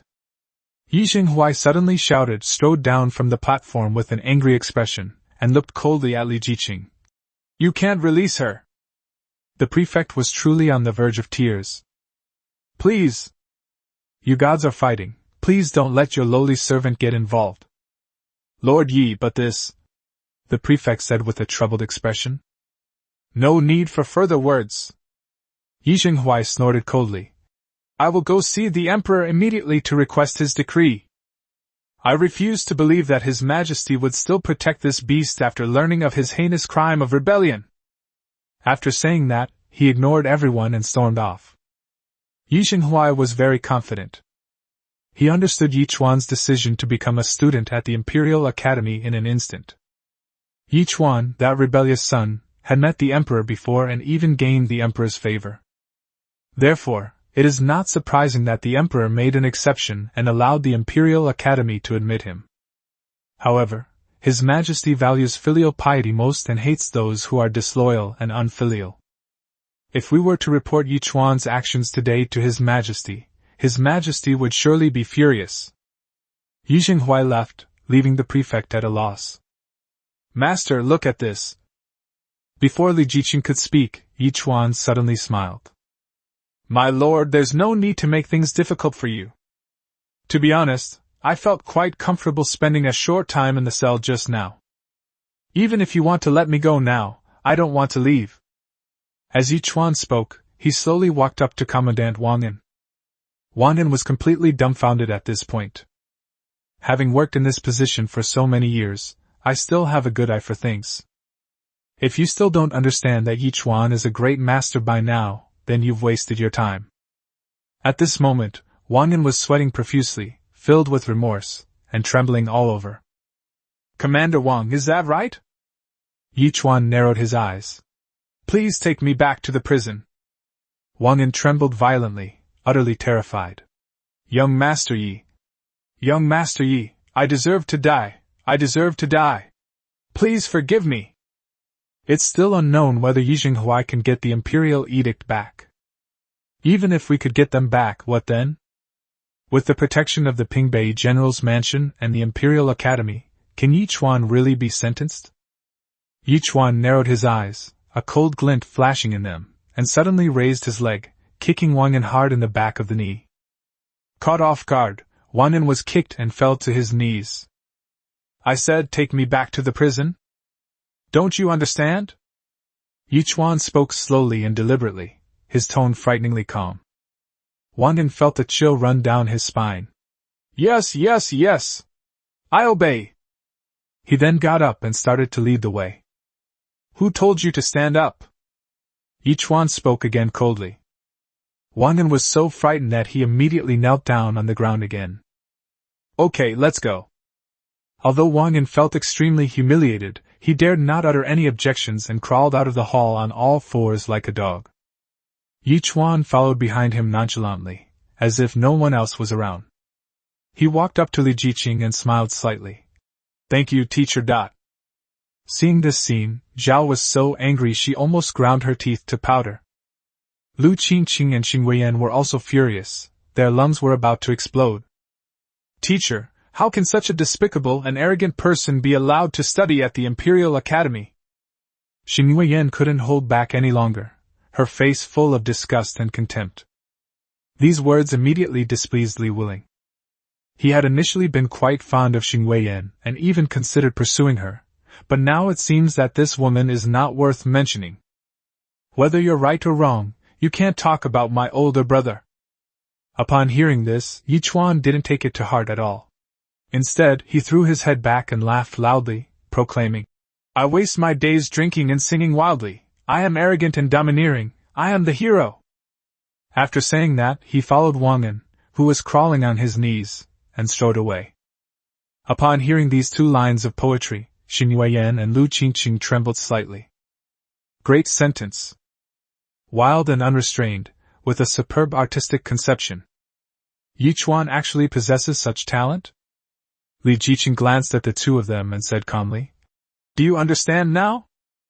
Lu Qingqing and Xing Huiyan came to their senses, lowered their heads and remained silent, but their expressions still showed indignation. Xing Huiyan inwardly scoffed, thinking that this person was merely a lucky find. Given his corrupt character, he would never produce another masterpiece. Moreover, compared to the brilliant and talented little poet immortal, he is far inferior. He is not even worthy to carry his shoes. Li Jiqing sighed inwardly. Judging from Yi Chuan's previous performance, he is definitely not the type of person who would become successful through petty means. There is only one explanation for this behavior. They don't intend to let the Yi family off easily. Meanwhile, the prefectural governor standing nearby was utterly disheartened.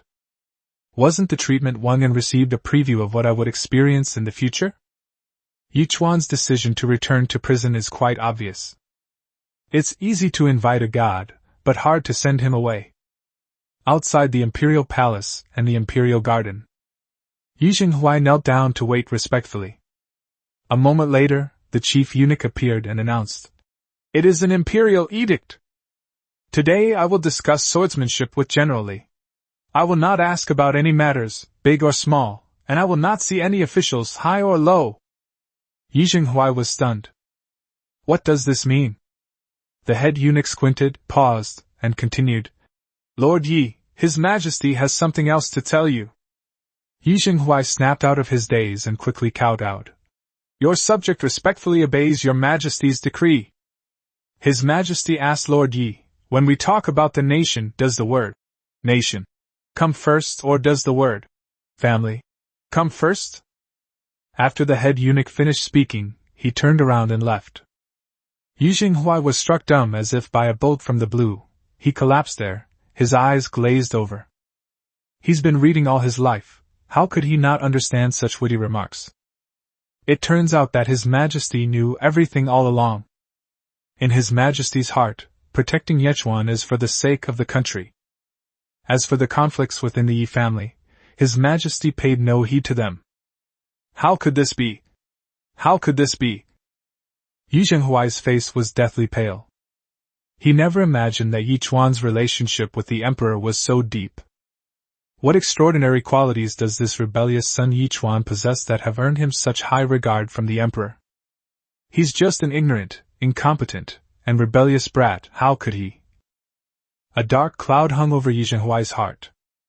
Chapter 55. Lord Yi has a very strong backbone. When Yi Xinghuai returned to the capital's government office, he was almost completely distraught. Madame Zhao was the first to rush forward, anxiously asking, "Master, how is it? Has His Majesty issued an edict?" Yi Xinghuai glanced at her with a complicated expression, feeling guilty towards his beloved wife, and remained silent. Upon seeing this, Zhao felt a chill in her heart, and stood frozen in place. Yi Xinghuai looked up and saw Li Jiqing sitting leisurely in the hall waiting, with Li Wuling, Lu Qingqing and Xing Huiyan standing behind her. The prefect stepped forward and asked anxiously, "Lord Yi, how is it?" Yi Xinghuai's lips twitched twice, his face extremely ugly. "Your Excellency, please, release them." The prefect's mind went blank for a moment. Lord Yi failed to retrieve the imperial edict, which means His Majesty is on the side of the Imperial Academy. Oh no! This is terrible! The prefect stood there dumbfounded, sweating profusely. Lu Qingqing and Xing Weiyan also looked indignant. The fact that Yichuan received the protection of the Imperial Academy suggests that the Emperor was only lenient towards him because of the Academy's reputation. As a student of the Imperial Academy, I feel deeply ashamed. Li Wuling, on the other hand, had a smug look on his face, as if he had known this would happen. Li Jiqing then slowly stood up and stepped forward. In that case, Your Excellency, can you release the person now? The prefect suddenly came to his senses, looked at Yi Jinghuai, then at Li Jiqing, and said with a bitter expression, Master, Lord Yi, why make things difficult for me? Yi Jinghuai frowned. Sir, what makes you say that? He was also very unhappy. Unable to control this rebellious son Yichuan, being forced to release him is already a huge loss of face. The prefect was almost in tears. Young Master Yi went back to the prison on his own and said that since he's here, he won't leave easily. What am I supposed to do? What am I supposed to do? The prefect was so anxious that he kept stamping his feet. Upon hearing this, Yi Jinghuai's eyes nearly popped out of their sockets, and he was so angry he almost vomited blood. What does this beast mean? The prefect smiled wryly. This humble official and Commandant Wang Yin have pleaded with us in every way possible, but to no avail. This humble official truly does not know. Yi Jinghuai suddenly realized what was happening and flew into a rage. Does this wretched child expect me to beg him? Zhao was so angry that her face turned red, filled with resentment and anger, and she almost gritted her teeth to pieces. This is outrageous. Lu Qingqing couldn't hold back any longer and shouted angrily. Yichuan, that scoundrel, is extremely arrogant. Relying on the Emperor's grace, he acts lawlessly. Yi Jinghuai's face was gloomy. Your Excellency, I am withdrawing the lawsuit with my wife in accordance with His Majesty's will. As for where that wretched child wants to stay, that is up to him, and has nothing to do with me. As he spoke, Yi Jinghuai prepared to leave with Zhao Shi. Lord Yi. Li Jiqing finally spoke, while letting out a silent sigh. This time, she's definitely going to play the villain for Yichuan. Yi Jinghuai turned his head away with a cold expression. I urge Lord Yi to think twice. Li Jiqing remained calm. Since His Majesty's decree is clear, the actions of the Shangjing Prefecture and Lord Yi in arresting students of the Imperial Academy without His Majesty's approval are already a crime. If the capital prefecture and Lord Yi do not handle this matter properly, once it reaches the Emperor's ears, the consequences will be dire. Yi Jinghuai was furious. What does Miss Jiqing mean by this? Are you threatening me? Li Jiqing remained composed. Lord Yi, you flatter me. I was merely stating the facts. I just don't know if Lord Yi truly understands His Majesty's intentions. Yi Jinghuai gritted his teeth, his heart filled with humiliation and anger. Of course he knew. His Majesty is clearly going to side with Yichuan to the very end. Although Li Jiqing's words were unpleasant, they were indeed the truth. If this matter is not handled properly, the Emperor will be furious, and you'll face a lot of trouble in the future. Yi Jinghuai, panting heavily, stared at Li Jiqing for a long time before reason finally prevailed, and he forcibly suppressed his resentment. Thank you for your guidance, Miss Jiqing. Yi Jinghuai gritted his teeth. Since Miss Jiqing is Yichuan's teacher, why don't you come to the prison with me? I'd be happy to oblige. Li Jiqing nodded. Teacher! Xing Weiyan finally couldn't hold back any longer and exclaimed indignantly. Isn't this going too far? There has never been a precedent in history for an elder to bow down to a younger person. Since there is no precedent, let's start with this. Li Jiqing looked calm and composed. Xing Weiyan stood there, watching as everyone walked out of the hall. She gritted her teeth and finally followed them. Inside the prison of the capital city, Yichuan sat casually on the floor in a prison cell, surrounded by thatched huts and filth, but he didn't care at all. Strangely, the cell was not only unlocked, but the door was also wide open. Commandant Wang Yin stood trembling at the prison cell door, like a servant waiting to be summoned at any moment. This wasn't at Yichuan's behest. Rather, Wang Yin didn't dare leave until Yichuan relented and offered his forgiveness. When everyone arrived at the prison and saw this scene, Yi Jinghuai, Xin Yueyan, and the others were furious again. This bastard, what does he think prison is? The group walked to the cell door and filed in. The prefect stepped forward to Yi Chuan, bowed respectfully, and said with a fawning smile, "Young Master Yi, the case has been solved. It was all a misunderstanding that caused you so much suffering. I will arrange a banquet another day to personally apologize to young Master Yi. What do you think? Men, prepare a carriage immediately to escort young Master Yi away." The prefect is quite capable in his speech and actions. However, this didn't work for Yi Chuan. Yi Chuan narrowed his eyes and smiled slightly. "There's no need for an apology. The official is just handling official business, it has nothing to do with you. There's no need to see me off. I'm very comfortable here and have no plans to leave anytime soon." "You!" Yi Jinghuai was so angry that he pointed at him and was about to start cursing. The prefect quickly smiled and smoothed things over. "Young Master Yi, you are very magnanimous. Look, Lord Yi has already withdrawn the lawsuit and personally came to explain the misunderstanding. We're all family." Yi Chuan leaned casually against the cell wall. "Really? I don't think I heard anyone come to explain any misunderstanding to me." "Yi Chuan! Don't push your luck!" Lu Qingqing roared in anger. Yi Chuan completely ignored the barking of this lowly lackey and didn't even glance at him. "Lord Yi, now that you have made your decision, there is no need to hesitate any longer," Li Jiqing urged him on. Despite feeling utterly humiliated and frustrated, Yi Jinghuai gritted his teeth and took a step forward. "Yi Chuan, this matter is over. There seems to be some misunderstanding between you and your family. Let's resolve this family matter at home and not involve others." Yi Chuan immediately let out a cold laugh. "Is this an explanation? Is this an apology? I had heard that Lord Yi was very shrewd and resourceful in the court, able to get along with everyone. They sang surrender rhetoric at foreign enemies, showing no backbone and being weak and incompetent. Seeing you today, it seems that's not the case at all. Lord Yi is quite assertive." Yi Chuan gave a cold, mocking laugh without any mercy. "Treason!" Yi Jinghuai almost suffered a heart attack from anger for a moment. Xin Yueyan couldn't stand it any longer and stared at Li Jiqing with wide eyes. "Teacher!" Li Jiqing was silent for a moment, then looked at Yi Chuan and said, "Yi Chuan, you can say what you want and let's settle this matter as soon as possible." Yi Chuan smiled calmly. "It's very simple. All you need to do is for Lord Yi and his wife to stand in front of me, bow and apologize, and escort me out of prison with courtesy, and then we will forgive and forget what happened before." Chapter 56. I still love your unruly side. "You wretched creature!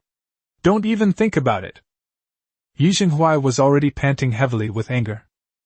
Zhao, who was standing next to him, had an extremely gloomy face, her face turning purple with hatred. "Miss Jiqing, I have done all I could. If the Imperial Academy continues to support this rebellious, disloyal, and unfilial beast, they may go and impeach me before the Emperor." "Excuse me." Yi Jinghuai angrily turned to leave. Li Jiqing frowned slightly. Yi Chuan's demands were indeed too humiliating for Yi Jinghuai. But Yi Chuan would never give up so easily. It seems this matter is not yet resolved and will have to reach the Emperor. But just then, footsteps suddenly came from outside. "Where is the prefect of the capital?" A well-built man in uniform strode in, holding a waist tag, and went deep into the prison. No one dared to stop him. Li Wuling, standing behind Li Jiqing, brightened up when he saw the newcomer. Lin Zhao, a fourth-rank imperial bodyguard with a sword. Yi Jinghuai was also startled, his heart suddenly sinking as he had a bad premonition. Upon seeing him, the prefect hurriedly stepped forward. "Your humble servant is here. May I ask what brings you here, Your Excellency?" Lin Zhao walked into the cell, glanced at Yi Chuan sitting on the ground, and found it amusing. "By order of His Majesty, an important oral message has been delivered to Yi Chuan. Why is Yi Chuan not at Qingde Tower, but instead in the Shangjing Prefecture prison?" Upon hearing this, the prefect broke out in a cold sweat, trembled all over, and looked helplessly at Yi Jinghuai, stammering, This. Lin Zhao frowned and looked at Yi Jinghuai. Lord Yi, what is the reason? Is His Majesty's important decree to be received by Yi Chuan in prison? This is extremely disrespectful. As she spoke the last sentence, Lin Zhao suddenly raised her voice. Yi Jinghuai trembled violently, his face turning deathly pale. He knew it all too well. Lin Zhao was, of course, there by imperial decree. But no one expected that His Majesty would go to such lengths for Yi Chuan. They're clearly here to put pressure on themselves. If that's the case, I have no other choice. Even if it's incredibly humiliating, all I can do is gulp. Yi Jinghuai clenched his fists, and his throat bobbed violently. A moment later, he gritted his teeth and walked step by step to Yi Chuan. Chuaner. Your father wronged you, the blame lies with me. As your father, I apologize. After saying just a few words, Yi Jinghuai almost fainted. In the great Xia dynasty, where loyalty and filial piety were the guiding principles of governance, Yi Jinghuai's actions were unprecedented. This will surely become a lifelong disgrace for him, a laughingstock for eternity. Lu Qingqing and Xing Weiyan watched silently, finding it utterly absurd. Li Wuling, however, had a look of satisfaction on his face, with the corners of his mouth turned up. Yi Chuan then casually glanced at Yi Jinghuai before slowly turning his head to look at the Zhao family in the distance. So, what about second aunt? Don't you have anything to say to me? Zhao trembled all over. When Lin Zhao arrived to convey the emperor's message, she was already terrified. She never imagined that Yi Chuan, the good-for-nothing she used to bully, would now receive such favor from the current emperor.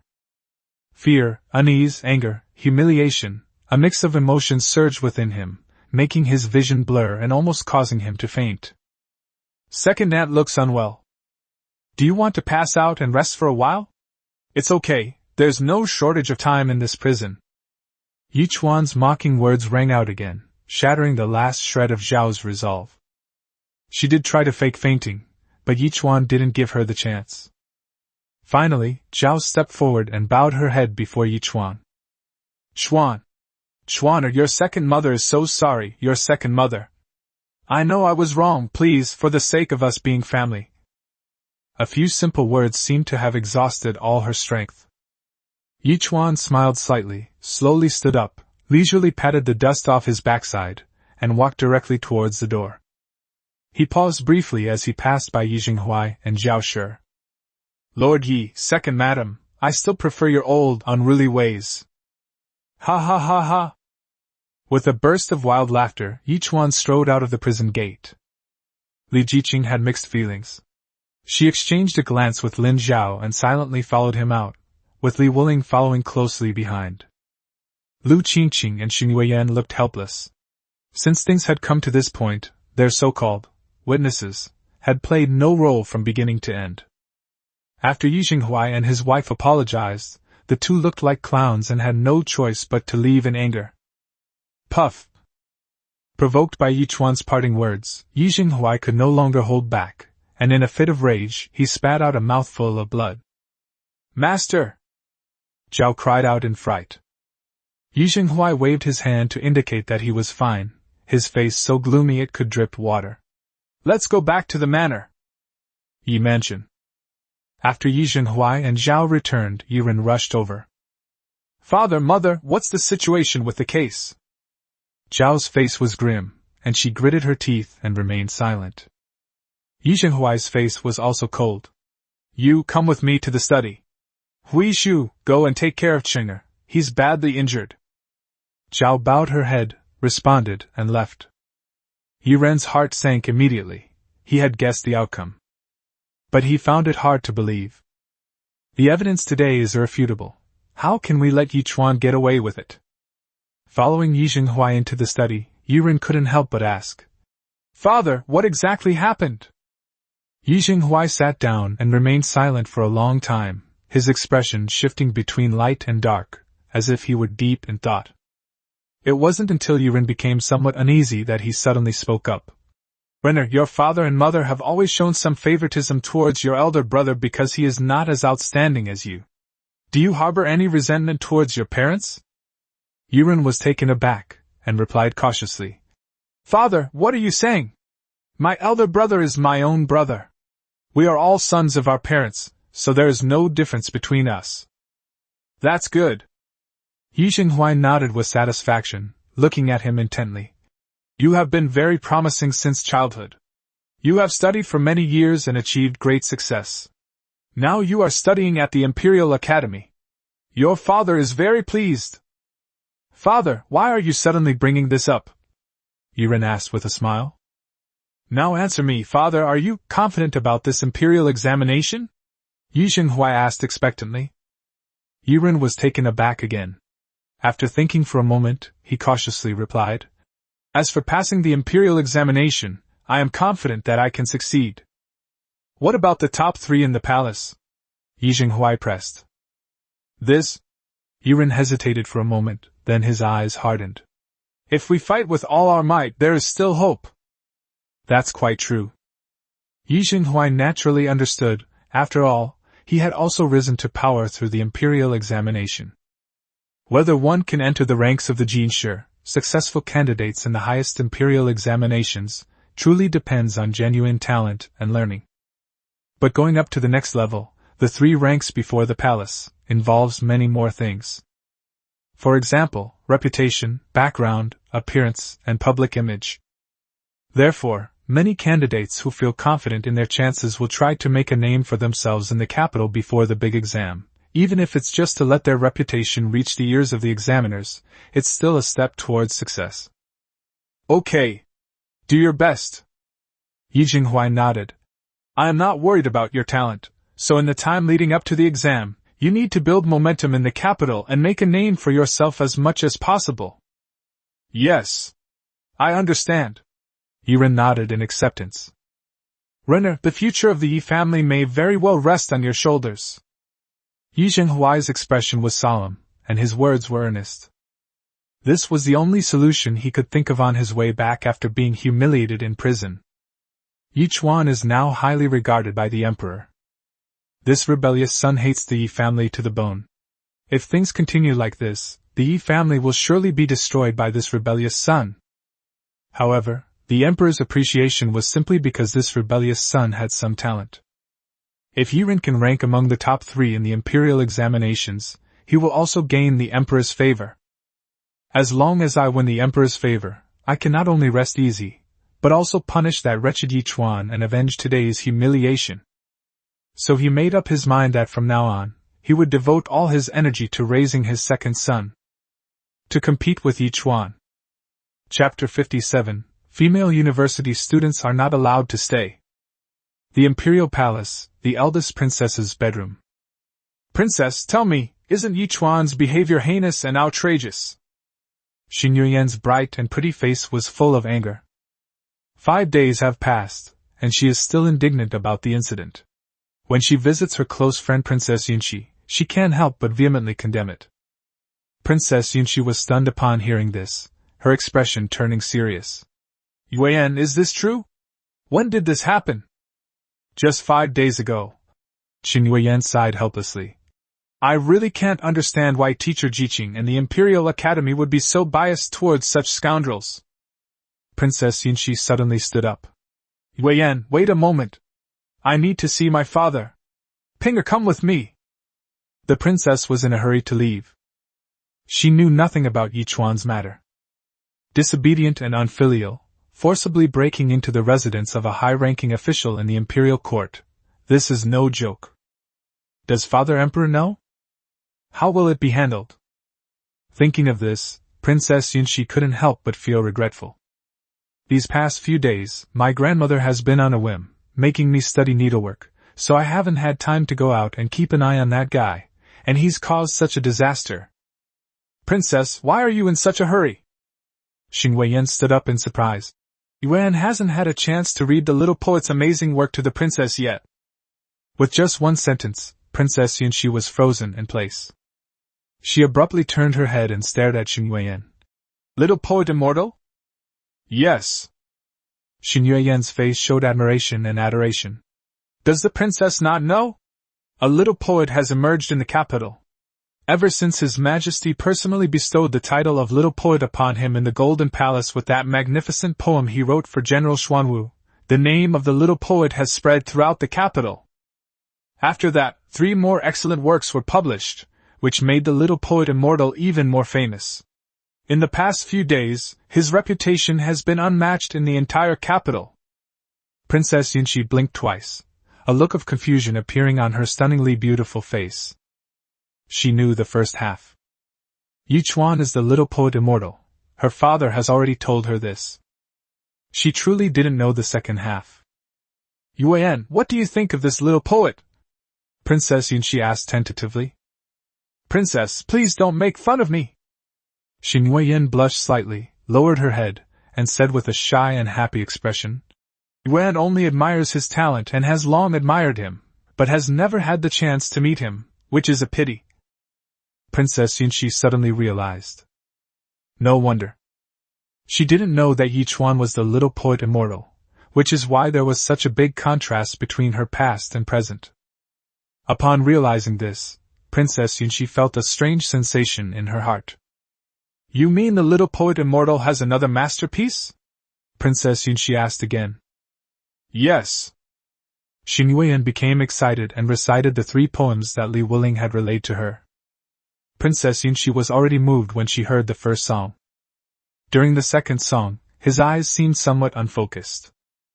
By the time she finished listening to the third song, her delicate body trembled slightly involuntarily. Having seen the vast ocean, other waters seem insignificant. Having beheld the clouds of Wushan, other clouds are not worth seeing. For no apparent reason, I felt a slight pang in my heart, and my eyes even reddened a little. This sentence is so touching. In my opinion, the Imperial Academy should really find this young poet and invite him to enroll. Xin Yuan also looked dazed and sighed softly. Isn't such a peerless talent 100 times better than a villain like Yi Chuan? After seeing Xin Yuan off, Princess Yunxi immediately went to the Imperial study. Father, what exactly happened between Yi Chuan and the Yi family? Why won't you tell me? Faced with his beloved eldest daughter's accusatory outburst, Emperor Xiaowu felt both amused and uneasy. I used to hate Yi Chuan to death. Right there at Zhuangdi Wanlu, someone's line. The green hills never grow old, but the snow turns their heads white. Completely confused him, causing him to turn his elbow to the outsider. Huh! Emperor Xiaowu feigned surprise. Who is this Yi Chuan to Yunxi? Even if something happened to him, why would I specifically inform you? Yunxi blushed instantly and protested coquettishly. Father! You're bullying me! I'll go tell grandmother! Ha ha ha ha! Emperor Xiaowu was greatly pleased to see his daughter's lovely appearance, and his worries about the affairs of state were slightly relieved. This matter is over. Yi Chuan is fine, so you can rest assured. Upon hearing this, Yunxi felt a great weight lifted from her heart, but blushed and proudly raised her head. Humph! What does it matter to me whether he is all right or not?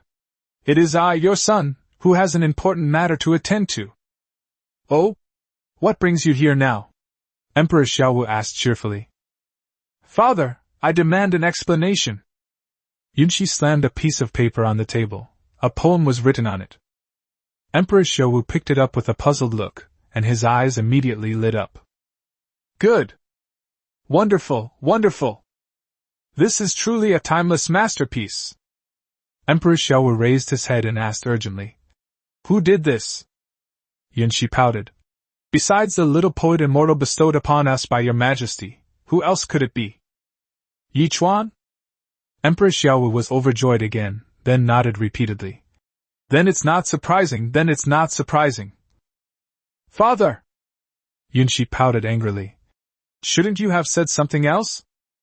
What? Emperor Xiaowu was still confused. Yunxi pointed her slender finger at the poem. What does having seen the vast ocean, other waters are nothing, having beheld the clouds of Wushan, other clouds are nothing mean? Father, don't you understand? Emperor Xiaowu was taken aback again, then suddenly realized. Does Yi Chuan have someone he likes? Could it be that little maidservant beside him? He shook his head as soon as he finished speaking. Wrong. The meaning of these two sentences is quite clear. He has a deep love in his heart, but for some reason they cannot be together, so he regards all other women as fleeting clouds, not worth a glance. That definitely couldn't be that little maid. Who could it be? Emperor Xiaowu couldn't help but ponder. How old is Yi Chuan? How could someone make him fall so deeply in love? Father! Is this the important point? Yunxi was so angry she almost rolled her eyes.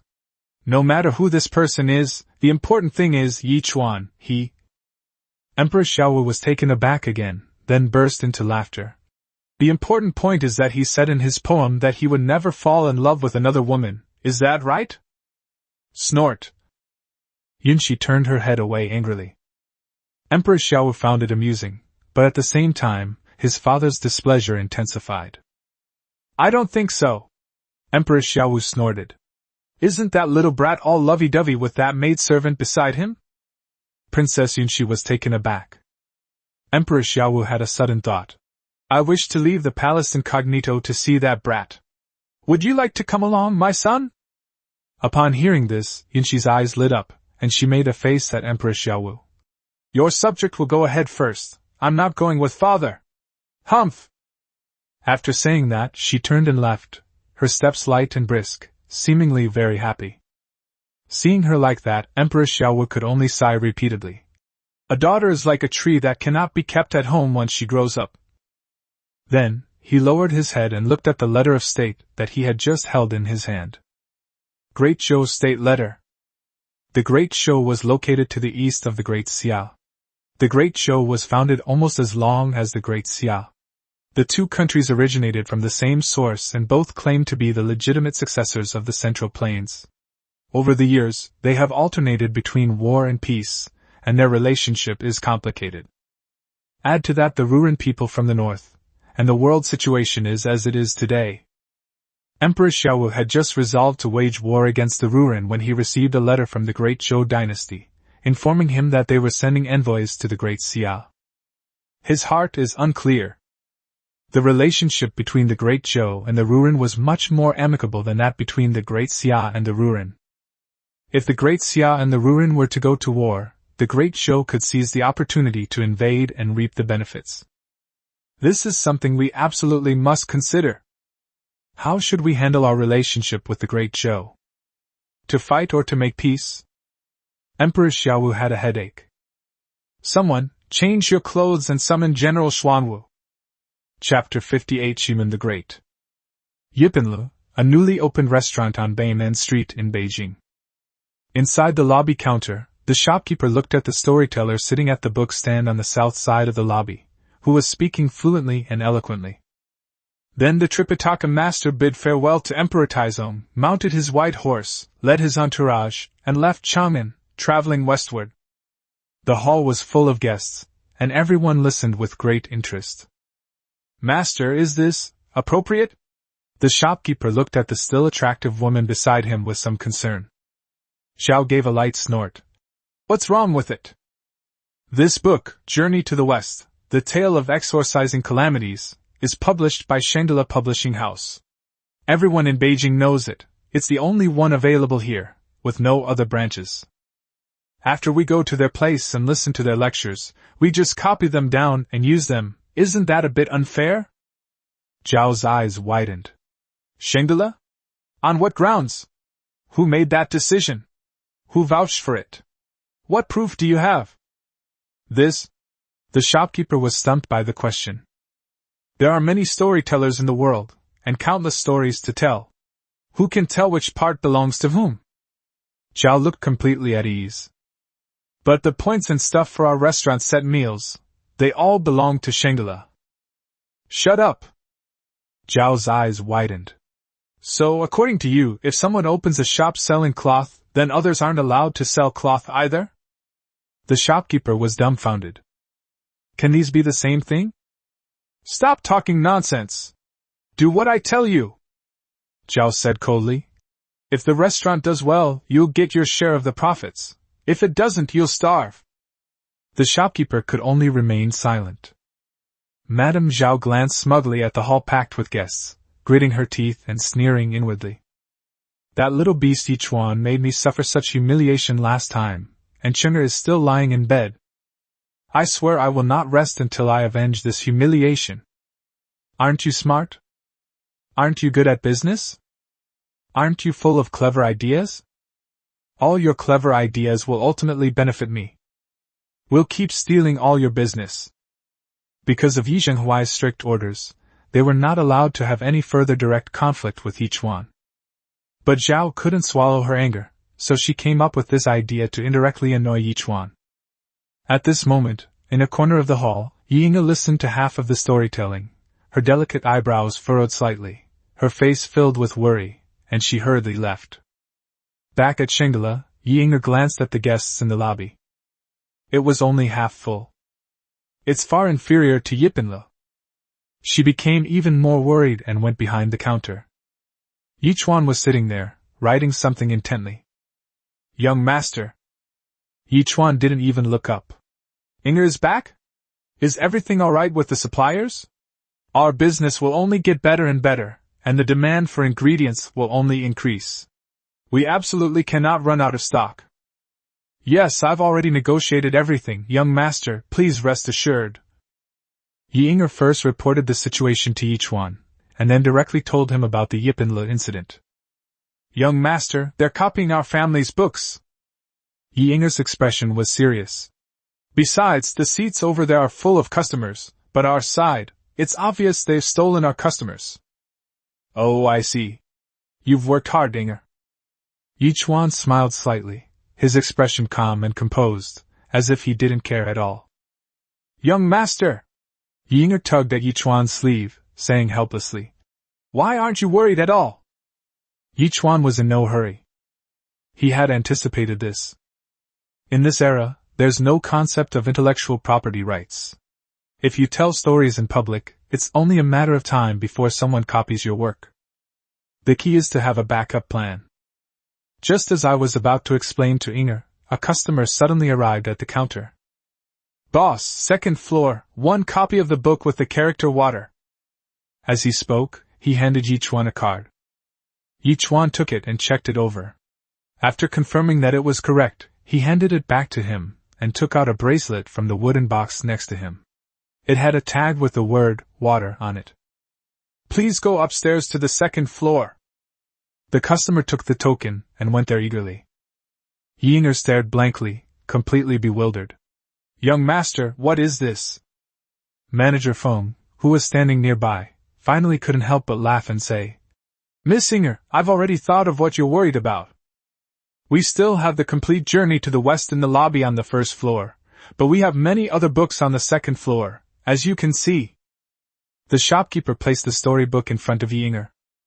Yi Ying'er glanced through the list and was surprised to find so many books. Did you write all of this by yourself, young master? But can't others go to the second floor to continue listening to our story and then copy it back? Yi Ying'er was still puzzled. That brings us to the membership system invented by our boss.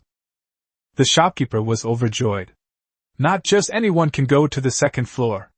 Either you accumulate 3 points, or you can get the right to dine on the second floor once. Or you can spend 5 taels of silver each month to get a level 1 membership card, which allows you to go to the second floor at any time during the month without any restrictions. In other words, Yi Ying'er's eyes lit up immediately. In other words, the cost for others to copy our book has become very expensive. Smart! Yichuan reached out and affectionately pinched Yi Ying'er's nose, praising her generously. Yi Ying'er was immediately filled with shy joy, her pretty face bright and beautiful. Cough, cough! Just as the two were gazing tenderly at each other, an untimely cough rang out. Yichuan looked up and was stunned for a moment. Young Master Xia? Yi Ying'er, who was standing next to her, recognized the person at a glance. That's right, it's that young Master Xia, and his attendant. The newcomer was Princess Yunxi, disguised as a man, accompanied by her maid Ping'er. Yunxi glanced at Yi Ying'er and saw that the girl was completely different from when she first met her. She was radiant and even more beautiful and charming, obviously living a good life. She couldn't help but think of her father's words. Yichuan's feelings towards this little girl. Snort! I'm unhappy.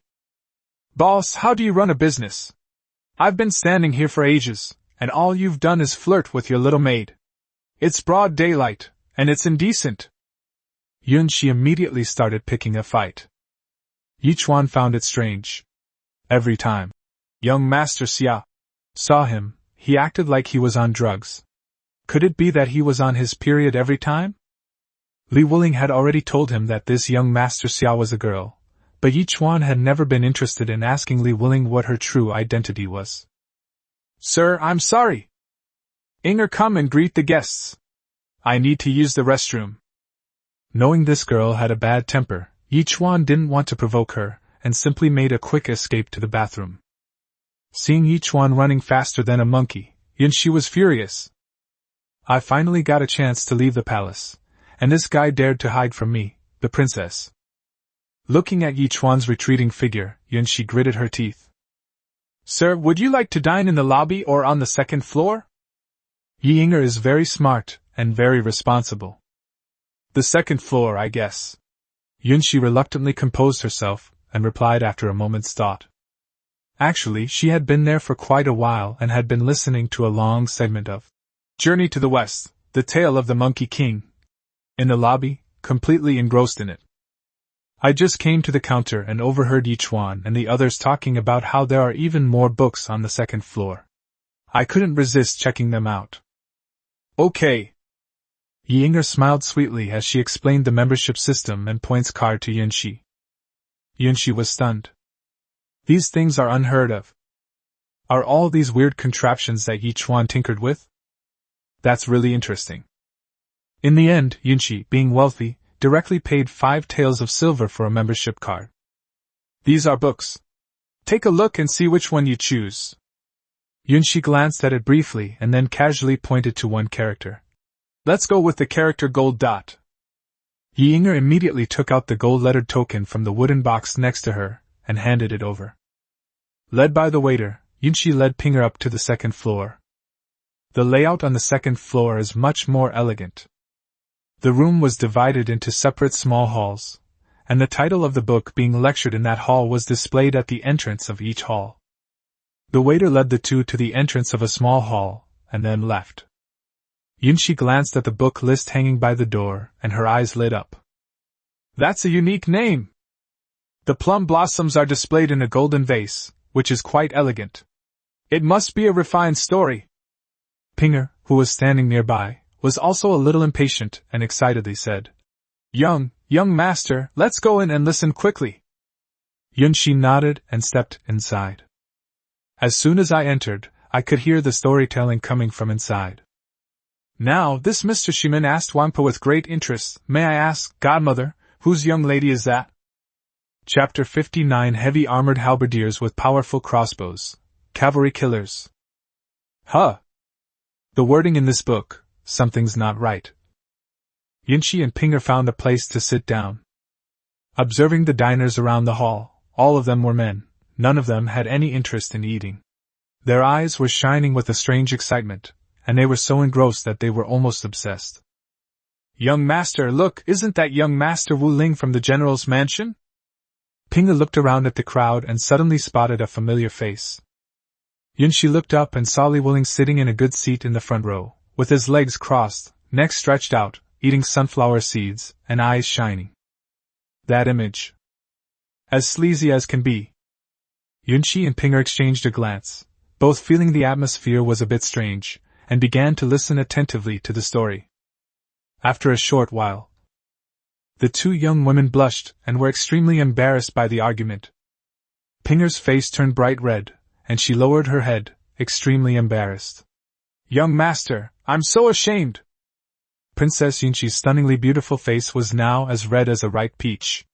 She was restless and uneasily listening to the storyteller's obscene words on the stage. She wished she could dig a hole and bury her head in it. Yichuan! Yunshi gritted her teeth. In broad daylight, they openly read these obscene and heretical books in a shop. Absolutely shameless. Then look at Li Wuling, he's so excited he almost climbs onto the table.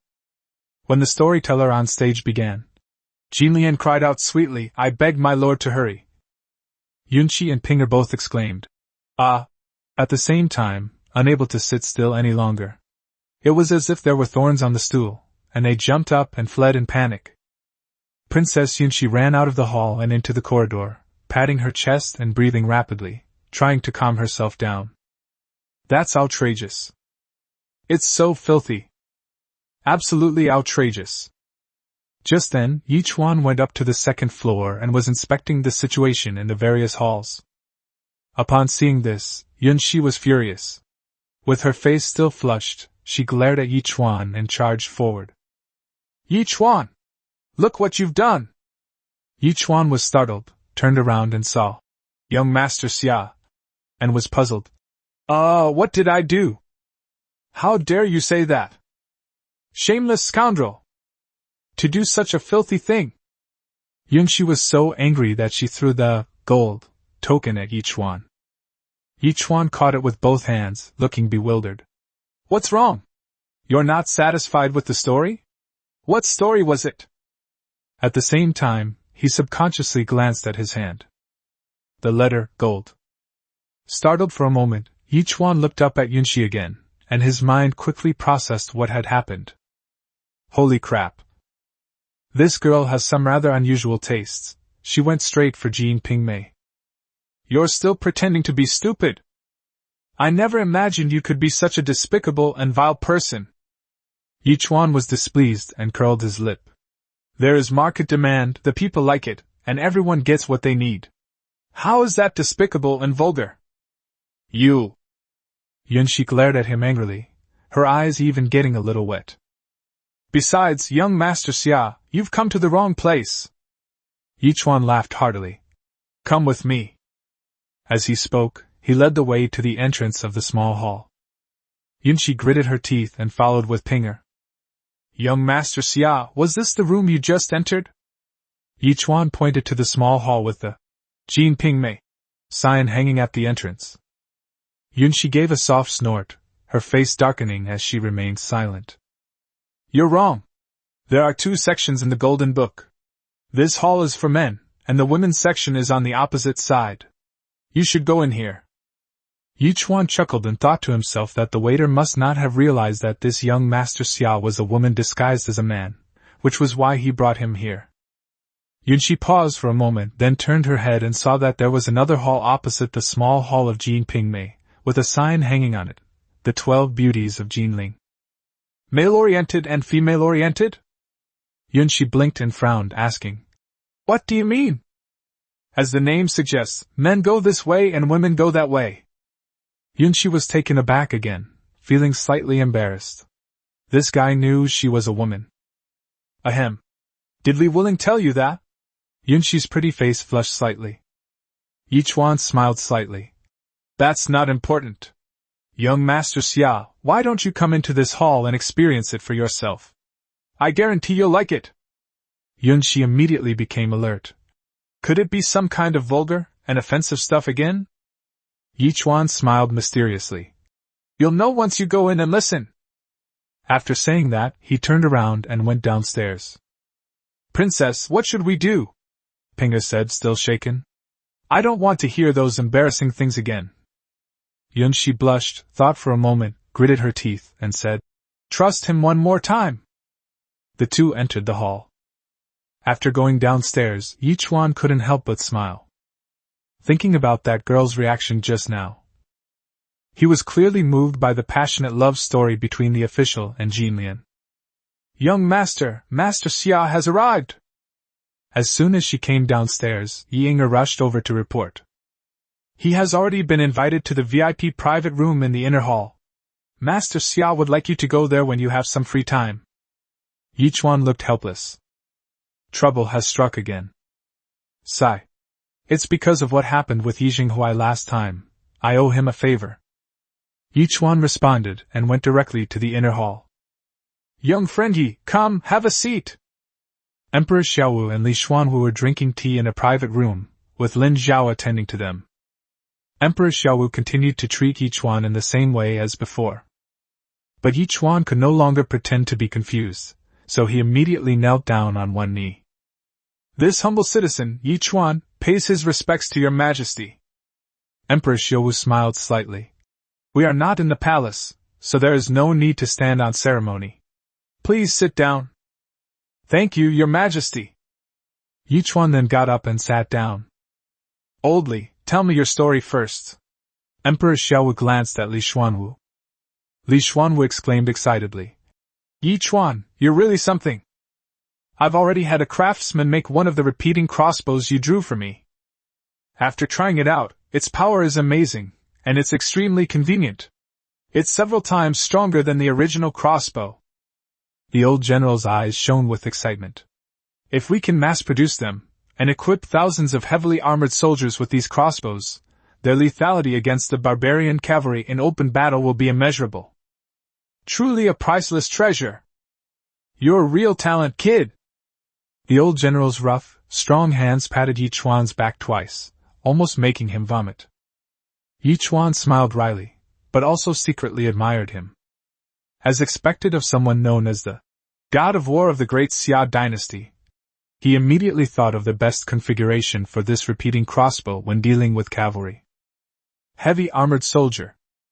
In the previous Three Kingdoms story, Yuan Shao's great victory over Gongsun Zan at the Battle of Jiejia was achieved by using these heavily armed halberdiers equipped with powerful crossbows, which almost wiped out Gongsun Zan's white horse cavalry. You flatter me, General. Yichuan smiled modestly.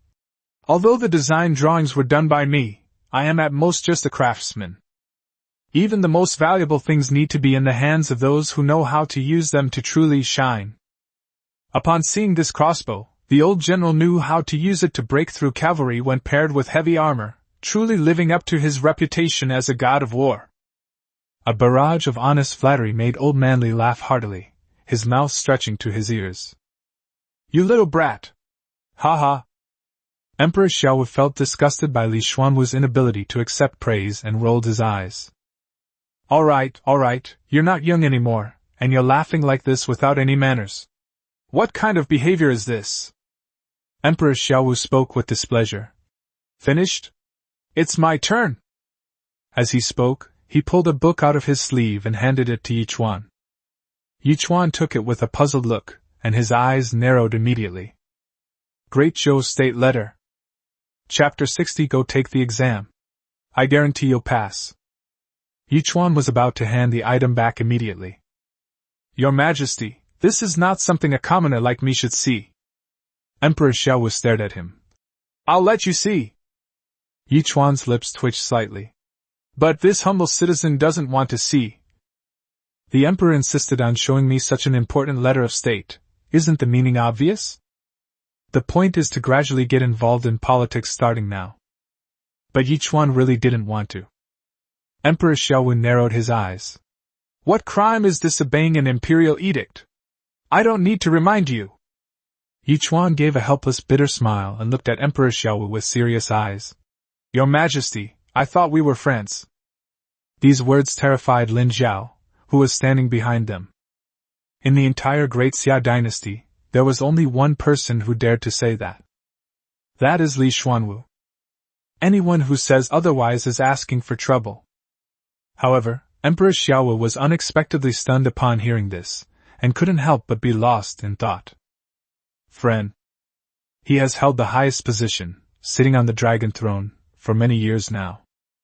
For emperors, friends are both unfamiliar and a luxury. Emperor Xiaowu was already lucky to have Li Xuanwu, a loyal childhood friend with whom he had grown up. Even so, the higher one climbs, the colder it gets, and he has remained lonely for many years. Indeed, after meeting Yichuan, I felt we had a very pleasant conversation. Emperor Xiaowu came to his senses and sighed. Friend, good, very good. He smiled and looked at Yichuan. You're blaming me for using my power to suppress you. Fine, I'll discuss the principles of friendship with you. As a friend, I have finally done you a great favor and stood up for you. Is it not a friend's duty to ask you to share my burdens now? Yichuan was speechless after hearing those words. Have to. I've gotten myself into this mess. All right. Left with no other choice, Yichuan opened the official letter. After carefully reading it once, Yichuan looked up and said, Your Majesty, there are some parts that I don't understand. What is unclear? Yichuan said. The official letter says that the Great Zhou dynasty will send an envoy to the Great Xia dynasty, and the chosen envoy is the talented woman Yun Qiwan. What's the problem? Who is this person? Yichuan asked somewhat awkwardly. Emperor Xiaowu and Li Xuanwu were immediately shocked and looked at each other in disbelief. You don't even know Yun Qingwan's name? Yichuan pursed his lips. Is it strange that you don't know? Emperor Xiaowu stared at him in surprise. You really are a strange person. Yun Qingwan is a descendant of a noble family in the Great Zhou dynasty and is recognized as the most talented woman in the world. This girl is exceptionally talented. As for composing poems at the age of 5 and writing essays at the age of 7, she can be called a genius of the world. Moreover, she is not only exceptionally talented in literature, but also deeply knowledgeable in the art of governing a country and ensuring its stability. Many of the national policies of the Great Zhou dynasty originated from her. What's even more amazing is that this woman is only in her early 20s, and she is so beautiful that she could make fish sink and geese fall from the sky. She, along with the princess of the Great Zhou and the first female general of the Great Zhou, were collectively known as the Three Pearls of the Great Zhou. After the introduction, Yichuan nodded calmly. Oh. Emperor Xiaowu and Li Xuanwu were somewhat surprised. Anyone who hears about Yun Qingwan's deeds will be curious, but Yichuan seems to have no interest at all. Little did they know, Yichuan had seen this kind of thing many times in his previous life, and in his opinion, it was no different from a marketing tactic. Your Majesty, what I truly find strange is that when two countries send envoys to communicate, why send such a person? Yichuan couldn't understand it. This is diplomatic stuff between two countries. What's the meaning of sending a female celebrity over here? It's like playing a child's game. Are you truly unaware or feigning ignorance? Emperor Xiaowu grew increasingly curious. Upon learning that the Great Zhou was sending envoys, Yun Qingwan volunteered, her goal being to help one person. Who? You. Yichuan was a little confused. What does this have to do with me? I don't even know her. You still don't know that the name of the little poet immortal has spread throughout the world in recent days. Emperor Xiaowu shook his head and smiled, saying, Your poem to Li Pingbei has been hailed as the greatest masterpiece of all time. Furthermore, 3 more love poems were later published, solidifying his reputation as a poetic genius. Even Yun Qingwan, who is known as the most talented woman in the world, could not write those few masterpieces. Before setting off, Yun Qingwan had already announced that upon arriving in Daxia, she would firstly discuss the relationship between the two countries, and secondly, she would invite renowned scholars from the capital to accompany her for a poetry and literature banquet, where she would discuss and exchange ideas with the young poet. These words truly stunned Yichuan, leaving him speechless for a moment. Emperor Xiaowu and Li Xuanwu exchanged a glance and smiled. This kid is finally stunned. After a long while, Yichuan came to his senses, frowned, and said irritably, Are you out of your mind? You're just messing around for no reason, you're just bored and have too much time on your hands. Emperor Xiaowu and Li Xuanwu's expressions immediately froze. What? Is that correct? To be fair, no man could remain indifferent when he knew that the most talented and beautiful woman in the world was interested in him. This kid, he actually called someone mentally ill? Yichuan didn't want to waste any more words and asked directly. Your Majesty, since your Majesty has inquired of this humble subject, then this humble subject will ask directly. May I ask your Majesty, is it because you have decided to launch a military campaign against the Rurin, but are also concerned about the Great Zhou, and are hesitant about how to handle the relationship with the Great Zhou? Emperor Xiaowu nodded and said solemnly, That's right. Both the Great Zhou and my Great Xia claim to be the legitimate successors of the Central Plains, and have been in constant conflict for many years, with numerous new and old grudges. Therefore, none of that matters. Yichuan interrupted Emperor Xiaowu directly, looking at him intently. Does your Majesty know about the theory of alliances and counter-alliances? Emperor Xiaowu narrowed his eyes slightly. Speak. The alliance of the weak is to unite the many to attack the strong. The strategy of forming alliances involves serving one strong party while attacking the many weaker ones. The world is now divided into three, with the Ruren in the north, possessing 1,000,000 armored soldiers, making them the strongest. The Zhou and Xia dynasties each resided in the south, and both were considered weak. The weak must unite to resist the strong in order to protect themselves. We can explain this principle to the Great Zhou.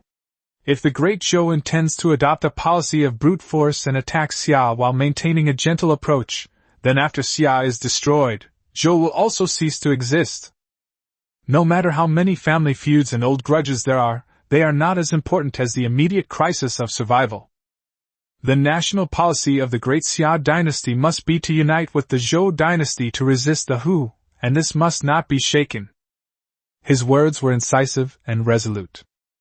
Upon hearing this, Emperor Xiaowu and Li Xuanwu felt as if they had been enlightened. The two old men sat there with serious expressions, lost in thought. After a long while, Emperor Xiaowu came to his senses, sighed deeply, and said with deep emotion, "All the officials in the court are no match for Yi Chuan." Yi Chuan remained unperturbed by the praise or criticism, and said calmly, "Your Majesty flatters me." He had nothing to be proud of, after all. His knowledge and strategies were supported by thousands of years of Chinese civilization. "Yi Chuan!" Emperor Xiaowu's expression suddenly hardened, his gaze intense. "I intend to exceptionally appoint you as the Vice Minister of the Court of State Ceremonial, a fourth-rank official. After the arrival of the envoy from the Great Zhou, you will work with the Minister of the Court of State Ceremonial and the Ministry of Rites to handle all reception matters. What do you think?" Yi Chuan was taken aback. Your Majesty, this isn't appropriate. I don't have any official rank or title. I can't be an official." "Take it for now." Emperor Xiaowu waved his sleeve. "Go and obtain a degree in this year's imperial examination." Yi Chuan was both amused and exasperated. "Even a commoner like me might not be able to win." Emperor Xiaowu stared at Yi Chuan and smiled meaningfully. "Go ahead and take the exam without worry, I guarantee you'll pass." Chapter 61 Corruption by Imperial Decree. Yi Chuan squinted. The old emperor's words have a hidden meaning. In the bag? Good grief, you're blatantly pulling strings and giving me preferential treatment, aren't you? Yi Chuan was slightly tempted. Ultimately, his reluctance to get involved in politics or participate in the imperial examination stemmed from his fear of trouble. If you could get a top 3 ranking without doing anything, that wouldn't be impossible. However, we still have to put on an act on the surface. Cough, cough. Yi Chuan coughed twice. Your Majesty, perhaps, let's just forget about it. Whether we have official rank or not doesn't matter, since we're all serving Your Majesty anyway. Emperor Xiaowu and Li Xuanwu both frowned. You brat, I've never seen anyone refuse an official position that's practically offered to them. Li Xuanwu glared at him. What exactly are you thinking? Yi Chuan glanced at Emperor Xiaowu, then hesitated, as if he wanted to say something but stopped himself. Speak plainly. Emperor Xiaowu rolled his eyes. You are innocent. Hee. Yi Chuan chuckled. Your Majesty, General, you both know I'm a businessman. Businessmen are all about profit. Being a fourth-rank official, my monthly salary isn't even as much as the revenue of my Shangri-La restaurant in a few days. Isn't that hindering my ability to make money? Emperor Xiaowu and Li Xuanwu were dumbfounded. That kid's obsessed with money. Is this the same Yi Chuan who just spoke eloquently, expounding his wisdom and pointing out national policies in a few words? Despite having such a far-sighted vision, he is obsessed with money. Is his perspective truly broad or narrow? Emperor Xiaowu was somewhat amused and exasperated. While merchants may make great profits, officials can wield power. The weight of power far surpasses that of money. Yi Chuan blinked twice. Power? What good is it? Can it be exchanged for money? Emperor Xiaowu and Li Xuanwu almost vomited blood. Why does this kid become so stubborn when it comes to money? Seeing that this guy was unyielding, Emperor Xiaowu rolled his eyes, gritted his teeth, and made a determined effort. What if I say yes? Li Xuanwu stared at the emperor in astonishment. Yi Chuan's eyes trembled slightly, and he was overjoyed. They've taken the bait. That's exactly what I've been waiting for. Ah? What does your majesty mean? Forgive my ignorance. Don't try that on me. Emperor Xiaowu gritted his teeth and glared at him, sneering incessantly. You're secretly overjoyed, aren't you? Just waiting for me to say that. Yi Chuan blinked, looking completely bewildered. Why does your majesty say this? This humble subject truly doesn't understand. Humph. Emperor Xiaowu was furious, but there was nothing he could do. After calming himself down, he asked, Do you know what kind of place this court of state ceremonies is? I understand. Yi Chuan nodded. The court of state ceremonial was, to put it bluntly, a diplomatic reception institution, and it was usually quite idle. Even when foreign envoys visited, the Ministry of Rites would jointly oversee the reception. In short, the power and responsibility were not great, and the job was easy. Both the Great Zhou and the Ruren will soon send envoys to visit. I may issue an imperial edict appointing the Court of State Ceremonies to be primarily responsible for all reception matters, with the Ministry of Rites assisting as well. Yi Chuan listened quietly. I hereby appoint you as the Vice Minister of the Court of State Ceremonial, the Deputy to the Minister of the Court of State Ceremonial. All matters concerning the reception of diplomatic missions will be handled through you. Do you understand? Yi Chuan remained calm. Perhaps your majesty could explain it more clearly? Emperor Xiaowu cursed inwardly. That cunning brat is determined to give me a pretext to criticize him. Humph, is there any need to say more? Don't you know how much profit is involved in receiving the delegation? Yi Chuan then looked enlightened. Oh, so that's what your majesty meant. This humble subject, oh no, I've learned my lesson. As he rose and knelt to express his gratitude, he was truly overjoyed. That's incredibly awesome. What's this called? This is called corruption under orders. Li Xuanwu, who was standing nearby, was shocked. Even he hadn't expected that the emperor's regard for Yi Chuan would reach such a level that he would openly agree to such a thing. Seeing that Yi Chuan finally addressed him as your subject, Emperor Xiaowu's expression softened slightly. Your Majesty, I have one more small request. Explain. Your Majesty, could you please grant me permission to work from home? Emperor Xiaowu and Li Xuanwu were both taken aback. Working from home, what do you mean? Hey. Yi Chuan scratched his head a little embarrassedly. What I mean is that I don't go to the Court of State Ceremonial unless I have something to do on weekdays. When the delegation arrives, I will do my best. The meaning is actually very simple. You get paid as usual, you don't need to clock in, you only need to show up when there's something to do, and you can slack off when there's nothing to do. Emperor Xiaowu understood, and burst out laughing in anger. Good. Go and ask any of the civil and military officials in the court. Who would dare to say such a thing to my face? I'll chop off their dog's head. Yi Chuan wasn't too scared, and tentatively asked with a smile. So, has His Majesty decided to behead me, or will he grant my request? Even Li Xuanwu couldn't stand it any more and shouted. Yi Chuan, stop being so presumptuous. Emperor Xiaowu reached out and stopped Li Xuanwu, looking intently at Yi Chuan. I grant your permission. Your humble servant thanks your Majesty for your grace. Don't thank me yet. Emperor Xiaowu stared at him. As for the Court of State Ceremonial, I agree to your working from home arrangement. But as for the Imperial Academy, you must properly enroll in the school. After finishing their business, Yi Chuan accompanied the two old men out of the back hall and into the main hall, preparing to see them off. Just as I reached the counter, I suddenly saw two people coming down from the second floor, looking utterly dejected. It was Princess Yunxi and her personal maid, Pinger. Yunxi's eyes were misty, and her face was still wet with tears. Her flawless face was filled with sorrow. Pinger, standing next to her, was in no better shape, still wiping away tears. The master and servant looked heartbroken, each more so than the other. Emperor Xiaowu was greatly alarmed upon seeing this. He knew that Yunxi had come to Shangdala first. But how did it end up like this? Could it be that Yi Chuan bullied her? In an instant, Emperor Xiaowu's heart, filled with the anger of an old father, surged, and his aura suddenly emanated, revealing the unmistakable majesty of the supreme ruler. He almost blurted out a question to Yi Chuan. Fortunately, after Yunxi came downstairs, she saw Yi Chuan at a glance. She ignored her father and Li Xuanwu and rushed over without any hesitation, grabbing Yi Chuan's arm.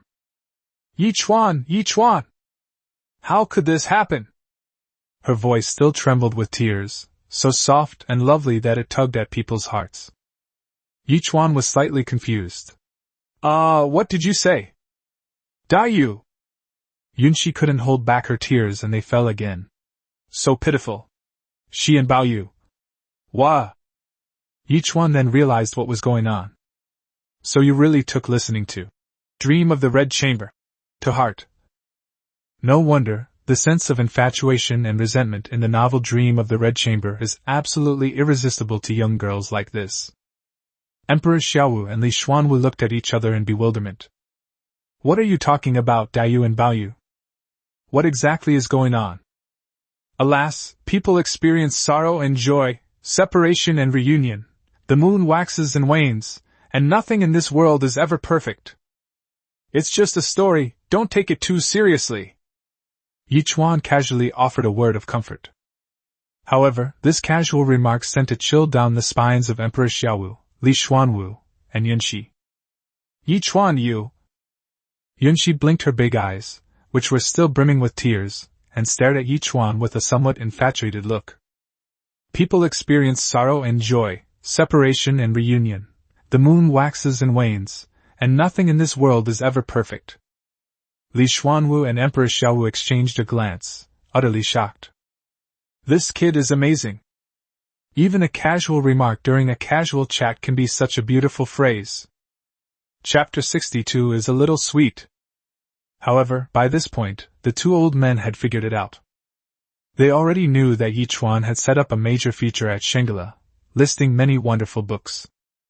It seems that Yunxi was so moved by the story she was listening to that she couldn't control herself. Emperor Xiaowu's aura softened, and he breathed a sigh of relief. Thank goodness, it wasn't this brat who bullied Yunxi. People experience sorrow and joy, separation and reunion. Yunxi murmured to herself, recalling the story she had heard earlier, and felt even more heartbroken and sorrowful. Unconsciously, she hugged Yi Chuan's arm with both hands. Yi Chuan, you wrote the story of the 12 beauties of Jinling, right? Well, since you wrote it, you must be able to revise it. Hurry up and write another ending, so that they can stay together and live happily ever after, okay? Yunxi looked up at Yi Chuan with boundless anticipation, just like a child asking an adult for candy. Yi Chuan was both amused and exasperated. Looking at the pretty face so close to his, he felt a moment of tenderness in his heart. If this young Master Xia could act like this normally, without being so eccentric, he would be quite adorable. Cough, cough! Before Yi Chuan could answer, an elderly father standing nearby couldn't hold back any longer. In public, she directly hugged a man's arm. Such intimacy is utterly inappropriate. Yunxi was startled and turned around to see her father and Grandpa Li. She was immediately frightened. Her cheeks quickly flushed red, and she gasped in embarrassment, releasing Yi Chuan's hand and turning her head away, not daring to look at her father. Emperor Xiaowu pretended not to recognize Yunxi and smiled slightly at Yi Chuan. Young friend Yi, then this old man will take his leave first. Remember my words, and do not make any mistakes. Don't worry. Yi Chuan nodded and accepted the order. Emperor Xiaowu then left with Li Xuanwu and Lin Zhao. It's good to let the two young people spend more time together. Since we're going to get married anyway, it's better to get to know each other first and develop feelings than to be strangers after we're married. Emperor Xiaowu was not worried about Yunxi's safety. When the princess left the palace, she was secretly protected by no fewer than 10 imperial guards. After the two old men left, Yunxi finally breathed a sigh of relief, but her face was still burning. Thinking about how she had involuntarily hugged Yi Chuan's hand just now, she couldn't help but feel incredibly shy. But for some reason, I felt a sweet joy in my heart. Young Master Xia. Yichuan glanced at Yunxi, about to speak.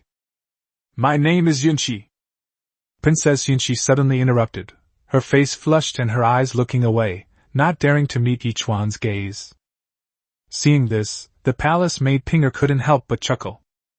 That proud princess actually took the initiative to give her name. Miss Yunxi, Yichuan said with a smile. I'm afraid I can't agree to what you just said. A complete story has formed a logical system and smooth emotions, which makes people resonate with it. If it's changed casually, it will be completely unrecognizable and naturally won't look good. Yunxi bit her lip, remained silent for a moment, and knew that Yichuan was right. But Yichuan smiled slightly. Since Miss Yunxi doesn't like sad tragedies, why don't you choose another story? Yunxi's eyes lit up immediately. Any other good stories? Our store has a vast selection of books, covering all kinds of genres, Yichuan said confidently. But, Yunxi's eyes dimmed again. I don't have time to come here every day, I'm afraid I'll miss a lot. His words were filled with regret and reluctance. This forlorn expression stirred something within Yichuan. This girl must be an absolutely stunning beauty. Even dressed in men's clothing, she is stunning, if she were to change back into women's clothing. No wonder Li Wuling and Lu Qingqing were both infatuated with her before. Yichuan pondered for a moment, his eyes flickered, and he walked back to the counter without saying a word. He bent down and took out a stack of manuscripts from a corner cabinet, then mysteriously waved to Yunxi. Yunxi walked over curiously. What? Yichuan craned his neck over the counter and whispered in Yunxi's ear. This is a newly published manuscript, and it hasn't been put into the store yet. You can borrow it for a few days. Upon hearing this, Yunxi, forgetting her shyness at Yichuan's close proximity, was overjoyed. Really? She snatched the manuscript from Yichuan's hand and carefully opened the title page. The Romance of the Western Chamber. What an interesting title, I wonder why. She quickly closed the manuscript. It would be a shame to read it here. We must return to the palace to prepare pastries and tea so we can savor it at our leisure. This story won't be like the 12 Beauties of Jinling, will it? Yunxi blinked her big eyes with a hint of worry. Yichuan smiled mysteriously. You'll see for yourself, I guarantee you'll like it. Yunxi immediately smiled, facing Yichuan, revealing a stunning smile. In an instant, it was as if the surrounding scenery had turned into black and white, with only this smile full of color. Holy crap! Yichuan couldn't help but be stunned for a moment. That's a fairy. Cough, cough. Coming to my senses, I felt a little embarrassed and quickly coughed twice to cover up my awkwardness. Damn it, I've lived 2 lifetimes and seen all sorts of things, yet today I was blinded by a little girl. What a disgrace. This series of reactions did not escape Yunxi's notice, making her feel shy, but also a little proud and happy, and her heart was pounding faster. I've already said beforehand, you can borrow it to read, but you can't share it with anyone else. Yichuan solemnly warned. And you are not allowed to copy it down and keep a copy without permission. Okay, you stingy little thing. Yunxi pouted and responded, her tone surprisingly sweet and coquettish. Fortunately, Yinga wasn't at the counter at that moment, otherwise the little girl would definitely be uneasy and jealous. By the way, I heard you're going to study at the Imperial Academy? Yunxi carefully put away the manuscript, then suddenly asked. Yichuan was taken aback. Who told you that? Li Wuling? Humph. Yunxi raised her head triumphantly and mischievously, but instead of answering, she said, I'll go too. You? Yichuan chuckled softly. Do you also want to become the top scholar? You look down on women? Yunxi pouted in displeasure. I'm here to supervise your studies. One sentence completely baffled Yichuan. No. Let me sort this out. We don't seem to know each other that well, do we? We've only met a few times, and there was even a misunderstanding before. I didn't even find out your name until recently. Why are you so outgoing? Can I ask why? Yichuan asked tentatively. No, Yunxi said domineeringly, putting her hands on her hips. Yichuan remained silent. But I can tell you something else. Yunxi's eyes darted around, her face full of mischievousness. What's up? If you don't become the top scorer in this year's college entrance exam, I will absolutely not let you go. Yunxi stared at Yichuan seriously, her pretty face clearly saying, I'm serious. So cute yet fierce. Yichuan is at a loss again. No, who are you, lady? Even more ruthless than the Emperor. Even the Emperor only made me pass the imperial examination and get into the top 3. He even gave me special treatment. You, on the other hand, started directly as a top student. Keep up the good work, young friend Yi. Seeing Yichuan's bewildered expression, Yunxi was overjoyed. Mimicking Emperor Xiao's tone when he left, she casually uttered a sentence, chuckled, and happily turned and left with Pinger. Yichuan stared at her retreating figure for a moment, a strange feeling welling up inside him. Suddenly I felt a sense of unease, as if someone was watching me. Turning around, he saw that Yinger had somehow appeared behind the counter and was staring intently at him. There seems to be a hint of melancholy in her eyes. How much of what happened just now did this girl see? That's not right. Yichuan suddenly realized, what was this feeling of being caught cheating? I didn't do anything the hell. Chapter 63 Poet Saint vs. Poet Immortal? The sun was shining brightly in the early morning. Yichuan, still half asleep and looking annoyed, followed Li Jiqing dejectedly into the gates of the Imperial Academy. The Emperor gave the order, there's no ignoring it. He never expected that after being reborn, he would have to get up early for school. Under the influence of the discomfort of waking up early, he had no time to appreciate Li Jiqing's graceful and slender back. Master! Good morning, Master! Along the way, a few students respectfully greeted Li Jiqing. Li Jiqing suddenly looked puzzled and called out to a student. It's already this late, why are there so few students in the academy? The student replied respectfully. Master, don't you know? This morning, Mr. Han Mo entered the city. Li Jiqing was somewhat surprised. Oh? Han Mo is recognized as the poet saint of the great Xia dynasty. Now over 50 years old, he has never sought fame or fortune, but only loves literature, poetry, and fine wine. Before the rise of the little poet immortal, Han Mo was undoubtedly the leading figure in the literary world of the great Xia dynasty. So, the students all went to greet Mr. Han? Yes and no. What exactly happened? The student quickly explained in detail. As soon as Mr. Han Mo entered the city, he went straight to the Zhuangyuan Tower, led by the Prince of Kang and Lu Qingqing, the son of the Minister of Personnel. Going to Zhuangyuanlu? What for? On his way back to Beijing, Mr. Han learned of the great reputation of the young poet in the capital and couldn't wait to go to Zhuangyuan Tower to personally see the young poet's poems. Most of the students in the academy went to see the spectacle. The poet saint was appreciating the poems of the poet immortal. Such a grand occasion is a once-in-a-century event. Li Jiqing then realized what was happening, dismissed the student, and glanced at Yichuan, who was still looking dazed behind her. Don't you have any thoughts?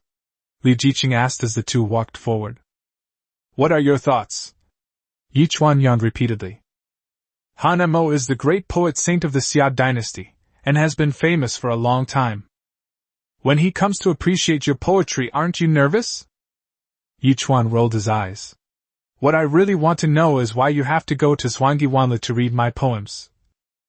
Li Jiqing remained silent for a moment before saying, The owner of Zhuangyuanlu is no less shrewd in business than you. Your title of Little Poet Immortal was bestowed by the Emperor himself in the Golden Palace, but your true fame began at the Zhuangyuan Tower. Zhuangyuanlu has commissioned renowned calligraphers in the capital to write large-scale versions of your 4 currently circulating poems and hang them in front of Zhuangyuanlu to promote its reputation. Depend on. Yichuan rolled his eyes in annoyance. This era without intellectual property rights is truly a damn tragedy. Damn it, if I go to Zhuangyuanlu, the top scholars' tower, one day and charge them 1,000 or 800 taels for advertising, it wouldn't be too much to ask. Li Jiqing glanced at him and said, "If you are dissatisfied, you can announce your identity as a little poet immortal and hang your poems in Qingde Tower. That way, you will be rightfully recognized and no one can compete with you. Then let's forget about it." Yichuan simply waved his hand. "Don't you want to become famous?" Li Jiqing narrowed her eyes. "People are afraid of becoming famous, just like pigs are afraid of getting fat," Yichuan replied casually. "Isn't it better to make money quietly? Why show off all the time?" Li Jiqing was speechless for a moment, but the curiosity in her eyes grew stronger as she looked at Yichuan. A boy his age should be full of vigor and ambition. If it were anyone else, they would have already become arrogant and domineering. But this Yichuan is obsessed with money. He doesn't care about fame or status at all. He only loves money. You need to be careful. Li Jiqing suddenly said something. Huh! Yichuan didn't understand. You just heard it, the ones who led Han Mo were the Crown Prince of Kong and Lu Qingqing. And then? Yichuan asked casually. Lu Qingqing needs no introduction. The Crown Prince of Kong is the eldest son of His Highness Prince Kong, and he is also studying at the Imperial Academy. And King Kong was the biggest advocate of peace in the Great Xia dynasty. Yichuan finally came to his senses a little more, blinked a couple of times and said, Did you come here on purpose to target me? Li Jiqing nodded. His Majesty used your poem as a pretext to strongly advocate war against the Ruren. If the pro-peace faction wants to sway His Majesty's mind, they must start with you. Yichuan rolled his eyes speechlessly. So these two idiots went to find Han Mo just to get that old man to belittle my lyrics as worthless. Li Jiqing nodded. Given Han Mo's status and position, his evaluation will surely be recognized and followed by all the scholars in the world. If he says your poems are not good, even if the Emperor appreciates them, it will be difficult to overturn your case. Oh. Yichuan didn't care at all and gave a perfunctory reply. Didn't you understand what I said? Li Jiqing frowned slightly. I understand. Then why be so perfunctory? Li Jiqing said calmly. If the name of the poet immortal is ruined by a single sentence from Han Mo, wouldn't it be a pity for those few good poems? Yichuan couldn't hold back any longer. What's this poet immortal? Can we switch to something else, like food or drinks? With this free time, wouldn't it be better to take a nap? Li Jiqing was speechless. In front of the Zhuangyuan Tower. This section of the street was completely jammed with people. Students from the Imperial Academy, candidates from other places who had come to take the imperial examinations, and literati from the capital surrounded the area in layers. Outside the main gate of the Zhuangyuan Tower, 4 poems hang high, the paper rustling in the breeze. Mr. Han, these are the poems written by the young poet. Please appreciate them. 2 young men dressed as noblemen accompanied an old man, behaving with utmost respect and courtesy. One of these 2 is Lu Qingqing. The other person, dressed in slightly yellowish clothing, was tall and handsome, with an air of nobility about him. Prince Kang's heir, Xia Kongning. Many people in the crowd were discussing it. The Crown Prince of Kong is a man of exceptional talent and learning, and it is said that he is skilled in both literature and martial arts, and possesses profound knowledge. Now that I have seen him, it is indeed true. That's for sure.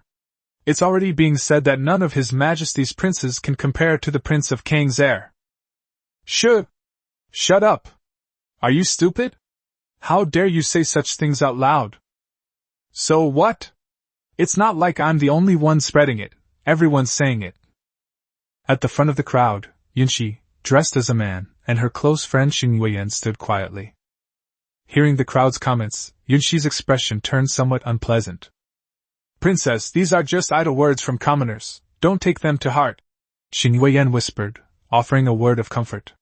Let's see how Mr. Han evaluates the young poet's masterpiece. Xing Weiyan sounded a little excited. Since reading a few of the little poet immortal's poems, she now admires him immensely. Yunxi composed herself and focused her attention on the scene. The poet Han Mo, dressed in an ordinary blue robe, with half-white hair and beard, carried a wine pot in his hand. It was only early morning, but his eyes already showed a hint of drunkenness, exuding a rather unrestrained and unconventional air. "Please take a look, sir." Prince Kang's Xia Kongning, and Lu Qingqing respectfully pointed out the poems hanging up to Han Mo. Han Mo casually raised his eyes and looked at the first poem. "It's acceptable. The ambition is commendable." Just that short sentence. The crowd erupted in an uproar. Indeed, the poet saint's vision far surpassed that of ordinary people. Even the most impressive words from everyone else were only acceptable in his eyes. Yunxi and Xing Yuan frowned slightly. Han Mo continued looking at the second song. After watching, he didn't say anything, and then he played the third and fourth songs. After reading it all, he tilted his head back, took a swig of wine, shook his head, and sighed.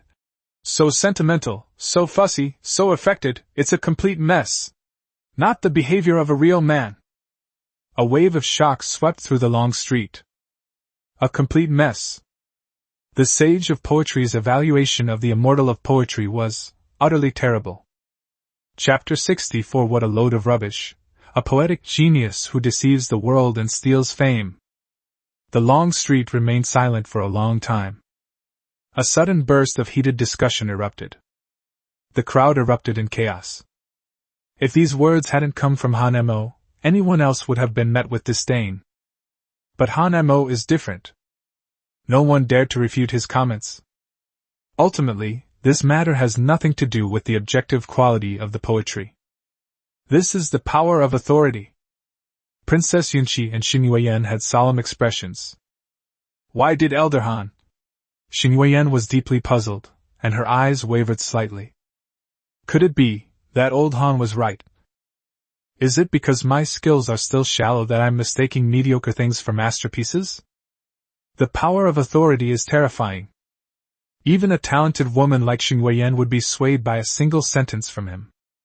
Yunxi's gaze was firm, revealing a thoughtful expression, as she slowly said, "When Han Mo was young, he was involved in a murder case. It was Prince Kang who happened to be there and saved him. Prince Kang's mansion has been kind to him." Xing Yuan was taken aback, then her expression changed to one of realization, and she felt a little relieved. But then she asked anxiously, "What should we do? Elder Han's comments are already finalized, so the little poet is probably..." Yunxi remained silent. "She thinks about more. Prince Kang was his biggest rival to his father for the throne, and for this he did not hesitate to secretly collude with the Ruren. He now commands 100,000 troops in the eastern border, while his son studies in the capital. The father and son have never given up their ambition to seize the throne. Currently, there is some internal turmoil within the Ruren in the north, with two factions in the court vying for power and no clear victor. This is the perfect opportunity for the Great Xia to launch a military campaign against the Ruren and avenge its defeat. The Ruren clearly wanted to delay the war, and once their internal situation was stable, they would have nothing to fear. The large number of surrender and peace factions in the Great Xia dynasty, whether intentional or unintentional, were essentially helping the Ruren buy time, which was in fact a betrayal of the country. At this very moment, the Crown Prince of Kang invited Han Mo to slander the little poet Immortal's poems. His intention was obvious, to oppose the Emperor's desire for war. "We must not let Xia Kongning succeed." Yunxi's eyes hardened. "Princess Miss Yuan." Just then, Li Wuling emerged from the crowd and politely greeted the two of them. When Yunxi saw him, her beautiful eyes lit up immediately. Xing Yuan was also very excited. "Young Master Li! Where is the little poet Immortal?" Li Wuling gave a bitter smile. "He won't come." "There's no need to even ask. Given my brother's personality, he'd never bother with something like this." "But..."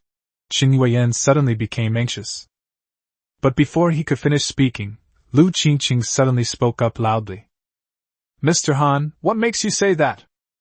Lu Qingqing looked shocked, and said, "The little poet Immortal's poems are now famous throughout the capital and are praised by everyone. How can they be so bad in old Han's mouth?" The scene fell silent instantly, and everyone turned to look, listening intently. Han Mo snorted lightly, tilted his head back and took a swig of wine with a carefree air. "Does being famous in the capital mean you have real talent?" There are countless charlatans in the world. Hiss. A collective gasp filled the air. This assessment was even more blunt. Deceitful and fraudulent. Good heavens! With the arrival of the sage of poetry, the immortal of poetry is practically worthless. Mr. Han. At this moment, Prince Kang's heir, Xia Kungning, finally spoke. I know that Mr. Han is a literary giant, and what you say is certainly insightful. However, since this young poet is somewhat appreciated by the Emperor, Mr. Han's evaluation may leave many people puzzled and unclear about his meaning. Han Mo's expression was somewhat subtle, but he did not answer and remained silent. Hey! How about this? Lu Qingqing, standing nearby, clapped his hands excitedly and said, Why don't we ask Mr. Han to compose a poem and hang it in front of the scholars' pavilion, so that the young poet can come over and discuss poetry together? Excellent! This is a very good idea. Xia Kungning clapped his hands and laughed. In this way, we are extremely fortunate to be able to appreciate Mr. Han's masterpiece. The crowd erupted in an instant. Everyone was extremely excited. It is worth noting that Han Mo has written many poems over the years, but very few people have been able to witness him composing poems on the spot. Everyone here today is so fortunate. How could we not be excited? Moreover, it's not just ordinary poetry recitation. This is tantamount to the sage of poetry issuing a challenge to the immortal of poetry. What a magnificent sight, one that happens only once in a century. Mr. Han, what do you think? Xia Kungning squinted at Han Mo. Han Mo's expression remained subtle. He didn't even glance at Xia Kungning, seemingly disliking him. He simply said in a deep voice, Fetch paper and ink. Inside the Zhuangguanlu restaurant, the writing brushes, ink paper, and inkstones that had been prepared beforehand were immediately brought out. Several tables were pushed together, and a huge sheet of paper was laid on top. Lu Qingqing volunteered, picked up the pen and said with a smile, This student is not very talented, but I am willing to do it for Mr. Han. Please! Han Mo tilted his head back and took another swig of wine. His eyes became even more glazed, and he spoke loudly with an air of nonchalance. With sword in hand and a hearty laugh, I set out to roam the four corners of the earth. Ambition to swallow the universe, chivalry to withstand wind and frost. Even jackals and tigers must be captured, and foxes dare not challenge them. The great Xia dynasty produced many brave men, whose names will be remembered for eternity. After reciting the poem, he seemed to feel a surge of pride, tilted his head back, and gulped down the wine in the jug in one go, shouting, Bring me more wine! Immediately, someone from the Zhuangguanlu restaurant came out to refill his bowl. Good! Xia Kungning was the first to applaud and exclaim, Unrestrained and ambitious! Truly worthy of being called the poet saint of the great Xia dynasty! Please accept Kungning's bow. Xia Kungning bowed deeply to Han Mo with utmost respect. The entire street instantly erupted in cheers. The poet's demeanor is truly worthy of the name. The great Xia dynasty produced many brave warriors, whose names will be remembered for eternity. How magnificent! How magnificent! Everyone showered him with praise, their excitement evident in their words. Lu Qingqing wrote the poem with a flourish of his pen, and the people in Zhuangyuan Tower immediately hung it up, deliberately placing it a notch higher than the four poems by the little poet immortal. Indeed, in the literary world of our great Xia, there is only the sage of poetry. The rest of the mediocre are not worthy of discussion, Xia Kungning said with deep emotion. While seemingly a spontaneous expression of feeling, it is obvious who the words are actually directed at. However, no one objected, they only echoed. The atmosphere along the entire street was almost frenzied. At this moment, the image of the so-called little poet immortal in everyone's hearts has been completely crushed. Only Yun Shi and Xing Yuyan watched this absurd scene with complicated expressions. Is Han Mo's poem good? It is indeed good. But it wasn't that good. However, many people in the world follow the crowd and believe in authority. What can be done about this? Li Willing's face was also grim, filled with resentment and dissatisfaction. With Han Lao's poem out, I think that little poet will never dare to show his face again.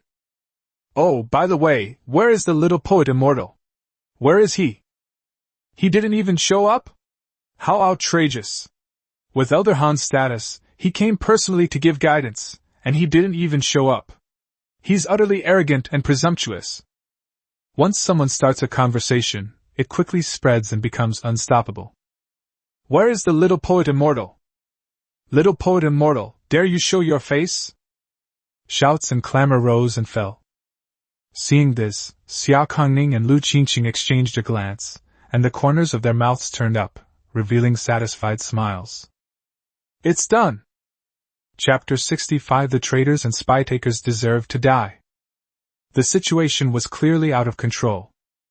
However, at that moment, by sheer bad luck, Lu Qingqing caught a glimpse of Li Wuling out of the corner of his eye and immediately smiled smugly. Hey! Isn't this Brother Wuling? Then he loudly proclaimed to the crowd. Gentlemen, the esteemed disciple of the little poet immortal is here.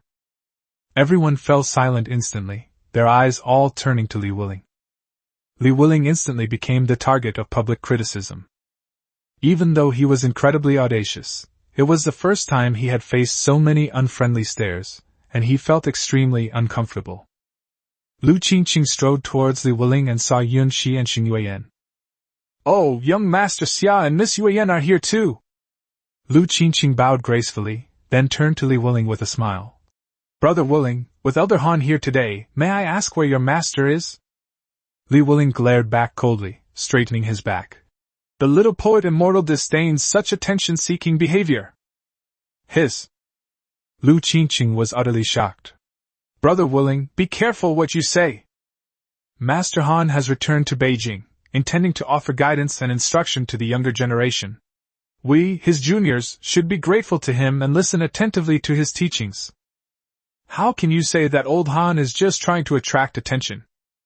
Li Wuling was speechless after being rebuked, and at the same time regretted that he had said the wrong thing in a moment of anger. However, it was too late. Led by Lu Qingqing, the entire crowd erupted. You scoundrel! How dare you disrespect Elder Han? A cheap trick? It's an immense honor for Elder Han to guide and mentor the younger generation. How dare you be so rude? What kind of poet immortal is this? He doesn't even understand the etiquette of respecting the sages of the past. He doesn't deserve to be called a scholar. As expected, he's a fraudster who steals fame and fortune. He's truly a laughingstock. The crowd erupted in fierce condemnation, and in the blink of an eye, the name, Little Poet Immortal, became something that everyone hated, like a rat in a stinking ditch. Li Wuling's face turned pale, and he was filled with regret. He wasn't afraid. Instead, he regretted it, because his words had caused his elder brother to suffer a bad reputation. Lu Qingqing looked at Li Wuling's ugly face with great satisfaction, feeling as if he had avenged the humiliation he suffered at the Zhuangyuan Tower that day. Everyone! Everyone! At this moment, Prince Kang's heir, Xia Kongning, suddenly spoke up. Please calm down, everyone! It's understandable that the young poet, being so young, would feel awe and reverence for a figure like Elder Han and wouldn't dare to show himself immediately. There's no need to overanalyze people's intentions. Let's wait a moment and give that young poet some time to prepare. After all, today's gathering is a major event in the literary world, so why spoil the mood? These words revealed his great composure. The crowd on the long street fell silent instantly, and a moment later, a huge cheer erupted. As expected of the Crown Prince of Kong. Such magnanimity and composure, this is the true style of royalty. King Kong was a wise and virtuous king renowned among the people. Now it seems that his heir has inherited the family tradition and has the appearance of a wise ruler. Ahem.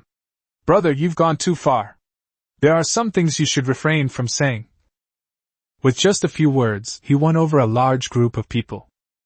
Xia Kongning was secretly pleased, but on the surface he became even more humble, constantly smiling and greeting those around him, displaying his elegant demeanor. Upon hearing this, Lu Qingqing smiled provocatively at Li Wuling and said, Since His Highness has said so, please go and invite your teacher over for a chat, Brother Wuling. Li Wuling gritted his teeth and turned to leave. Yunxi stopped him abruptly and whispered to him. Tell Yichuan that this is not about being brave and violent, nor is it about showing off in front of others. It is a matter of great importance and involves many complexities, so you must do your best. Li Wuling nodded solemnly. I understand. Imperial College, Guozijian. Yichuan sat in Li Jiqing's private study, holding a book in his hands, flipping through it listlessly. Li Jiqing sat to one side, methodically brewing tea. Since Han Mo returned to Beijing today, 99% of the students went to see the spectacle, so the college decided to give them a day off temporarily.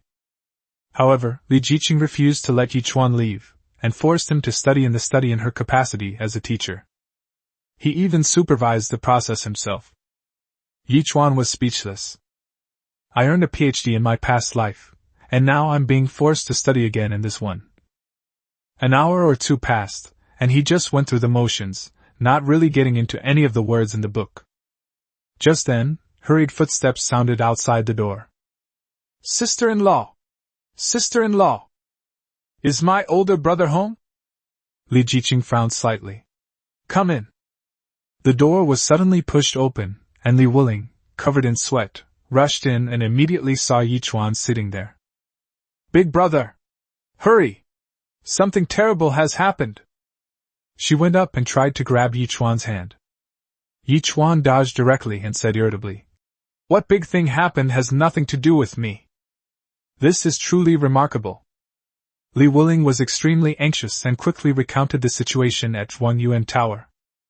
Big brother, come with me quickly! Yichuan rolled his eyes and said, I'm not going. Li Wuling grew anxious. You've been belittled like dirt by everyone, how come you're not worried at all? Yichuan rolled his eyes again, this time too lazy to even reply. Is all this fighting fun? Is it profitable? Yichuan, you should make a move. Suddenly, Li Jiqing spoke up. What do you mean? Yichuan raised an eyebrow. If it is the heir of the Prince of Kong, then this matter is not just a simple poetry contest. Li Jiqing said in a deep voice. Kong Wang was the one who competed with His Majesty for the throne back then, and he is still colluding with the Ruin today. As I said before, if your reputation is ruined, then even the emperor who appreciates you will suffer. This is what the Crown Prince Kong intends to do. Yichuan narrowed his eyes. You mean this Prince Kong is plotting a rebellion? Li Jiqing didn't even raise her head, continuing to brew tea methodically and gracefully, saying, It's hard to say if it's a rebellion. But the fact that he betrayed his country is certain. Yichuan remained silent, his expressions slightly serious. A moment later, he turned to Li Wuling and said, Read Han Mo's poem to me. Selling out one's country is the most damned despicable thing. In his previous life, Yichuan hated those traitors the most. Damn it, they have their own ancestors but they don't acknowledge them, they always think the grass is greener on the other side. How shameless! Li Wuling was overjoyed upon hearing this and quickly recited Han Mo's poem. After listening, Yichuan nodded slightly and smiled. This Han Mo is quite interesting, a free spirit. I might have a drink with the old man sometime. Brother, can we not be so carefree? Li Wuling couldn't help but roll his eyes. People have been belittling you like this, and you're still praising yourself here. Yichuan smiled faintly, did not answer, and directly picked up paper and pen. You want to compete in chivalry? Then let's have a fight. Yichuan wielded his pen with great skill, composing a poem in a short while, which he then handed to Li Wuling. I won't go. You take this poem to Han Mo. After this poem is presented to the public, there are some key points you should note down, and you can say them then. Then came a whispered conversation. Li Wuling took the poem, noted down Yichuan's instructions, and blinked twice. Brother, this old man is clearly biased now. Even if you take this poem, he'll still criticize you terribly because of his status, and there's nothing you can do about it. It's all right. Yichuan smiled slightly. Judging from Han Mo's poems, he doesn't seem like a despicable person.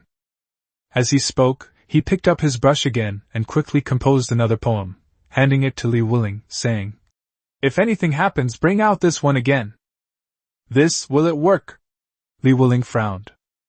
Yi Chuan laughed, patted Li Wuling on the shoulder, and winked at him.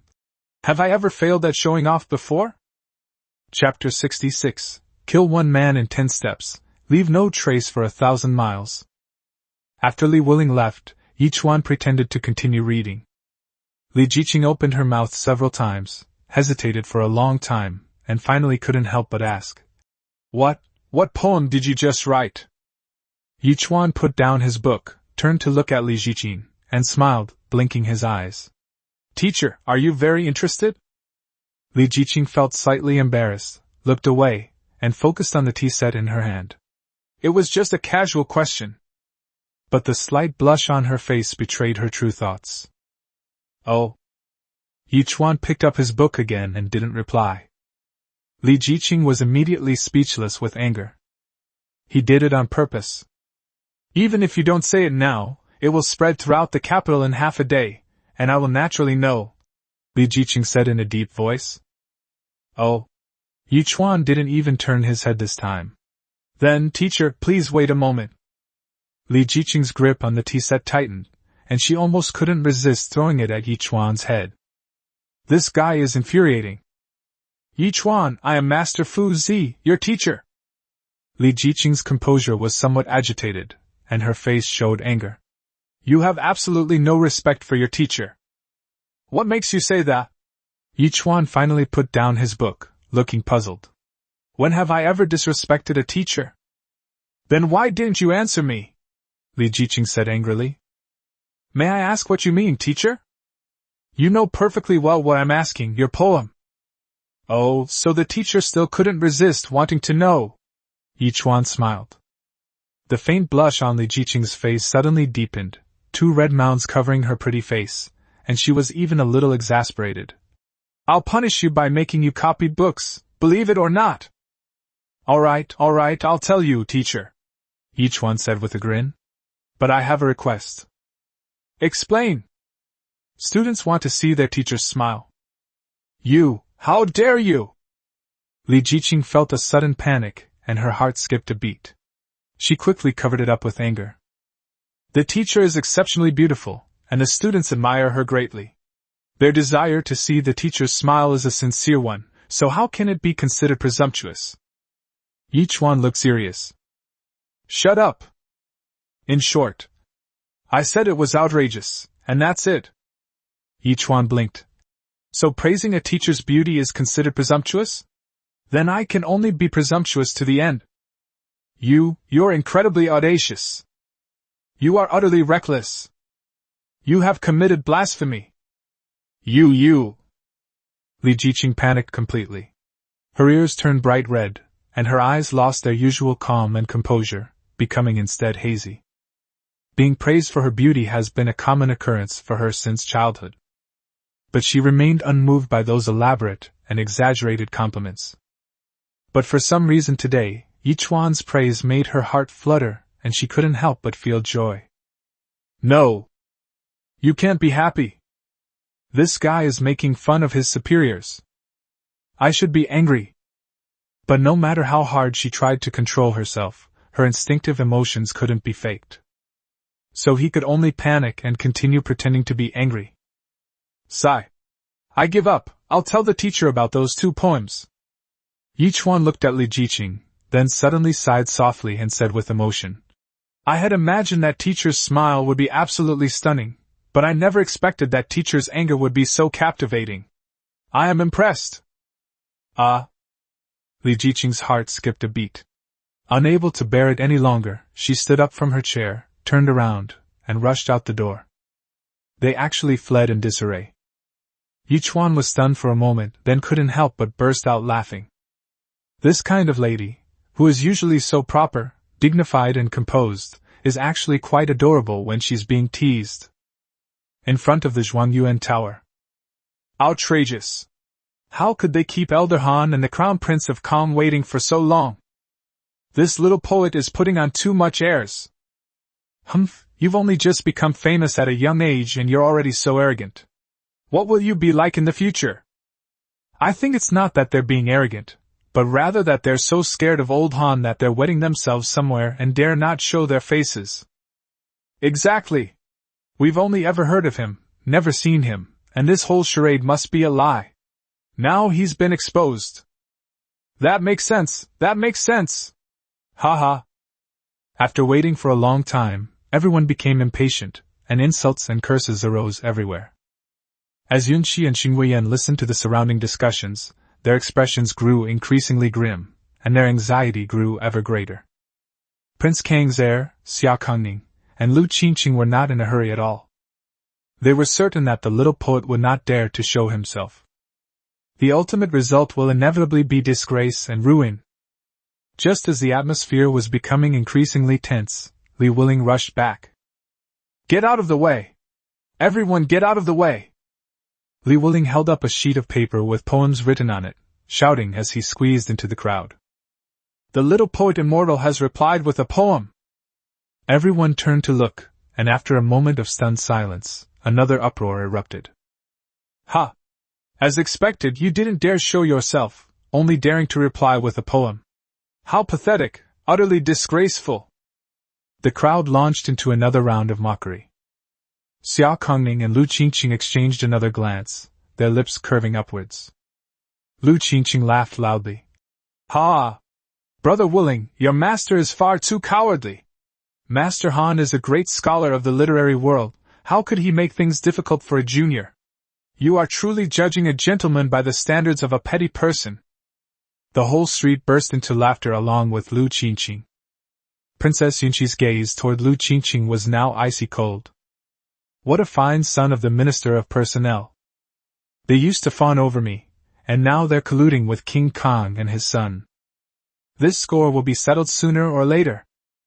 Despite the ridicule, Li Wuling stood tall and remained calm. Brother Lu, I hope that after reading the little poet's poems, you will still be able to laugh. After saying that, he went straight into the Zhuangyuan building and asked someone to write down Yi Chuan's 2 poems on a huge sheet of paper. But he left the second poem behind and ordered the first one to be hung up. Lu Qingqing kept sneering. With Han Mo here, even if you are truly a celestial being reincarnated and write eloquently, you cannot withstand a single comment from Han Mo. In the end, it is all in vain, you are nothing but a clown. Xia Kongning maintained a friendly demeanor. Old Han, let's go take another look at the little poet's new work. Han Mo remained silent and stepped forward with the 2 of them. Everyone on the street crowded forward, eager to catch a glimpse. Those in the front row saw it first, and some had already started reciting it aloud. Zhao Guest wears a silk tassel, Wu Hook shines like frost and snow. A silver saddle shines on a white horse, swift as a shooting star. He can kill 1 person in 10 steps and leave no trace for 1,000 miles. He left without a trace after accomplishing his task, concealing his identity and fame. Leisurely passing by Xinling, I drank wine, then laid my sword across my knees. He offered roasted meat to Shu Hai and raised a cup to Ho Ying. 3 cups of wine and I've made my vows. Even the 5 sacred mountains seem insignificant. After my eyes blurred and my ears burned, a sense of exhilaration arose within me. He wielded a golden hammer to save Zhao, and Han Dan was the first to be shocked. 2 heroes of the ages, their fame resounds throughout Daliang City. Though he dies, his chivalrous spirit remains, worthy of being a hero in this world. Who can write your masterpiece, the Taixuan Jing, even in your old age? After the poem was finished, the entire hall fell silent. No one could utter a sound anymore. Everyone's eyes were wide open, staring intently at this astonishing masterpiece hanging in the air. That's right, it's a masterpiece. Han Mo was struck dumb, standing there in shock, staring intently at every word of the poem, over and over again. The old man was trembling all over, and he couldn't even control his hand holding the wine pot. Xia Kongning and Lu Qingqing stood to the side, dumbfounded, their faces filled with disbelief. He can kill 1 man in 10 steps, and leave no trace for 1,000 miles. He accomplished his task and left without a trace, concealing his identity and name. How exhilarating! How magnificent! Chapter 67 The Great Xia Poet Saint, I'm impressed. Yun Shi and Xing Weiyan stared at the poem, trembling with excitement. This poem has exceeded their expectations. Yun Shi wished she could drag Yi Chuan over right now and give him a big reward. Han Mo had previously written a poem about chivalry. Yi Chuan responded in kind with the same style and subject matter. Moreover, its momentum, scope, wording, and artistic realm far surpassed the former. This is so exciting and exhilarating to watch. That's incredible. The crowd on the street remained silent for a very long time. After an unknown amount of time, someone in the crowd suddenly spoke up hesitantly. Leisurely passing by Xinling for a drink. Who is this Xinling? Yes, and who are Zhu Hai and Hoing? Also Handan Daliang, they sound like place names, but what are their origins from? The discussion started softly and grew louder, quickly escalating into a lively and enthusiastic exchange. No one dared to criticize the little poet's talent anymore. No one dared to say that the Little Poet Immortal's poems were bad anymore. Faced with such a masterpiece, who is worthy to speak? Instead, everyone became enthusiastic about discussing where the names of people and places mentioned in the story came from. Standing to the side, Li Wuling looked at the dumbfounded Han Mo, then at Lu Qingqing and Xia Kongning, whose faces were extremely ugly, and suddenly felt refreshed. That was awesome. Big Brother is awesome. When he makes a move, it is all-powerful. Look how scared old man Han Mo is, he's completely stunned. Young man. I have some questions, could you please answer them? After a while, Han Mo came to his senses, rushed up to Li Wuling, and glared at him. Mr. Han, please speak. Li Wuling was startled, but still answered politely.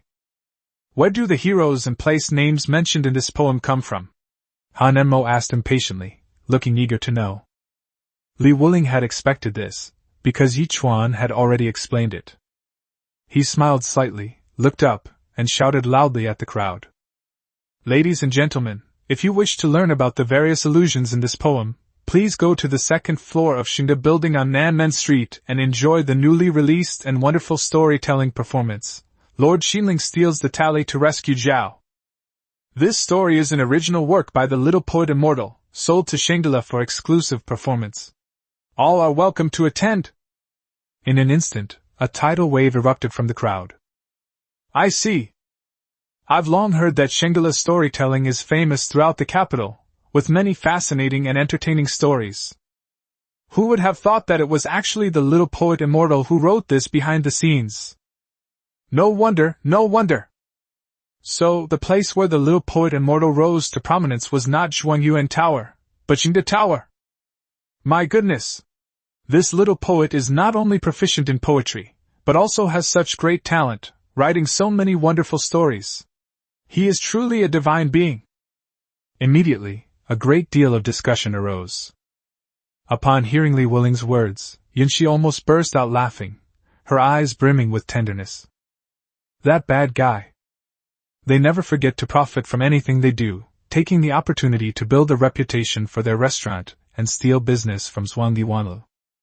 That's so mean. The princess was thinking bad things, but her eyes were full of tenderness and affection. At this moment, Li Wuling turned to look at Han Mo with a beaming smile. Elder Han, what is your opinion on the young poet's poems? Upon hearing this, everyone fell silent, their gazes all fixed on Han Mo. It's no exaggeration to say that even a dog could recognize this poem as a masterpiece. All the previous doubts and slanders against the Little Poet Immortal now seem utterly ridiculous. Right now, everyone is only focused on one thing. Han Mo. Should we still persist? If he continues to belittle it, then I'm afraid. The great poet saint of the Xia dynasty's literary world has failed to maintain his integrity in his later years. Authority is indeed something to be respected and feared. But when faced with overwhelming strength, even authority can crumble. Han Mo was immediately speechless, and an embarrassed expression appeared on his old face, but it quickly turned into helplessness and confusion. He glanced at Xia Kongning and remained silent. Seeing this, Li Wuling smiled slightly, no longer showing any mercy. He snapped his fingers, ordering the second poem to be played, and then read it aloud. The little poet immortal said that if Mr. Han is still dissatisfied with his poems, then another poem will be presented for his review. The crowd erupted. There's another one? Everyone was eagerly awaiting it. Han Mo was also extremely surprised and quickly turned his head to look. I compare myself to a pine tree standing on a precipice, but alas, my roots are shallow and I rely on a single branch. They pride themselves on standing aloof in the clouds, unaware that their feet are covered in mud. Unyielding pride is a disease, while humility is the cure. A solitary flower blooms, spring's beauty fades, a grove of trees provides shelter for birds. After everyone finished watching this piece, they were all shocked once again. It's not because this poem is so good. On the contrary, this poem is much worse than the previous one in terms of diction and structure, and can only be described as mediocre. But the problem lies in the content of the poem.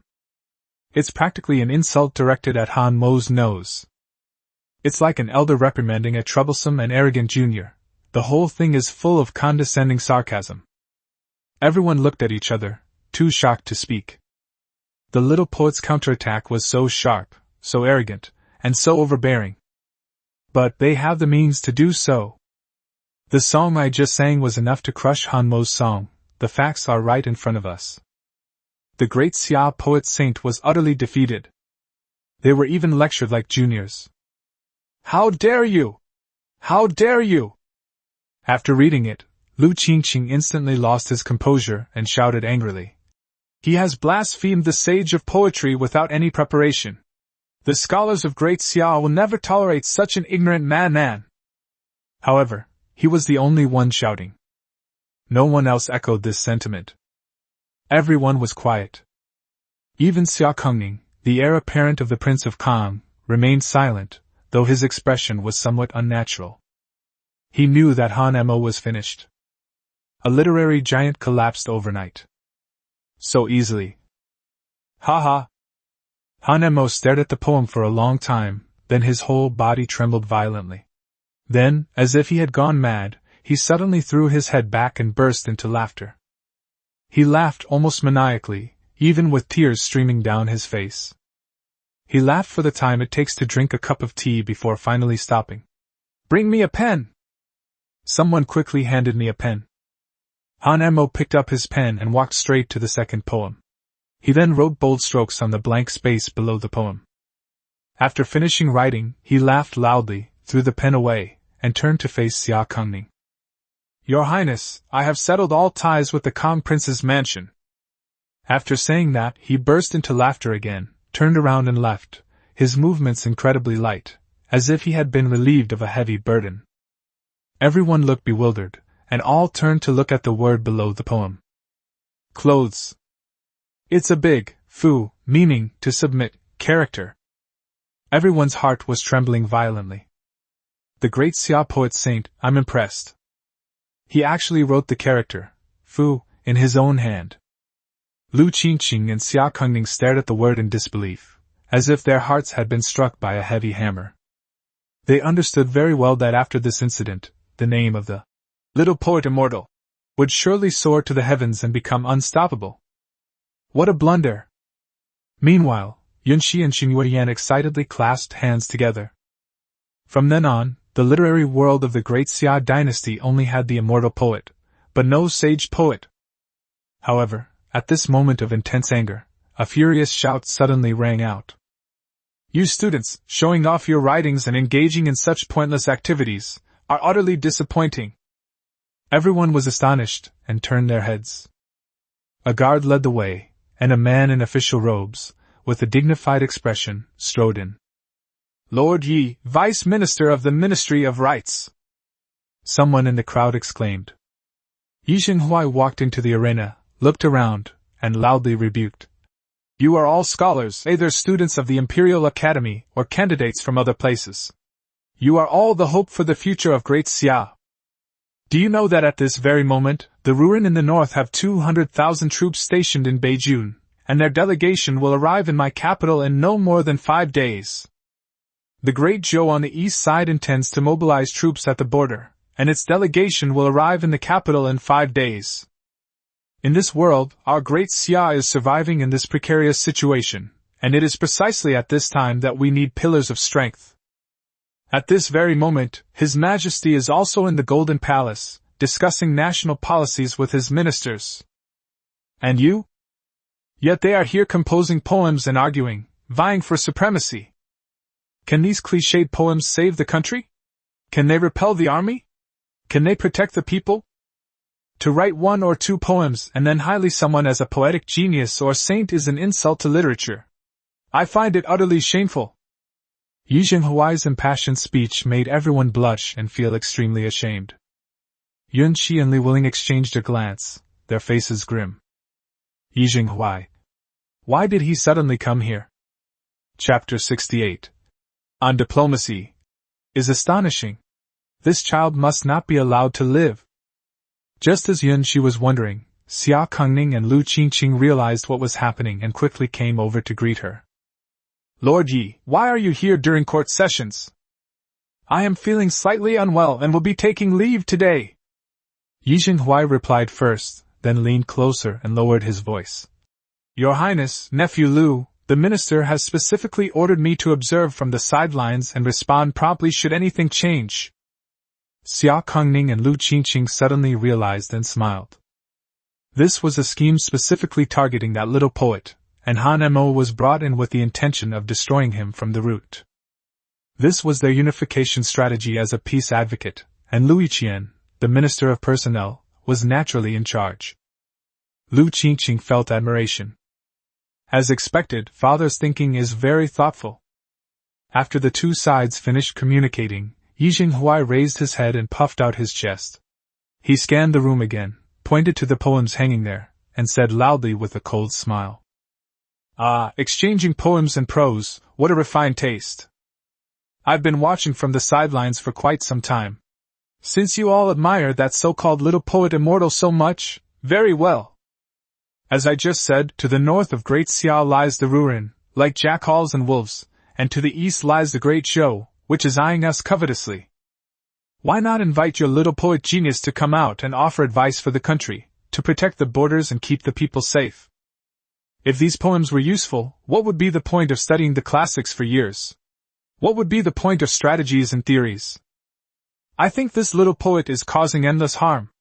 He's making pedantic and pretentious poetry popular, poisoning the minds of you students. It's utterly absurd. Xia Kongning and Lu Qingqing, standing nearby, felt a sense of admiration. Brilliant! With these words, even if this little poet is incredibly talented, he is now useless. The two quickly cooperated, feigning remorse and bowing respectfully. Lord Yi is right! The students along the entire street all looked ashamed and knelt down on the ground. Thank you for your reprimand, sir. I am ashamed. Some of them were filled with remorse, saying, We students should think of serving our country and learning useful skills. We should not take this vain and vulgar poet as our role model. Lord Ye's words have awakened me from my dream. I am truly ashamed. As soon as Yi Jinghuai appeared, his series of dramatic actions completely reversed the situation. Li Wuling and Yun Qi were both incredulous, their faces showing resentment. Xingyue Yan remained silent, her expression blank and uncertain, even reflecting in her heart.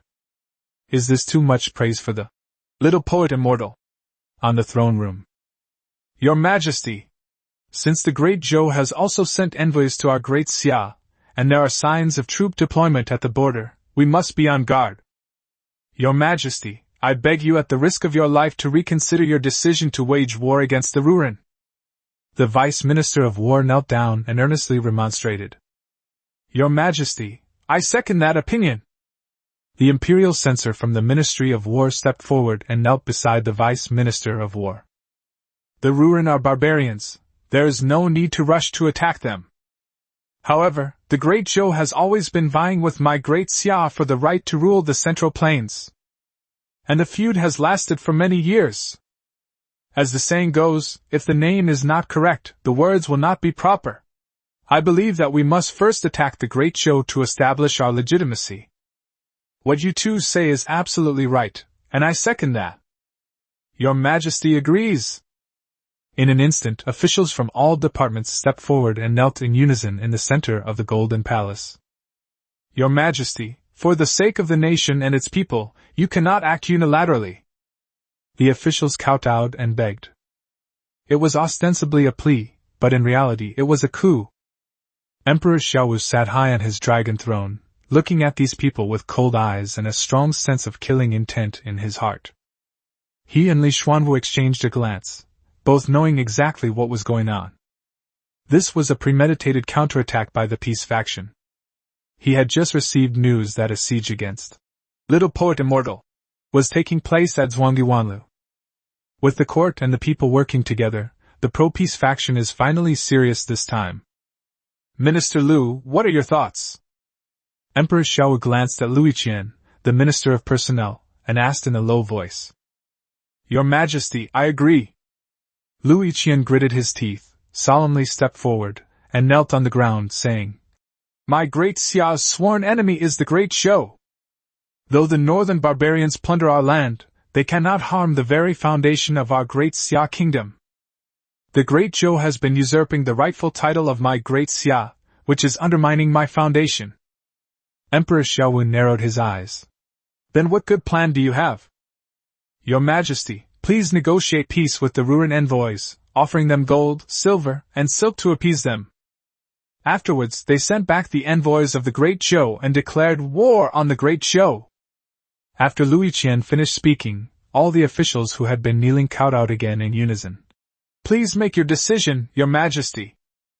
Emperor Xiaowu could no longer suppress his anger. Good, well said. Your subjects are all loyal to the Emperor and patriotic, which deeply moves me. I have an article here, my ministers may wish to take a look. He gestured to the young eunuch. The young eunuch quickly sent the copied article down, giving a copy to each of the kneeling officials. Lu Yiqian was wary, but respectfully accepted the item and examined it carefully.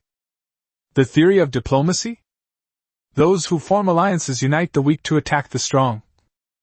Those who form alliances rely on one strong force to attack the many weaker ones.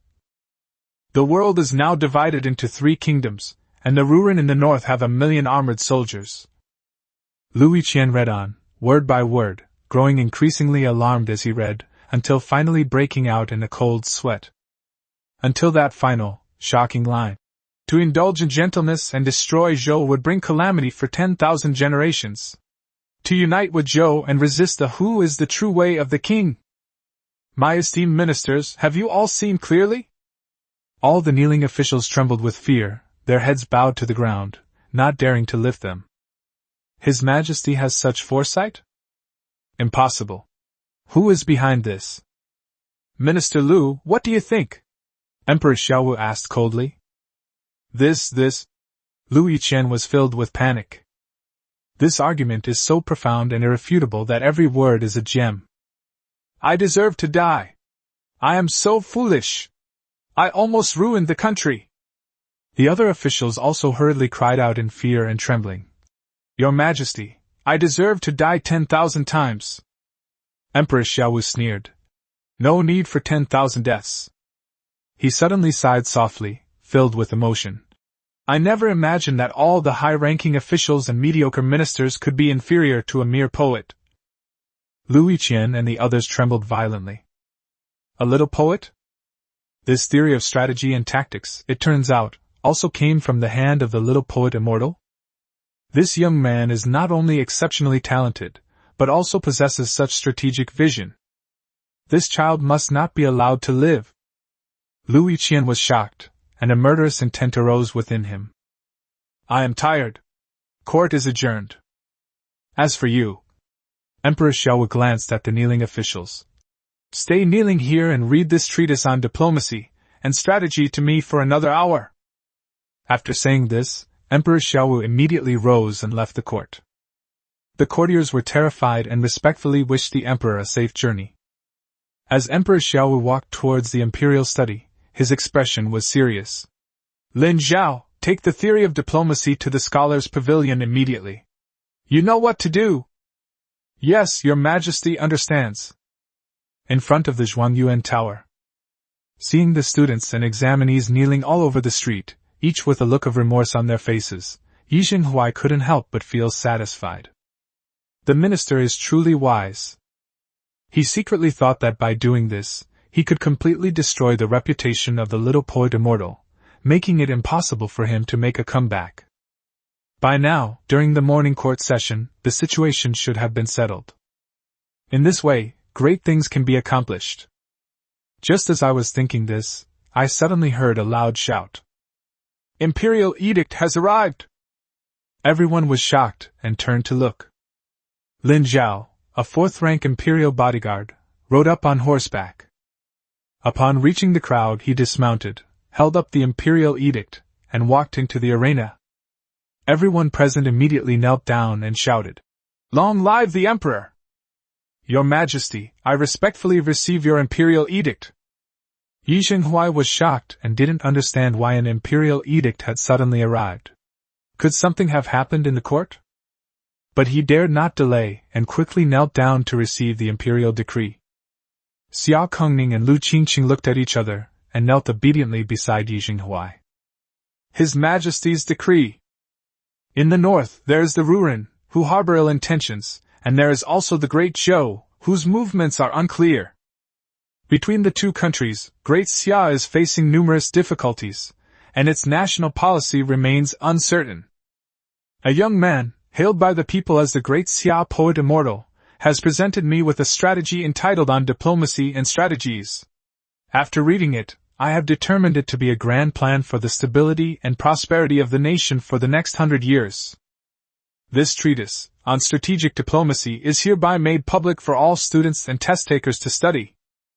All students, remember this well, study carefully, word by word, and with all your heart. Take this as an example and strive diligently at all times. So be it. The moment the imperial edict was read, the entire audience was astonished. The little poet immortal offers advice? The little poet immortal is also an expert in policy essays? Yi Jinghuai, Lu Qingqing, and the Crown Prince of Kang's expressions changed drastically. They looked at each other, at a loss for what to do. Just moments ago, Yi Jinghuai was saying that the little poet immortal was leading a corrupt trend, was ignorant of national policies, and was utterly useless. But in the blink of an eye, someone else presented the theory of diplomacy. The slap in the face came way too fast. After reading the imperial edict, Lin Zhao ignored everyone's reactions and immediately opened the Strategy of the Three Kingdoms app, reading it aloud word by word. Everyone listened quietly, and the first sentence sent a shiver down the spines of most of them. The more they read, the more alarmed everyone became. After reading through a piece on the theory of diplomacy, everyone in the room was dumbfounded.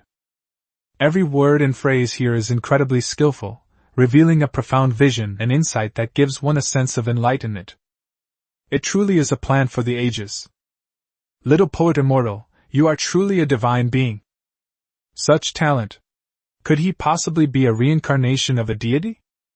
In the blink of an eye, everything Yi Jinghuai had said before became utter nonsense. A pedantic scholar? Useless in every way. Take a look at this essay on cross-disciplinary analysis. If this is considered utterly useless, then all the officials in the court are utterly incompetent. Meanwhile, Yunxi and Li Wuling were already extremely excited. Just now, Yi Jinghuai's words had banished the little poet to the mortal world, and he didn't know what to do. This imperial edict is so timely. Yunxi was overjoyed. On diplomacy and strategies. Was this what father and that wicked man were discussing yesterday? That rascal, he's got quite a few skills. Yunxi felt a sudden surge of pride mixed with shyness and joy, and her face flushed red. That scoundrel is my future husband. Chapter 69, I Got Confessed To? Yichuan had no idea that he had become famous overnight and soared to great heights. At this moment, he was strolling around the back garden of the Imperial College. Li Jiqing was so amused by him that she ran away shyly. Since no one was supervising her reading, she decided to wander around. As the Imperial Academy of the Great Xia dynasty, the Imperial College was naturally first class in scale and grandeur. This back garden is a verdant and lush garden, full of flowers, a truly tranquil and beautiful place. Yichuan relaxed and walked into the pavilion in the garden, stretching comfortably. Having been reborn into this world for quite some time, I haven't had a moment's rest. One thing after another happened, from leaving the Yi family, to running Shangela, and now to entering the Imperial Academy. Although this second life seems exciting, it is actually far less ordinary and peaceful than the previous one. Seeing the flowers blooming in all their glory, and the surroundings quiet and peaceful, Yichuan couldn't help but sigh and murmur to himself. Those who have abandoned me, the days of yesterday cannot be retained. What troubles my heart is the many worries of today. Just as I finished reading, suddenly came from behind me. Yichuan was startled and turned around to see that it was Xia Yinshi. Just then, Princess Yunshi led Ping'er into the back garden when she suddenly heard Yichuan casually recite these two timeless lines of poetry. She trembled on the spot and stood frozen in place. These two lines are profound in their imagery, evoking a myriad of sorrows and boundless emotions. Miss Yunshi? Yichuan was slightly surprised. He greeted the other party, but saw that the other party was standing still, so he couldn't help but smile slightly. Li Bai's poems are still incredibly powerful. That person is the true poet immortal. Thinking about myself, a plagiarist who, by borrowing the wisdom of China's sages over thousands of years, has earned the title of Little Poet Immortal. I feel truly ashamed. Where does Miss Yunshi come from? Yichuan spoke again, greeting him with a smile. Yunshi trembled slightly, then suddenly woke up, her beautiful eyes looking at Yichuan with endless meaning, and slowly walked into the pavilion. This bastard is really going to kill me. Why is it that even a casual remark can be so exquisitely crafted, leaving the person feeling unsettled? I just finished everything at Zhuangdi Wanlu, and that's why I came to find you. Yunshi smiled, her eyes were filled with tenderness, and her tone of voice was gentler than ever before. Oh, I see. Yichuan nodded with a smile. Aren't you going to ask about the outcome of the Zhuangyuan Tower incident? Yunshi asked, somewhat puzzled. It doesn't matter. Yichuan waved his hand casually. Poetry and songs are just for cultivating one's character. They're not something you can eat or drink, so what's the point of getting hung up on the outcome? Wow, I didn't realize you were so accomplished. Yunshi smiled even more gently, her voice filled with excitement. But I still have to congratulate you. You, this little poet immortal, are famous throughout the capital today, and you will surely be renowned throughout the world in the future. Is it really that exaggerated? Yichuan shook his head and smiled. Mr. Han Mo, the sage of poetry, you personally wrote the character admire under your poems. What do you say? Oh? Yichuan blinked twice. It seems this old man has a broad mind and magnanimous spirit. Yichuan smiled again and changed the subject. Did Miss Yunshi come here specifically to congratulate me? Seeing that Yichuan seemed completely unconcerned about becoming famous, Yunshi's eyes shone even brighter, and her face flushed even more. Well, it wasn't intentional, it was just by chance. Oh well, thank you very much, Yichuan said politely. If you have other matters to attend to, please feel free to do as you please, don't be shy. It's not that Yichuan dislikes Xia Yunshi that much. However, Xia Yunshi was the woman Li Wuling admired. Li Wuling is definitely a buddy worth befriending. It's not appropriate for my brother's sweetheart to be here alone with me, a single man and a single woman. Yunshi was taken aback by his words, her expression slightly flustered, a little annoyed, and a little disappointed. What, am I that annoying? Yichuan was stunned. He hadn't expected this girl to be so straightforward. How could that be? I just wouldn't dare to delay your business, Mississippi. Yichuan continued to politely brush it off. What if? Xia Yunshi blushed as red as a ripe peach, turning her head slightly away from Yichuan. What if I told you that my real business was to chat with you? As soon as she finished speaking, Yunshi seemed to have exhausted a great deal of strength, and felt a wave of weakness wash over her. Oh my God! I actually blurted it out. How embarrassing! What was even more distressing was Ping'er beside him, who also blushed and lowered her head, inwardly smiling bitterly. Princess, perhaps, you could let me leave first? I dare not listen to what you two are about to say. Yichuan was slightly startled and looked at Yunshi with surprise. Yunshi felt Yichuan's gaze and nervously bit her rosy lips, her ears turning bright red. No way. Yichuan blinked. This is... I got confessed to? I don't think I was just being presumptuous.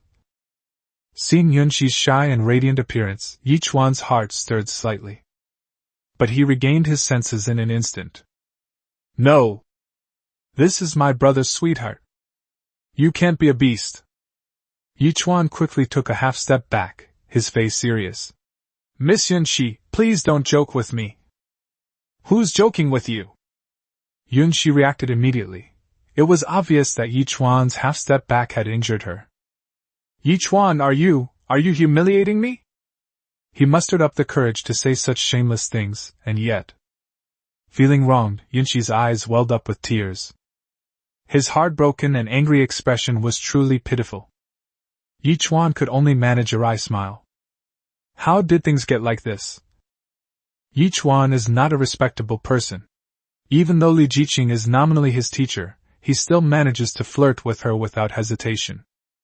But this doesn't mean one has no principles.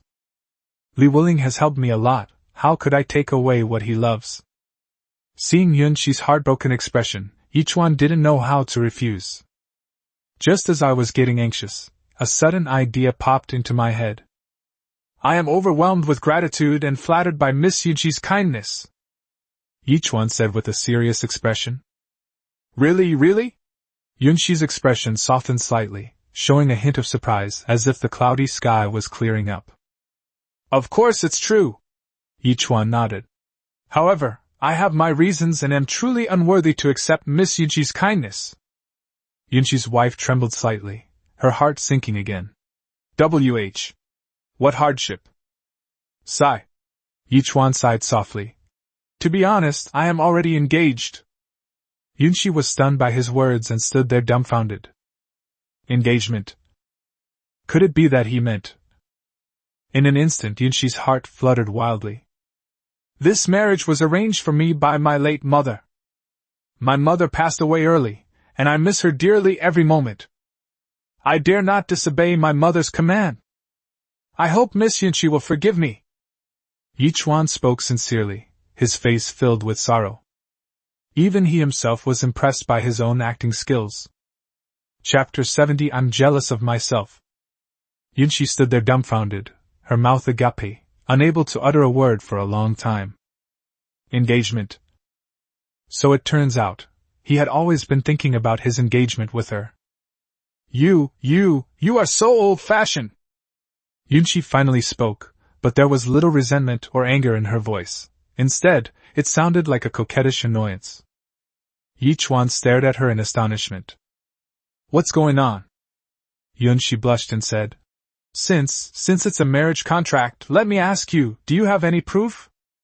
Originally, there was one. Yichuan sighed softly.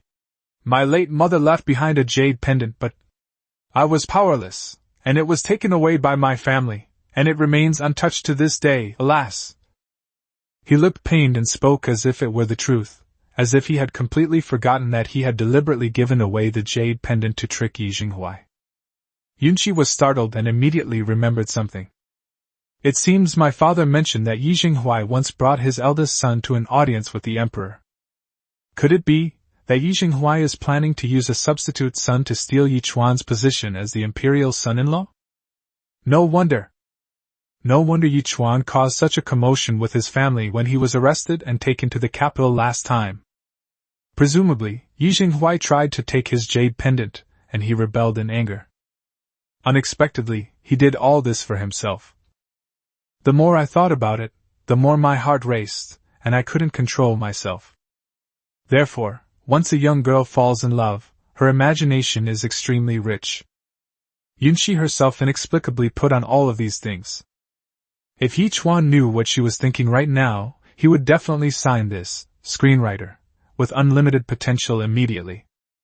Cough, cough. Yunshi coughed twice to conceal the complex emotion surging within her, bit her lip, and continued to ask with a flushed face. Then let me ask you, have you ever met that betrothed woman? No, Yichuan answered truthfully. You've never even met her, yet you're so devoted? What if she's ugly and has a terrible character, what will you do then? Miss Yunqi! Yichuan's expression immediately turned serious, and he looked at her sharply. Please watch your words. Whether she is beautiful or ugly, good or bad, she is my fiancée. I will not tolerate anyone slandering her. I considered Miss Yunqi a friend, but I never expected her to slander my family like this. Considering our past relationship, I won't say any more. Please leave.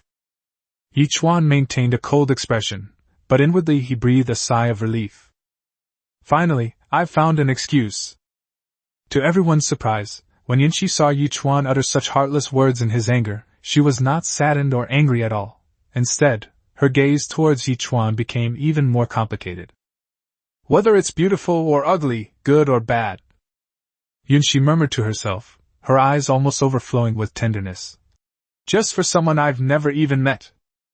Suddenly she gritted her teeth and said, I'll ask you one more time. I, Yunqi, am standing right in front of you. Take a good look at me. Even if your fiancée is as beautiful as a flower, I am confident that I am no less beautiful than her. You really... Enough, Yichuan said coldly, flicking his sleeve. Please do not speak further. A gentleman severs ties without uttering harsh words. I hope Miss will not force me. Yunqi trembled violently, staring at him in disbelief. You're going to break off all ties with me for her sake? Although Yichuan's deeply affectionate persona was just an act, he couldn't help but find it amusing. Is it strange that I'm breaking off our friendship? We've never really been friends. Humph! Yichuan snorted coldly, seemingly unwilling to say anything more. Okay, Yichuan, okay. Yunqi bit her lip, glaring at Yichuan, her face flushed red. If you have the guts, swear right now that you'll marry no one but your fiancée for the rest of your life. If you don't marry her, you're worse than a pig or a dog, and may you be struck by lightning. Do you dare? This action surprised Pinger, who was standing next to her. Princess. How cunning! Yichuan almost burst out laughing when he heard that. Swear? What's there to be afraid of? I'm a staunch materialist, why would I believe your feudal superstitions? That's not something you can just say off the cuff. I, Yichuan, swear to the heavens that if I do not marry my fiancée, may I be struck down by heaven and earth, may I be condemned by gods and men, may I die without a burial place, and may I be buried after death. Enough! Shut up! Before the oath was even finished, Yunqi couldn't stand it anymore and quickly shouted for it to stop. The little girl was panting heavily, her heart filled with a mix of emotions. Asshole! You jerk! Making such a solemn vow? Ugh! Yichuan looked at Yunqi strangely. What's wrong with this girl? Although his words were harsh, he didn't seem angry at all. Has your brain gone haywire again? Yichuan, you just wait! You just wait! After uttering a harsh remark that wasn't harsh at all, Yunqi stomped her foot, her face flushed red, and ran away. Pinger quickly caught up. Yichuan finally breathed a sigh of relief. Ugh! What a tragedy! My damn charm! Pinger ran out of the back garden, calling out. Princess, wait for me! Snort! Yunqi stopped in her tracks, furious, and kicked the wall beside her, yelling. You damned Yichuan! You stinking Yichuan! I'll beat you to death! Beat you! Beat you! Pinger couldn't help but laugh. Princess, who are you taking this at? Nonsense! What do you think? Yunqi said angrily. I swallowed my pride and said such shameless things, and he dared to reject me. Pinger rolled her eyes. Come on, Princess, just laugh if you want to. You can't even suppress your smile. Ugh, you're so annoying! Princess Yunqi desperately suppressed the smile on her lips, and angrily punched Pinger's arm with her small fist, glaring at her and saying, How dare you bully me? Princess, spare me! Princess, spare me! Pinger giggled and begged for mercy, But Princess, Pinger still has to congratulate you on getting your wish. Humph. What's there to be happy about? Yunxi's eyes were filled with tenderness, yet she gritted her teeth in resentment. I'm really angry. Why? He wants his fiancée, not me. Pinger was stunned. But, his fiancée is you. Oh, it's different. What's different? It's just different. It really is. Yunxi stood there angrily, hands on her hips. Pinger was both amused and exasperated. Princess, this is the first time I've ever heard of someone being jealous of themselves. Humph, you can't understand me. As she spoke, Yunxi skipped and hopped forward. Pinger was completely stumped. Is this anger or happiness? The office of the Minister of Personnel. Lu Yiqian sat at the head of the table, while Lu Qingqing and Yi Jinghuai sat at the foot of the table. After hearing the whole story of what happened at Zhuangdi, Lu Yiqian's face turned ashen. The little poet immortal must not be allowed to live, Lu Yiqian declared resolutely. Lu Qingqing and Yi Jinghuai were suddenly startled. So you're already thinking of killing me? Is it that serious? Lord Yi. Lu Yiqian suddenly looked at Yi Jinghuai. Your humble servant is here. That Yi Chuan who's next to Li Willing, is he Lord Ye's son? Yi Jinghuai was taken aback. Yes, sir, I don't know. Lu Yiqian interrupted directly, his gaze sharp. Does Lord Yi think he resembles the little poet immortal? Deeply moved and filled with gratitude, she silently vowed to remain loyal to Yi Chuan for life. Enough! Zhao's tone was full of sarcasm. Stop putting on this act of brotherly love in front of me. Yi Chuan, is the deal still valid? Yi Chuan smiled slightly. Of course it counts, but I have another question. Speak quickly. Zhao was getting impatient, her eyes fixed on the jade pendant in Yi Chuan's hand, wishing she could snatch it away immediately. Yi Chuan glanced at Yi Ren and smiled knowingly. With both of your sons here, who should I give the jade pendant to? Or rather, Yi Chuan said, emphasizing each word, which of your sons would you like to marry? Both Zhao and Yi Qing were stunned for a moment, while Yi Ren's eyelids twitched suddenly, and his face immediately darkened. Yi Chuan is clearly trying to sow discord. Yi Ren knew very well what was going on, but he still couldn't control his emotions, and a gloomy feeling rose in his heart. Nonsense, of course it's me, Yi Qing said hastily, sounding somewhat impulsive. Yi Ren's face grew even more gloomy. Shut up! Zhao immediately snapped, glaring angrily at her eldest son before giving Yi Chuan a vicious look. Chapter 71. A gentleman's friendship is as pure as water. One sentence left Yi Jinghuai speechless. He had never considered this possibility. All he knew was that Yi Chuan had been appreciated by the emperor by chance. But now, after Lu Yiqian's explanation, Yi Jinghuai suddenly realized that Yi Chuan had been appreciated by the emperor, and at the same time, the emperor was praising the Little Poet Immortals poems in the Golden Palace. Is it just a coincidence? If it's not a coincidence, it's impossible. When did Yi Chuan acquire such writing skills? This rebellious son was someone he had watched grow up since childhood. He had always been timid, dull, and slow-witted. How could he suddenly become so talented overnight? I believe it is impossible. Why does your excellency have such a conjecture? Yi Jinghuai asked cautiously. Is that so? Lu Yiqian narrowed his eyes, offering no explanation, but his gaze towards Yi Jinghuai held a hint of disdain. This is a matter of great importance. The Ruran delegation will be arriving in the capital soon. With this little poet around, things might get complicated. We must not overlook any possibility, Lu Yiqian said in a deep voice. His Highness the Crown Prince of Kong is quite dissatisfied with today's events, so we must be even more diligent. Yes. Yi Jinghuai and Lu Qingqing quickly nodded in agreement. Father, in your opinion, shouldn't we give that Yi Chuan a try? Lu Qingqing asked.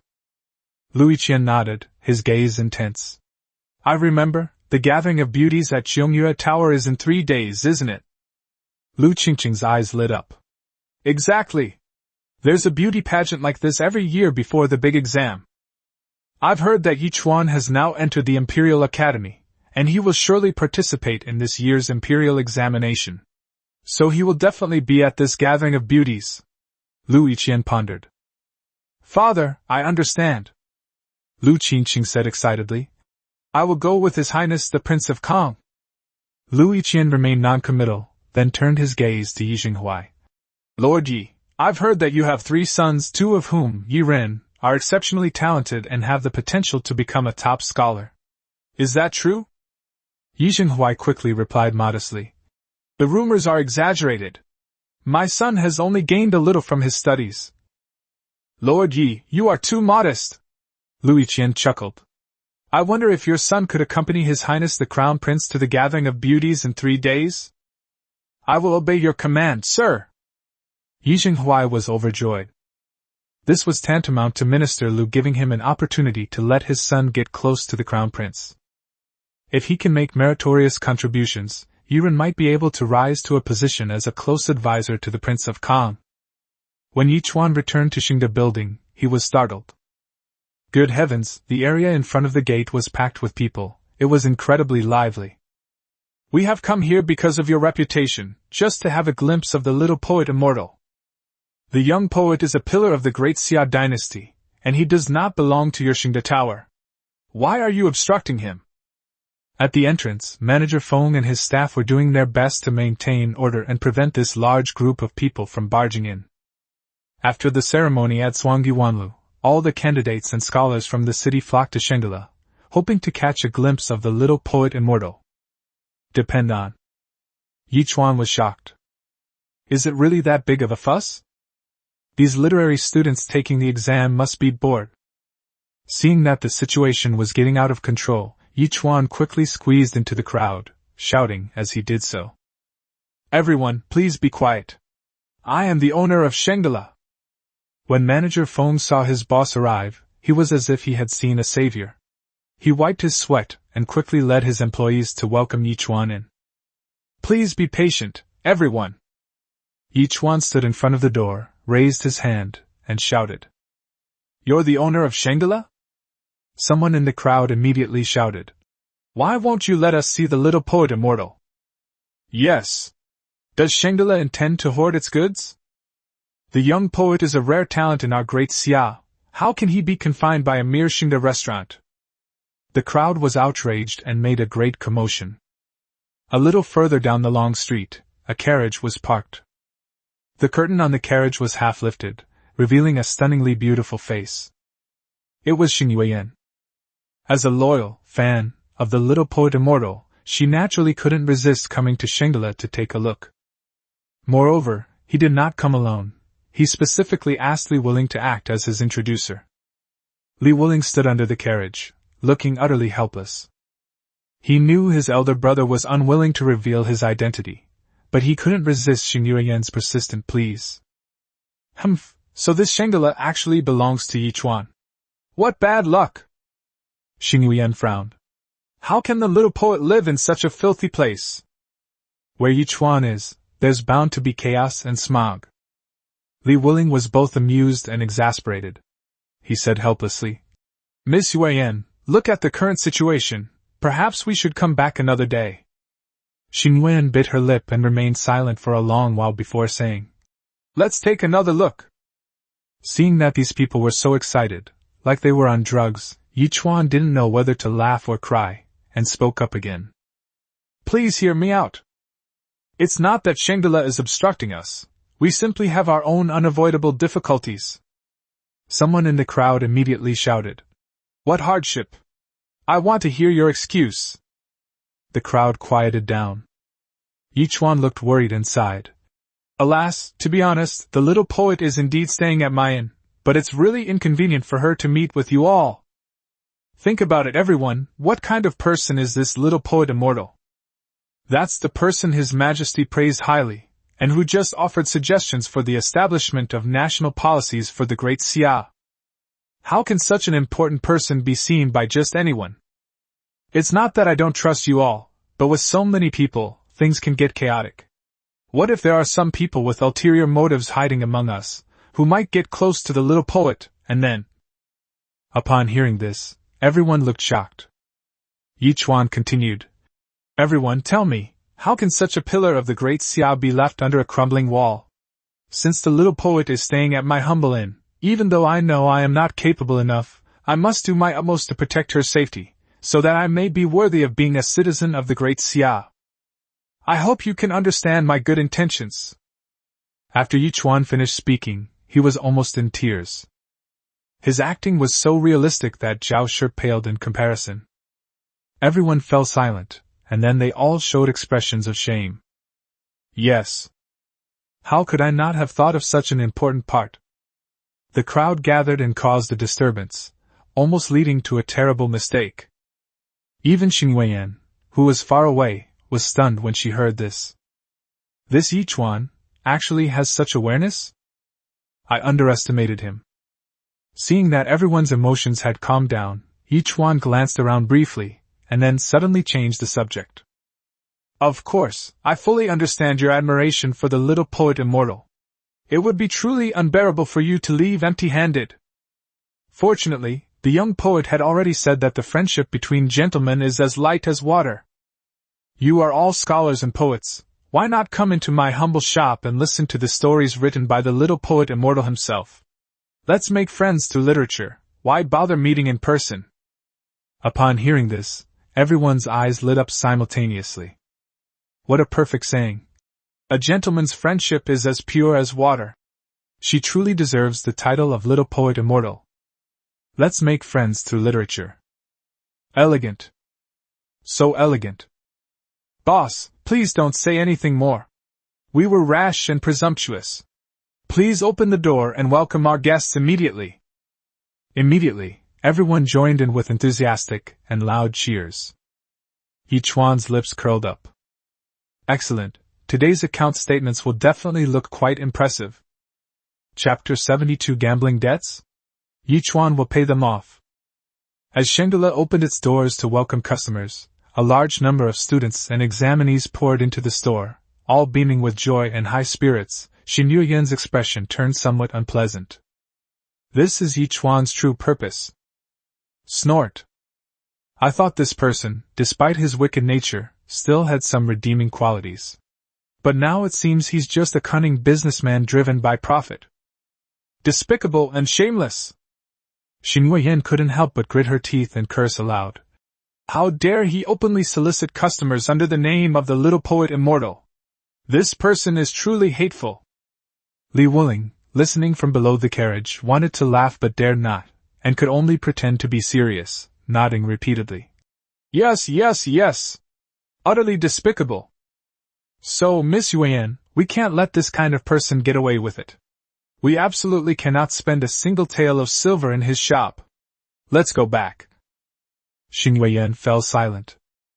After hesitating for a long time, she gritted her teeth, her face slightly flushed, and said, I spent the money for the little poet immortal, not for him. Li Wuling rolled his eyes in exasperation. Well, I guess I still have to go. Yi Chuan personally greeted the guests at the door, and led a large group of people into the store. In an instant, the entire lobby was packed, and even the halls on the second floor were overflowing with people. Manager Feng and Yinger, along with their staff, were working busily and creating a lively atmosphere. Yi Chuan's mouth almost stretched to his ears in a wide grin. At this rate, making a fortune every day is not a dream. Just as I was enjoying myself, I suddenly caught a glimpse out of the corner of my eye of an old man in a blue robe sitting alone at a table in a quiet corner of the main hall. He was holding a wine gourd in his hand, looking carefree and listening intently to the story being told in the main hall. The old man wasn't anything special, but the people around him treated him rather strangely. It seemed like everyone was avoiding him, and the way they looked at the old man was rather strange. Yi Chuan couldn't help but wonder, was this old man one of those who came in with the crowd earlier? Isn't that the sage of poetry, Master Han? He actually came too. Zhuangyi Wanle has suffered a complete defeat, and he personally wrote the word I submit. The once-renowned poet saint has lost all his reputation, yet he still has the leisure to come to Shangri-La? Could it be that he is still not convinced and wants to challenge the little poet immortal to a duel? I don't think so. Hearing the crowd's discussion, Yichuan's expression suddenly became clear. So this is Han Mo, the great poet of the Xia dynasty. The old man looked quite respectable, and judging from how enthusiastically he listened to the storyteller, he didn't seem like someone seeking revenge. Interesting. Yichuan smiled slightly. Manager Feng, please give me a lifetime VIP card. Manager Feng responded and quickly delivered it. Yichuan took the card and walked straight to Han Mo's table. They didn't even greet me when they arrived, they just sat down right next to me. Han Mo was taken aback and asked in confusion, "What advice does the master have for me?" Yichuan did not answer, but placed the VIP card on the table and gently pushed it in front of Han Mo. This is our lifetime VIP card. Cardholders will receive a permanent 50% discount on all purchases at our store, with no strings attached. Han Mo paused for a moment, squinted at Yichuan, and smiled slightly. You're too kind, boss. Han is now penniless, there's no need for him to do this. The old man waved his hand, his tone full of candor, without a trace of sarcasm or self-pity, but brimming with a sense of carefree ease. Han Mo had enjoyed a life of glory, and countless people wanted to get close to him and offer him gifts. He was no stranger to this tactic. That's not what I meant. Yichuan stared intently at Han Mo. What does that mean? Yichuan smiled slightly. Brothers who have survived countless trials and tribulations are still here. A smile at our reunion can erase all grudges. Upon hearing this, Han Mo trembled violently, staring at Yichuan in utter shock. I see. The old man looked Yichuan up and down repeatedly, his eyes filled with surprise and astonishment. Both of them are intelligent people, so there's no need for further explanation. To be able to spontaneously compose such beautiful lines, coupled with the meaning within these verses. The owner of Shangri-La Restaurant is none other than the little poet immortal himself. Yichuan suddenly became serious, cupped his hands in a salute, and said, This junior sincerely admires your magnanimity and demeanor, and only seeks to befriend you despite the age difference. I wonder if I am fortunate enough to have such an honor? Han Mo's eyes gleamed with barely suppressed admiration. He threw his head back and laughed heartily, then picked up the VIP card and slipped it into his sleeve. Don't regret it, boss. I can't live without wine, and I want the best. Senior underestimates us. Plenty of fine wine. Yichuan also laughed loudly. Yipenlu. Zhao stood behind the counter, her face grave. Except for the first day or two when they plagiarized Yichuan's storytelling, the shop's business was all right. In the following days, the situation returned to its previous state, which was not ideal. After inquiring, I learned that Yichuan had opened a second-floor hall in his Xingda building, where he had added a variety of books. These books are not so easy to copy. That little bastard, he's got this trick up his sleeve! Zhao gritted her teeth, secretly harboring resentment. Madam, something terrible has happened! Suddenly, a servant rushed into Yipenlu in a panic, saying, Young master has been detained. Zhao was taken aback. What happened? Cheng'er was injured by Yichuan and has only just recovered. The people from the gambling den, the servant said, somewhat embarrassed. Madame Zhao was immediately extremely anxious. Quickly, take me there! And keep your mouth shut, you absolutely cannot let the master know. Yes. The servant led Zhao to a small house in the west of the city. As soon as I entered, I saw a middle-aged man dressed in fine clothes sitting at the table, with two fierce-looking men standing behind him. Cheng'er! Yiqing was tied to a pillar, his skin torn and bleeding, and he had been whipped many times. He was in so much pain that he was covered in sweat, and his face was ashen. Mother! Help! Yiqing screamed in agony. Zhao was heartbroken and rushed over, crying, Release Cheng'er immediately! The seated man sipped his tea leisurely, smiling slightly as he said, This must be Madame Yi. No need to rush, allow me to introduce myself. I am Jing Gang, the owner of Silver Hook Gambling House. Greetings, Madame Yi. Zhao stood protectively in front of her son, trembling inside, but still coldly asked, "What exactly do you want to do?" "Madam, there's no need to be nervous." Jin Gang smiled politely. "As long as your son pays off the debts he owes to the gambling den, I will naturally not make things difficult for you too." "Mother, Yi Qing cried out pitifully. Zhao kept her head down and remained silent. She had known for a long time that Yi Qing was in debt. "The last time I went to rob Shangela, it was for this reason, but I ended up with a shameful end. They can't pay their debts now, and these people are no pushovers. What are we going to do?" Zhao was extremely anxious, but there was nothing she could do. "Mother, perhaps we should go and beg father." Yi Qing was completely intimidated and said tremblingly. "Shut up!" Zhao shouted angrily, then suddenly a brilliant idea flashed in her mind. "Mr. Jin, we will repay the debt ourselves." "All right then, I'd like to ask you to go to Shangela to collect the debt. Yi Chuan, the owner of Shangela, is my third son, Qing'er's younger brother." Chapter 73 The Boss's Daughter? Upon hearing this, Jin Gang narrowed his eyes. "Is Madam perhaps making fun of me?" The name Shangela is now known to everyone in Beijing, and its business is indeed booming. Especially this morning, in front of Zhuangyi Wanlu, the little poet immortal was showing off, and it was revealed that he lived in Shangela. This place is not to be trifled with. Whether it is or not, a simple investigation will tell. Zhao forced herself to remain calm and said, "Shangela was originally a property of the Yi family, and now it has been handed over to my third son, Yi Chuan, to manage. It shouldn't be difficult for you to find out about this matter." Although Jin Gang was a gambling den owner, he knew that Qing'er was the son of the Vice Minister of Rights, yet he still disregarded him and beat him up, clearly indicating that his background was not simple. "Then I will give you some time, madam.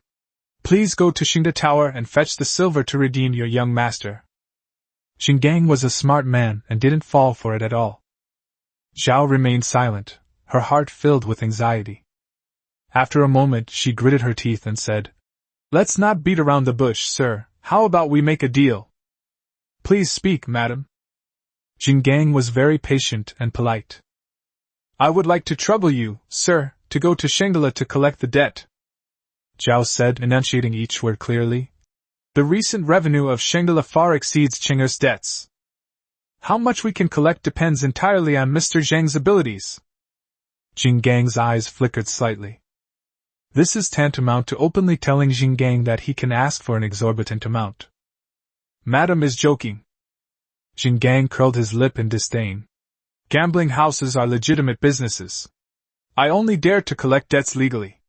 If it exceeds the principal and interest, wouldn't I be no different from robbing someone?" Madame Zhao smiled slightly. "With my guarantee, this money was given to you by the Yi family, sir. How can it be considered robbery? If Yi Chuan reports this to the authorities afterward, I will be your witness. In the end, Yi Chuan is still a son of the Yi family, so it is only natural that he should repay the Yi family's debts." Jin Gang was finally somewhat moved, and after a moment of contemplation, he asked, "Madam, do you perhaps have a grudge against your third young master?" "Exactly," Zhao confessed without hesitation, gritting her teeth as she said, "That little beast has insulted me time and time again. I will make him pay back tenfold. By cooperating with you this time, you can recover your debts and receive extra rewards, while I can use you to avenge myself. Everyone's happy, so why not?"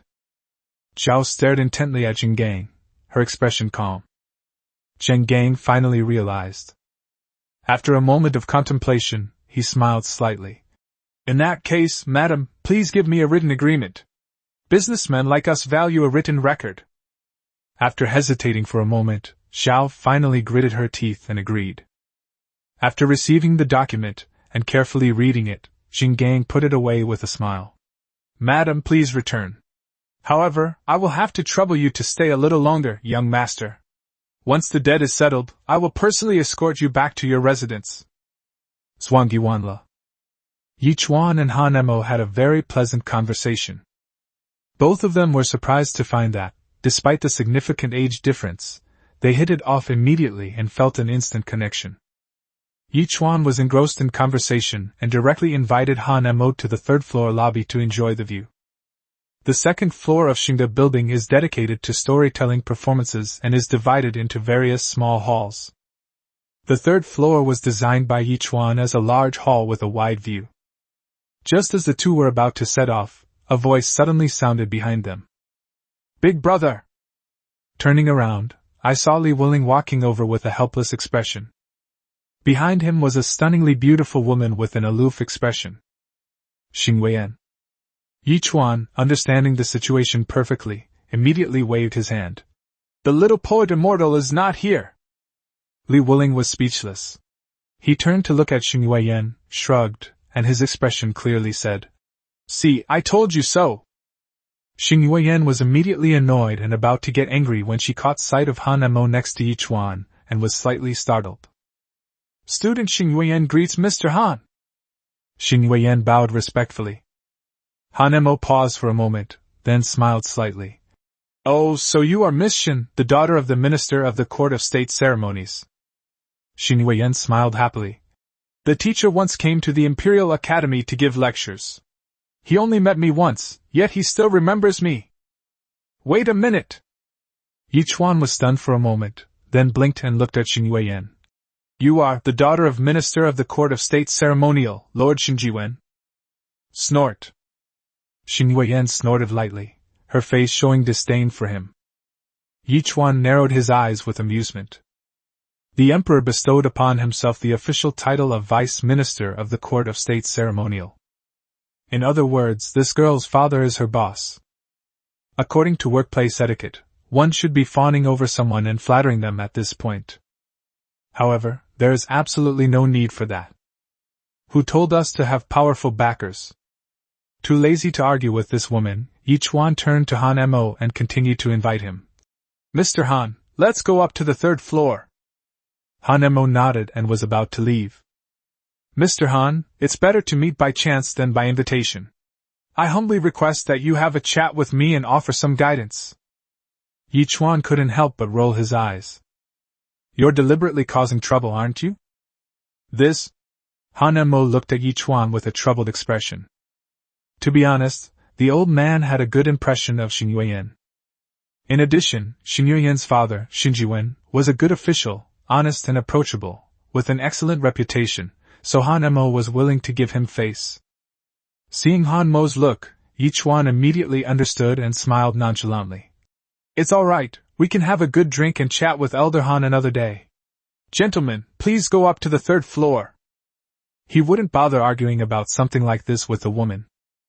No, why wait until another day?" Han Mo laughed heartily. "Young friend and Miss Shin are about the same age, so you should have more to talk about than this old man. Why not get together?" Yi Chuan was stunned for a moment, then glanced at Xing Weiyan and saw that although he looked unwilling, he did not object. Just as I was about to speak, a loud voice suddenly came from the doorway. "May I ask where the owner of Shangri-La is?" Everyone turned to look. A middle-aged man dressed in fine clothes was seen holding a folding fan, followed by several burly men, each with a fierce and menacing appearance. This person clearly has ill intentions. "It is I who am speaking. May I ask what brings you here?" Yi Chuan cupped his hands in a respectful gesture and asked politely. Upon hearing this, the man led his men and walked up to Yi Chuan with a smile. "My name is Jing Gang, owner of Silverhook Gambling House. It's a pleasure to meet you." "A gambling den?" Yi Chuan frowned. "Why did the people from the gambling den contact me?" Han Mo and Xing Weiyan were also somewhat surprised and exchanged a glance. Xing Weiyan was even more suspicious. Could it be that Yi Chuan was a gambler? "Mr. Zheng, right? Just say what you have to say." Yi Chuan didn't want to beat around the bush. "Readily." Jing Gang clapped his hands with a smile, took out an IOU from his pocket, and casually shook it. "Your brother Yi Qing owes my gambling house 500 taels of gold. I have come here specifically to collect the debt." Upon hearing this, Yi Chuan's pupils contracted. He figured out the cause of the incident almost instantly. Yi Qing is a gambler, and he knows that. Being in debt is not uncommon. There's only one possibility that the gambling den's people would actually come all the way to Shangela to collect debts. Yiqing couldn't pay off his gambling debts and even maliciously tried to shift the blame to others. Looks like the last beating wasn't painful enough. Chapter 74 I won't stop. What can you do to me? Joke. Every wrong has its perpetrator, and every debt its debtor. Go collect your debts from whoever owes you. What are you doing here? Li Wuling was the first to be displeased and immediately started to argue. Hee, that's quite right. Jin Gang smiled gently. However, as a descendant of the Yi family, it's only reasonable for me to come to you to collect the Yi family's debts. Snort. Li Wuling's face turned cold, and he stepped forward, ready to continue his argument. Yi Chuan stopped him, looking at Jin Gang calmly and saying, I severed ties with the Yi family long ago, and we keep to ourselves. I advise you not to be used as a pawn. Yi Chuan maintained a respectful yet assertive attitude. Jin Gang narrowed his eyes and sighed softly. It seems that the third young master is unwilling to cooperate. Come on. Teach the third young master how to do business. Several burly men behind Jin Gang immediately rolled up their sleeves and rushed into the lobby, starting to evict customers from table to table. Get up! Get up! Get the hell out of here! Stop fucking eating! From now on, if I see anyone daring to come to Shangela again, I'll break their leg every time I see them. While chasing away customers, these burly men, in a show of defiance, smashed several tables, causing chaos and screams from the diners. Xin Yuyan had never seen such a scene before, and she was immediately terrified, her face turning pale as she shrank back. Han Mo's face was gloomy. The old man was an upright man, and it was clear that he was very angry. How? Jin Gang maintained his leisurely smile, looking at Yi Chuan with a hint of provocation. Does the third young master need more time to consider? Yi Chuan's expression turned completely cold. He once again stopped Li Wuling, who was already furious and ready to fight, and squinted at Jin Gang. I will only say it once. Stop now and compensate for the losses. There is still room for maneuver in this matter. Yi Chuan warned, word by word. Ha! Jin Gang slammed down the folding fan in his hand, laughed arrogantly twice, and said with a look of disdain in his eyes, Third young master is truly humorous. After saying that, his eyes sharpened, and he clapped his hands.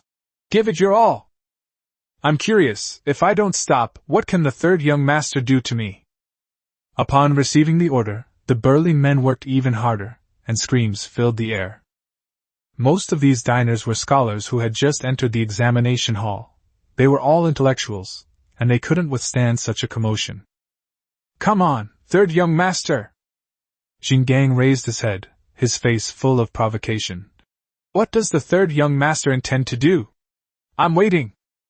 Yi Chuan's eyes flickered slightly, and the corners of his mouth turned up, revealing a slightly cruel smile. Then he suddenly raised his hand and waved upstairs. Whoosh! Suddenly, a sharp whooshing sound pierced the air. Ah! In the blink of an eye, one of the burly men Jin Gang brought suddenly screamed and staggered backward. Everyone was shocked and turned to look. The burly man was in obvious pain, his face was deathly pale, and he staggered backward. Upon closer inspection, he was covering his right arm with his left hand. On his right forearm, a thin crossbow bolt pierced through his body, going right through. Hiss! The group of burly men gasped in shock, quickly huddled together, retreated, and looked around in terror. Jin Gang was also taken aback. His smug and defiant expression froze instantly as he looked up at the second floor. Then everyone stared in astonishment. On the second floor corridor railing, 4 or 5 burly men, each holding a strangely styled crossbow, set it up and aimed it at the downstairs. Powerful crossbow bolt. Jin Gang's pupils contracted sharply. Such sophisticated long-range weapons are only available in the military. How could a shop like Shangela have such a thing? Gulp! Jin Gang couldn't help but swallow. Meanwhile, Xin Yuyan was also shocked, her pretty face turning deathly pale. Especially when she saw the big man whose arm had been shot through, blood gushing from his hand, she covered her mouth in fright. Yichuan, however, remained calm and composed. Ever since Zhao and Yiqing broke into the store to rob it and injured Yi Yinger, Yichuan immediately considered the store's defense measures. Those people upstairs are all professional soldiers who got them from Li Xuanwu. The crossbows they held were the same repeating crossbows that Yichuan had given to Li Xuanwu. In this era, it can be considered a weapon that represents a semi-dimensional reduction in power. With 4 or 5 people wielding this crossbow, it would be easy to hold back a force of several hundred men. Besides, they're just a bunch of thugs. You dare to possess military equipment! Jin Gang pointed at Yichuan in shock. This is a capital offense. Is that so? Yichuan smiled faintly and snapped his fingers. Smack! Whoosh! With a snap of the fingers, another arrow was fired from upstairs. Thump! The crossbow bolt, as swift as lightning, struck the wooden pillar next to Jin Gang in the blink of an eye. However, its momentum did not falter, and after penetrating the wood 3/10 of an inch, the arrow actually pierced through the wood. She tied her hair in a double-layered style again. Jin Gang stood there, somewhat stunned. That crossbow bolt just grazed his face. And turning my head to look, I could see the power of that crossbow bolt. That's terrifying.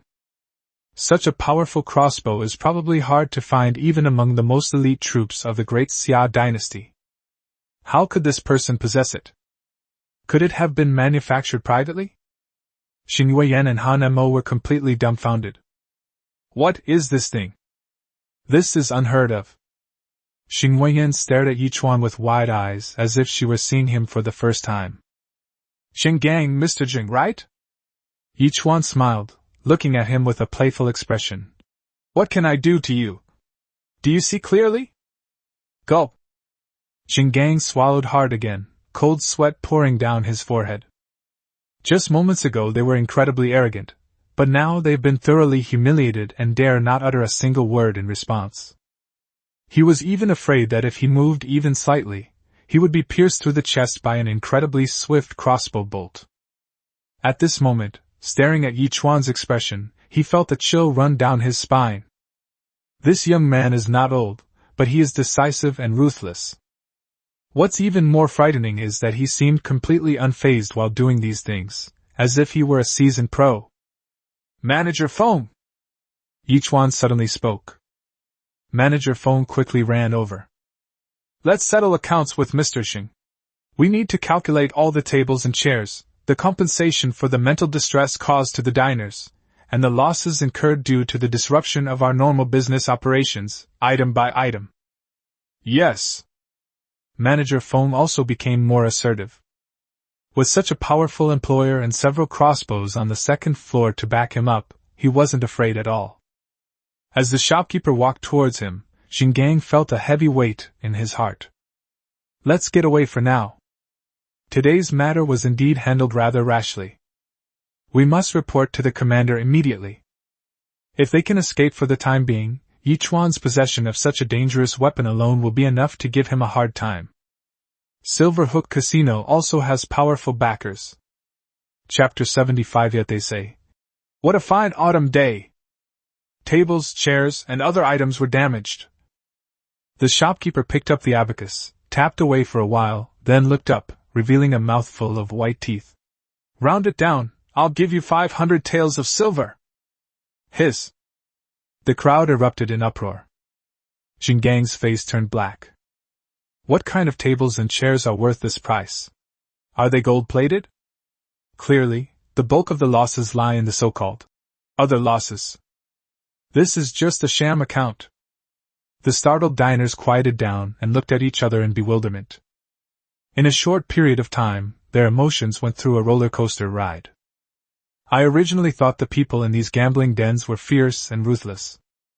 At this point, it seems, the owner of Shangela is even more ruthless. Who is trying to extort whom? Yichuan smiled with satisfaction. Manager Feng, you're on the right track. A man cannot get rich without unexpected wealth, and a horse cannot get fat without night grass. Why would you miss out on something that is offered to you? Mr. Jing, do you have any comments? Yi Chuan smiled kindly, and said, It's okay, feel free to voice your opinions, we can discuss it together. As he spoke, Yi Chuan glanced upstairs. Xing Gang's lips twitched uncontrollably, and cold sweat poured down his forehead. Discuss? You're trying to negotiate with me using a crossbow? Do you think I can stand that? Without saying a word, he silently took out a silver note from his pocket and handed it to Manager Feng. Manager Feng checked it over and, finding no problems, nodded to Yi Chuan. Yi Chuan then smiled and cupped his hands in thanks. Thank you very much, Mr. Jing, please. Xing Gang finally breathed a sigh of relief, his face grim. The group of burly men waved their hands, and the group slunk away towards the door. Mr. Jing. Just as he reached the door, Xing Gang heard Yi Chuan suddenly call out to him from behind, and he couldn't help but tremble. You're welcome to come visit any time. Yi Chuan smiled broadly. A single trip costs at least 500 taels of silver. How could we not welcome them? Xing Gang's lips twitched twice more, and without saying a word, he walked out of Xingda building. Boss, look at this. Once outside, one of his men asked uneasily. Xing Gang glanced at his wounded subordinate and waved his hand. Send him to the hospital. Then he looked at another person and said, You, go to Xiuquan Guard immediately and report to the commander. Yes. The Imperial Guard, also known as the Embroidered Spring Guard, was dedicated to surveillance and investigation, and was responsible for handling imperial prisons. They held a special position, reporting directly to the Emperor, and in some cases even had the power to execute first and report later. Its highest commander-in-chief held the official rank of the 3rd grade. However, in terms of actual power and status, as well as their special nature of being directly subordinate to the Emperor, even high-ranking officials in the court were unwilling to provoke them. This is the real behind-the-scenes story of Silverhook Casino. The 3rd floor of Xingda building. After Yi Chuan and Manager Feng calmed down the diners and restored order, they invited Han Mo and Xing Weiyan up to the 3rd floor and chose a table overlooking the building. Li Wuling, that kid, had no desire to be pretentious or join in the fun, so he happily ran upstairs to listen to the storytelling. Mr. Han, Mission, please have some tea. Yi Yinger personally served tea. She was pretty and well-behaved, which made both Han Mo and Xing Weiyan feel good about her. After serving, Yi Yinger smiled sweetly at Yi Chuan and said, Young master, then Yinger will take her leave. Okay, good girl. Yi Chuan made no attempt to hide his doting affection for Yi Yinger, and gently patted her head. Yi Yinger was immediately filled with shyness and joy, and ran away with her head down. Seeing this scene gave Xing Weiyan goosebumps. In broad daylight, in front of so many people, what kind of behavior is this? Miss Shen looked at Yi Chuan with even more disdain. Considering how he extorted Xing Gang and his gang just now, I feel even more disgusted.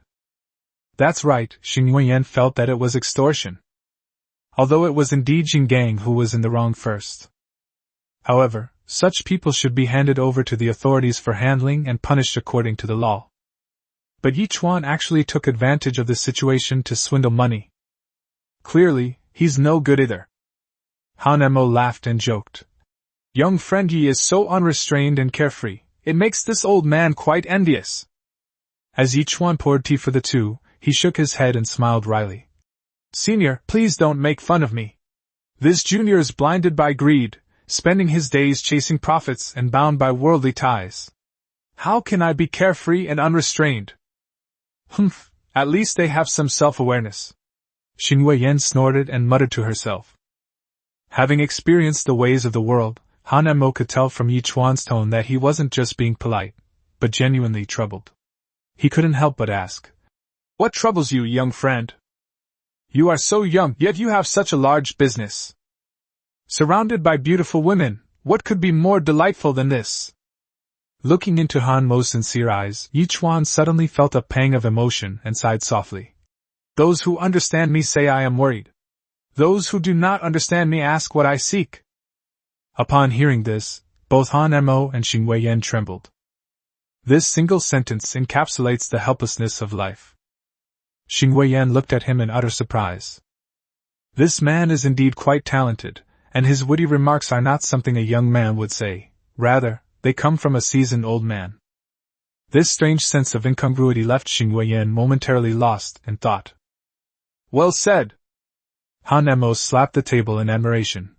My friend and I hit it off immediately.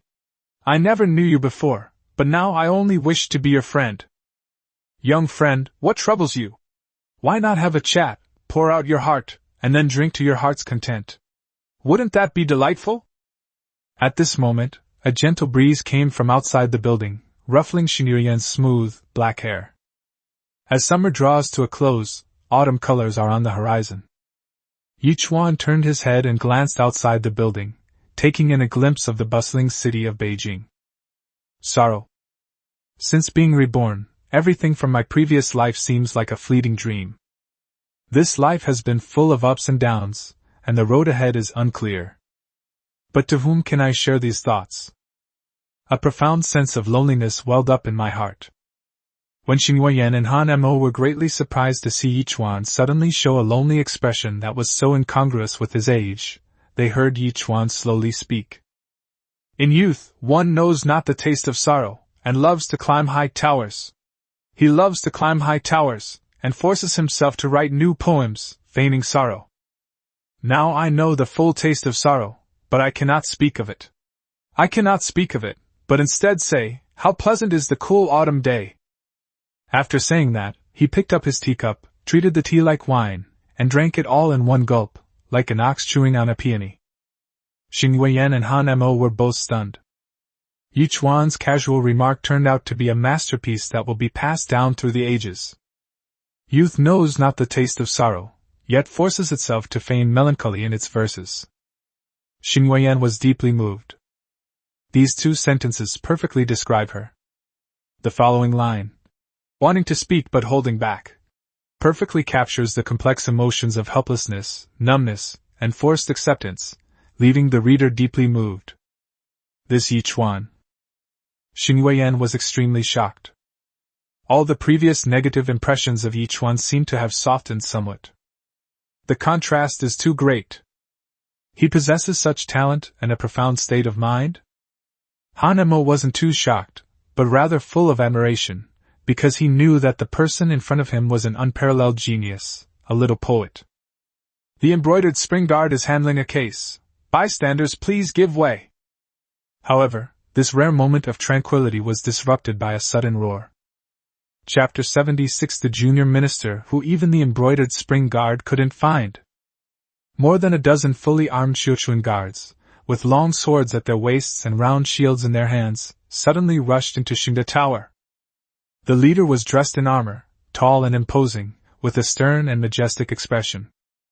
He was accompanied by a middle-aged man holding a folding fan, who was none other than Jin Gang. I am Shuezong, commander of the embroidered spring guard. Where is the owner of Xingde Tower? Shuezong sternly questioned Manager Feng. It's on the third floor. Manager Feng turned pale with fright and trembled with fear. Upon hearing this, Shuezong didn't make things difficult for him. He led Jin Gang and his men directly up to the third floor. The diners in the main hall huddled in a corner, each with a bitter expression. What's going on with Shangela? It's all so weird, there's been a constant stream of trouble coming our way. And this is no small matter. That's the embroidered spring guard. Those who could send the commander of the embroidered spring guard to personally visit must be officials of the third rank, or above in the imperial court. The Xiuquan guards rushed up to the third floor and immediately cleared out the diners, driving them downstairs. Their swift action showed they were well trained, a stark contrast to the group Xing Gang had led earlier. Only one table of people remained unmoved. Shuezong walked forward slowly with a sullen face, quickly scanning the three people on the table with his eyes as he went. The old man was Han Mo, the great poet saint of the Xia dynasty. The girl must be Miss Xin, the daughter of the minister of the court of state ceremonies. That young man must be the owner of Shangela. Shuezong quickly figured out the identities of the three people in his mind. Just kidding, the embroidered spring guard is in charge of intelligence surveillance. Throughout the capital, Shuezong knew almost everyone of any standing or importance. His gaze was fixed on Yichuan again. He has a good appearance, and at such a young age, he can run a business like Shangela with great success, which shows that he is quite capable. Furthermore, the fact that he was sitting with Han Mo and Miss Shen suggests that they must have some connection. But why had no one ever heard of this person before, and why were there no clues about him in the intelligence of the embroidered spring guard? I am Shuezong, the commander of the embroidered spring guard. President Shui stood up casually, raised his sign and waved it, squinting at Yichuan. Someone reported that Shangela is illegally possessing military equipment, which is causing great harm. So you're the owner of Shangela? Come with us. Han Mo and Xin Yueyan both frowned. They weren't as terrified of the government as they were of the local thugs. Young friend Yi. Han Mo was about to say something when Yichuan interrupted him, indicating that it was all right. Yichuan then glanced at it. Standing next to Shuezong was Jinggang, who had a smug and mocking smile on his face. Behind the two, there were 2 rows of embroidered spring guards, each of them fully armed and holding a small round shield. They clearly received the information from Jinggang, specifically to guard against powerful crossbows. Professionals are just different. Yichuan sighed inwardly. Commander, is that right? Yichuan didn't even stand up, but smiled slightly and said, It's easy to catch me. Let me make this clear from the start, otherwise it won't be so easy to let me go later. Upon hearing this, Xin Yueyan, who was standing next to her, couldn't help but change her expression, recalling the incident at the capital's government office. Yichuan was just as arrogant back then. And it turned out to be a self-fulfilling prophecy. But this time is different. The embroidered spring guard is not comparable to the imperial government office in the capital. Moreover, the charge of illegally possessing military equipment is far more serious than the conflict between him and his father, Yi Jinghuai. Even if Yichuan were to reveal his identity as a student of the Imperial Academy, the emperor would likely not protect him. Possessing military equipment is tantamount to treason. Could it be that the powerful crossbows Yichuan had his servants use earlier were actually military equipment? Upon hearing this, Shuezong narrowed his eyes. Most people might be provoked by these words. But Shuezong had served as the commander of the Xiuchun Guard for many years. He was no fool. Presumptuous! Jinggang, however, was the first to become enraged. He pointed his folding fan at Yichuan and shouted, Who do you think you are? Do you even know what kind of entity the embroidered spring guard is? How dare you speak so arrogantly? Before Yichuan could even reply, Shuezong glared at Jinggang, startling him into shutting up immediately. Ultimately, while he appears to be the owner of Silverhook Gambling House, the real boss is Shuezong. He was just a dog that Shuezong kept. Young Master Yichuan, is that right? Shuezong smiled slightly and tentatively said, I am merely doing my duty in handling cases. As long as it concerns matters in the capital, from the imperial family to the common people, I can investigate and deal with any matter as ordered by His Majesty. Why is young Master Yi unwilling to cooperate? Shuezong was indeed a shrewd and cautious person. Even if the person opposite him was just a teenager, he would never underestimate him, and would first find out what was going on. Because of this, Yichuan glanced at Shuezong, then, without beating around the bush, took out a small wooden box from his sleeve and placed it on the table. Han Mo and Xin Yueyan both showed curiosity. Is this the thing that gives Yichuan the confidence to not even fear the Xiuchun Guard? What exactly is it? Shuezong narrowed his eyes, cautiously stepped forward, slowly picked up the wooden box, and opened it to take a look. In an instant, his expression changed slightly, and he took the contents out of the box. Official seal. It was an official seal. Han Mo and Xin Yueyan were also taken aback. If Yichuan wasn't so incredibly foolish as to forge an official seal, then that means Yichuan holds an official position? How is this possible? How old is he? Moreover, Xin Yueyan knew that Yichuan had just entered the Imperial Academy, and had not participated in the major examination at all. What fame or fortune did he gain? Xuezong's face was gloomy as he slowly turned the official seal to examine the contents at the bottom. The Vice Minister of the Court of State Ceremonial? Xuezong exclaimed in surprise, took 2 steps back, and stared at Yichuan in utter shock. What? Xing Huiyan couldn't hold back either, her eyes widening in astonishment. Vice Minister of the Court of State Ceremonial? She knows this all too well. Her father, Xin Jiwen, was the Chief Minister of the Court of State Ceremonial.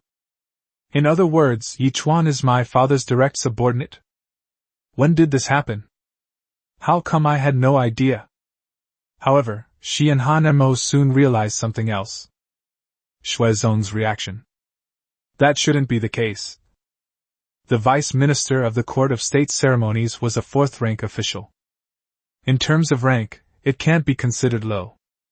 However, they are far from being a match for the embroidered spring guard.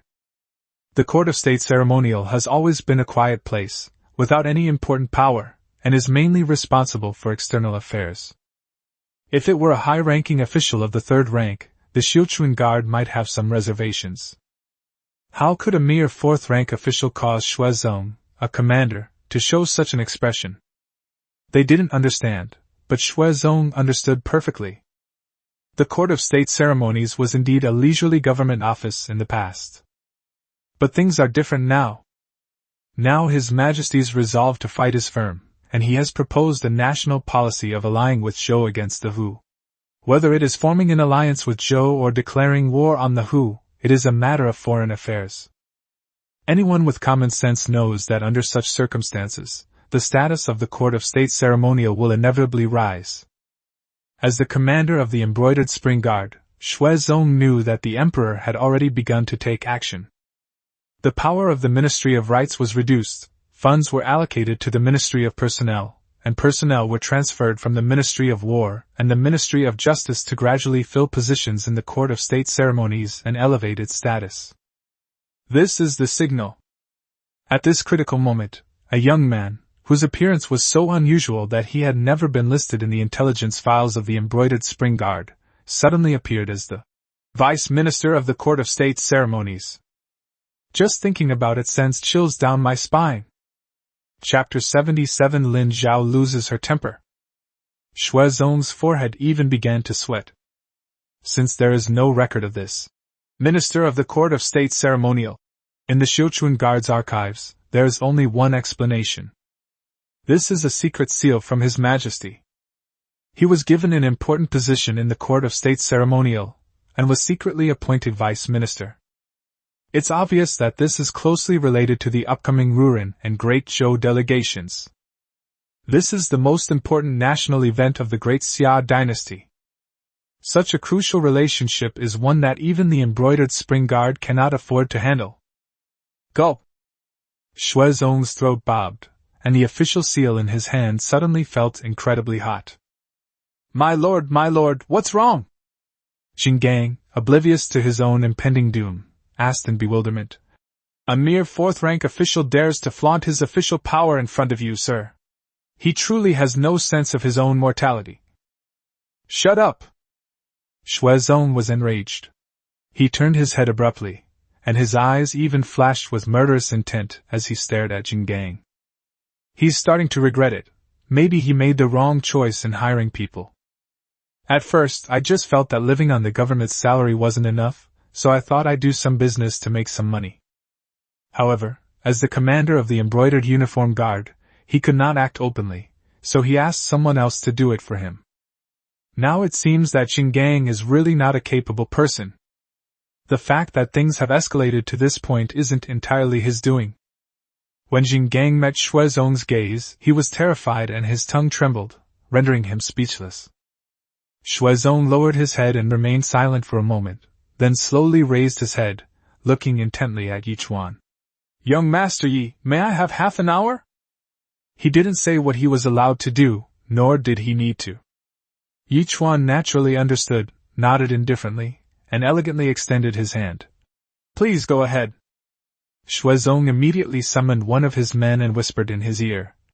Go quickly and inform Brother Lin Zhao of the situation. If he is free today, please ask him to come over. Shuezong has been involved in officialdom for many years and has connections in the palace. Although Lin Zhao was only a 4th-rank imperial bodyguard and Shuezong was a 3rd-rank official, in terms of power and status, Shuezong was a junior compared to Lin Zhao. The reason is simple: he was a royal bodyguard. The emperor's favorite minister, the person who is closest to the emperor on ordinary days. Over the years, Shuezong would consult Lin Zhao whenever he was unsure about any intelligence or information. Since even the embroidered spring guard didn't know about this suddenly appearing vice minister of the court of state ceremonies, it must have been done by the emperor himself, so Lin Zhao should know about it. This was Shuezong's last act of caution, to confirm Yi Chuan's identity. The subordinate went directly after receiving the order. Han Emo and Xing Weiyan looked at each other, their minds in turmoil, increasingly unable to understand Yi Chuan. After receiving his orders, the embroidered spring guard hurriedly left Xingde Tower and headed straight for the palace.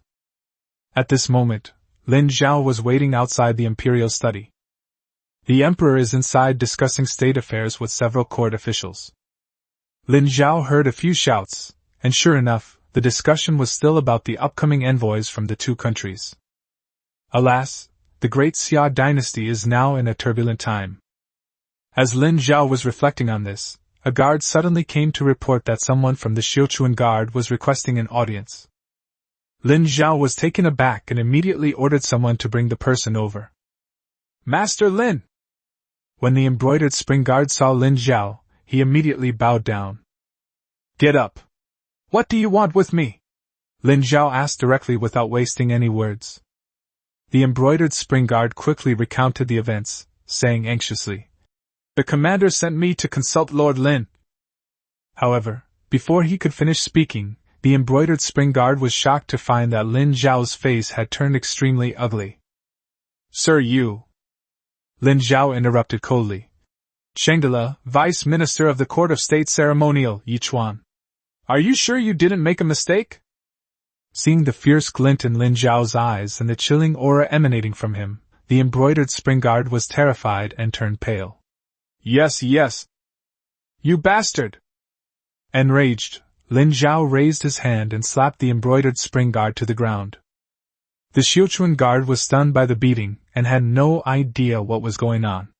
He quickly got up, covered his face, and trembled, not daring to speak. Guards! Arrange for 2 more guards to attend to His Majesty in the Imperial study. If His Majesty inquires, tell him I have urgent business to attend to and did not have time to speak. Yes.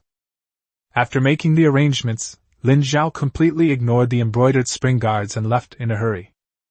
The embroidered spring guards stood there dumbfounded for a long time before suddenly coming to his senses and chasing after them. Lin Zhao hurried all the way out of the palace and headed straight for the South Gate Street. He arrived at Xingde Tower and went straight up to the 3rd floor. Looking upstairs, it was indeed true. Shuezong, along with a dozen or so Xiuquan guards, all fully armed, were gathered around a table by the window. There were 3 people at that table, and Yi Chuan was one of them. Upon witnessing this scene, Lin Zhao's blood ran cold. He strode forward. Master Lin! When the embroidered spring guards saw Lin Zhao arrive, they all bowed respectfully. Shuezong's eyes lit up, and he turned around to greet him. Brother Lin! Smack! What awaited him was a huge blow to the buttocks from Lin Zhao's furious outburst. That slap was so crisp and clear. Caught off guard, Shuezong staggered from the blow, spitting out a mouthful of blood, including a tooth. What kind of strength did Lin Zhao possess? A slap delivered in a fit of rage would have knocked an ordinary person unconscious long ago. Shuezong was utterly astonished, covering his face as he looked at Lin Zhao. Brother Lin, this is... The rest of the embroidered spring guards stared wide-eyed, frozen in place. Han Emo and Xing Weiyan were also a little confused by this sudden scene. Lin Zhao's face was ashen, and he didn't even reply to Shuezong's words. He shouted, Put down your weapons and kneel down! The group of embroidered spring guards looked at each other, not quite understanding what was happening. What, do you want me to do it myself? Lin Zhao roared in fury again. The Xiuquan guards trembled with fear, quickly dropped their weapons, and knelt down in unison. Shuezong was completely dumbfounded. Jing Gang, who was standing next to Shuezong, was already so frightened that his legs went weak and his face turned ashen. Brother Lin, what's wrong? Just as Shuezong was about to speak, Lin Zhao stepped forward without saying a word, grabbed his right arm with a quick grappling move, and twisted it in the opposite direction. Ah! Shuezong winced in pain and turned his back to Lin Zhao.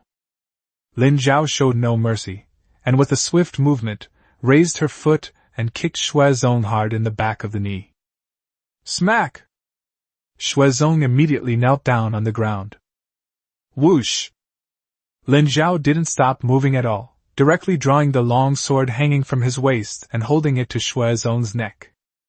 Shuezong immediately broke out in a cold sweat, his whole body stiffened, and he dared not move an inch. At this moment, Lin Zhao finally raised her head, her expression softening slightly, and looked at Yichuan. Brother Yi, shall we execute him on the spot or set another day? It's up to you. Shuezong and the other Xiuquan guards felt as if they had been struck by lightning. Their minds were completely blown away. I originally wanted to ask Lin Zhao to give me some advice, but I never expected that Yichuan would be so terrifying. Lin Zhao disregarded past relationships and completely disregarded the position of commander of the embroidered spring guard. Just to appease Yichuan. Shuezong's heart sank into an abyss in an instant.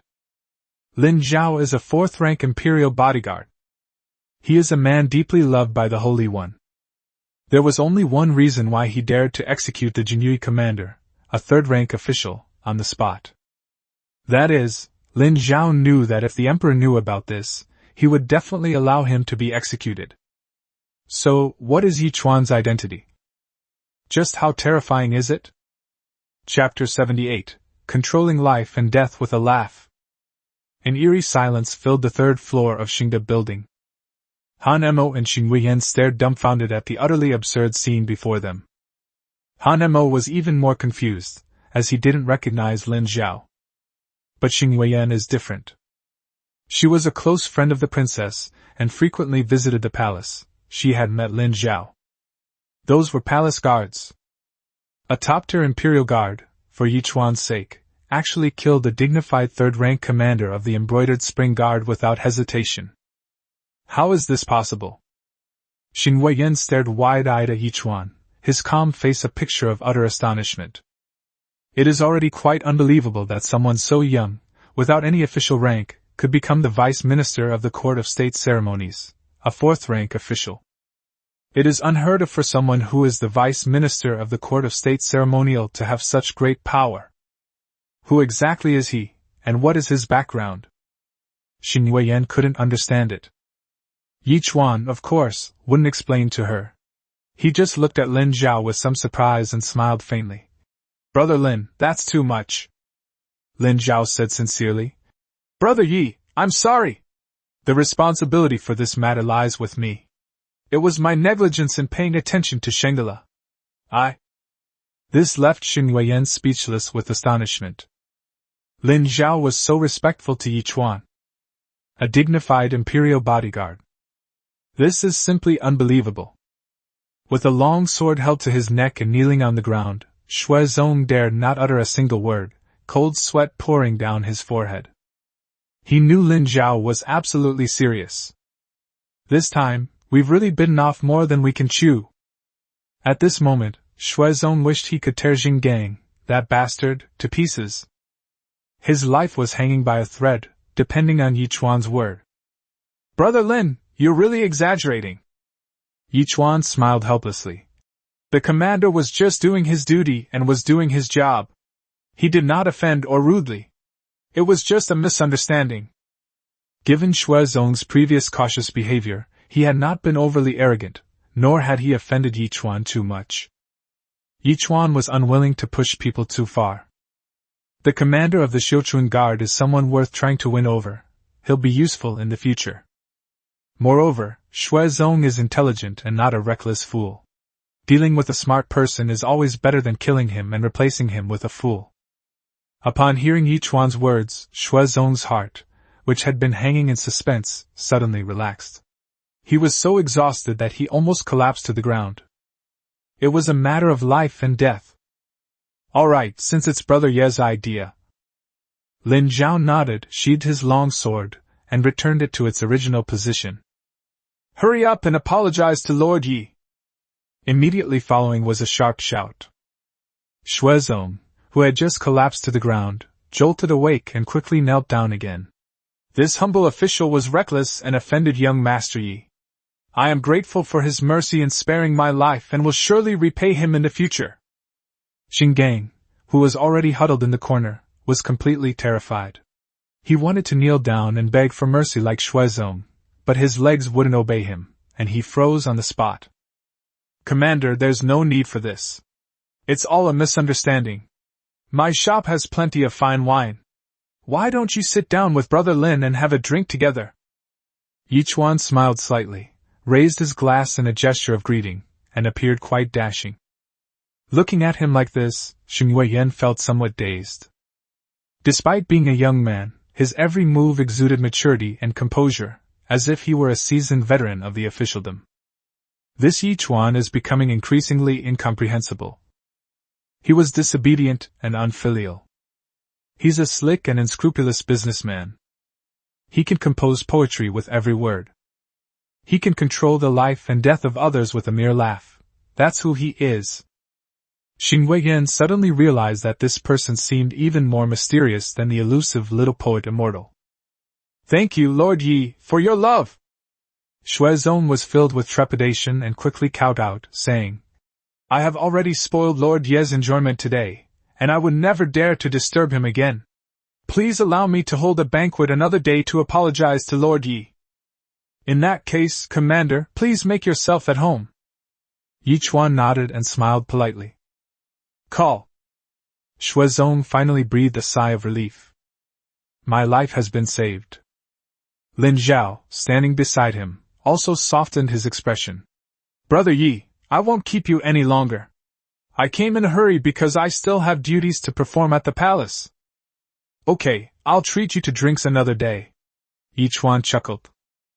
As Lin Zhao and Shuezong led a group of embroidered spring guards away in a hurry, Yichuan remained calm, as if nothing had happened. Elder Han, Miss Weiyan, I'm so sorry to have startled you both. Yichuan raised his teacup. I'll offer this tea instead of wine to express my apologies. Han Mo and Xing Weiyan are still in shock.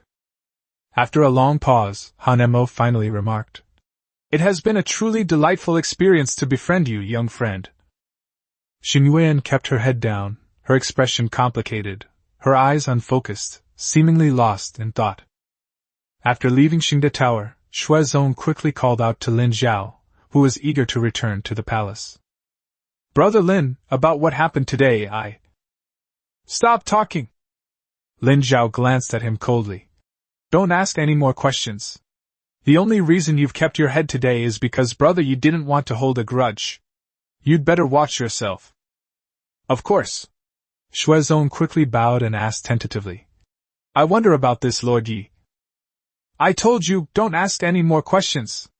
Lin Zhao glared at him, speaking slowly and deliberately, a murderous intent surging from his body once again. Shuezong trembled with fear. Yes. I understand. Lin Zhao gave a soft snort and turned to leave. Call. Shuezong looked like he had been pulled out of the water. He was almost completely exhausted. My lord, I deserve to die. At this moment, Xinggang walked over cautiously. Smack! Without saying a word, Shuezong slapped him hard across the face. Xinggang was beaten until his mouth was spitting blood, and his right cheek swelled up rapidly. If it weren't for your past diligence, I would have killed you by now. Shuezong gritted his teeth. Yes. My lord, I deserve to die 1,000 deaths. Xinggang quickly knelt down. Shuezong said coldly. You know what to do about Yi Cheng, who owes money.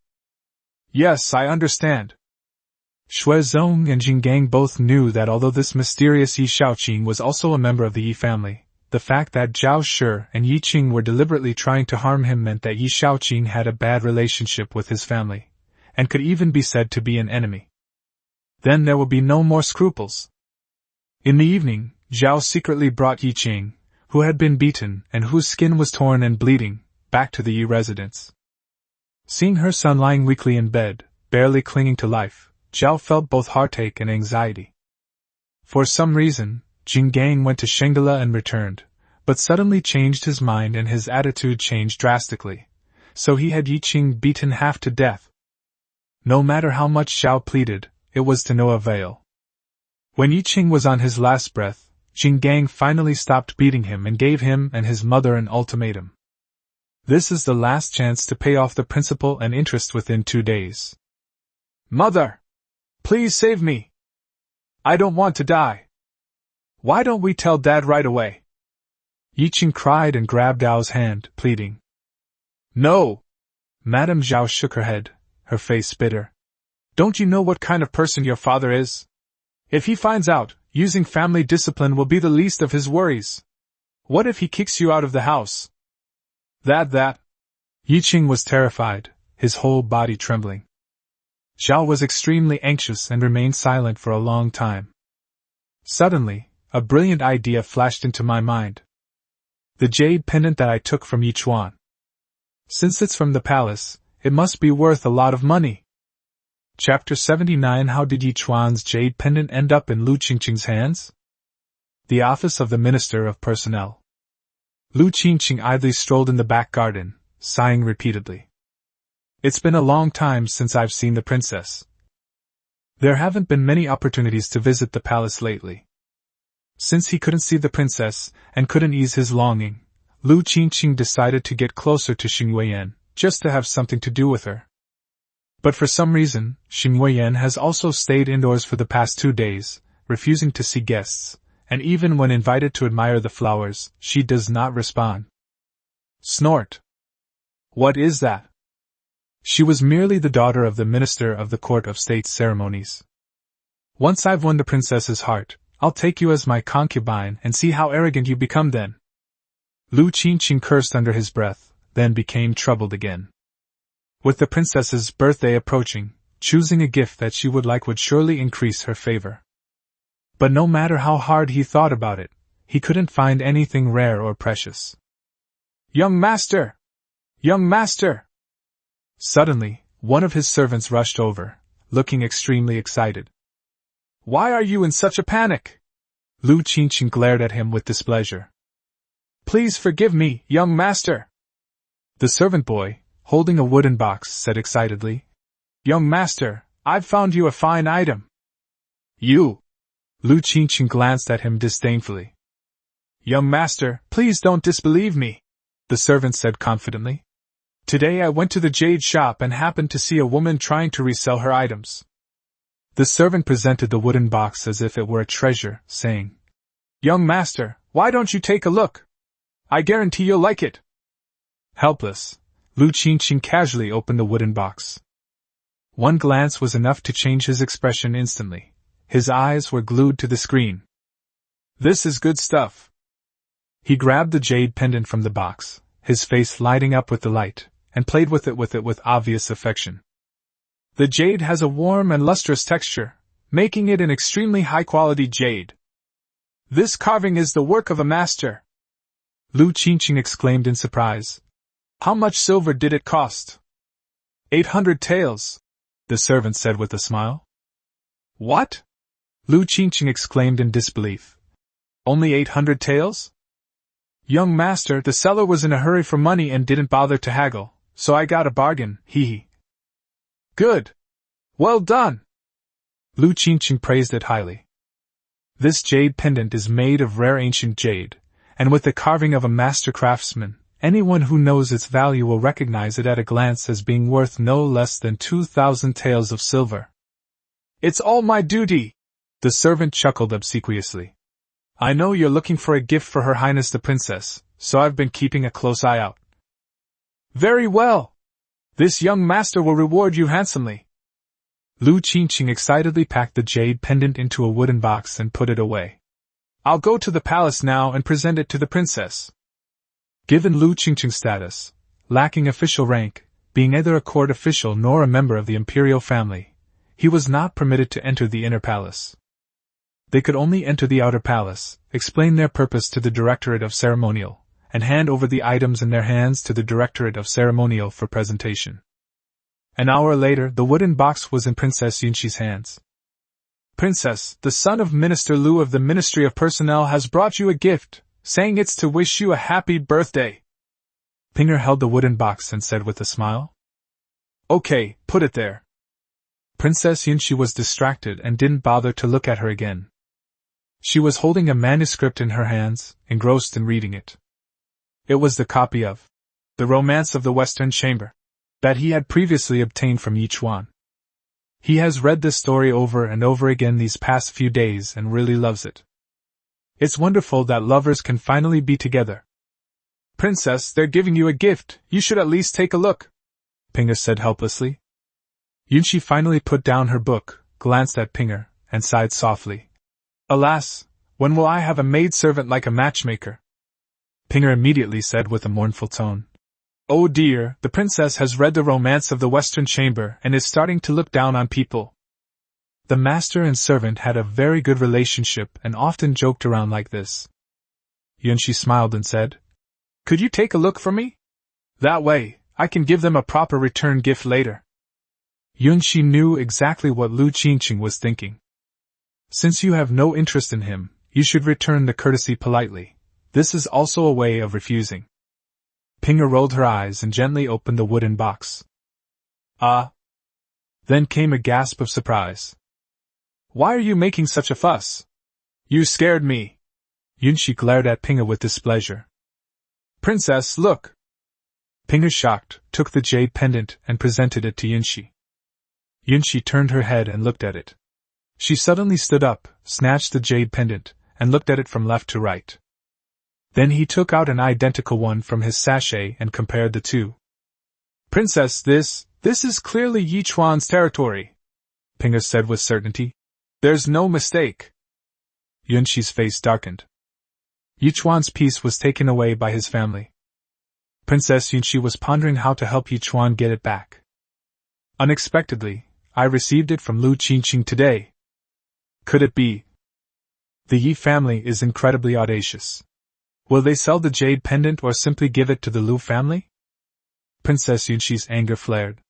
She bit her lip, her face darkening. Let's go see Father Emperor. The Imperial Study. Emperor Xiaowu sat high on the dragon throne, with Lin Zhao attending him from behind. Before him, Shui Zongjing, the commander of the Xiuquan Guard, was respectfully giving a report. The Xiuquan Guard was responsible for monitoring all levels of the capital city, regularly reporting any unusual developments to the emperor, covering everything from civil and military officials to everyday affairs. Yes, I understand. Is there anything else? Emperor Xiaowu listened and found it to be largely correct, and nodded. Shuizong hesitated for a moment, then cautiously began. There is another matter, which I am unaware of. Speak! Emperor Xiaowu waved his hand impatiently. Yes. Shuizong tidied his words. Recently, Minister Lu of the Ministry of Personnel, Vice Minister Zhang of the Ministry of Justice, Grand Secretary Li of the Wenhua Pavilion, and Vice Minister Yi of the Ministry of Rights. Shuizong rattled off the names of 7 or 8 officials in one breath, including court officials and officials from various departments of the capital. These people frequently visit the residence of the Prince of Kang's heir, ostensibly for ordinary visits, banquets, and entertainment. At this point, Shuizong wisely shut up. He was only responsible for stating the facts. As for making judgments, that was His Majesty's business. Emperor Xiaowu narrowed his eyes, and his pupils contracted. These people are all pro-peace faction members in the court. The residents of the Crown Prince of Kham. It seems my younger brother is getting a little restless. What particularly bothered Emperor Xiaowu was that Yi Zhenghuai was also involved. It seems that the previous attempts to persuade him had little effect. Emperor Xiaowu's face was gloomy, and his imperial might was palpable. If it weren't for Yi Chuan. Humph. Lin Zhao and Shui Zong were so frightened that they dared not breathe and waited quietly. Just then, an urgent voice came from outside. Father! Your son requests an audience! The only person who would dare to shout so loudly outside the imperial study was Princess Yunxi, Emperor Xiaowu's beloved daughter. Emperor Xiaowu came to his senses, smiled helplessly, and said to Lin Zhao and Shui Zong, "You may leave now." Chapter 80. Yi Jinghuai was struck dumb. "What's wrong now, you little brat, making such a fuss?" After Shui Zong and Lin Zhao left, Emperor Xiaowu summoned Yunxi to an audience, a doting smile on his face. Yunxi couldn't wait any longer and immediately took out 2 jade pendants and placed them on the table. "Father, please look!" Emperor Xiaowu paused for a moment, picked up the 2 jade pendants, examined them briefly, and said with some surprise, Weren't these gifts from your mother to you and Yi Chuan?" "Exactly." Yunxi's stunningly beautiful face turned serious as she took the piece on the left back into her hand. "This piece belongs to your son." "And what about Yi Chuan?" "Father, do you still remember when Yi Jinghuai brought his eldest son to the palace to pay homage to you?" Emperor Xiaowu narrowed his eyes again. "I have already warned Yi Jinghuai about his attempt to substitute one person for another." Yunxi shook her head. "But he did not return the jade pendant to Yi Chuan. I just talked to Yi Chuan a couple of days ago." "Oh?" Emperor Xiaowu's face turned grim. "It's Yi Jinghuai again. That old bastard's getting bolder and bolder." "Then how did this jade pendant end up in your hands?" Emperor Xiaowu immediately discovered the key point of the matter. "That's the most suspicious part." Yunxi looked intently into Emperor Xiaowu's eyes. "This jade pendant was delivered to the palace today by Lu Qingqing, the son of the Minister of Personnel, as a birthday gift for his son." "What?" Emperor Xiaowu frowned. "Lu Qingqing? What does this have to do with him?" "Father, I think—" Yunxi hesitated, unable to finish her sentence. Emperor Xiaowu immediately understood, and his face instantly turned extremely gloomy. Whether the jade pendant was sold by the Yi family or given to the Ministry of Personnel, it constitutes the crime of deceiving the emperor. "Guards, summon Yi Jinghuai to the palace immediately!" Half an hour later, Yi Jinghuai entered the imperial study and knelt respectfully before Emperor Xiaowu. "Your subject Yi Jinghuai respectfully wishes your majesty good health." "Oh, Minister Yi, please rise." Emperor Xiaowu remained completely expressionless, instead offering a slight smile. "Thank you, your majesty."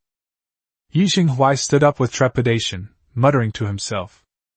"Is there something urgent that your majesty has summoned you so suddenly?" "My dear minister, there is no need to be nervous. It is only because Yunxi came to visit me just now that I was reminded of the marriage between this girl and your son, and at the same time I missed the Empress. Recalling that the Empress and your wife were once close friends, I couldn't help but feel emotional and summoned you to come and reminisce." "I see." Yi Jinghuai couldn't help but breathe a sigh of relief. What the emperor said made perfect sense, and he had no doubts at all. "Your Majesty's grace shows that you still remember my deceased wife. I am deeply grateful." "Hee. You flatter me, my dear minister." Emperor Xiaowu waved his hand and casually asked with a smile. "By the way, how has Yi Chuan been lately?" Yi Jinghuai's face stiffened. "Do you not know whether he is good or not?" "The matter in the capital was handled by you, sir." But Yi Jinghuai dared not say these words aloud, and only respectfully replied, "Thank you for your concern, your majesty.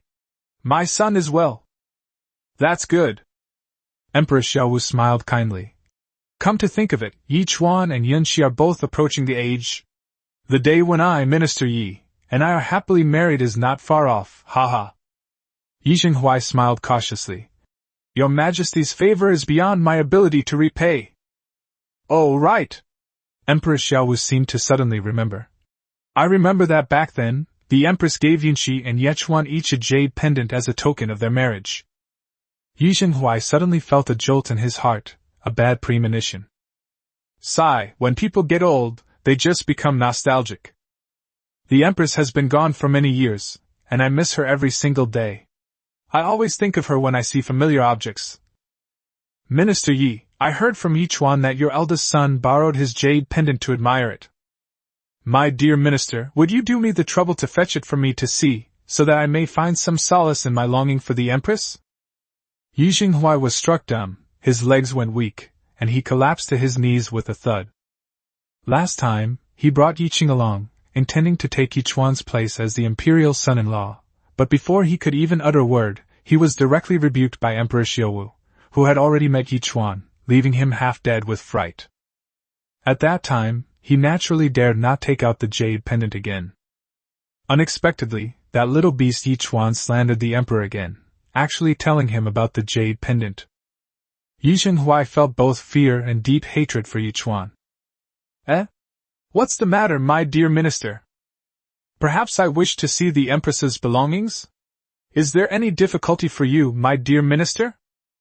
Emperor Xiaowu looked puzzled. No, there's absolutely no problem. Yi Xinghuai's throat bobbed slightly, and he nervously wiped away his sweat. Your Majesty, I will go back to my residence to fetch it immediately. Please wait a moment. After saying that, he quickly took his leave and hurried away. Emperor Xiaowu watched his retreating figure and narrowed his eyes. Judging from this situation, could it be that this old fellow is unaware that the jade pendant is no longer with the Yi family? Could it have been done by someone else in the Yi family? Yi Xinghuai hurriedly returned to the Yi residence. Where is Qing'er? Bring him to me right now! Upon hearing the news, Madame Zhao rushed over, her face beaming with smiles.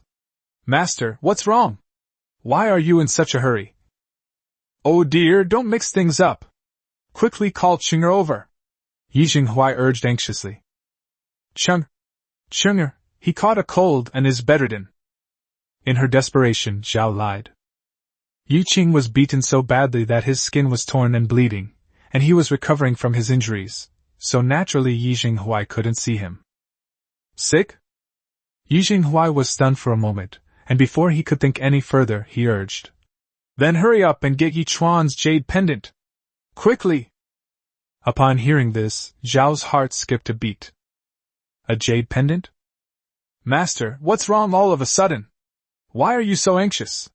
Madame Zhao quickly smiled to hide her panic and asked tentatively. Oops! Yi Xinghuai stamped his feet in frustration. His Majesty already knows the jade pendant is not in that little beast Yi Chuan's hands, and he is demanding it from me. Don't ask any more questions, hurry up and go get it. If the Emperor doesn't see us today, my entire Yi family will be doomed. Buzz! Zhao felt a sudden roar in her mind, and her heart seemed to sink into an abyss. It's over. What should we do? What are you still standing there for? Hurry up and go! Yi Xinghuai was so anxious he almost cursed. Zhao's hands and feet went numb, her whole body trembled, and her face was completely bloodless. She collapsed to the ground with a thud. Madam, what's wrong? Yi Xinghuai was taken aback and quickly went to help him up. Master, this lowly concubine deserves to die. She deserves to die. Why is that? Yi Xinghuai was completely baffled. Now that things had come to this, Madame Zhao could no longer hide it and burst into tears, trembling as she said, Master, Qing'er owed gambling debts and couldn't repay them, so he sold that jade pendant. Boom! In that instant, Yi Xinghuai felt as if he had been struck by lightning. He staggered backward, his eyes nearly popping out of their sockets in shock. Chapter 81 Chuaner. Second mother begs you, save Qing'er. At dawn, the sky brightens. Yi Xinghuai, his clothes soaked with dew and his face haggard, knelt at the entrance of the imperial study. He had been kneeling for a day and a night. Yesterday, when he returned home to retrieve his jade pendant, he was shocked to hear the terrible news. In his shock and anger, he rushed into Yi Cheng's room, and without caring about Yi Cheng's injuries, he dragged him up and gave him a good beating. Yi Cheng was beaten until he howled in pain, crying and begging for mercy, but he was still not satisfied. During this time, Zhao tried to dissuade him, but Yi Xinghuai, in a fit of rage, slapped her twice. After the farce, Yi Jinghuai regained his senses and hurriedly entered the palace. After reporting the truth to the emperor with trepidation, the emperor was naturally furious. However, Emperor Xiaowu did not immediately punish Yi Jinghuai, but instead turned and left. Yi Jinghuai was terrified and dared not leave. He could only kneel at the entrance of the imperial study, waiting for the emperor to punish him. At this moment, he was filled with remorse. To everyone's surprise, Yi Cheng, who appeared respectful on the surface, was secretly indulging in prostitution and gambling. I should never have shown favoritism back then, and had the idea of letting Yi Cheng take over the position of the imperial son-in-law. If it were Rinner, this wouldn't have happened. Yes, even now, Yi Jinghuai is still reflecting on the fact that he shouldn't have favored his eldest son, and should have favored his second son. Even now, he feels no remorse for Yi Chuan. On the contrary, his resentment towards him has only intensified. Footsteps were finally heard as the sun rose fully in the east. The chief eunuch strode over, carrying the imperial edict. Yi Jinghuai, heed the imperial decree! Yi Jinghuai quickly prostrated himself on the ground. Yi Jinghuai has failed in his duty to educate his son, resulting in a grave mistake. He is hereby ordered to reflect on his actions behind closed doors and is barred from attending court or participating in state affairs for 2 months, to quietly repent for his transgressions. His son Yi Cheng has fraudulently obtained royal tokens and resold them privately. His crimes are heinous. He shall be immediately imprisoned in the capital's prison and executed in the autumn for the crime of deceiving the emperor. So be it. Yi Jinghuai trembled violently, a wave of despair washing over him. Your Majesty, I accept the decree and express my gratitude. Long live the emperor! He understood that this was already an act of leniency from the emperor. Such a heinous crime should be punished by implicating 3 generations of one's family. Killing only Qinger is already a great favor from heaven. But they are, after all, their own flesh and blood. Yi Jinghuai couldn't help but burst into tears. The emperor's bedroom. Li Xuanwu arrived early in the morning by imperial decree and had breakfast with Emperor Xiaowu. Your Majesty, is this all right? Li Xuanwu couldn't help but ask. I know what you're going to say. Emperor Xiaowu's expression was solemn as he slowly took a sip of bird's nest porridge. Before forming an alliance with the great Zhou, we cannot touch Yi Jinghuai. Li Xuanwu remained silent. With the Ruren envoys approaching, the pro-peace faction in the court is eager to cooperate with the Ruren delegation. In addition, the might of Prince Kong, who commands 100,000 troops on the frontier, has made me